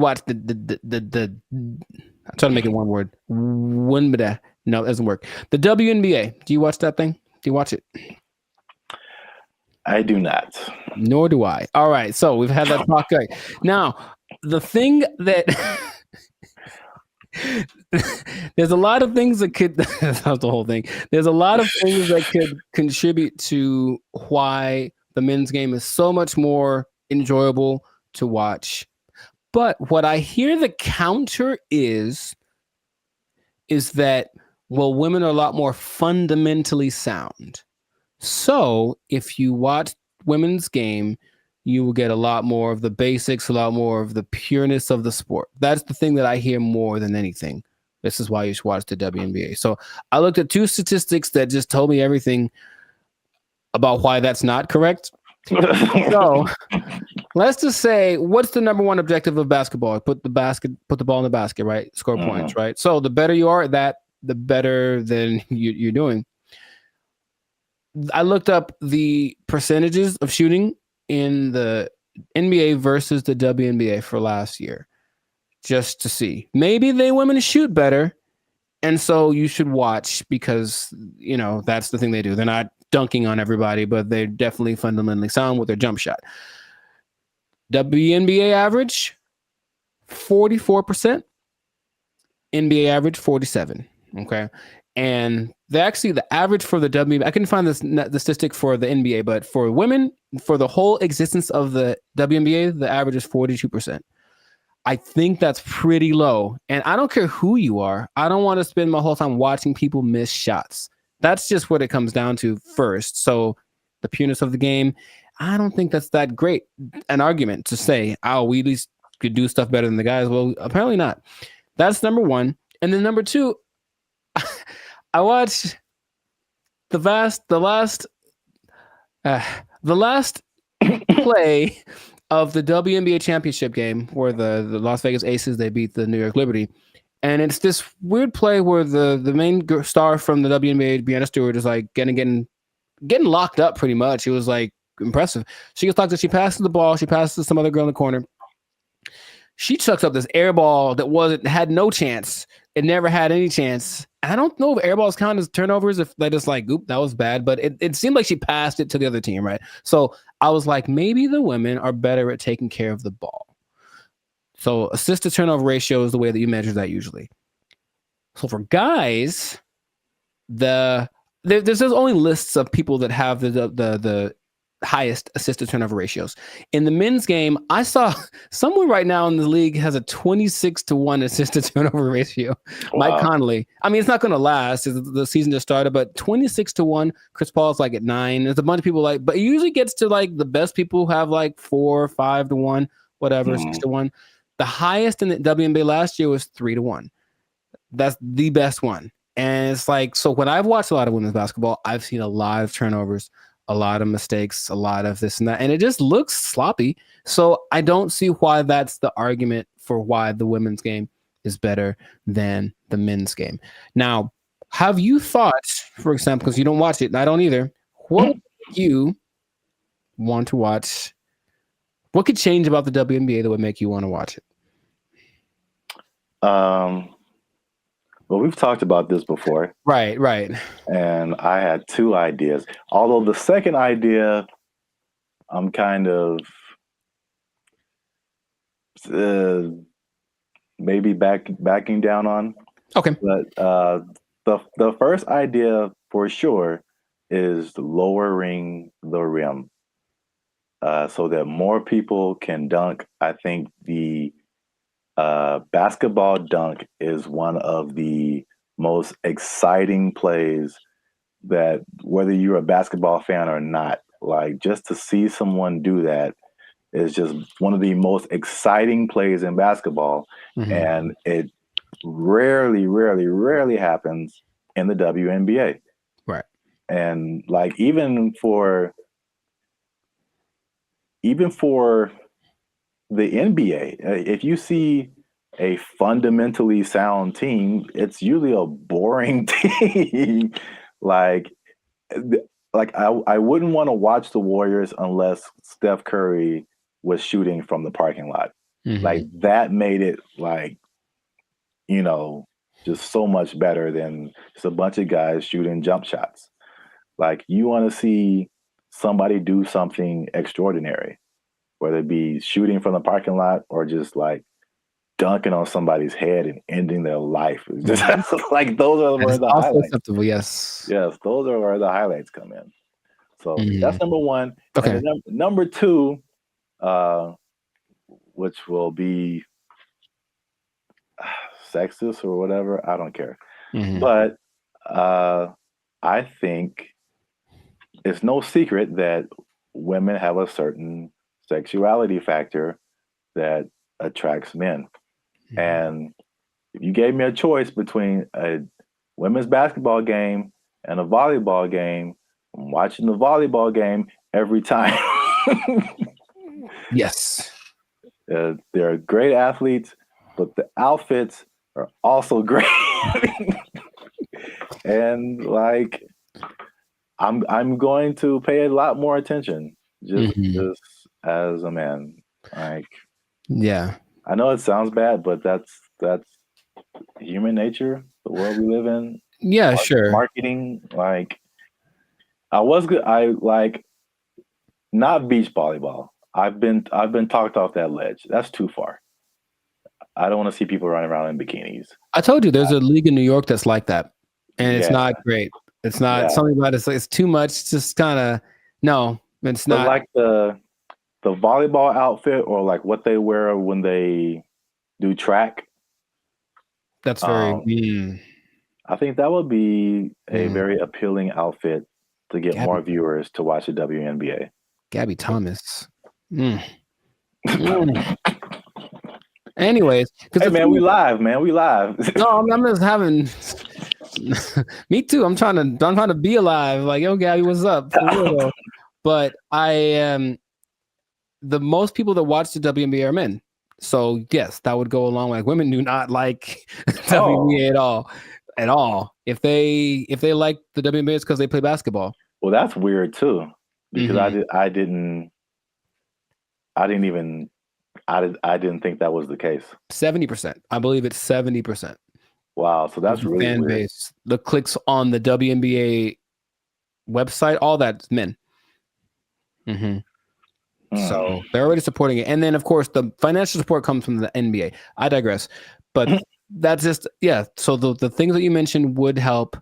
Sexualizing things. I think women like to look cute too. Some of them. So I don't think it'd be like the most degrading thing. Maybe they have options like with tennis. They could wear something. They have like little options for the outfit. I'm sure it'd have to be uniform for the team or for the sport, but I'm sure there could be an agreement because I wouldn't mind some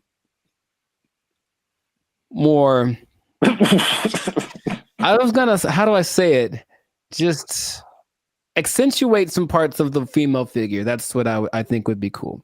But that's the thing that I think is least likely to happen. I don't think they're gonna want to do that. I do agree with the hoop thing. That's the thing that makes, because here's what I'm thinking. I'm watching this game yesterday, and like it's like watching like little kids. You ever see little kids like shoot a basketball? They put the ball way up here and they kind of chuck it up because they don't have the strength to get it up there. I'm not saying they can't. Like, of course they can, especially Sabrina Ionescu made something crazy in the 3-point contest this year. So they can shoot for sure, but in general, they are shorter and less athletic and less strong than the men. I know the basketball is a little smaller for the women, but the hoop is the same height. So I have a solution that I don't think anyone's explained in this way. Okay. The average height for NBA players is 6'6". The average height for WNBA players is 6 feet, which is pretty tall for women, but in relationship to the same height of the rim is 10 feet. That means that for men, the hoop is 58% taller than them. But for women, the hoop is 71% taller than them. So to split the difference, I said, what would happen if the hoop was also 58% higher for the women? And if that was the case, it seems a little bit on the low side, but if that was the case, the hoop would be 9 feet 2 inches. Yeah. And to me, that makes a lot of sense because the people that are, the girls that are tall, 6'5", 6'6", they'd be dunking like Shaq, like we want to see. And then some girls with some springs would be getting some Westbrook action happening. And I think that'd be great. Now, would they have to learn how to adjust to shooting lower? Yes, they would. But I believe there's a women's basketball. I think it's called, I forget the name of it. But there's a women's basketball-esque sport where there's no backboard and no one can dribble. It's a weird in Australia. And the rim is about this. You can see if they could jump, they're not allowed to jump. But if they're allowed to jump, they'd be able to actually. So weird. It's what is it called? It's got a. Anyways, they could dunk on that hoop if they were allowed to run and jump. If the hoop for the WNBA was that height, the game would be a lot more interesting. I think the percentages would go up because you just see these women. A lot of women's form is kind of like chucking the ball as hard as they can because that's how they have to generate the energy to get the ball high enough. So that's my solution, but that's the rationale behind it. We want to make things equal. So the height of the hoop is the same ratio compared to the height of the players. Yeah. I think that would work. I don't think they're into it. Of course, every play, they have to change it everywhere. Every hoop would have to be, adjusted and whatever. But which would you rather? Make an adjustment to the game a little bit? Well, that's kind of significant, honestly. Lowering it to that's kind of significant. Or continuing to not make any money because to this day, the WNBA has not made a penny. That's just honest. The statistics say it has not made a single cent. It's actually been in the red every year, and the NBA has to provide the money to bail it out. So that's my idea that it could help promote the game a little bit because basketball is a great sport, but yeah, the excitement factor, like you mentioned, we want to have that a little more. So that'll do it. So 9'2", that's the thing. So listen to me. Listen to me. Just do it. Let's do it. You know, I heard something. I mean, on a kind of serious note, I heard something very interesting when it comes to like giving people a fair shot. You know, just kind of leveling the playing field, and that there's a difference between equality and equity. So, like, if you're going up, if let's say there's something that everybody wants to get to at the top of some stairs, right? And so equality says that, okay, we've got these stairs here. Everyone can just go up and get to whatever's at the top of there. But the person in the wheelchair can't use the stairs. And the person is blind and can't see the stairs. So equality says well, let's just make some stairs. And so everybody has an equal path to get to the stairs. But equity says, okay, it's about everybody getting there. So we'll make the steps for the people who can walk. We'll make a ramp for the people who have a wheelchair, and we'll make some kind of braille, something so that you can find your way for the people who can't see. And now everyone has access to the stairs, even though they're getting there differently. And so I feel like the WNBA it's like it's trying to be equality. It's like it's exactly, we want to look the same as the men. We want to wear the same jerseys as the men. We want the rim to be as high as the men. We want all this stuff. We want to have the schedule and the tournament, everything.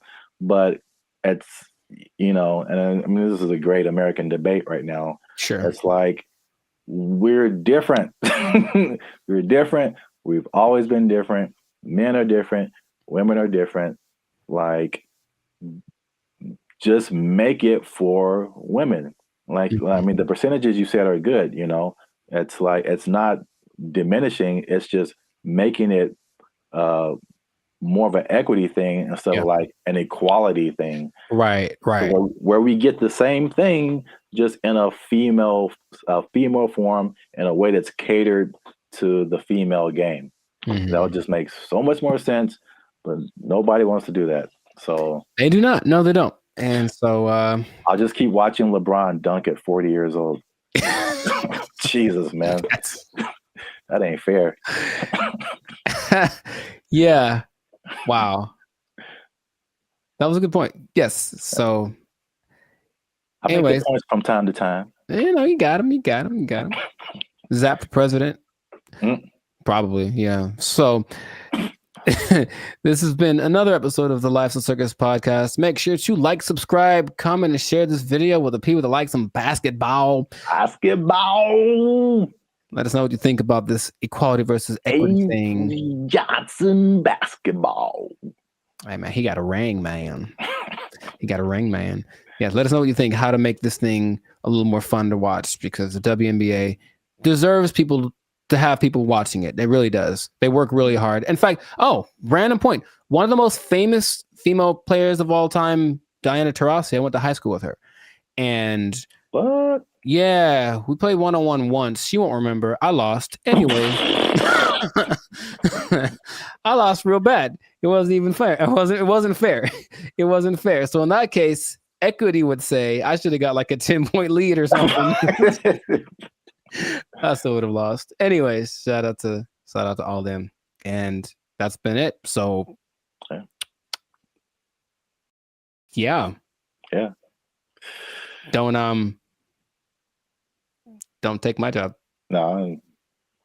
Because I just spit in truth, man. If they might take your job, they're not taking any WNBA jobs. Because nobody's watching. All right. Bye, everybody.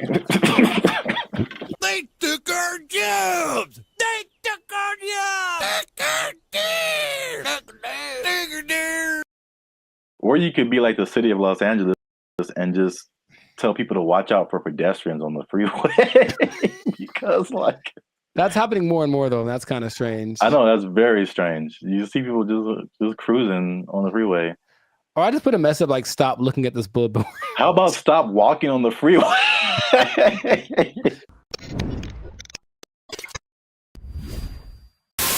Yo, what's up, guys? I'm Zap, and this is Jericho. And we are now 6-time international award-winning pop hip-hop music group Bandit Future. We do clean, fun music that everyone can listen to with a sound that's uniquely Californian. And you are now tuned in to the Life's a Circus podcast, where we talk about things that are funny, interesting, and ridiculous. And yo, make sure you like, subscribe, share, and comment on this video. And because we're going to talk about something that has kind of flown under the radar, but especially in California, if you live, or not California, really mostly like the metropolitan Los Angeles area, maybe into the IE as well. That's the Inland Empire for people who are not from this area. The uninitiated, yeah. But there is something that I feel, well, a couple of things that I feel like a lot of people have seen and a lot of people haven't talked about. Okay. Intriguing. Okay. Yes. So I'm going to show you a picture, and this one is very close to you. I know you have seen this. Yes, I have. This billboard. Mm-hmm. Okay. I don't know what this message is. Download our new video editor. Okay, maybe another time when we're not doing a podcast. This billboard, if you're not from California, this billboard has been up. There's been a few of these. I've seen them. Yeah. Up along a major freeway in California. It says, warning, this billboard structure is the subject of a lawsuit, LASC case number something. Anyone who assists the city of Pomona in the demolition of this billboard structure will be sued. And it's just one of the weirdest billboards I've ever seen. And there's several of them. And I've just never seen anything like this. So I finally looked it up. Mm-hmm. And this isn't McDonald's Grimace level, but there's a little bit of a rabbit hole here. Okay. So basically, there's a guy named Brian Kennedy. He is the founder and CEO of Regency Outdoor Advertising. So basically, he owns it's a very popular billboard brand, probably maybe the one of the most billboards around the country, and he owns these billboards. And so I guess he contracts with cities to put these billboards up, things like that. So in 1993. Oh, baby, going back. Yeah, this story is very old. 1993, he had an agreement with the city to put up 10 billboards for 10 years with a 10-year extension. Mm-hmm. Right. So 1993, put up 10 billboards. 2003, you renew it, keep those billboards up. Stuff like that. You renew every 10 years. Okay. After the 1993 agreement, the city, the voters backed something called Proposition L, which prohibited the city for putting up any more billboards without voter approval. Okay. So when they came in, at the renewal period and were like, yo, take your billboards down, he was like, no. Like, we had an agreement before this Proposition L thing even happened. I see. And so it turns out this guy is kind of eccentric, so he's not surprised. Okay. It's his billboard. So he was like, I'm just going to put this up here. And so because they've been threatening to just tear the billboards down. And he's like, no, I'm going to sue all you guys. So he just put those on his billboards. Okay. Which is I'll just get your reaction to that before I keep going.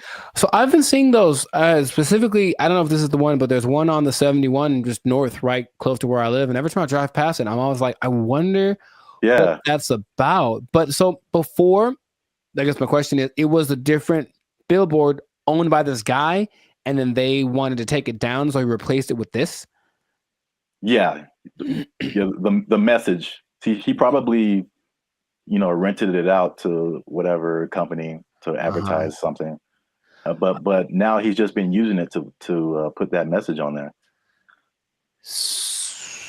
Okay, so I guess I get a lot of questions in my brain, but my first one is who would ever assist some?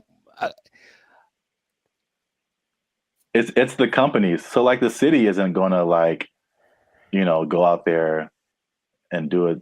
These people, they hire they put out bids, for companies that do this kind of thing, demolishing or whatever. So basically, I think he's saying like, if your company is hired to tear down my billboard, I'm going to sue your company. So it seemed like a little bit of a scare tactic for anyone who wants to work with the city and taking this man's stuff down. Oh, that makes sense, but it's not what I was thinking. Dang it. I was hoping it was more for people who were just driving by with like a hammer in their trunk. Man, I really want to just pull off the side of the road and tear this thing down because I hate it so much. It's such an eyesore. And then this thing's like, don't you dare.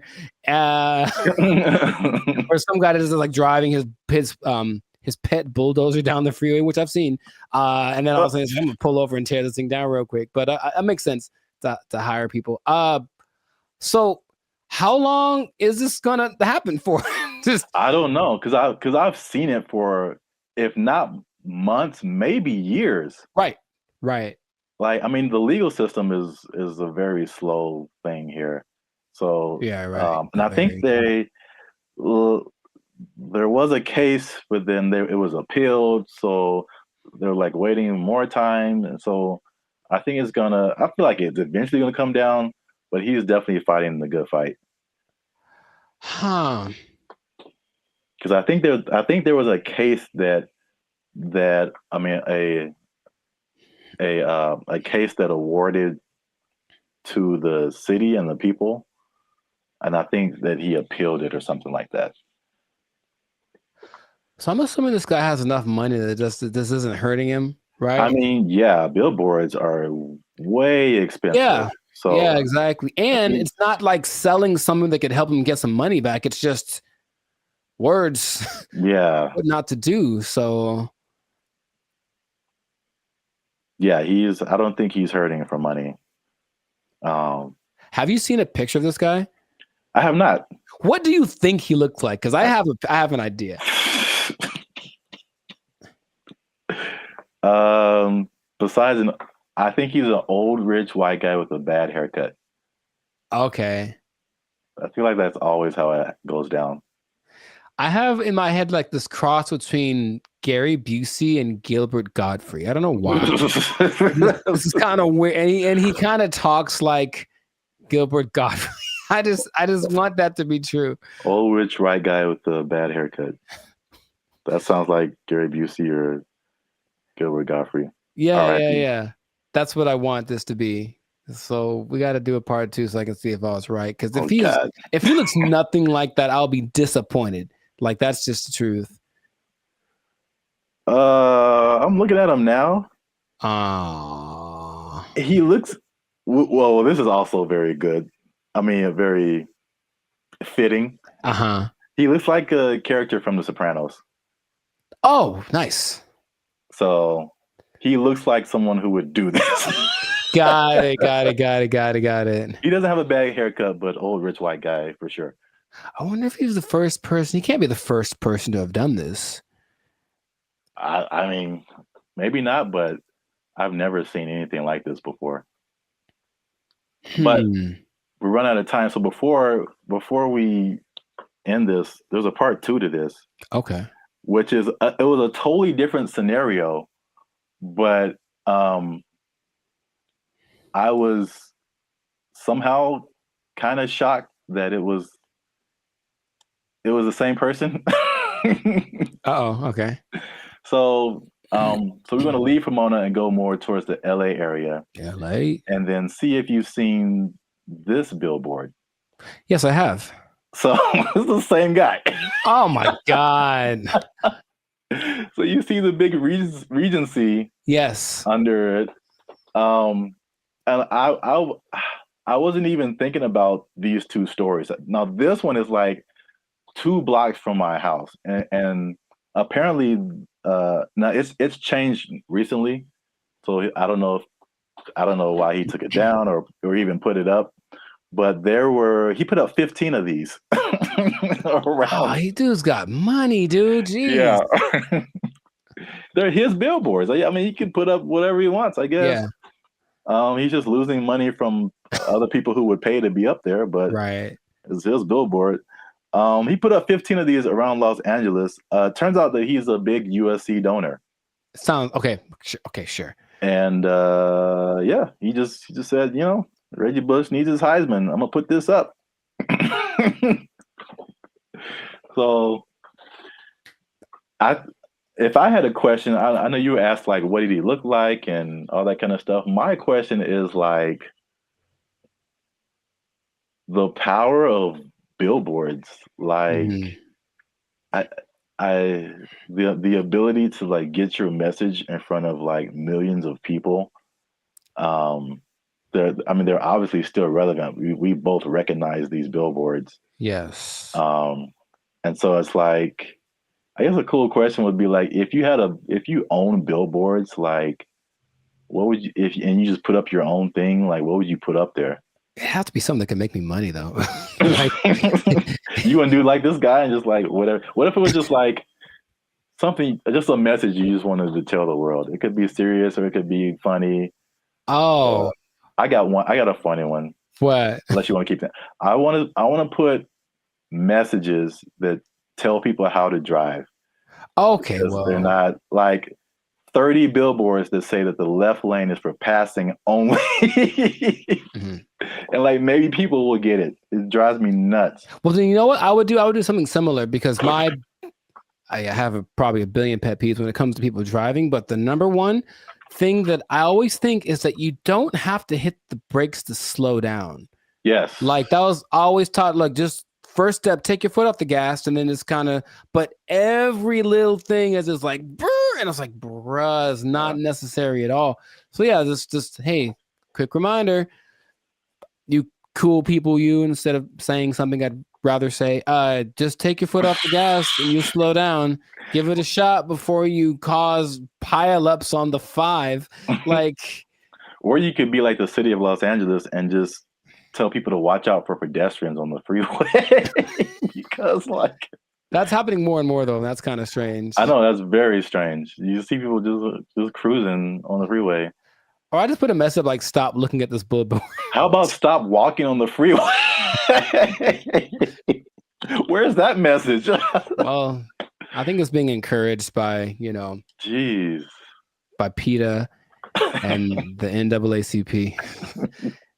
That's just my thought. Everyone's just like, walk on the bill. I mean, it's happening. So we've been together in this, like, why is this now a thing? Why is this person walking on the freeway? And it's not like their car is broken down. They're just trying to get to where they're getting to. Yeah. And they just chose the freeway as the place to walk.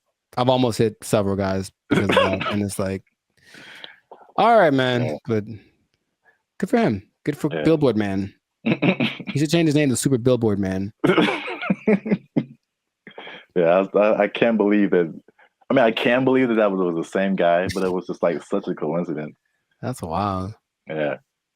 But yeah, this has been an episode of the Lash the Circus podcast. Make sure you like, subscribe, share, and leave a comment. What do you think about this guy and his billboard? What would you put on your billboard if you just own billboards and you could say whatever you want to say and threaten people with lawsuits? But yeah, that's it for us. And stay tuned for the next episode before they take our job. I hope they don't take it. And I need to pay rent. Okay. They took our jobs. They took our jobs. If you look at the picture, it's very good. That's the thing. It's breathtaking. And I mean, it's a scene, looks like. What's up, everybody? I'm Jericho, and this is Zap. We are the now 8-time international award-winning pop hip-hop duo Bandit Future. We make clean, fun music that everyone can listen to with a sound that's uniquely California. And right now, You are tuned into the Lifestyle Circus podcast, where we talk about things that are funny, interesting, and just straight up ridiculous. So before we get into this thing, make sure, do us a big favor. Come on, y'all. Make sure to like, subscribe, comment, share this video with at least 2 people who would be really mad if they lost an art contest to AI. Because that's happened. It happened. So what basically in Colorado, there was an art contest in one of their state fairs. This guy, Jason Allen, said, you know, it'd be a great idea if I entered this art competition. Oh, wait, I don't know how to draw. That's going to make it very hard for me to win. And then he said, you know what I'll do? Jason Allen first made headlines in 2022 when his AI-assisted artwork won a digital arts competition at the fair in Pueblo. Allen says it took him dozens of hours to create that work as he fed hundreds of prompts into this AI software, Midjourney. Now, there's a twist about this, so stay tuned to the end because I'm going to tell you what the twist is that might make you change your mind about this. Because off the top, okay, what's your first thoughts? This dude enters an art competition where everyone was literally drawing and painstakingly coloring and shading and all this kind of stuff, and then he just turns in his AI-generated picture and he wins. How would you feel? What's your thoughts? I think I'd be upset along with all of the other people. It's a form of artistry. I use really colorful, artistic-like words like elegant, opulent, lavish. But as the saying goes, a picture is worth 1,000 words. And his artwork receiving thousands of comments on social media calling the win unfair. That's what I was going to say, too. I'd be mad at him. And then I'd also be mad at the competition because, like, AI, it's still new, but it's like, come on. Like, make a rule. Yep. The first thing I think about is just one, it's the slippery slope. Okay, you can use AI to win this competition. What about this? Where is it going to end? You know, there's no rules yet, so they're going to start making rules. The person who got third place was like, okay, well, she's being kind of sarcastic. So like, well, who gets the prize?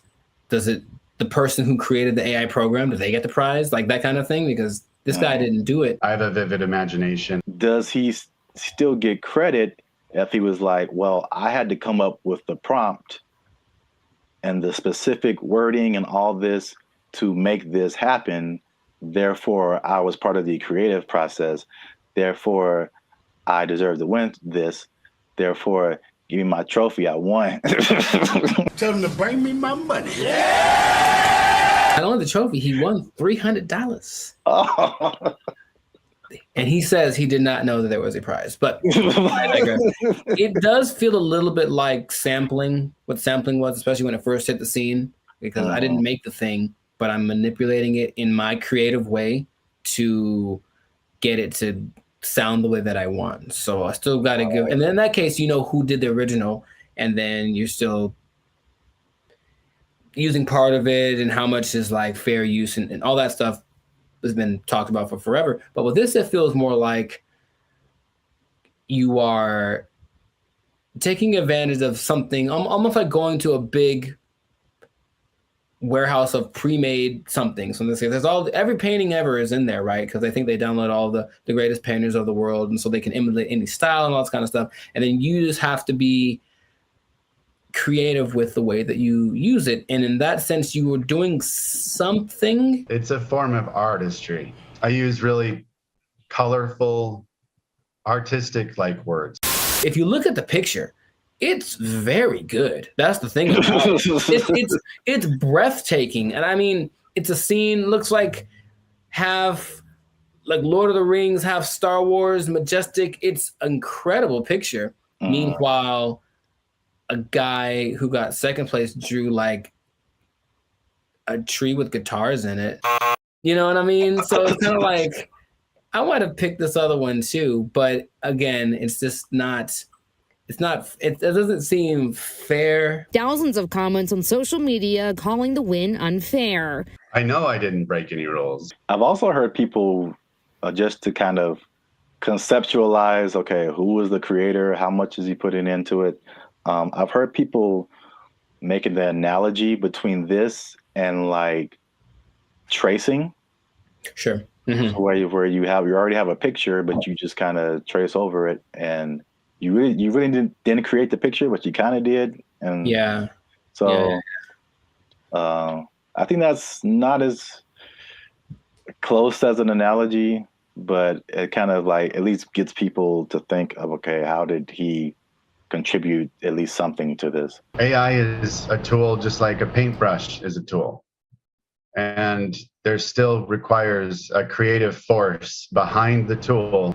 Something interesting, the people that were doing the story decided to go to AI and ask AI a question. They said, hey, AI, will you be able to replace humans as far as creating like art and stuff like that? And the AI said, no, AI will never catch up to humans without some kind of a connection to the universe.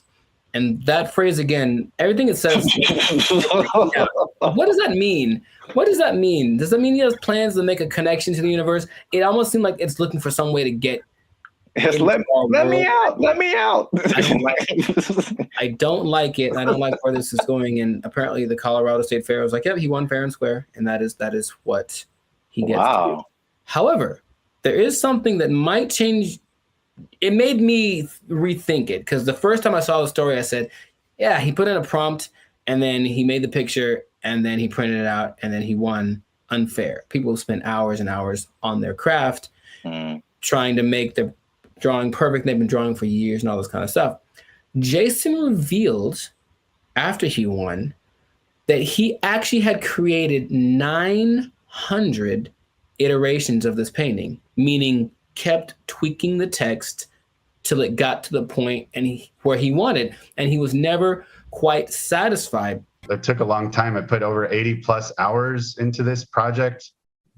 I've generated 900 plus images of this particular prompt. And in that sense, I go, well, he didn't just type 2 seconds and then let it go and that was it. He put in work. And so then again, it's like, what kind of, to me, there's some merit in that. I still would say it's a little unfair, but he did work and he said he basically turned it in almost like a product. He turned it in because he didn't have more time, but he still wanted to make it better. So his judgment was what ended up being the final result. I think this one's better. And it's not like he went with the latest one. I think he did the 900 and then picked one, like maybe like 600. That one's the best one. So he still used his human perception to create something that was he deemed worthy to enter into the contest. And then people agreed with him.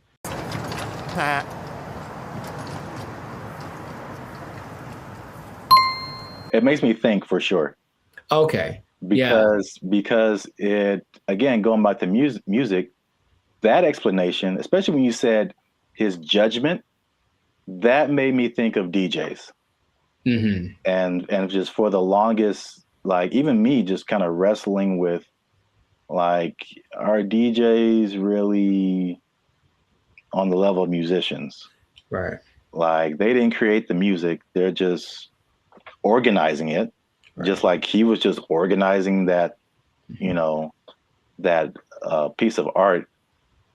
And there's a skill in that for sure. I've heard some very bad DJs. Yeah. Where did you even learn? Wikipedia. The way he made it sound, it's not like not just anybody could do this either, because he came with a concept, but he also had the wherewithal to look at it and say, this one's, and I think he looked at it for a while, like trying to judge the color bone. It's almost like he still knew what to look for, even though he didn't have the training to execute it. Maybe like a producer of a Rick Rubin category, or even a DJ Khaled, who, from what I understand, doesn't really do anything as far as like pushing the buttons and doing the leveling, but they do the analysis and go, they ain't believe in us. God did. I'll say this. Is it just him personally? Is he a creator?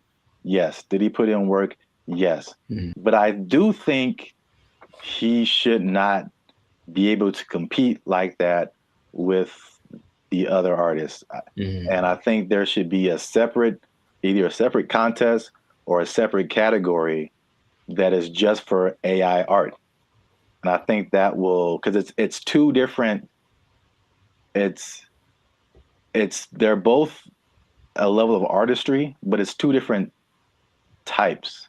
That is hard to judge together. Again, the DJ example. I don't do song requests. I know, because you can't. What? It's a battle of the bands, and you have a DJ in the battle of the bands. That doesn't make sense. Or you have a scratching like contest, and you put a band in there. Sure. It doesn't make sense. There's just two different things. They're both musically artistic, but I think a separation would just kind of make more sense and more fair for everybody. They know what they did. They know what they did for sure. We'll see if it keeps going or if there's more cases of it. But in this case, congrats to Jason Allen. Hey, let me get $300, man. I know you got it. He says he did another prize. Let me get $300, man. I'll pay you back on Tuesday. He doesn't quite talk like that either, but you know what? It's funny to think of he does. It's funny to substitute most people for Ant Edwards. That's what I'm trying to tell you. Yeah, you were the best player on your team. Is that now we talking? A1 from day one, AI from day 5. What? Bars.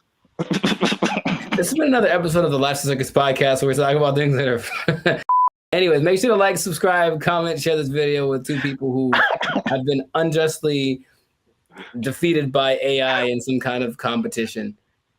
And just keep your eye out because AI is coming for us and we gotta be ready for it. We gotta be ready. I can paint that, Mike.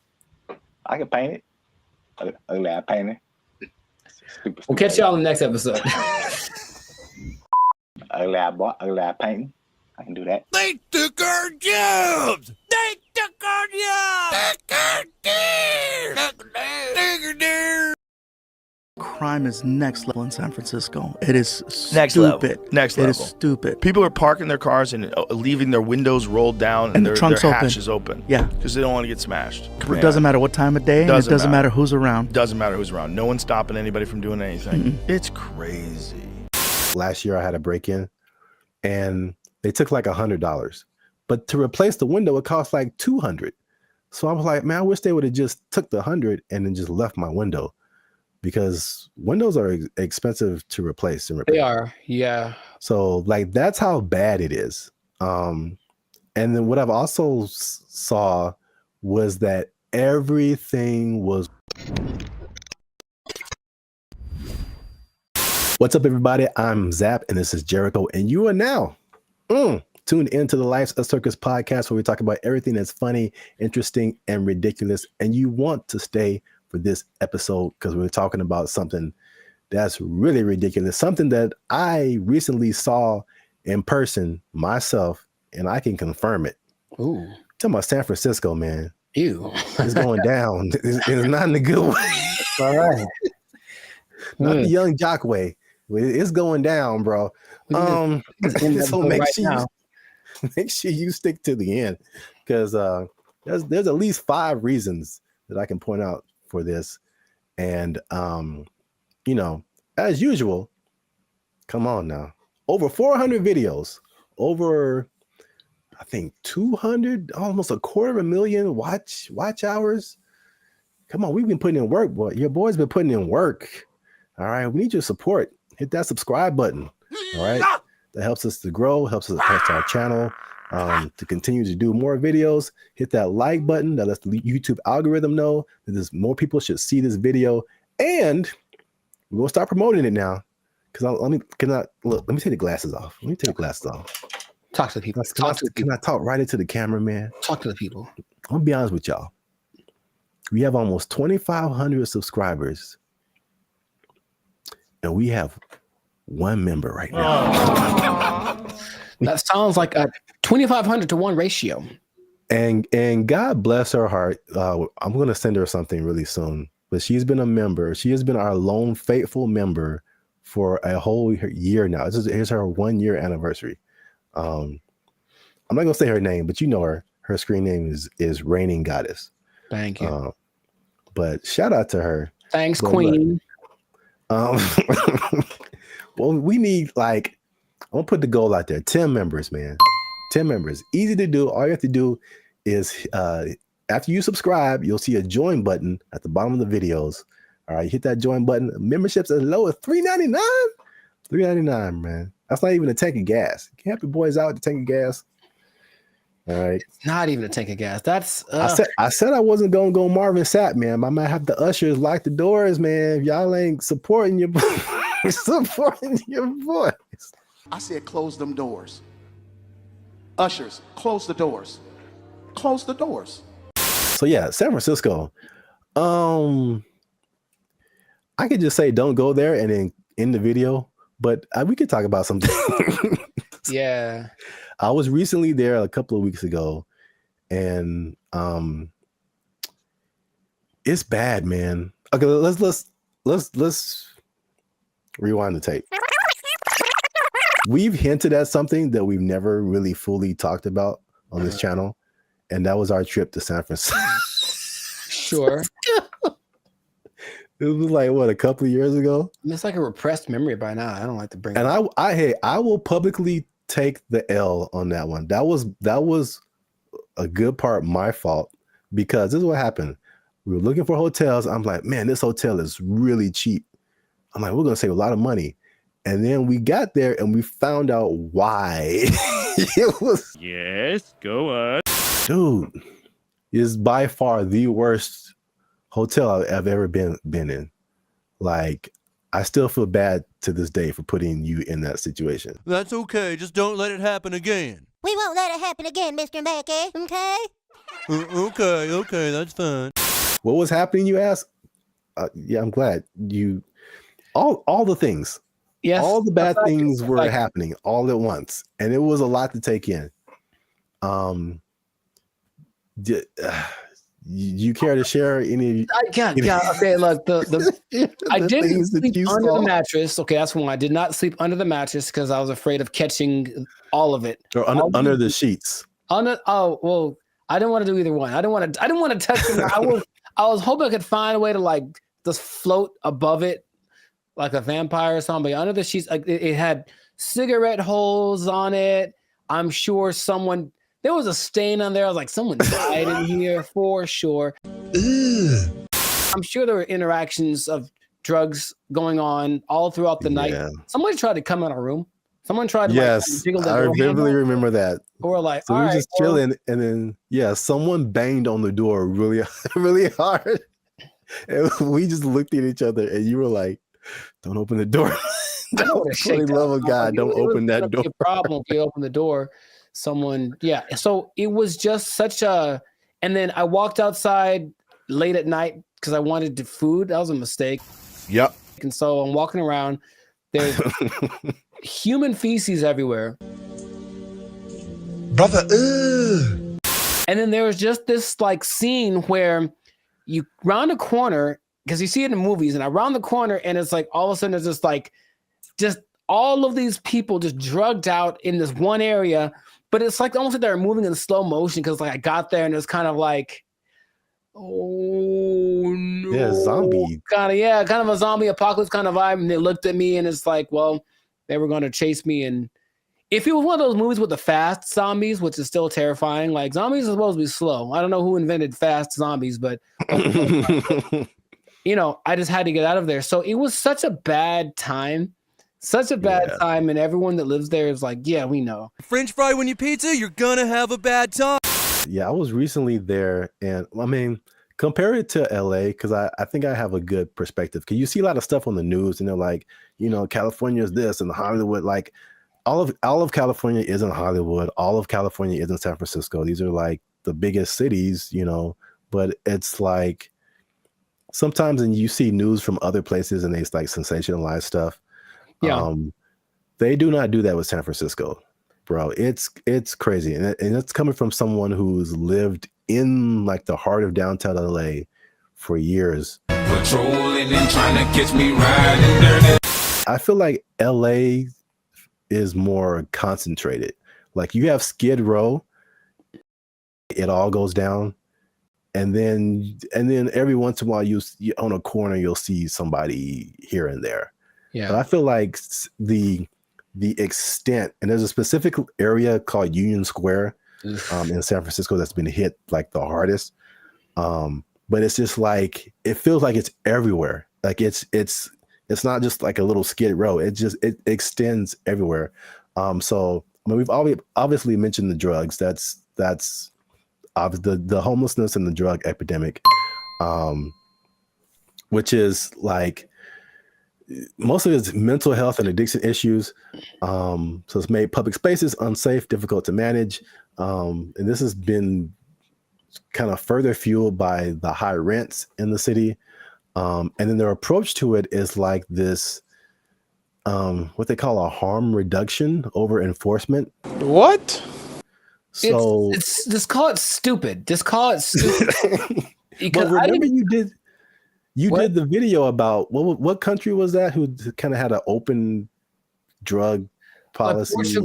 Portugal did it, and it worked for them. But they had we will let them kind of do what they want, but also give them lots of resources so that they can fix it, and clinics and all that kind of stuff they can get clean. So it's kind of like they had a method to their madness, and this one's kind of like I remember watching a video about they're interviewing people in San Francisco, like, what can we do about this? And it's like they think the big problem is that approach. They're just kind of giving away needles and stuff like that. Just like, here, just make sure your needles are clean. It's like, well, they're going to just take advantage of it, and it's not working. You know, if the goal is to fix it, now the question is, are they trying to fix it? It doesn't seem like it's a good policy at all. Yeah. And what makes me nervous is like, I feel like San Francisco is the prototype, and it's kind of trying to make its way to LA. Like the I feel I can see LA turning into that.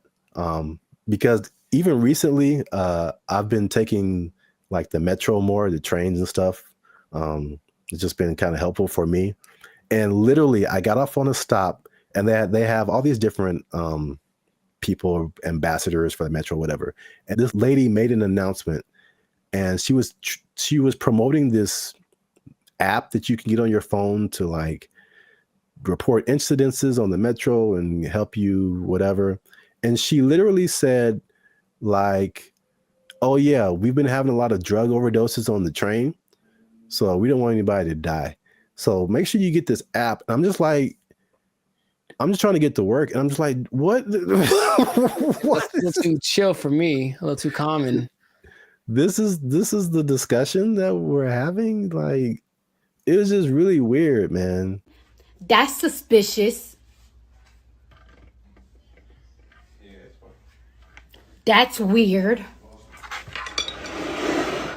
I was driving the other day, and I was in like out by Venice, I think, and I saw like 3 homeless guys in a row. I felt like, oh, good, tic-tac-toe for me. And because I almost hit them all, because they all just kind of like, they did that thing again, maybe fast zombies are becoming a thing where they're like kind of standing still. So I see them and I don't think they're moving.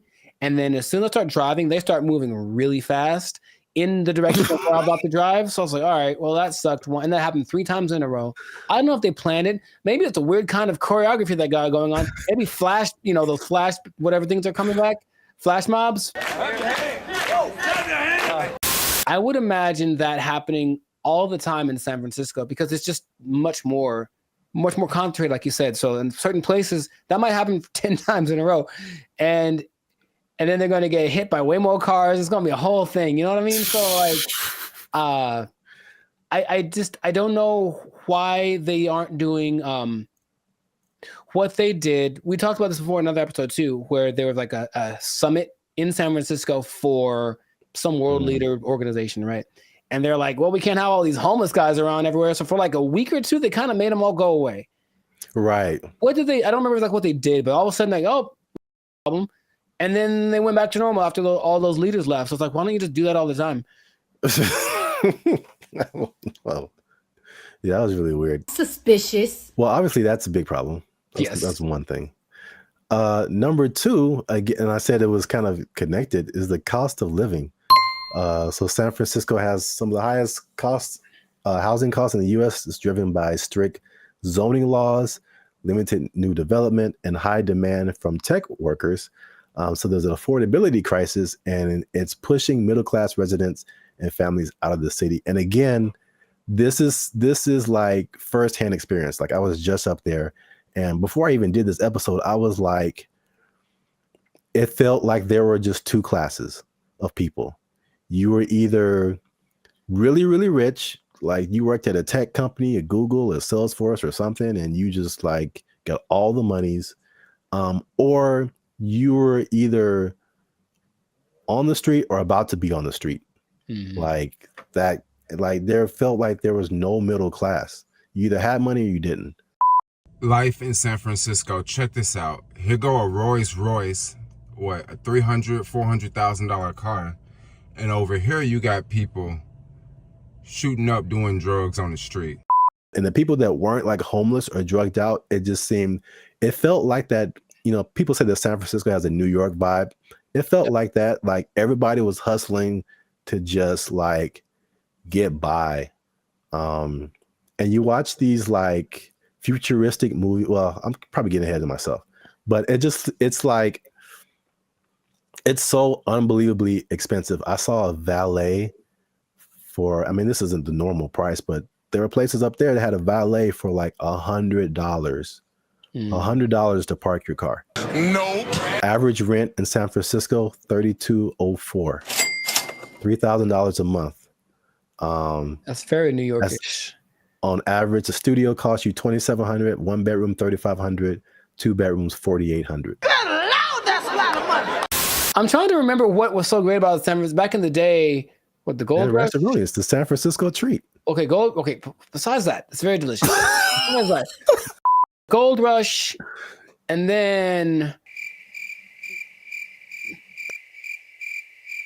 profit. Like what happened? Like I'm trying to remember why San Francisco was such an attractive place for Full House. They had Full House. Okay, yeah, we're going way back now. Maybe that's the last things that San Francisco had. Because I mentioned that because I still talk to people who mentioned they're thinking about moving there, and my question is like, why would you do that? I don't even know. Like I can't even tell you that. If you come to LA, I get it. Every industry is here, but for San Francisco, like if it's not tech, I don't see why you'd go there. Yeah. One thing I will say about that was cool when I went there. This is a random topic, but and LA they're almost there. I got off the plane and I could get right onto the train. Like the metro system goes into the airport. So you can just hop off the plane, get on the train, and go right into the city. I thought that was pretty cool. LA, you can almost do that, but it's still, they haven't finished the track yet. Interesting. I guess that's a perk. There's always a thing where you're like, okay, how do I get to the airport? Somebody got to drop me off, or how am I gonna, but yeah, you can do that in San Francisco. So that's one thing. That is one thing. Yeah. I'm still thinking, what would behoove somebody to move to a place that's behoove. Thank you. That's expensive. At some point in the recent few years, the mayor declared San Francisco as a state of emergency because of the problem, right? Like that was the thing that happened. And yeah. But again, what are they doing to fix it? Because I just keep hearing about bad things and it's getting worse. And it's okay, well, do something. Like, it just feels like they're like, yep, that's how it is. So come on down and get some money, I suppose. But wait, there's more. Oh God. So we talk about the homeless and drugs. We talk about the unaffordability. As you do. On top of that, third thing is crime and retail theft. Something again I saw firsthand. Nice. So there's obviously rising crime, shoplifting. I saw this Joe Rogan clip where he said, and again, personal experience, he said that people are literally, and I didn't see this, but he said it. People are leaving their windows in their cars rolled down and their trunks open. Crime is next level in San Francisco. It is Next stupid. level. Next level. It is stupid. People are parking their cars and leaving their windows rolled down and the their trunks hatches open. Yeah. Because they don't want to get smashed. It doesn't matter what time of day. And it doesn't matter who's around. Doesn't matter who's around. No one's stopping anybody from doing anything. It's crazy. It sounded weird until like last year I had a break-in and they took like $100. But to replace the window, it cost like $200. So I was like, man, I wish they would have just took the 100 and then just left my window, because windows are expensive to replace and repair. They are, yeah. So like that's how bad it is. And then what I've also saw was that everything was on lock. I went to like a CVS, I went to a Target, and it was like everything was under lock and key. Ironically, I went to buy a lock and key. Yeah, they had like these lockers, but I didn't have a lock for it. So I was like, let me go to CVS and get a lock. And I had to get someone to unlock the case so I can get a lock. Mm-hmm. And there was like a bunch of random, usually like every once in a while you see like high priced electronics, or it used to be like power tools or something like super expensive. But it's like everything was locked up, and you had to press a button and you had to call somebody to go get the thing that you wanted. And it just like, from a person who doesn't steal, it was just like psychologically, it was just like, this sucks, man. It's like the shopping experience. I couldn't like, because you go into a store, the benefits of going to a physical store, you can pick the item up, you can feel it, you can read the back, and it's like, I can't even see what I'm really getting. Mm-hmm. And if I don't want it, I got to call the person back and have them put it like, but it's because a few people just keep taking stuff. Like everybody suffers, and it's just like, it was really, if I could use a word to describe my experience there, it was just uncomfortable. I didn't feel unsafe, like I'm a big dude. I could take care of myself, but it just felt like it could go down anytime, basically. Well, I just didn't want to be there. Like, I don't want to be here. Like, this is not, it's not inviting. I think that's a good word. It just wasn't inviting. Wait. Since 2019, 47% of businesses in that Union Square area have left. Yeah, that makes a lot of sense. I think all of them leave to turn into like a park, or call it hobo land. Make it like that. Remember during the pandemic, no one talks about this, but during the pandemic, there was this one time in Seattle that just said this part of like, Seattle. It was like, you know what? It's ours. So F the police and everything. And they just like kind of took it for like months. Like it was kind of their area. And it's like a law. Yeah, I remember that. Remember that? They should just do that and let it go, and then maybe burn it. I don't know. But let's let it, count your losses and just let it go.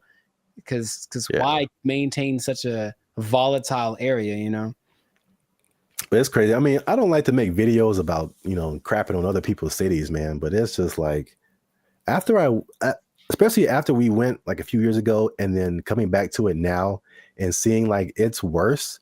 And I talked to some people there, and they were like, or I talked to some people who live there, and I talked to some people who used to live there and then came back for the thing I was doing. And they were saying like, yeah, man, it didn't used to be like this. And it's just like, it's just bad. But we're out of time. So let us know what you think in the comments. Have you been to San Francisco?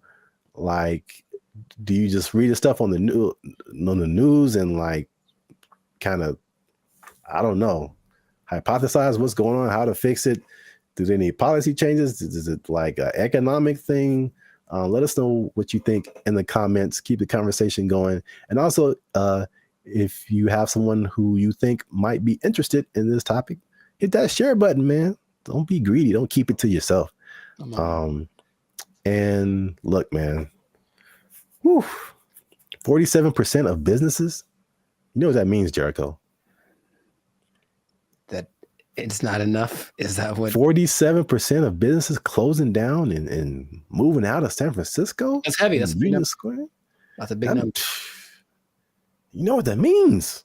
I think I do. That means that a lot of people lost their jobs. Nobody working there because they're doing fentanyl in the bathroom. I don't know what's going on.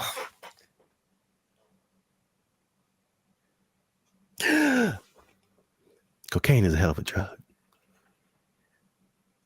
Doing fentanyl. Yeah, God. They took our jobs. They took our jobs.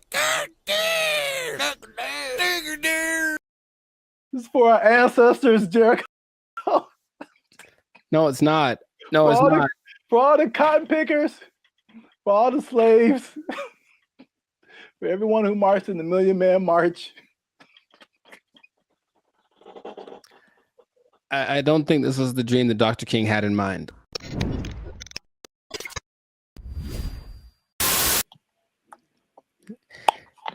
You should have done that when it was recorded. Like, I would have been so surprised because now I'm used to it.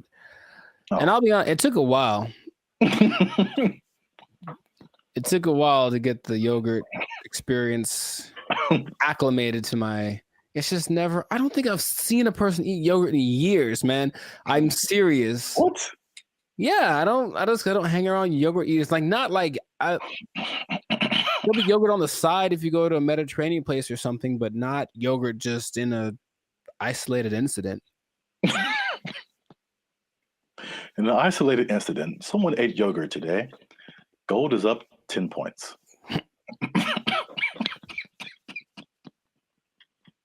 Back to you, Jim. All right.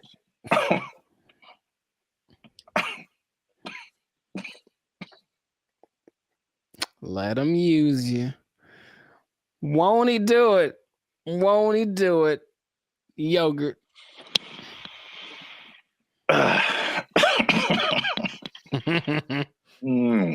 Okay.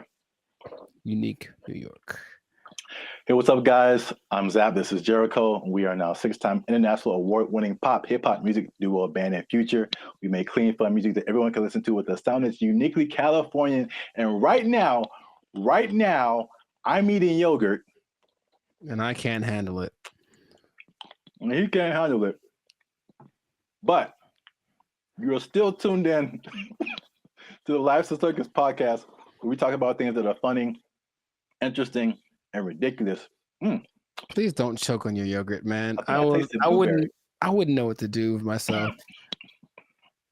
So make sure you like, subscribe, comment, and share this video with somebody who likes to go to fast food every now and then. Okay. Because they might be going a little bit less.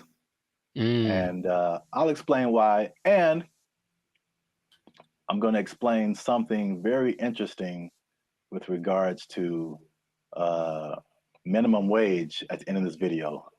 A shocking statistic when it comes to how much people earn. I want to know what it is right now. Yeah. Tell me now. No, we got to wait to the end, man. You got to wait to the end. All right. But first, you got to watch this video because, I'm not even going to set it up. Let's just watch it. This is Gavin Newsom, governor of California. Hey, Gavin. And these people have just lobbied for a fast food minimum wage that is higher than the regular minimum wage. So now these people will be earning $20 an hour at your fast food places in California.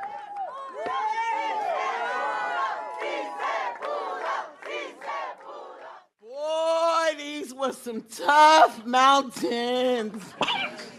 This wasn't easy.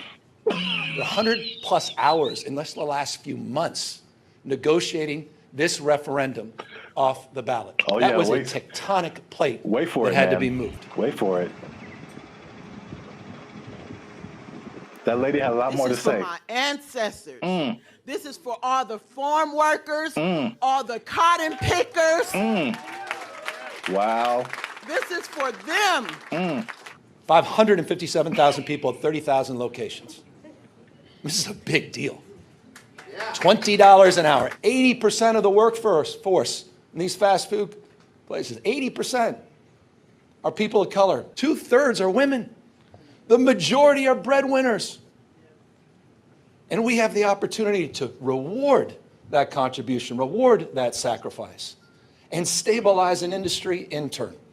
What a remarkable moment. So it's going to be a lot better now. Well, right now we're going to have a chance to at least, maybe decide to save some little money or, pay all their bills or credit card debt. This is going to help continue to pay our bills, help some people get out of eviction, help us catch up where we need to catch up because we haven't recovered from COVID just as of yet. So this is just the beginning of our wins.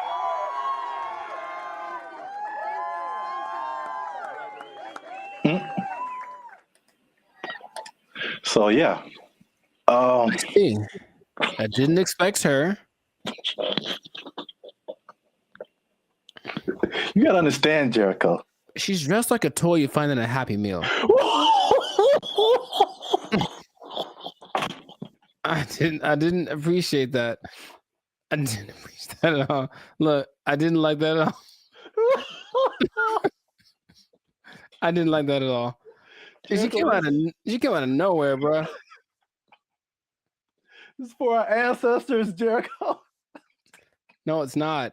No, it's not. For all the cotton pickers, for all the slaves, for everyone who marched in the Million Man March.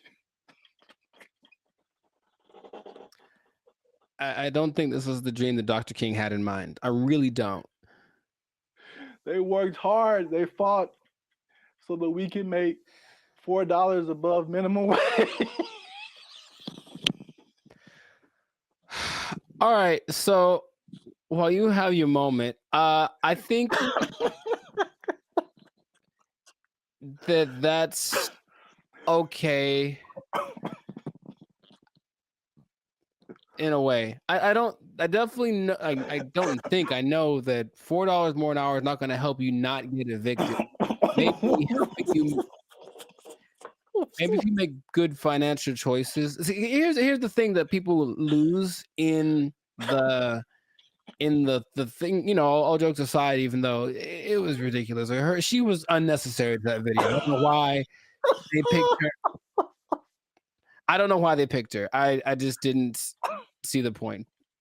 But it doesn't, you know, it doesn't matter how much money you make or don't, right? It's just about how you work with it and how much you keep. So I know people that work fast food that do very well because they're just smart and they budget and they're frugal.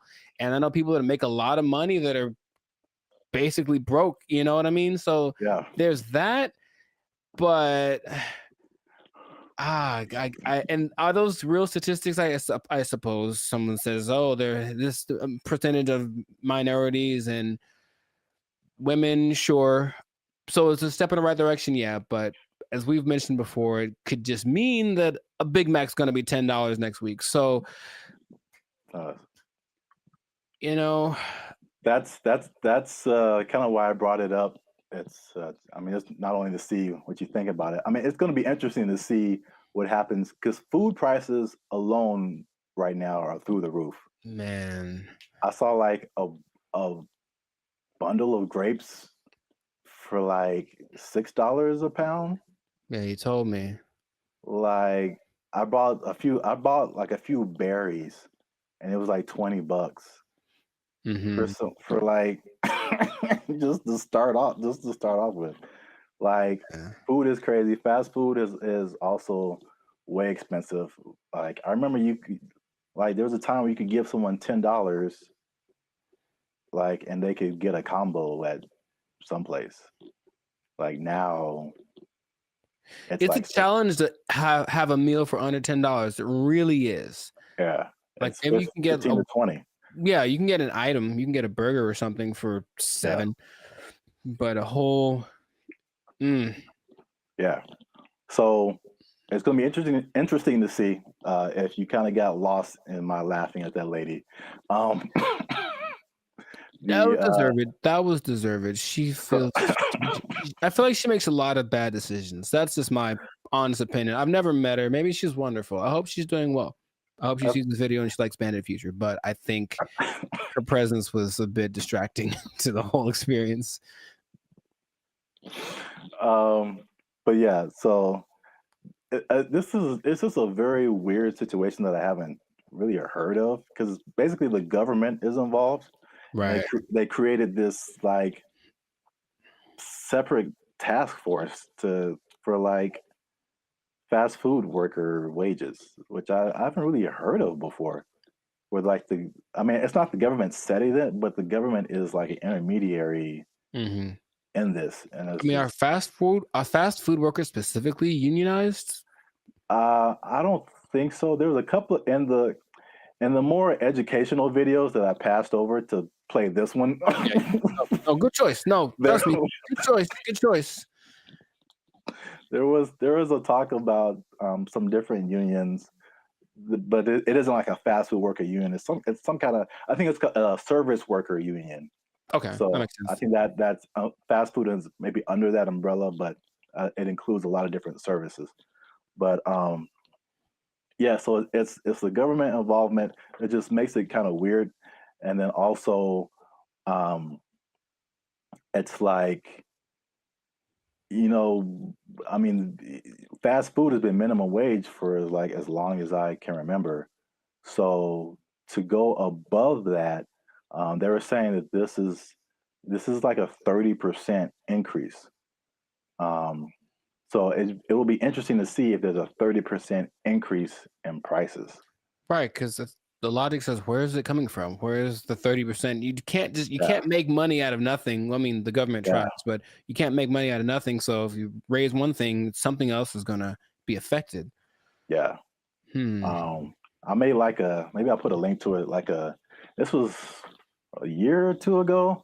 I was walking by KFC and they had and it was a small combo for like $18 for a small. And then what was I gonna say? The like, if a sandwich is like $6 now, you add 30% to it, and now it's like $8 just for the sandwich. Right. Plus tax. So I mean, the $10 combo is going to be like a $10 sandwich pretty soon. That's just too much, in my opinion. Maybe because again, that's just one way of balancing your budget. I guess is to charge more. I mean, they could. The other thing, which doesn't really help people. I mean, it's just weird, ironic, for lack of a better term, is that okay? Again, you're a business owner. Prices go up for your workers. We're either going to have less workers, somebody's going to get fired, right, or more automation. So again, less workers or less hours. Nobody gets overtime. Something has to compensate. I mean, it's like people think they just pull minimum wage out of thin air, and it has to come from somewhere. Wow, it's interesting you mentioned automation because what? I've got something planned for another episode. What? Boom, boom, boom, boom. Anyway, but yeah, it's just we synchronized today. That's all I'm saying. Oh man. Well, let me. What was I teasing before? Oh yeah, the minimum wage.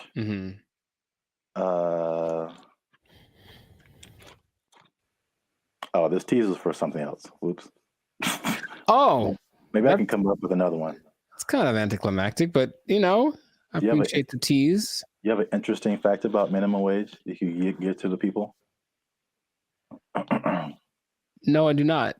Well, that's been another episode of Life Series Podcast. Yeah, I was going to say, though, I wonder what will happen to the In-N-Out workers because they always got paid more than minimum wage. That was kind of the thing. That was the job you wanted in high school because you were on your feet because they deserve it. They're working round the clock. And I wonder if they're going to get more than the higher price than, more than the $20 now. It's kind of they operated like every fast food job was minimum wage except for In-N-Out. Even Chick-fil-A? I believe Chick-fil-A is also minimum wage. You just have to be a good-hearted person because those people, even if I don't like the food, they're very nice people. Very nice people working at Chick-fil-A. Yes. Well, I'll give this nugget. Maybe people don't know about this.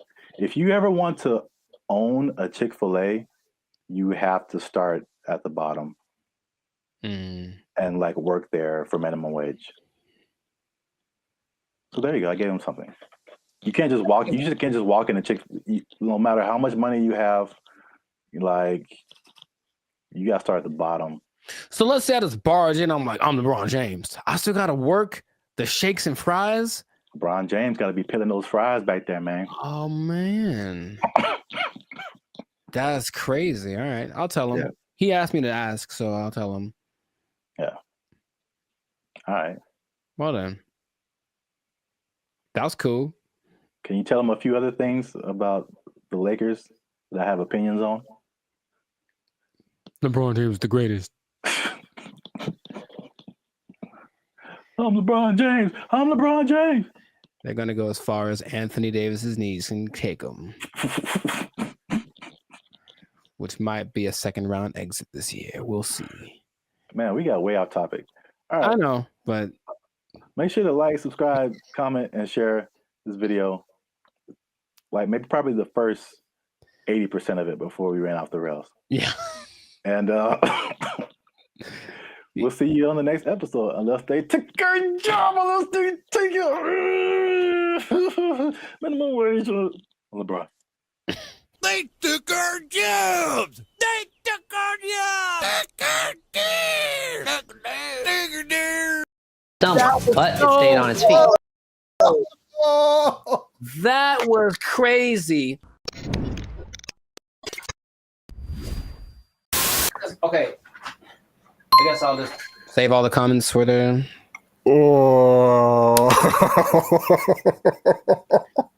Why is it coming to this? Why are we all going to go out this way? I didn't think we'd go out this way. I would watch this. I feel like it. Oh, come on, we can get through this. All right.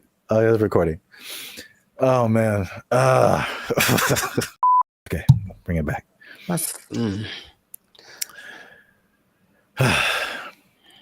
What's up, everybody? I'm Zap. That's Jericho, and this is Bandit Future. And I found this on the internet, man.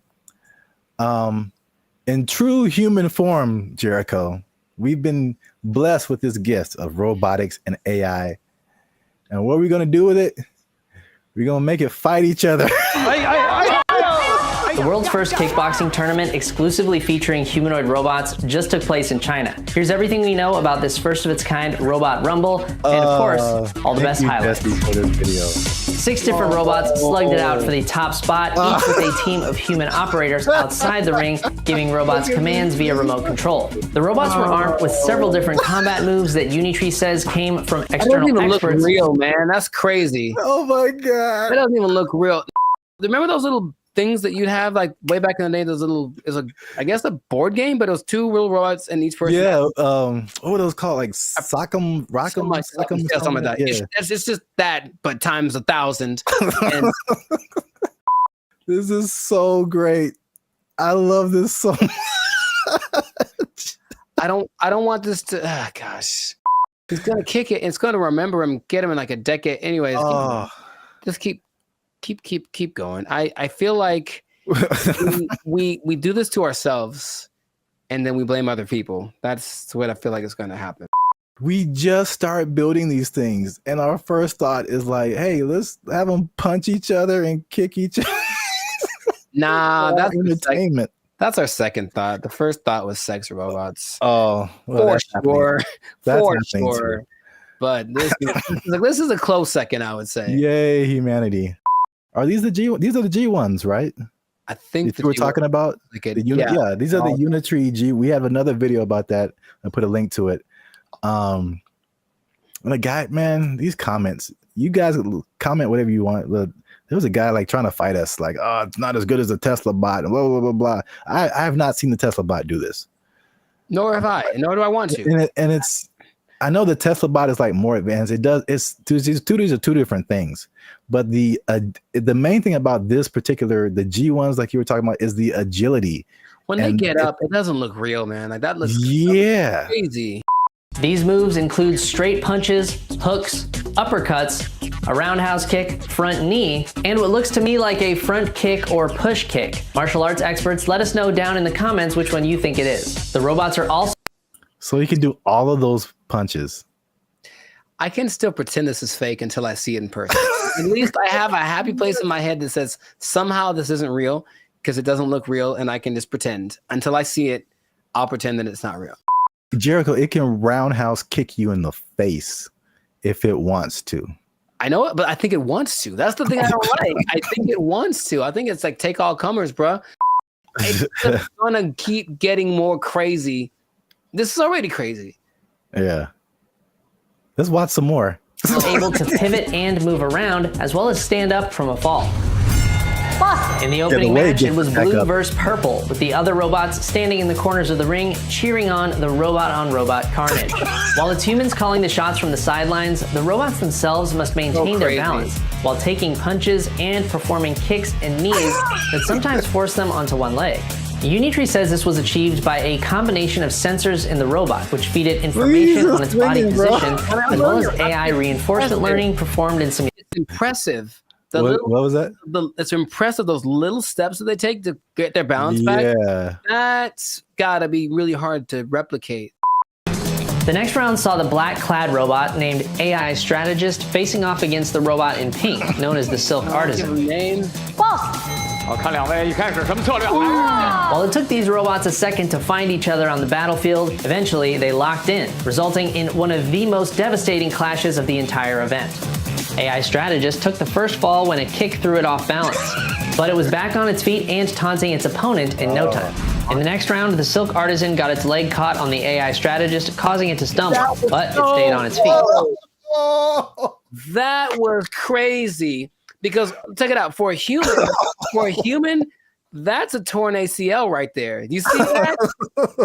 And it was just like, hated it, and then just kept moving. That's so... Yeah. Wait a minute. That was... In no time. In the next round, the Silk Artisan got its leg caught on the AI Strategist, causing it to stumble. But it stayed on its feet. Both sides landed some good... That's wild. In the next round, Black delivered a devastating knee to Pink, but it wasn't enough to keep the Silk Artisan down. The face-off came to a brutal conclusion when Pink went for a right hook as Black went for the knee, throwing the Silk Artisan off balance and sending its legs all over the place in a finisher that looks like it belongs in a Mortal Kombat video game. AI Strategist celebrated the devastating blow by falling face first over the Silk Artisan and a nail-biting conclusion to a thrilling match. In the penultimate bout, Power Core Guardian in green went punch for punch with Armored Mulan in red. The fight began with a clash of kicks. Robots traded blows back and forth. Green took the first fall when a kick went wrong, but it was back on its feet. They're all the same size. They're both the same size. And I guarantee what's going to start to make these more interesting is the modifications, or I guess whatever within the parameters of the rules. They can have bigger legs or smaller, whatever it is to kind of make them a little bit different, but that's when it's going to get kind of crazy. The final round saw AI Strategist facing off against Power Core Guardian. Once again, we saw the robots get stuck together and need to be separated. Green took the first fall while attempting to knee the robot in black, but came back strong, seeming totally unmoved by what appeared to be a powerful kick from AI Strategist. For this, I feel like it's going to be more similar to like MMA or boxing, where like they're the same weight and size. And then, but you can train them to, because right now it looks like they have like, I don't know, 6-7 moves that they can do. Yeah. But what if you train it to like where it has, you know, all these different combinations? It's like a video game, a live action. I just want to know if those controllers are the same as like Street Fighter, like down, down, up, up, roundhouse, like something. And then I hope so. AI Strategist took home the top prize at the China Media Group World Robot Tournament, Mecha Combat Arena. The G1 humanoid robot comes in several different models, and whoa, what's that? That's a little bit extra. Like they're not doing that. The intro? No, just right there. That robot that just did like this World Robot Tournament, Mecha Combat Arena. Yeah. The G1 humanoid robot comes in several different models, I don't like and that. for this competition, yeah, man, it's getting real. These guys, oh my goodness, they can't jump. Seems not yet, not great, but they'll be able to. Yeah, I don't think I've seen any of them jump. I've seen videos of robots that can jump, but it seems like they're just jumping back and forth. But like, imagine these things being able to jump and do like, there's nothing that'll stop them from being able to jump 20 feet in the air. Like, you know what I mean? Like, it's going to be impressive. I just, for the spectacle of it, is it worth our safety? Is it? Internet? Is it? I mean, well, if someone just programs a bunch like 10 of these to just come to your house, Yeah, man. that's gonna be a problem. Yeah. Can't take But all. for now, yay! Look, it's fun. Yeah. Let us know what you think in the comments. The first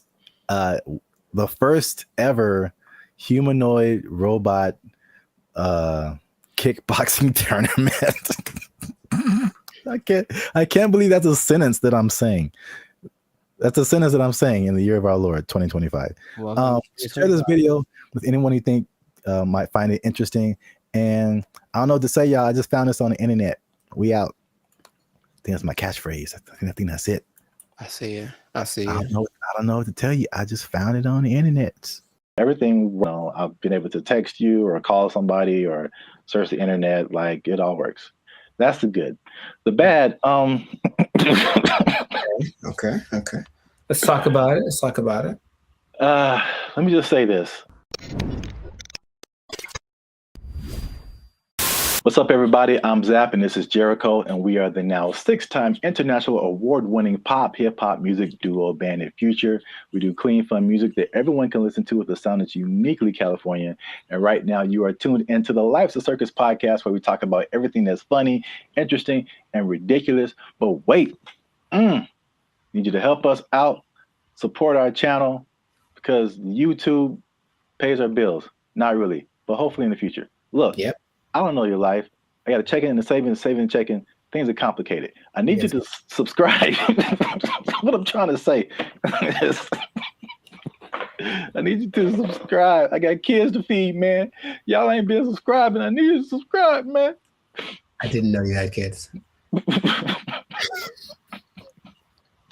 Subscribe, like, share, comment.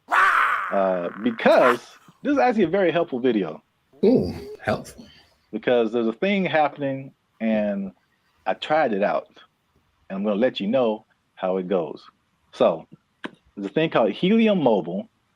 It's a phone service that I switched to. And not only was it half as much as my original phone plan, but it also makes me money. If you stay to the end of the video, I'm going to tell you how much money I've made with Helium Mobile in the past 2 months of trying it out. All right, so Helium Mobile, I think I told you about this when I first started doing it. Because so backstory is my phone was not, what was it? I could receive text messages, but I couldn't send text messages. So and I had T-Mobile at the time, and I was literally on the phone with T-Mobile customer service for like 2 to 3 hours, like trying anything and everything possible. So I don't know if it was the phone. I don't know if it was T-Mobile. I actually like T-Mobile. I have nothing like against them personally, but I was just like, well, this is the perfect opportunity for me to try this thing I've been hearing about, which is Helium Mobile. Now, Helium Mobile is in the cryptocurrency world. So that's something that I've been kind of looking into for the past few years now. And so I'm kind of in that world. I kind of know how it all works. So it might be foreign for people who have only been on like major carriers like T-Mobile or Verizon or something. But Helium Mobile is, the parent company is called Nova Labs. And they started what I think is the first kind of crypto-centered, crypto-based cell phone service. And so they did a trial of this in Miami, and the results were interesting. The service worked, but they were giving the phone service for $5 a month. And the people who liked it thought it was cool, but what they found out was that, like, with it being $5 a month and it being crypto related, people would be like, I don't know. Like it, but like psychologically, that's so interesting because it doesn't cost enough. So like that's kind of weird. Yeah, and like it didn't cost enough, and I was like, I wish that wasn't the case because I would love to pay $5 for my phone bill. So they bumped it up to $20, which is comparable with like the I would say second tier phone services. You know, not the major ones, but like the Mint Mobiles and the Cricket Wireless, like that kind of stuff. They have services for like $20 a month, $25 a month. So once they finished the Miami test, they went to like I think it's everywhere now, or at least nationwide in the U.S.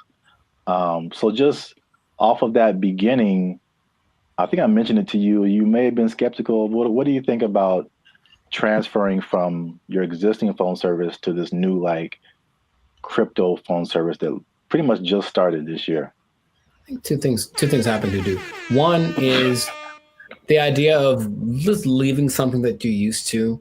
I honestly think a lot of people fall in that category. Like, well, what I'm paying doesn't suck. It's not bad. I don't want to change. Like, that's all. It's like, I already found my thing that works, so I don't need a new thing, even if it's better. But also, there's the lack of confidence from a new thing. That's all. So you have a service, like I've had AT&T since forever, right? So honestly, thinking about it, my brain goes, but what if it doesn't, you've been going to this place the whole time and it works just fine. Why go try something else? What if that doesn't work? So I think there is that doubt there. And honestly, the third thing, just associating with crypto, which is the new thing, it's like, what does that mean? How does that work? There's a lot of questions that surge, as opposed to having hey, I have a phone service, AT&T, they do phones, boom, got it. Yeah. I mean, that's the crypto part, especially because crypto it's gotten better, but it's still very much the wild, wild west. Right. Like there's all kind of stuff going on. And if you're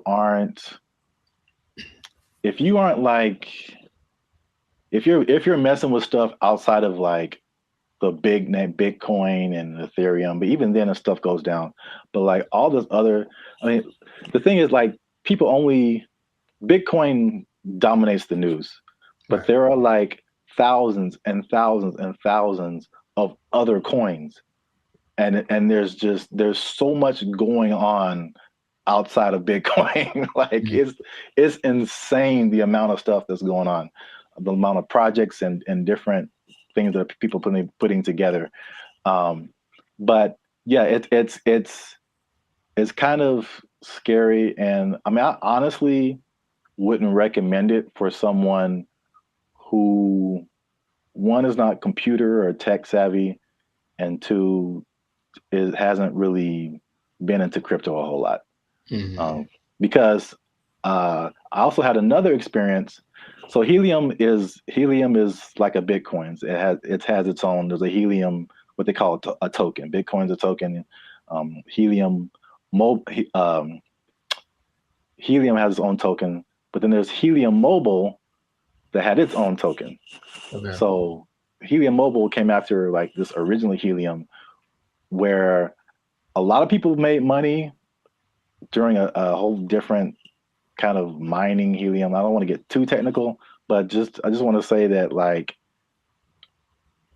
the helium provided these mining devices, which were expensive, several $100s or sometimes into the thousands.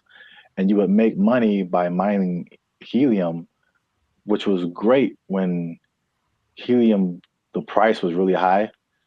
But when it dropped, you were like, now you were making, people were making thousands of dollars like a month, like in this like heyday period.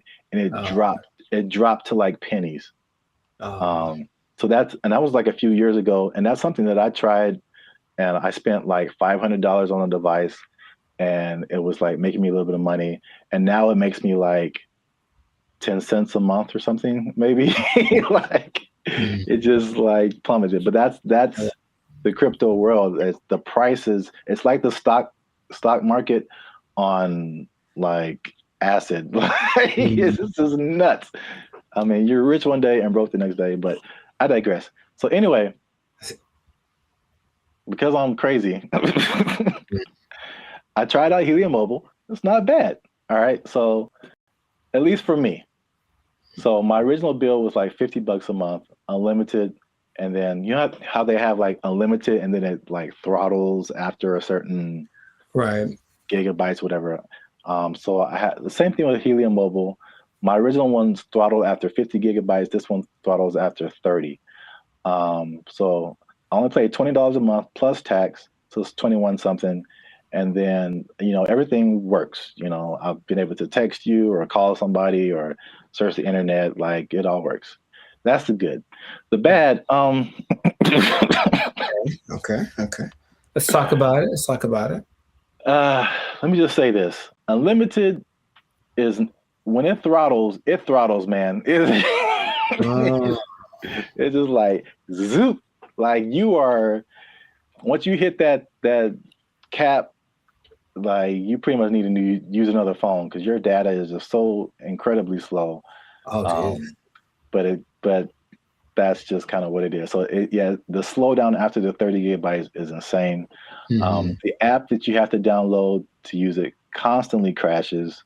You open it and there's a blank screen. You have to open it again or maybe restart your phone. There's constant updates and rule changes. Because again, it's like crypto. Things change so much, and what I mentioned before, the price fluctuation. Right. So, like, you earn this cryptocurrency token, but it could be worth a certain amount one day, and it could be worth half of that the next day. So, all that coupled with just like understanding crypto, again, it's fine for me. I'm cool with it, especially when I tell you how much money I've earned and saved. But it's not just like cut and dry, set it and forget it. I don't think it's for most people, at least not right now. Gotcha. So to pay off the teaser. Okay. Y'all want to see how rich I am off this Helium Mobile. Drum roll. And again, just to explain that, you earn Helium tokens. This is another thing that just people might be like, Okay. Yeah. You earn Helium tokens by sharing location data, and the Helium uses that location data to understand where they need coverage to expand the network. And they promise, as always, never to sell your data to any third parties. So there's that. I'll let you do with that what you will. Lies and slander. So currently, again, there seems to be a trend in crypto where, like, if you get on something first very early, you seem to make the most money, and then it just kind of like it just kind of settles there. So in terms of Helium tokens, when I first started, I think I was earning like 700-800 Helium tokens a day. Current price of Helium or Helium Mobile tokens, current price of Helium Mobile is like 0.003 cents. Okay. So basically like a Spotify stream. Gotcha.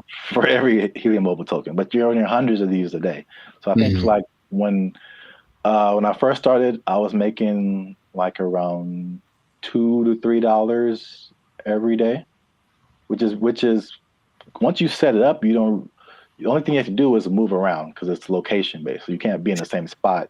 But if you move around throughout the day, at the end of the day, you'll get, the certain amount of tokens. So I'm pretty active. So I was making a couple of $2 to $3 a day. That has since dropped. It's currently like $1.50 to $2 a day. But again, like a couple of dollars a day for not really doing anything. Sure. That's kind of cool. When people when this first started, people were saying they were making like 1,000 to 2,000 tokens a day. So this was like a few months ago. So you can like see the pretty rapid decrease. And could it go back up? Yep. Could the price go back up? Yep. So who knows? But for 2 months, and I actually put this on 2 different phones. Okay. So in 2 months, and this is after paying my phone bill, my $20 phone bill each month, which you can also pay with a Helium Mobile token. I was gonna ask. Okay. Yeah. So you can take. So basically, there's no money coming out of my bank account now, which is great. You earn the token, you take a little bit of it and pay for your phone service, and you keep the rest of the tokens. You can sell them. You can keep them, hope that they go higher, whatever you want to do. But I've made about $100 per phone for 2 months. So no phone bill, basically, coming out of my bank account. And I made about $200.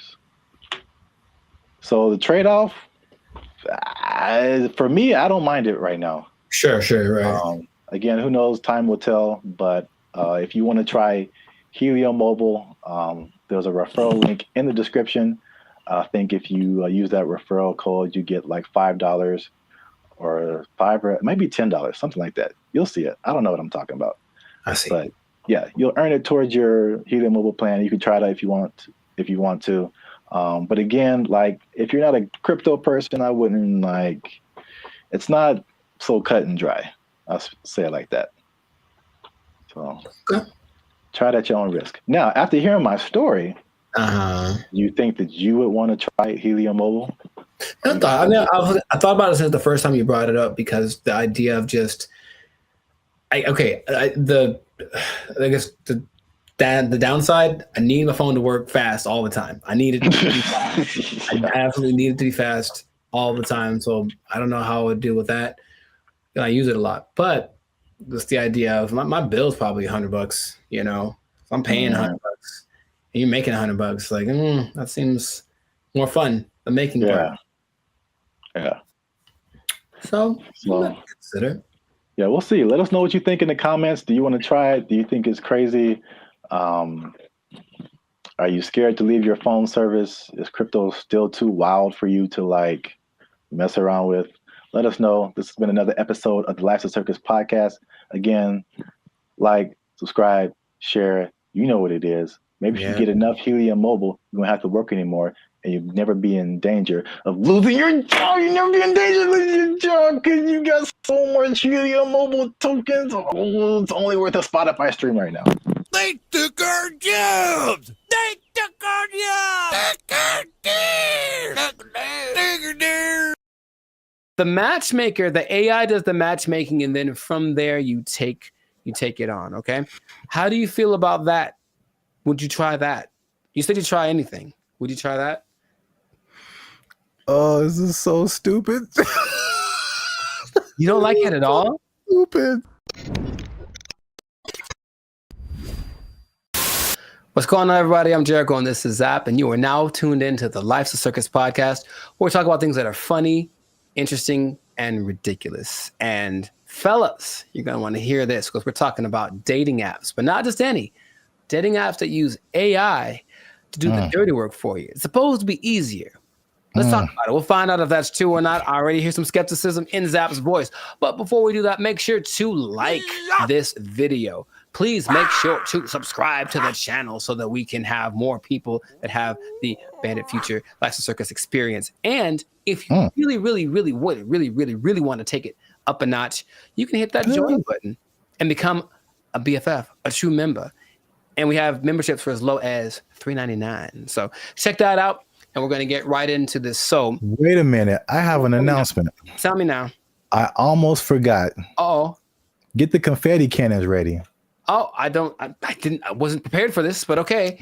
They'll be in the editing. Oh, wow. Okay. They're going to come out of my hands?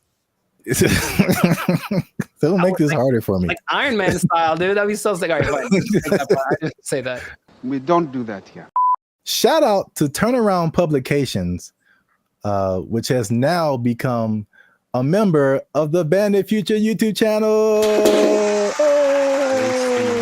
Bravissimo. Yes. Bravissimo. An executive level member.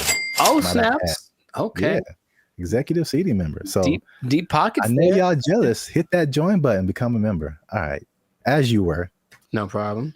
So how do you think about that, man? You can forget about swiping right because AI is going to be the one that helps create your love story. How do you feel about just hearing about that? Hated it.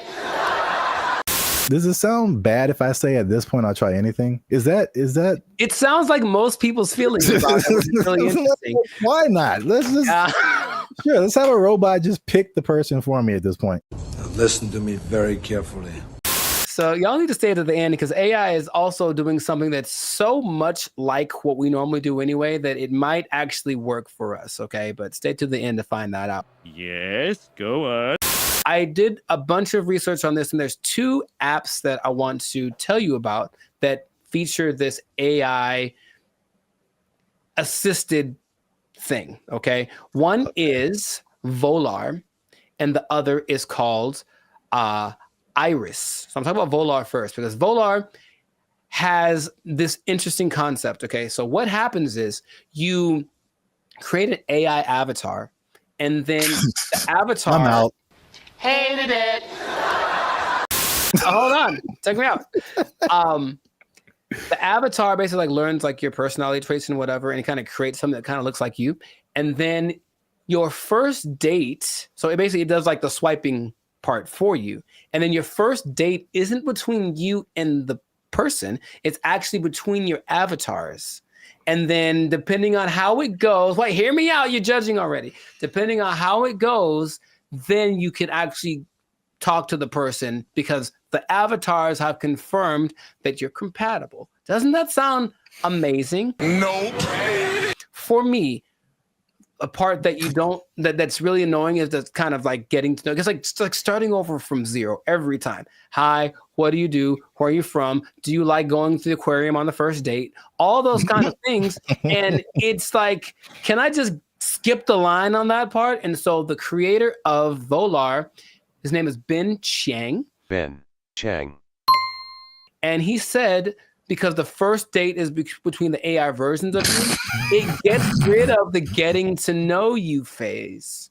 And then after that, you still get to talk to human because 72% of people still want that human connection because they feel like the connection is missing. So the matchmaker, the AI does the matchmaking, and then from there you take it on, okay?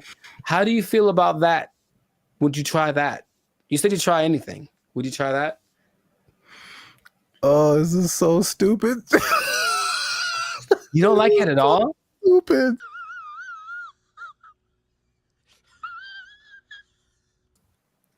Ben Chang, he did this for you.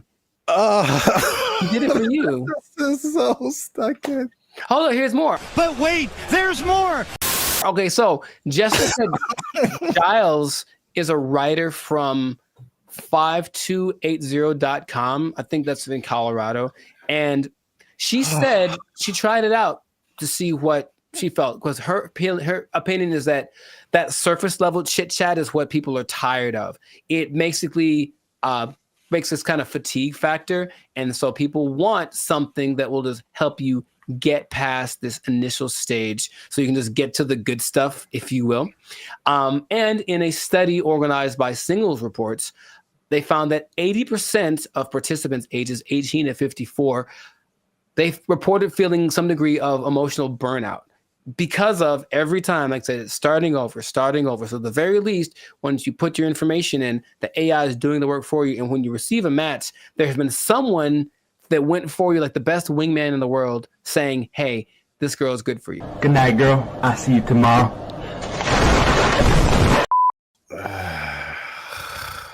You don't like it? I mean, he did it for you. Who is he? Jesus Christ? He's like he died on the cross or something. No, he's Ben Chang. Jesus Christ! So put on the armor of God. Jesus Christ! Maybe not convinced about that one because that's Volar. Okay. So there's another one called Iris, and Iris is a little more straightforward. I believe Iris has a little more track record because there's actually like some success stories of people using Iris. And so Iris has a different philosophy, and I like it more. It says physical attraction is more important than anything for people or for guys. Let's just say that. So we'll use that science of physical attraction and basically we'll show you a bunch of pictures of women, and then you go through it. You say this is what you like, and then it goes through the actual women and says, well, because of you told me you like this kind of woman, here's a bunch of women that look like that. So right away, the physical attraction part, you swipe on something and like, she's not my. It guarantees that everyone that comes through your feed or whatever is your type because you've already shown what you like. This is my favorite one so far. Nice job, team. Off of that, they have people that say, oh, in a week there's one couple that say within a week we were dating and then we got married and they have kids and all that kind of stuff. Of course they did. I mean, can I prove it? I can't prove it. You're not fooling no one. And there's other apps that do similar things like Riz AI, Blush, Teaser AI, AIMI.ai, and Quiver without the ER. And all of them do something similar where it's just like trying to find a common aspect, but using AI to find that thing before you actually meet the person for the first time or talk to them on a video call or whatever. Your confusion is not rational. She's a healthy female of breeding age. I think that in theory, it sounds okay because that part of it is, again, I'm kind of going through it now and it's really like, okay, do you like this? Cool. Let's try this thing together. Oh, you don't like it as much as I do? Okay. Okay. Easy one for me is tattoos. I like tattoos. I have a lot of tattoos. But if I meet a girl who has eyes that are tattooed, and it's a little too much for me. So even then, I have to I can't just base it off of I like tattoos. So you have tattoos. We should go together, right? Hi. Okay. Can you think of any? Okay, let's just like objectively, any pros, any cons to doing this, to letting an algorithm basically select the love of your life? I mean, I don't know about pros or cons. This is just like how good will it be? Because I mean, you've told me this random stories about a person just kind of happenstance. That's a word, right? You know what? My mother should be here. She would tell you. But I don't know. I don't know why that came into my head. You know, like fighting. I don't know, like never know. You know, like. Yeah, they were at a thing and the girl was there, and it just happened, and there was no rhyme or reason. Like, yeah, those things happen. The second app I think is better, at least for what you mentioned about like the physicality. That makes sense. I get a lot of people that are just like physically not attractive to me. And it's like, why did you send me this person? Well, in theory, okay, so here we go. Let me try to advocate for that. In theory, every person that you see is someone you like physically, and they're also anyone that's being shown to you that means that you are what they like physically. So even if you got a message from one you haven't seen, they've seen you and they go, yeah, I like you. So it's trying to do that as best it can, and it has. That's just a speed thing, because eventually that's what you do. That's why you swipe on someone. Yes. So that's a speed thing, but does that make the relationship better? Not necessarily. It's just going off of the idea that maybe attraction is anytime I've ever talked to a girl is on the streets because I said, oh, she's pretty, let me go talk to her, and then who knows what happens. So just a foot in the door. Maybe. But here's the interesting thing. Okay, so I mentioned you got to stay tuned to the end because it's doing something, the AI doing something that you would imagine any person would do. Hey, y'all, come look at this.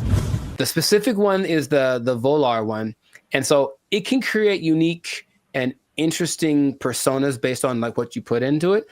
But what starts to happen is that after a while, the AI realizes I'm basically trying to be a wingman for a really boring person, or a really unattractive person or something. So the AI starts lying for you. And in your profile, it will fabricate information or even make your avatar look more attractive than you actually are. I'm here to tell you right now, we don't care. Let me tell you we don't care. You might get someone who you think is, some girl posted a picture of a guy, he looks good, and then she found an actual full size picture of him, and he was a little person, and she's not into that. So she, I guess she said nope. She canceled their date or whatever.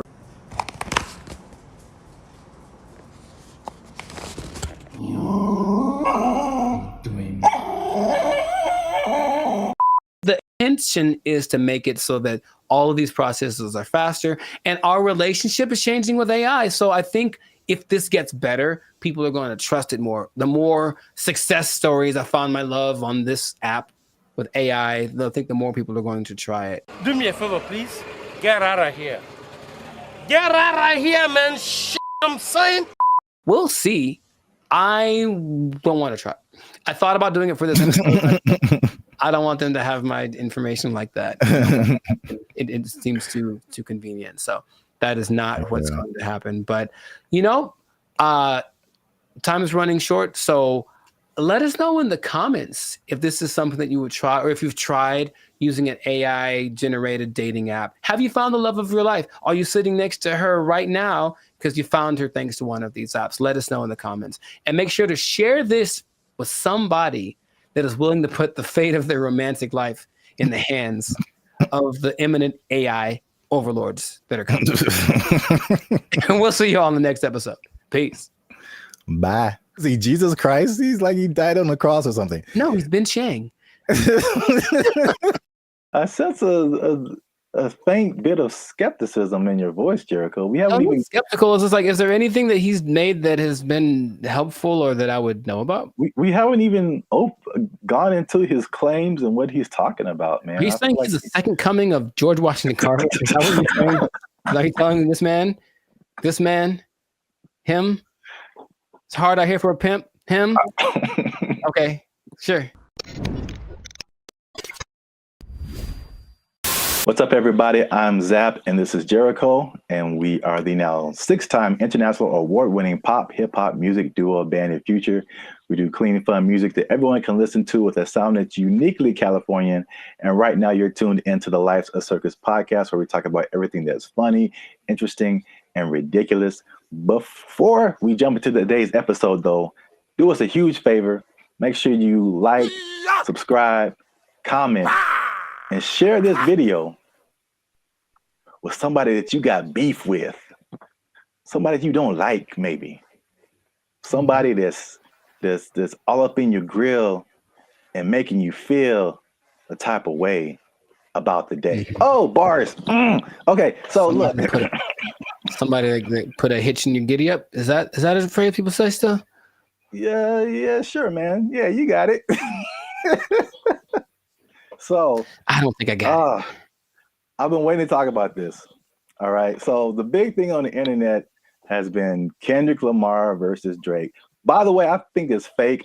Okay, just because I've been doing this too long. I'm doing music too long. I've been doing Hollywood too long. I've been doing marketing too long. There's all of a sudden this big beef, and oh wow, millions of streams are happening. Wow, what a coincidence. Anyway, I digress. Mm-hmm. What if I told you, Jericho, that the Kendrick Lamar Drake is not the biggest beef on the internet? I would believe you. Let me rephrase the question. Okay, go for it. You are probably right. What if I told you that there was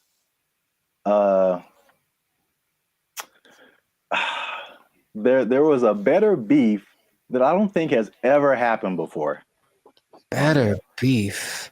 Sounds like an Arby's commercial. Okay. I'd be curious to know what that would be then. Hopefully it's between... Never mind. Okay, go for it. Okay. Let me before I'm gonna get to it. One last thing. Jericho, and this just straight up answer.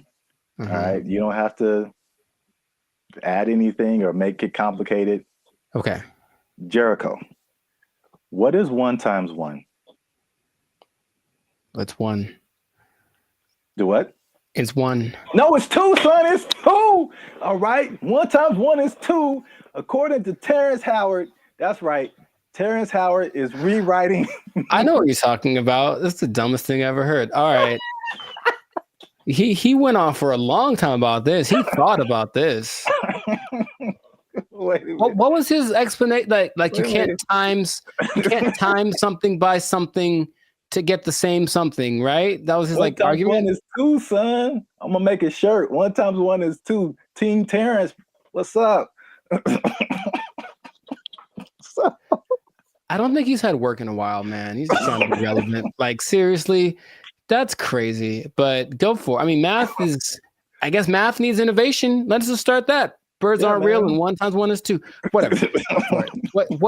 What revelatory information do you have about this gentleman and his theory?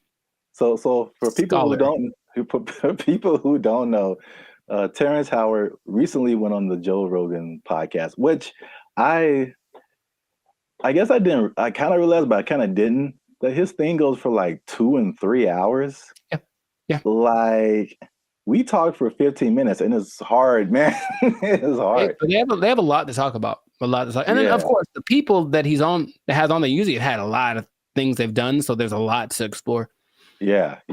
And I only, when I watch it, I only see clips of it that people made. So I'm thinking, oh, that was the podcast, and it just, then I see the whole thing and it's like 3 hours. I'm like, who watches the whole thing? Yeah, I would watch a 3-hour podcast, but that's intense.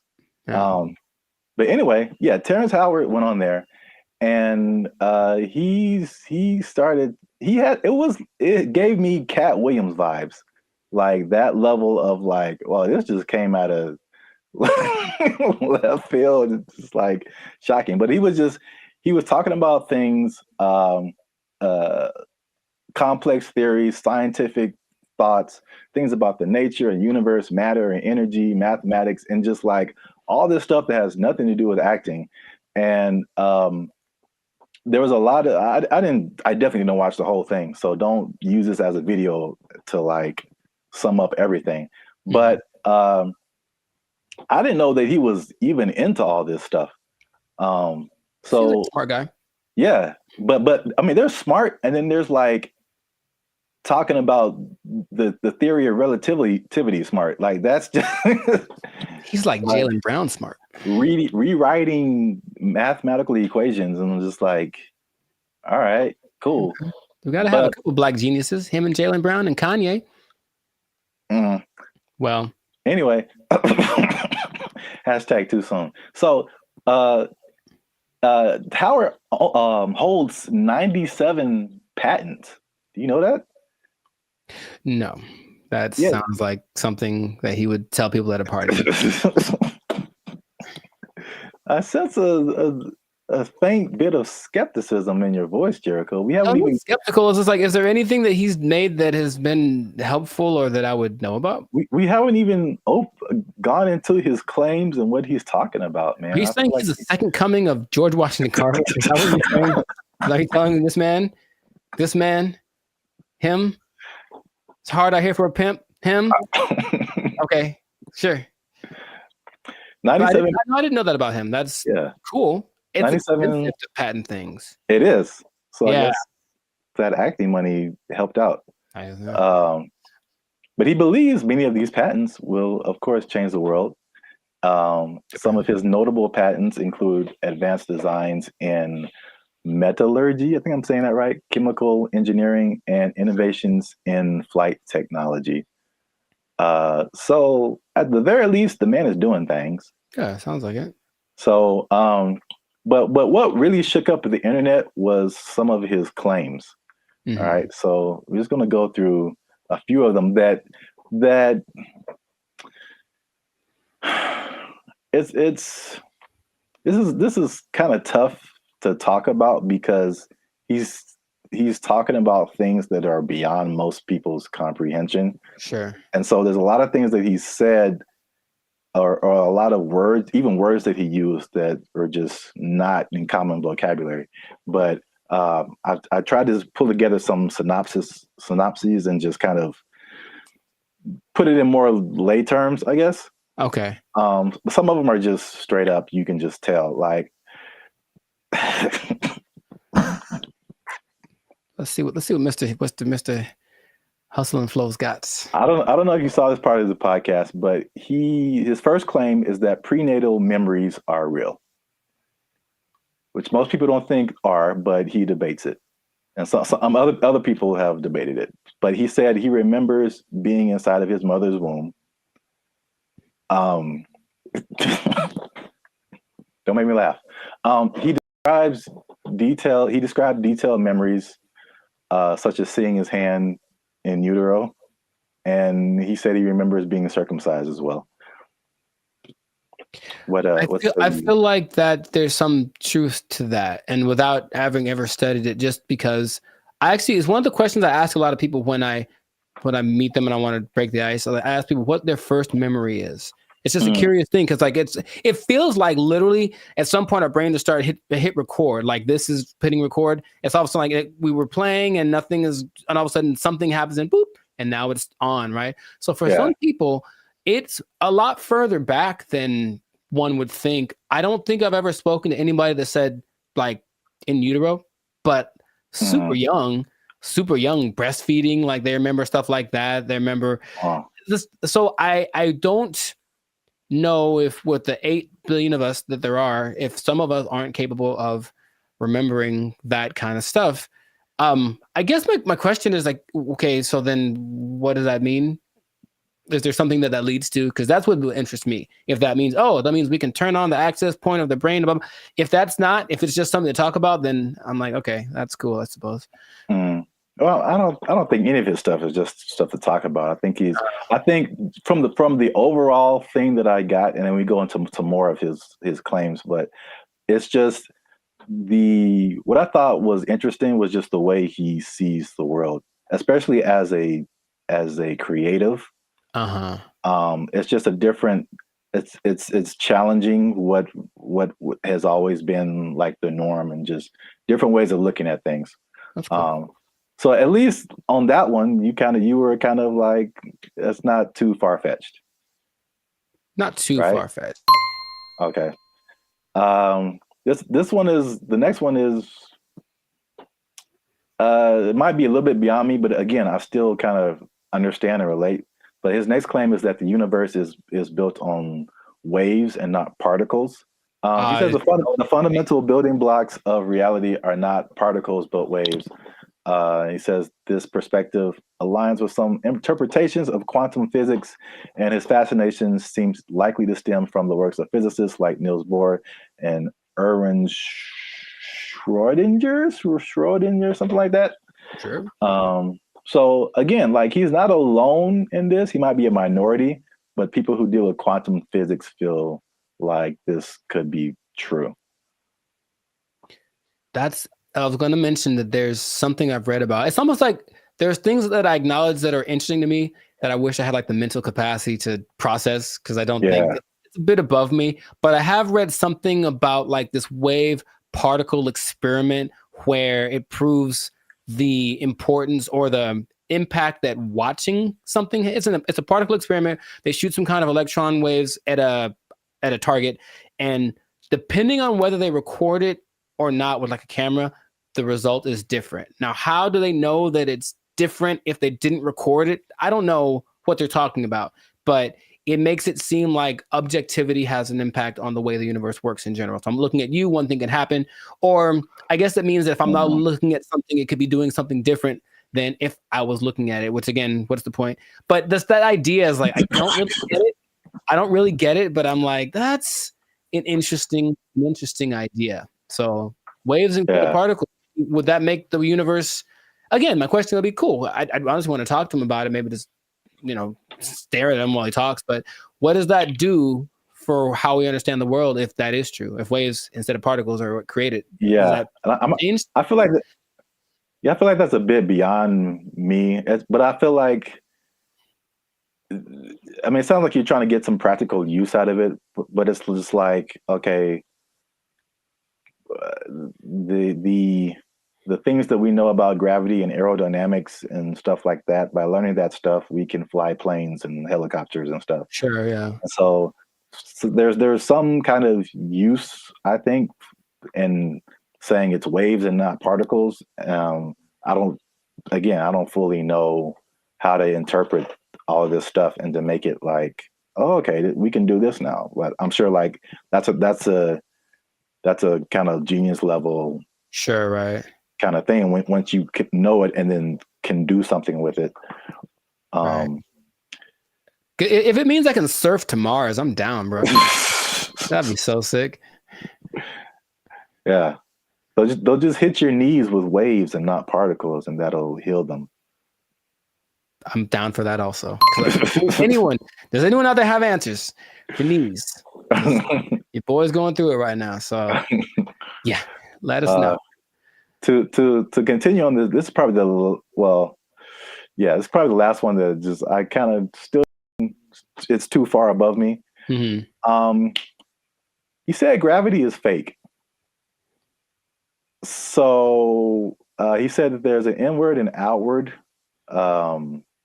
force that shapes planets without relying on things like gravity and dark matter and dark energy. Which this one is kind of big because he challenges Newton and Einstein, like as far as gravity being a fundamental force. And it's I know what you're doing. I know what you're doing. I know I know what you're doing. It's fake. Fake news.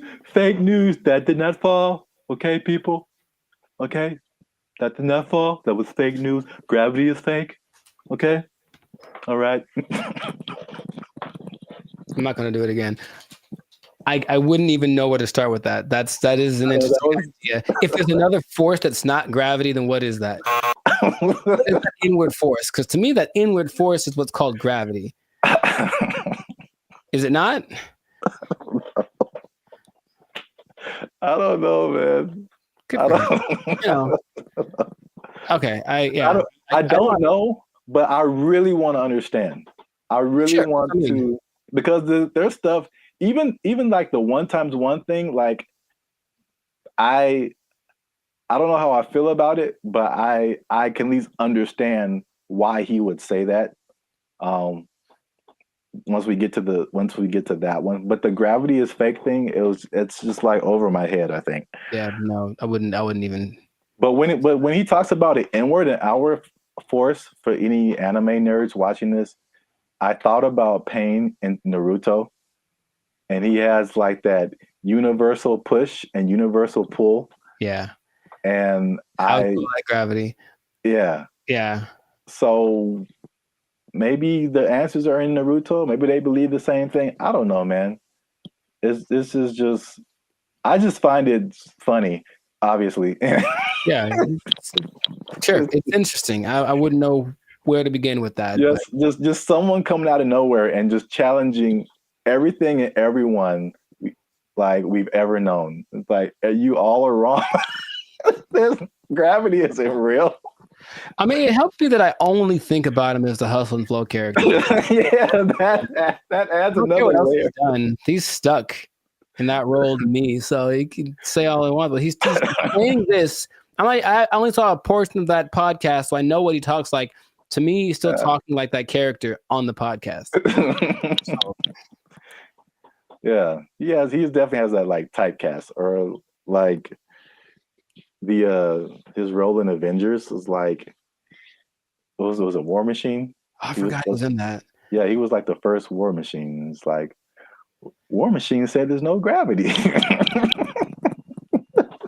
For the record, I prefer Don Cheadle.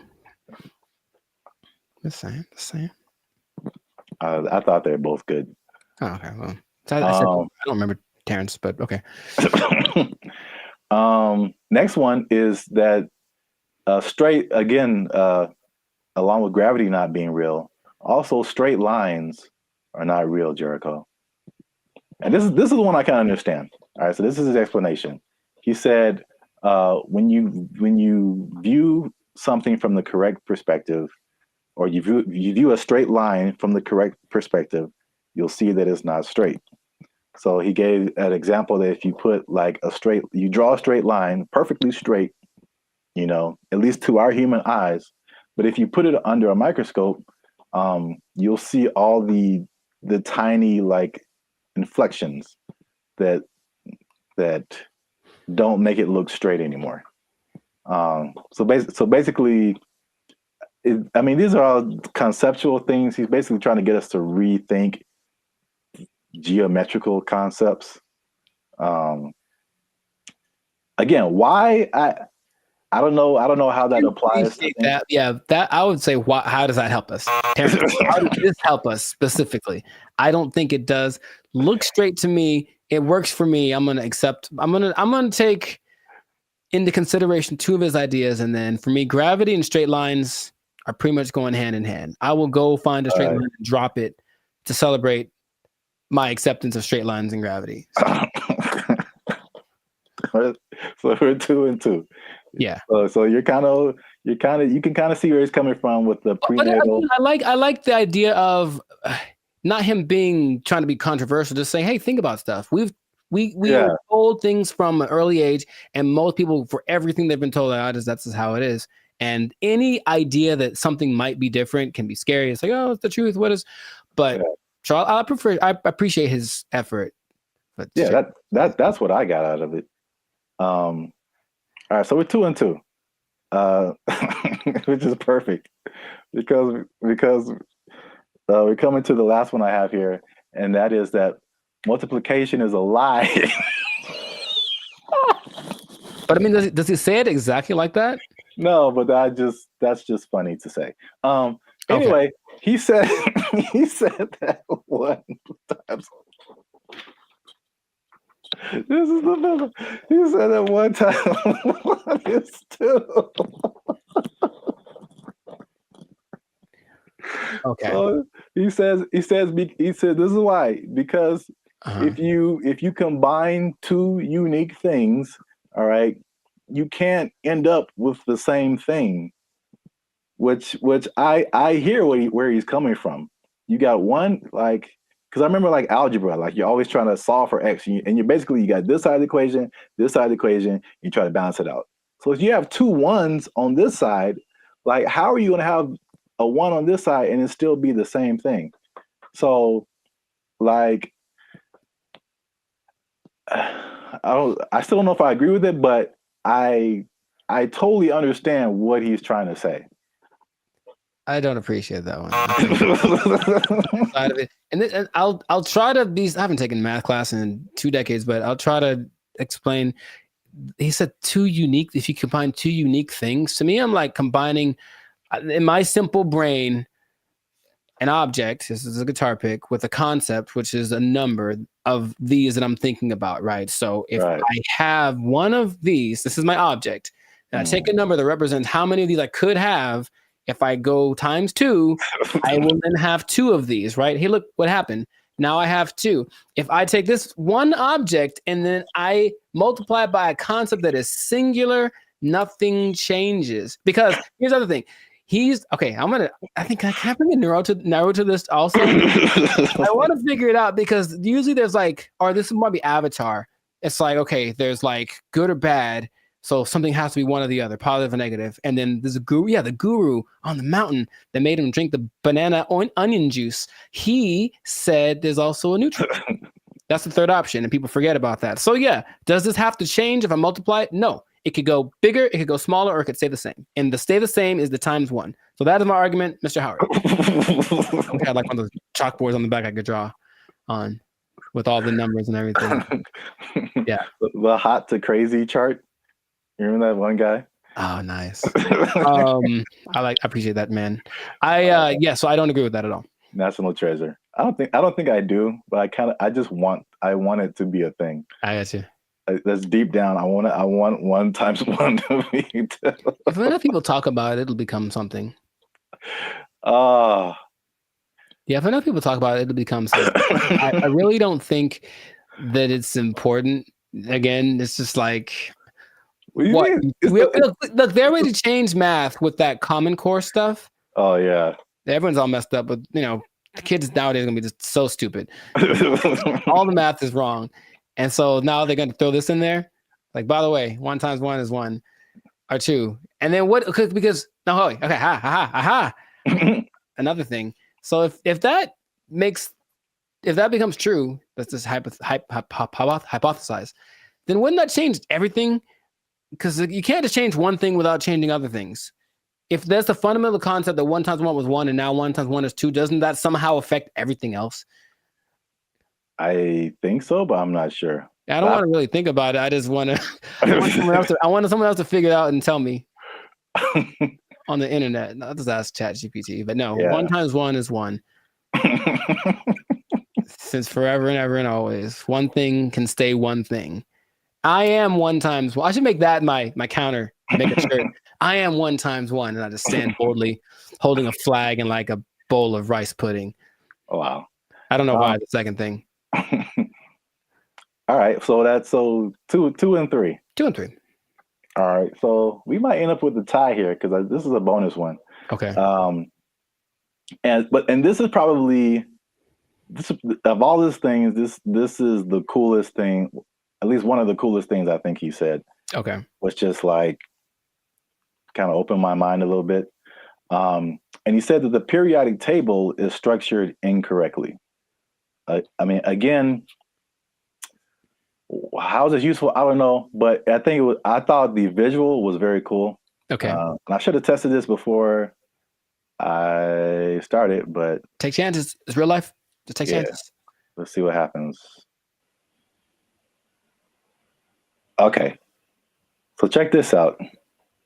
This is the periodic table of elements. So basically, he said he learned the periodic table, but he saw it in a different way. He saw it in circles. Mm-hmm. So I thought it was super interesting because it's kind of hard to explain. He breaks it into octaves, which we can relate to as musicians.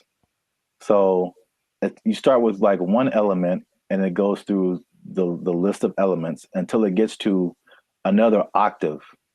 And every element in these octaves, they follow a similar pattern. Like in the middle here, you start at helium, in the middle would be carbon, and then at the end would be neon. And then all of the beginning and the ends of these octaves, all of these elements relate to each other. They have like something in common, as well as all the elements in the middle of these octaves, which is crazy to think about because it's the same shape as music. And I kind of wish I would have learned the periodic table like this. In music, there's the, and at least in Western music, you have like the 7-note, 8-note scale. I mean, Sure. you would go back to the primary note, but like A, B, C, D, E, F, G, and then you start over A. But like key of C, right? Helium would be C, D, E, F. Like where you get to carbon would be like 4th or 5th. Uh-huh. And then you go back up 6th, 7th, 8th would be neon.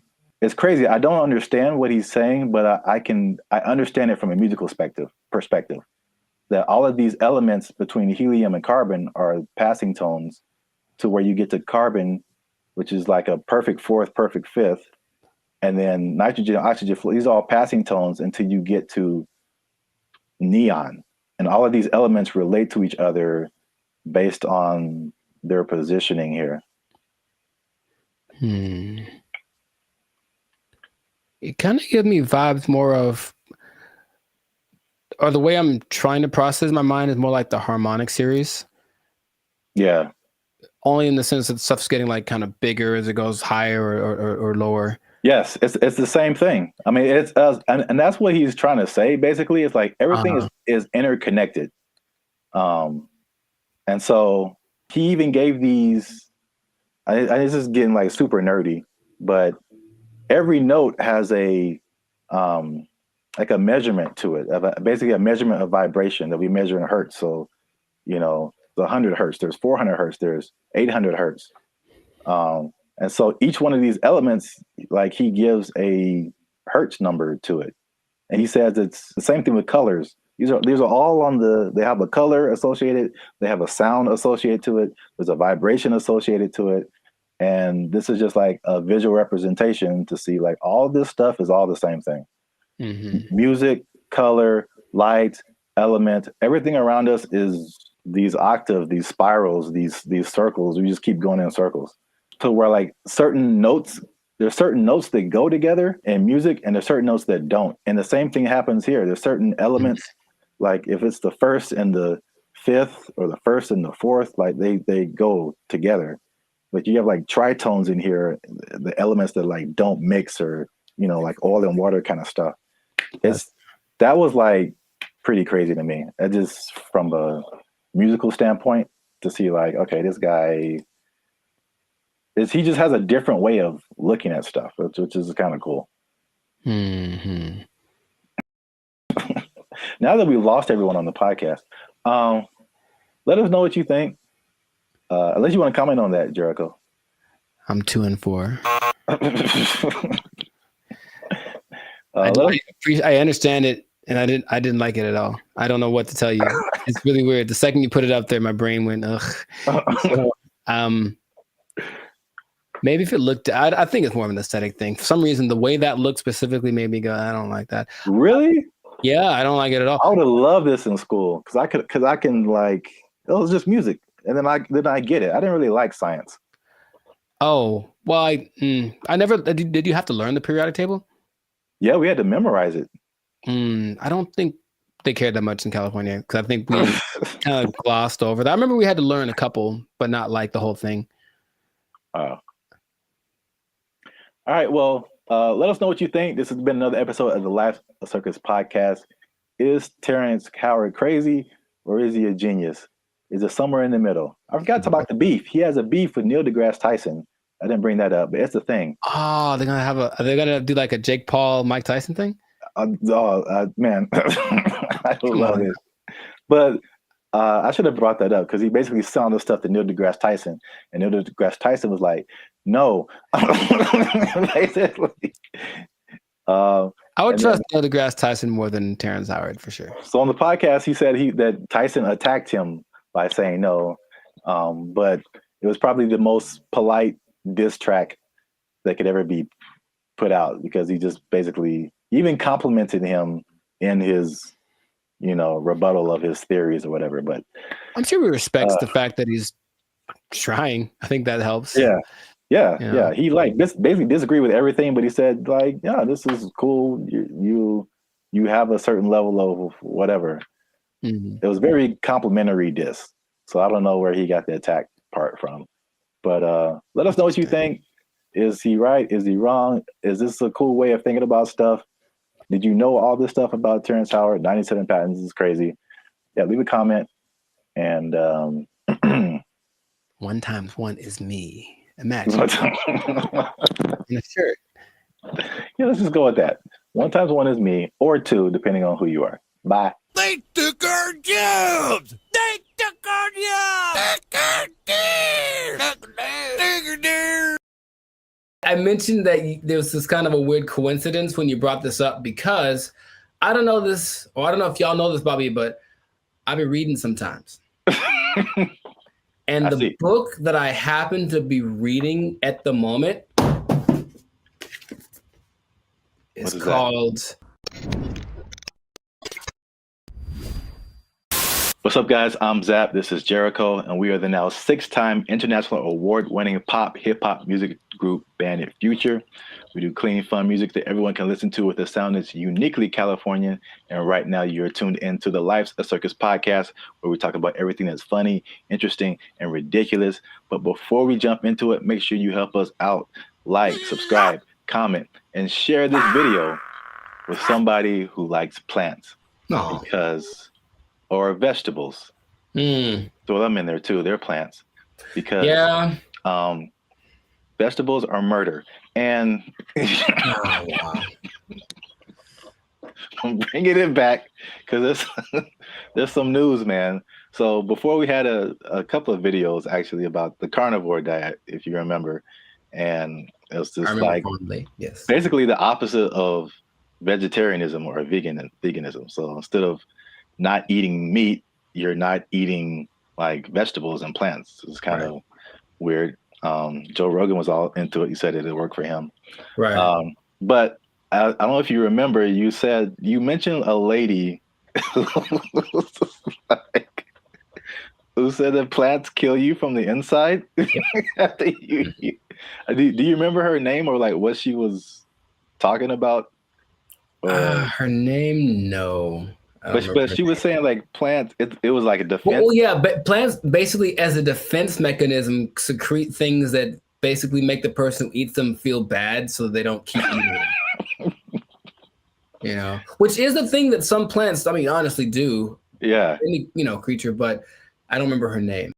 Okay. No, it was funny at the time, and I kind of halfway believed it, but there's more evidence that has come out now. So there's been a recent study in Japan about plants actually talking to one another.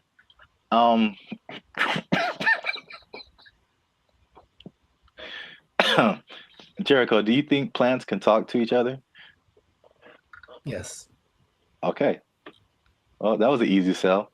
But Well, here's the thing. I mentioned that there was this kind of a weird coincidence when you brought this up because I don't know this, or I don't know if y'all know this, Bobby, but I've been reading sometimes. And the book that I happen to be reading at the moment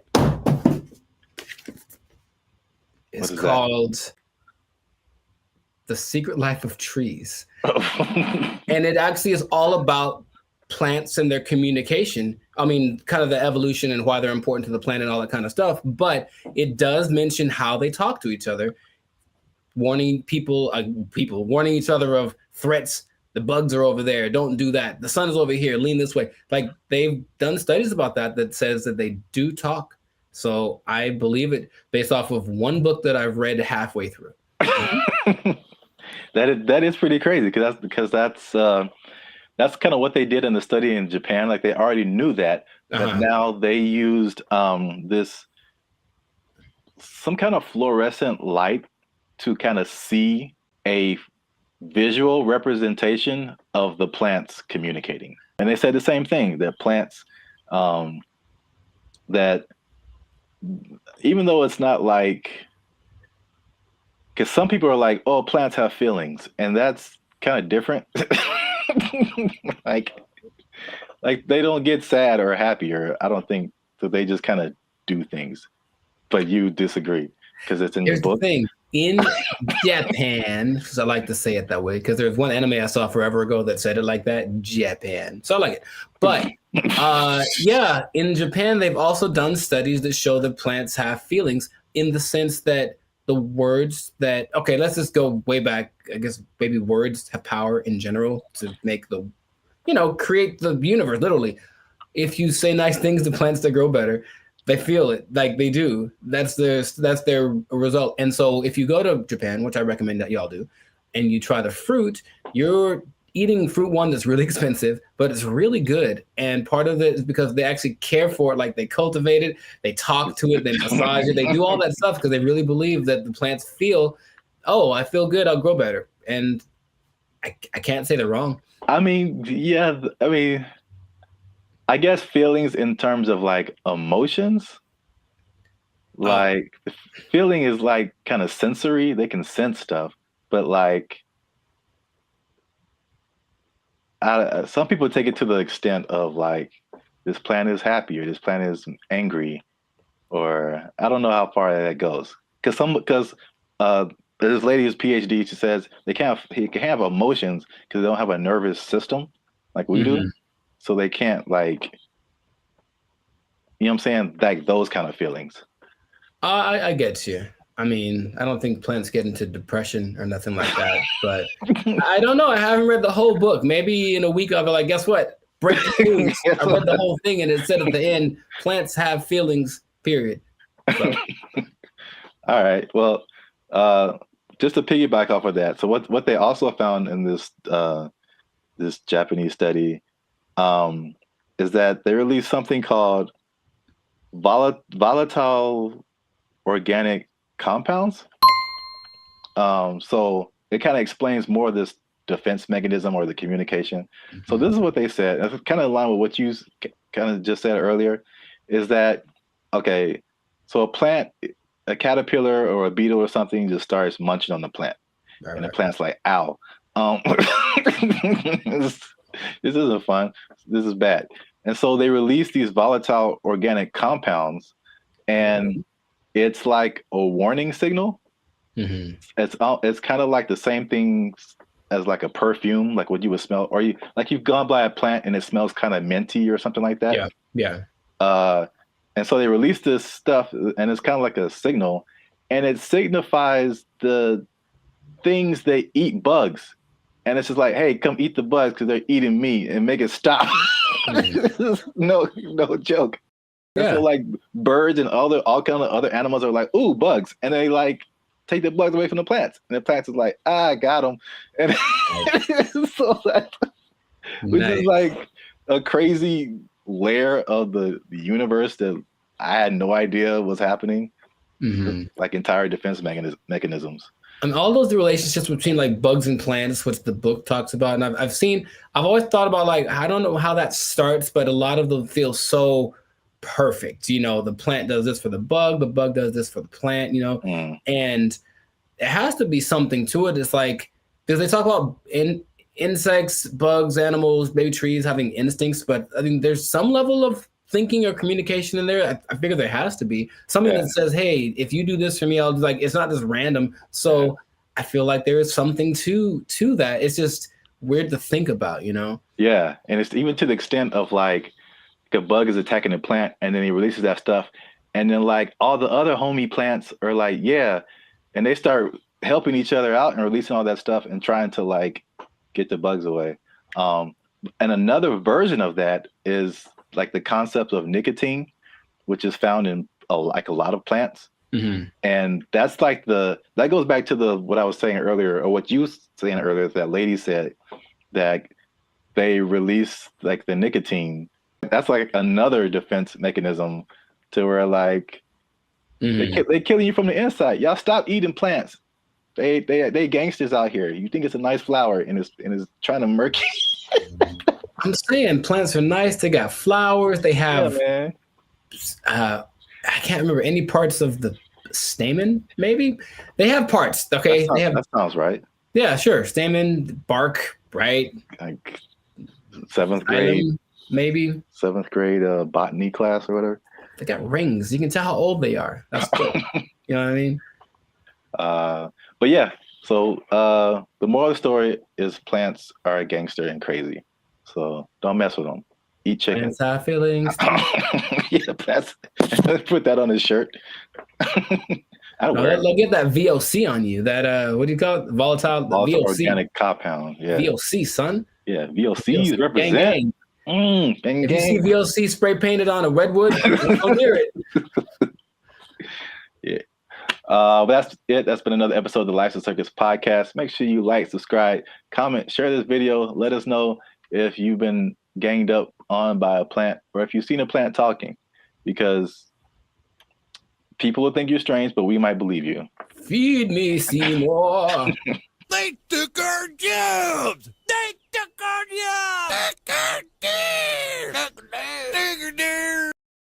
All I'm saying is this is a sign. Let's not put them in control. Let's not make them faster. Let's not make them responsible for more people at one time. Let's not make it so they can fly. Let's not do any of that stuff. Let's kill it now. Let's kill it now. What's up, everybody? I'm Zap, and this is Jericho, and you are now tuned into the Life's a Circus podcast, where we talk about everything that is funny, interesting, and ridiculous. And you want to make sure that you stick around for this video, because this is ridiculous. We're talking about two robots, two different scenarios, robots going rogue. This happened recently, and one was an accident, and one was actually on purpose. So we're going to talk about both of those situations. So make sure you still stick to the end so that you can find out about that. But before we get started, help your boys out. All right. It's 2025. I'm trying to get some cheese on my Whopper. That's what I'm saying. You're going to pay $8 for a Whopper? Yeah. It's now $8 just for the sandwich. No fries, no drink. $8 is where we start. And then it goes up. I'm furious. Breaking stuff. Like it. Hit that subscribe button, man. That helps the channel, helps us to grow.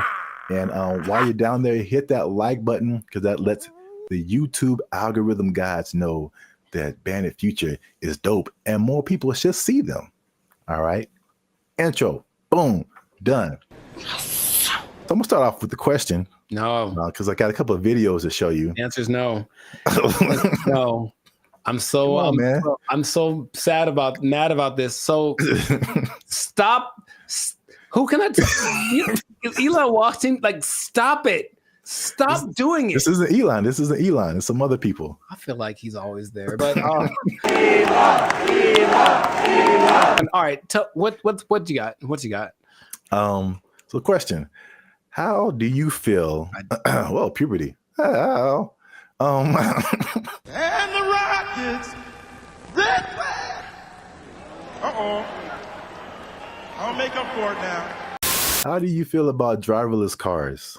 I don't like it. And here's what the thing is. I don't like any, I don't want to be the old fogey, man. It doesn't feel good, like in my soul. Like when I've been next to them in Hollywood because there's a few, and it's a trip because you look over and the first thing you're like, oh, there's no driver in that car.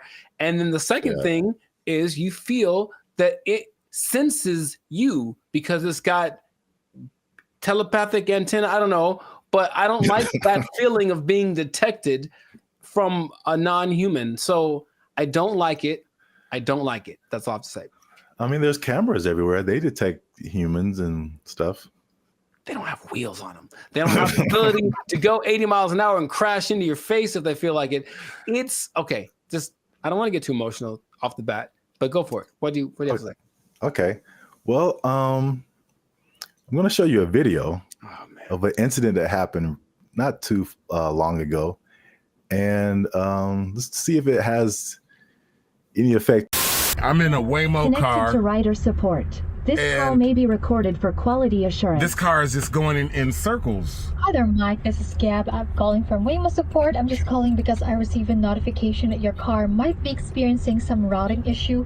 Please bear with me while I am. Yeah, I got a flight to catch. Why is this thing going in a circle? I'm getting dizzy. Look at what it's doing. I understand. I'm really, really sorry, Mike. We're currently working with the situation in the vehicle. Is it circling around a parking lot, right? It's circling around a parking lot. If you have your app pulled up, I need you to tap My Trip in the lower left corner of your app. Can't you just do it? You should be able to handle it. Take over the car. You don't need my phone. I don't have an option to control the car. Mike, I'm really so sorry about this. Well, can you stop this car? Over. I am trying to pull it over right now. Apologies.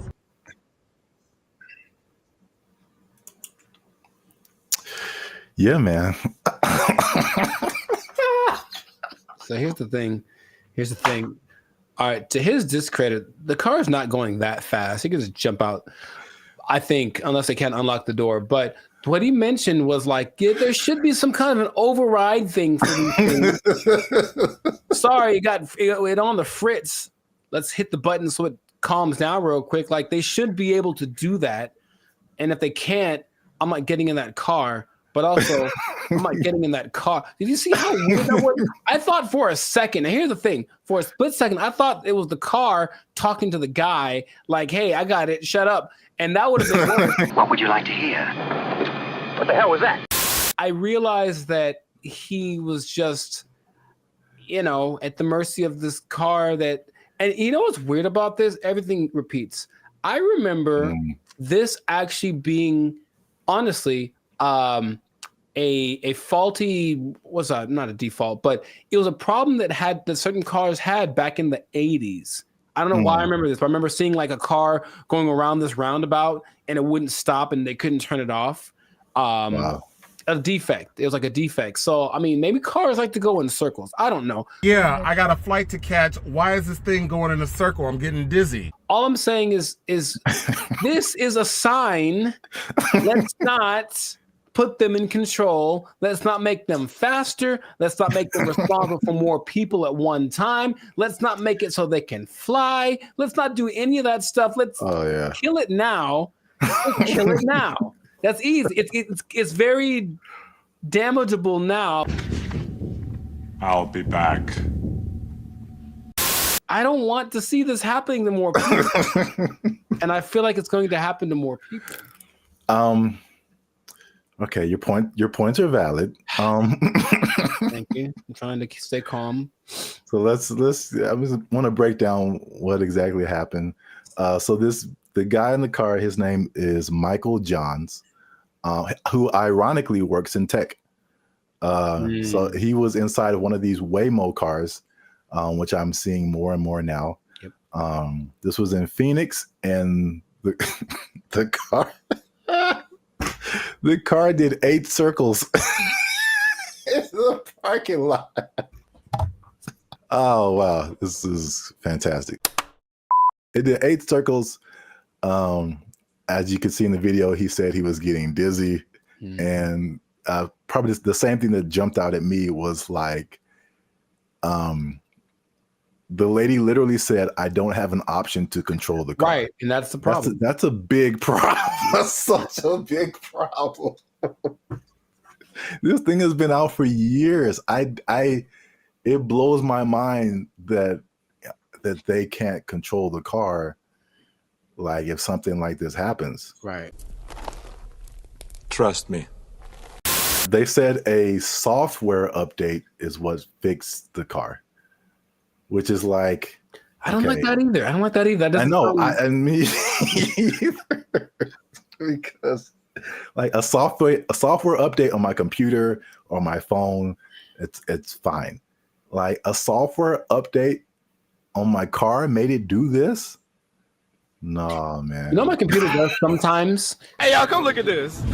Sometimes my computer, okay, Team Apple, but sometimes it just literally goes like,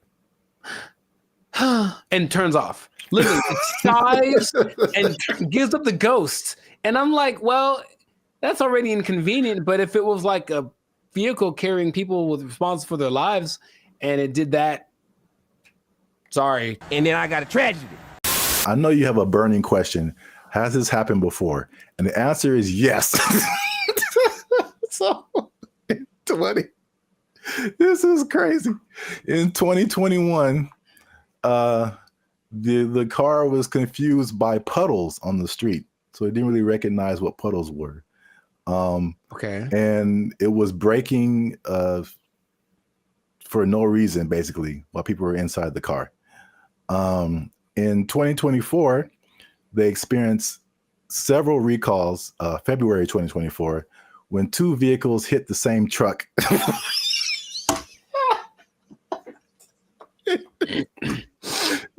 They hit the same truck minutes apart.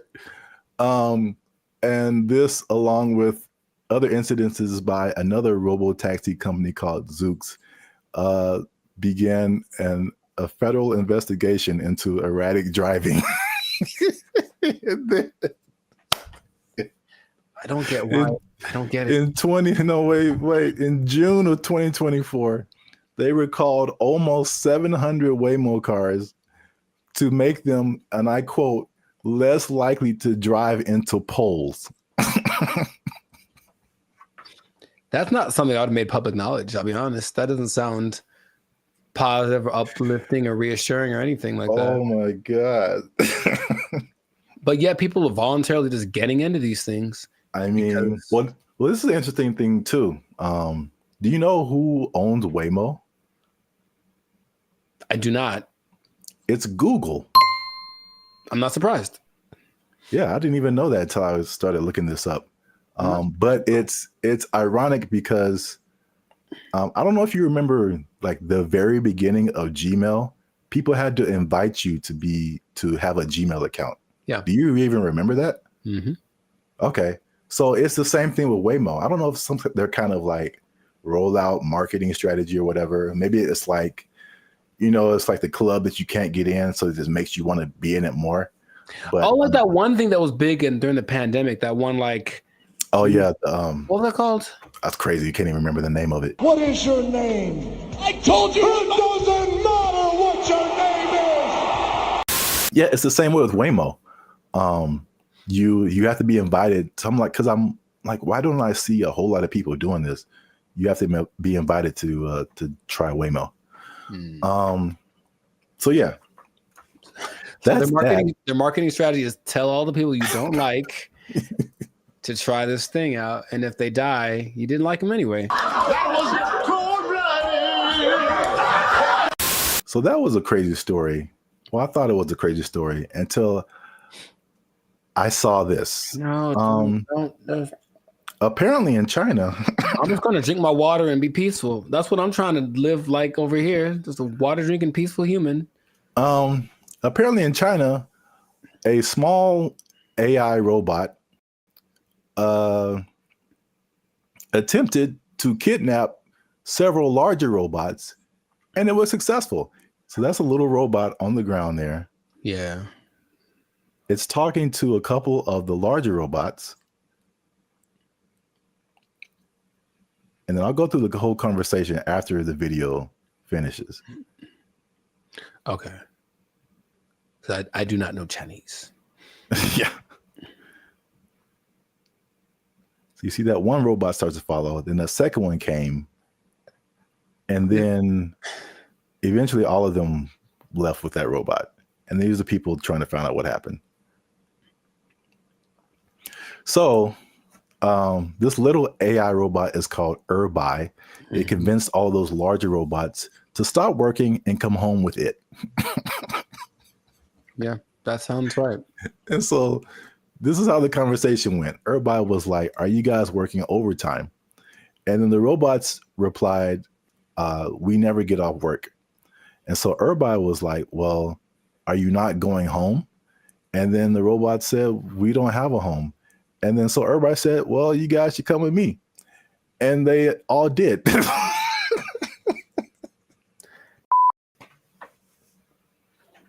I don't have any more water to drink and be peaceful. I can't be peaceful anymore. I have to. So crazy. It's not. It's not crazy. It's exactly what happens in every movie. In every movie. Do you remember there was a movie about a toaster? I forget what it's called, but it's a little toaster. The Brave Little Toaster? There we go. That's what he did. He talked to his buddies and they went over. Don't you remember? That's exactly what happened. That was like 20 plus years ago. I don't remember the movie. Long time ago. And he had a cape or something. I don't know. Whatever. All I'm saying is that nothing should surprise these people from what they're doing. They're trying to give these things the capacity to reason and make decisions that we have without expecting them to do the things that we would do if you gave us the capacity to make decisions. Shut up! Yes or no? You want to die? Yes or no? I got the job done. What the hell do you want? Didn't answer the question. It's what's going to happen. It's what and the Chinese. I have love for the Chinese people. Uh-oh. Be careful now. Yeah, I know. Stop it. Stop now. Stop eating that shit. You know how it tastes. I've seen videos that are because they have like the ones that have the arms and legs that are crazy, that can walk around. They have the ones that can dance. They have this big ball thing that can roll and basically is like a police attack vehicle on steroids that doesn't matter about terrain or heat. It's resistant to attacks. All this stuff. They're making all these things. They have them now. Wow. And what do you think is going to happen when one of those decides, hey, are you guys working right now? Come on with me. Or let's go blow up some stuff because we got guns, right? It's fun to shoot guns at the stuff we're supposed to. What if we shoot guns at stuff we're not supposed to? Oh, let's find out. And then they go and do it. And then we have a tragedy. And then I got a tragedy. And then everyone blames, I don't know who to blame. Elon Musk. Well, he seems to be the guy to blame for most things right now. I would agree. But the thing is, do you not see it as clearly as I do? To the people that develop these technologies, that's what's going to happen all the time. Your Uber is going to take you home, and then halfway it's going to be like, oh, you know what? I have other things to do, and just take you off to the desert to meet up with its group of friends. So the thing is, you didn't really have to explain that, you know. You can kind of get it's kind of like a Mr. Bean thing, just with like little gestures and whatever. It kind of like had like a nod thing going on, and then you just take it, and then it. Yeah. I could. Well, here's the caveat to this second video. Okay. The Waymo car was an accident. This second video, well, first of all, it went viral on social media. Sure. So I mean, apparently, you know, with AI and all kinds of things now, you're like, did this really happen? So the person who posted the original video and the company that built the robots, or companies, actually 2 companies, they verified that the video was accurate. That's a thing that happened.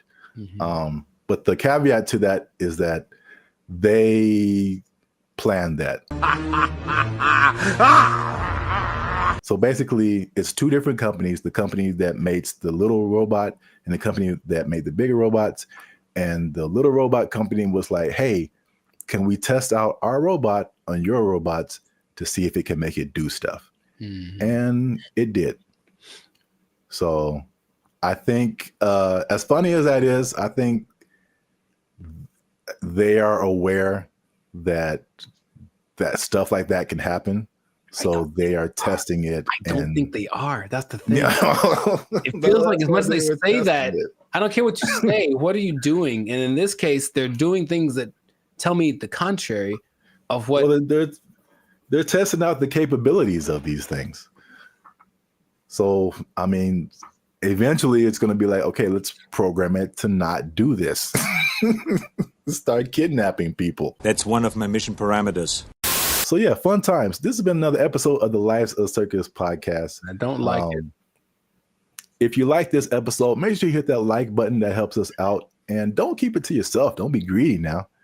Share this with at least 2 people that you think might find this interesting. And because the robots, man, they're coming, man.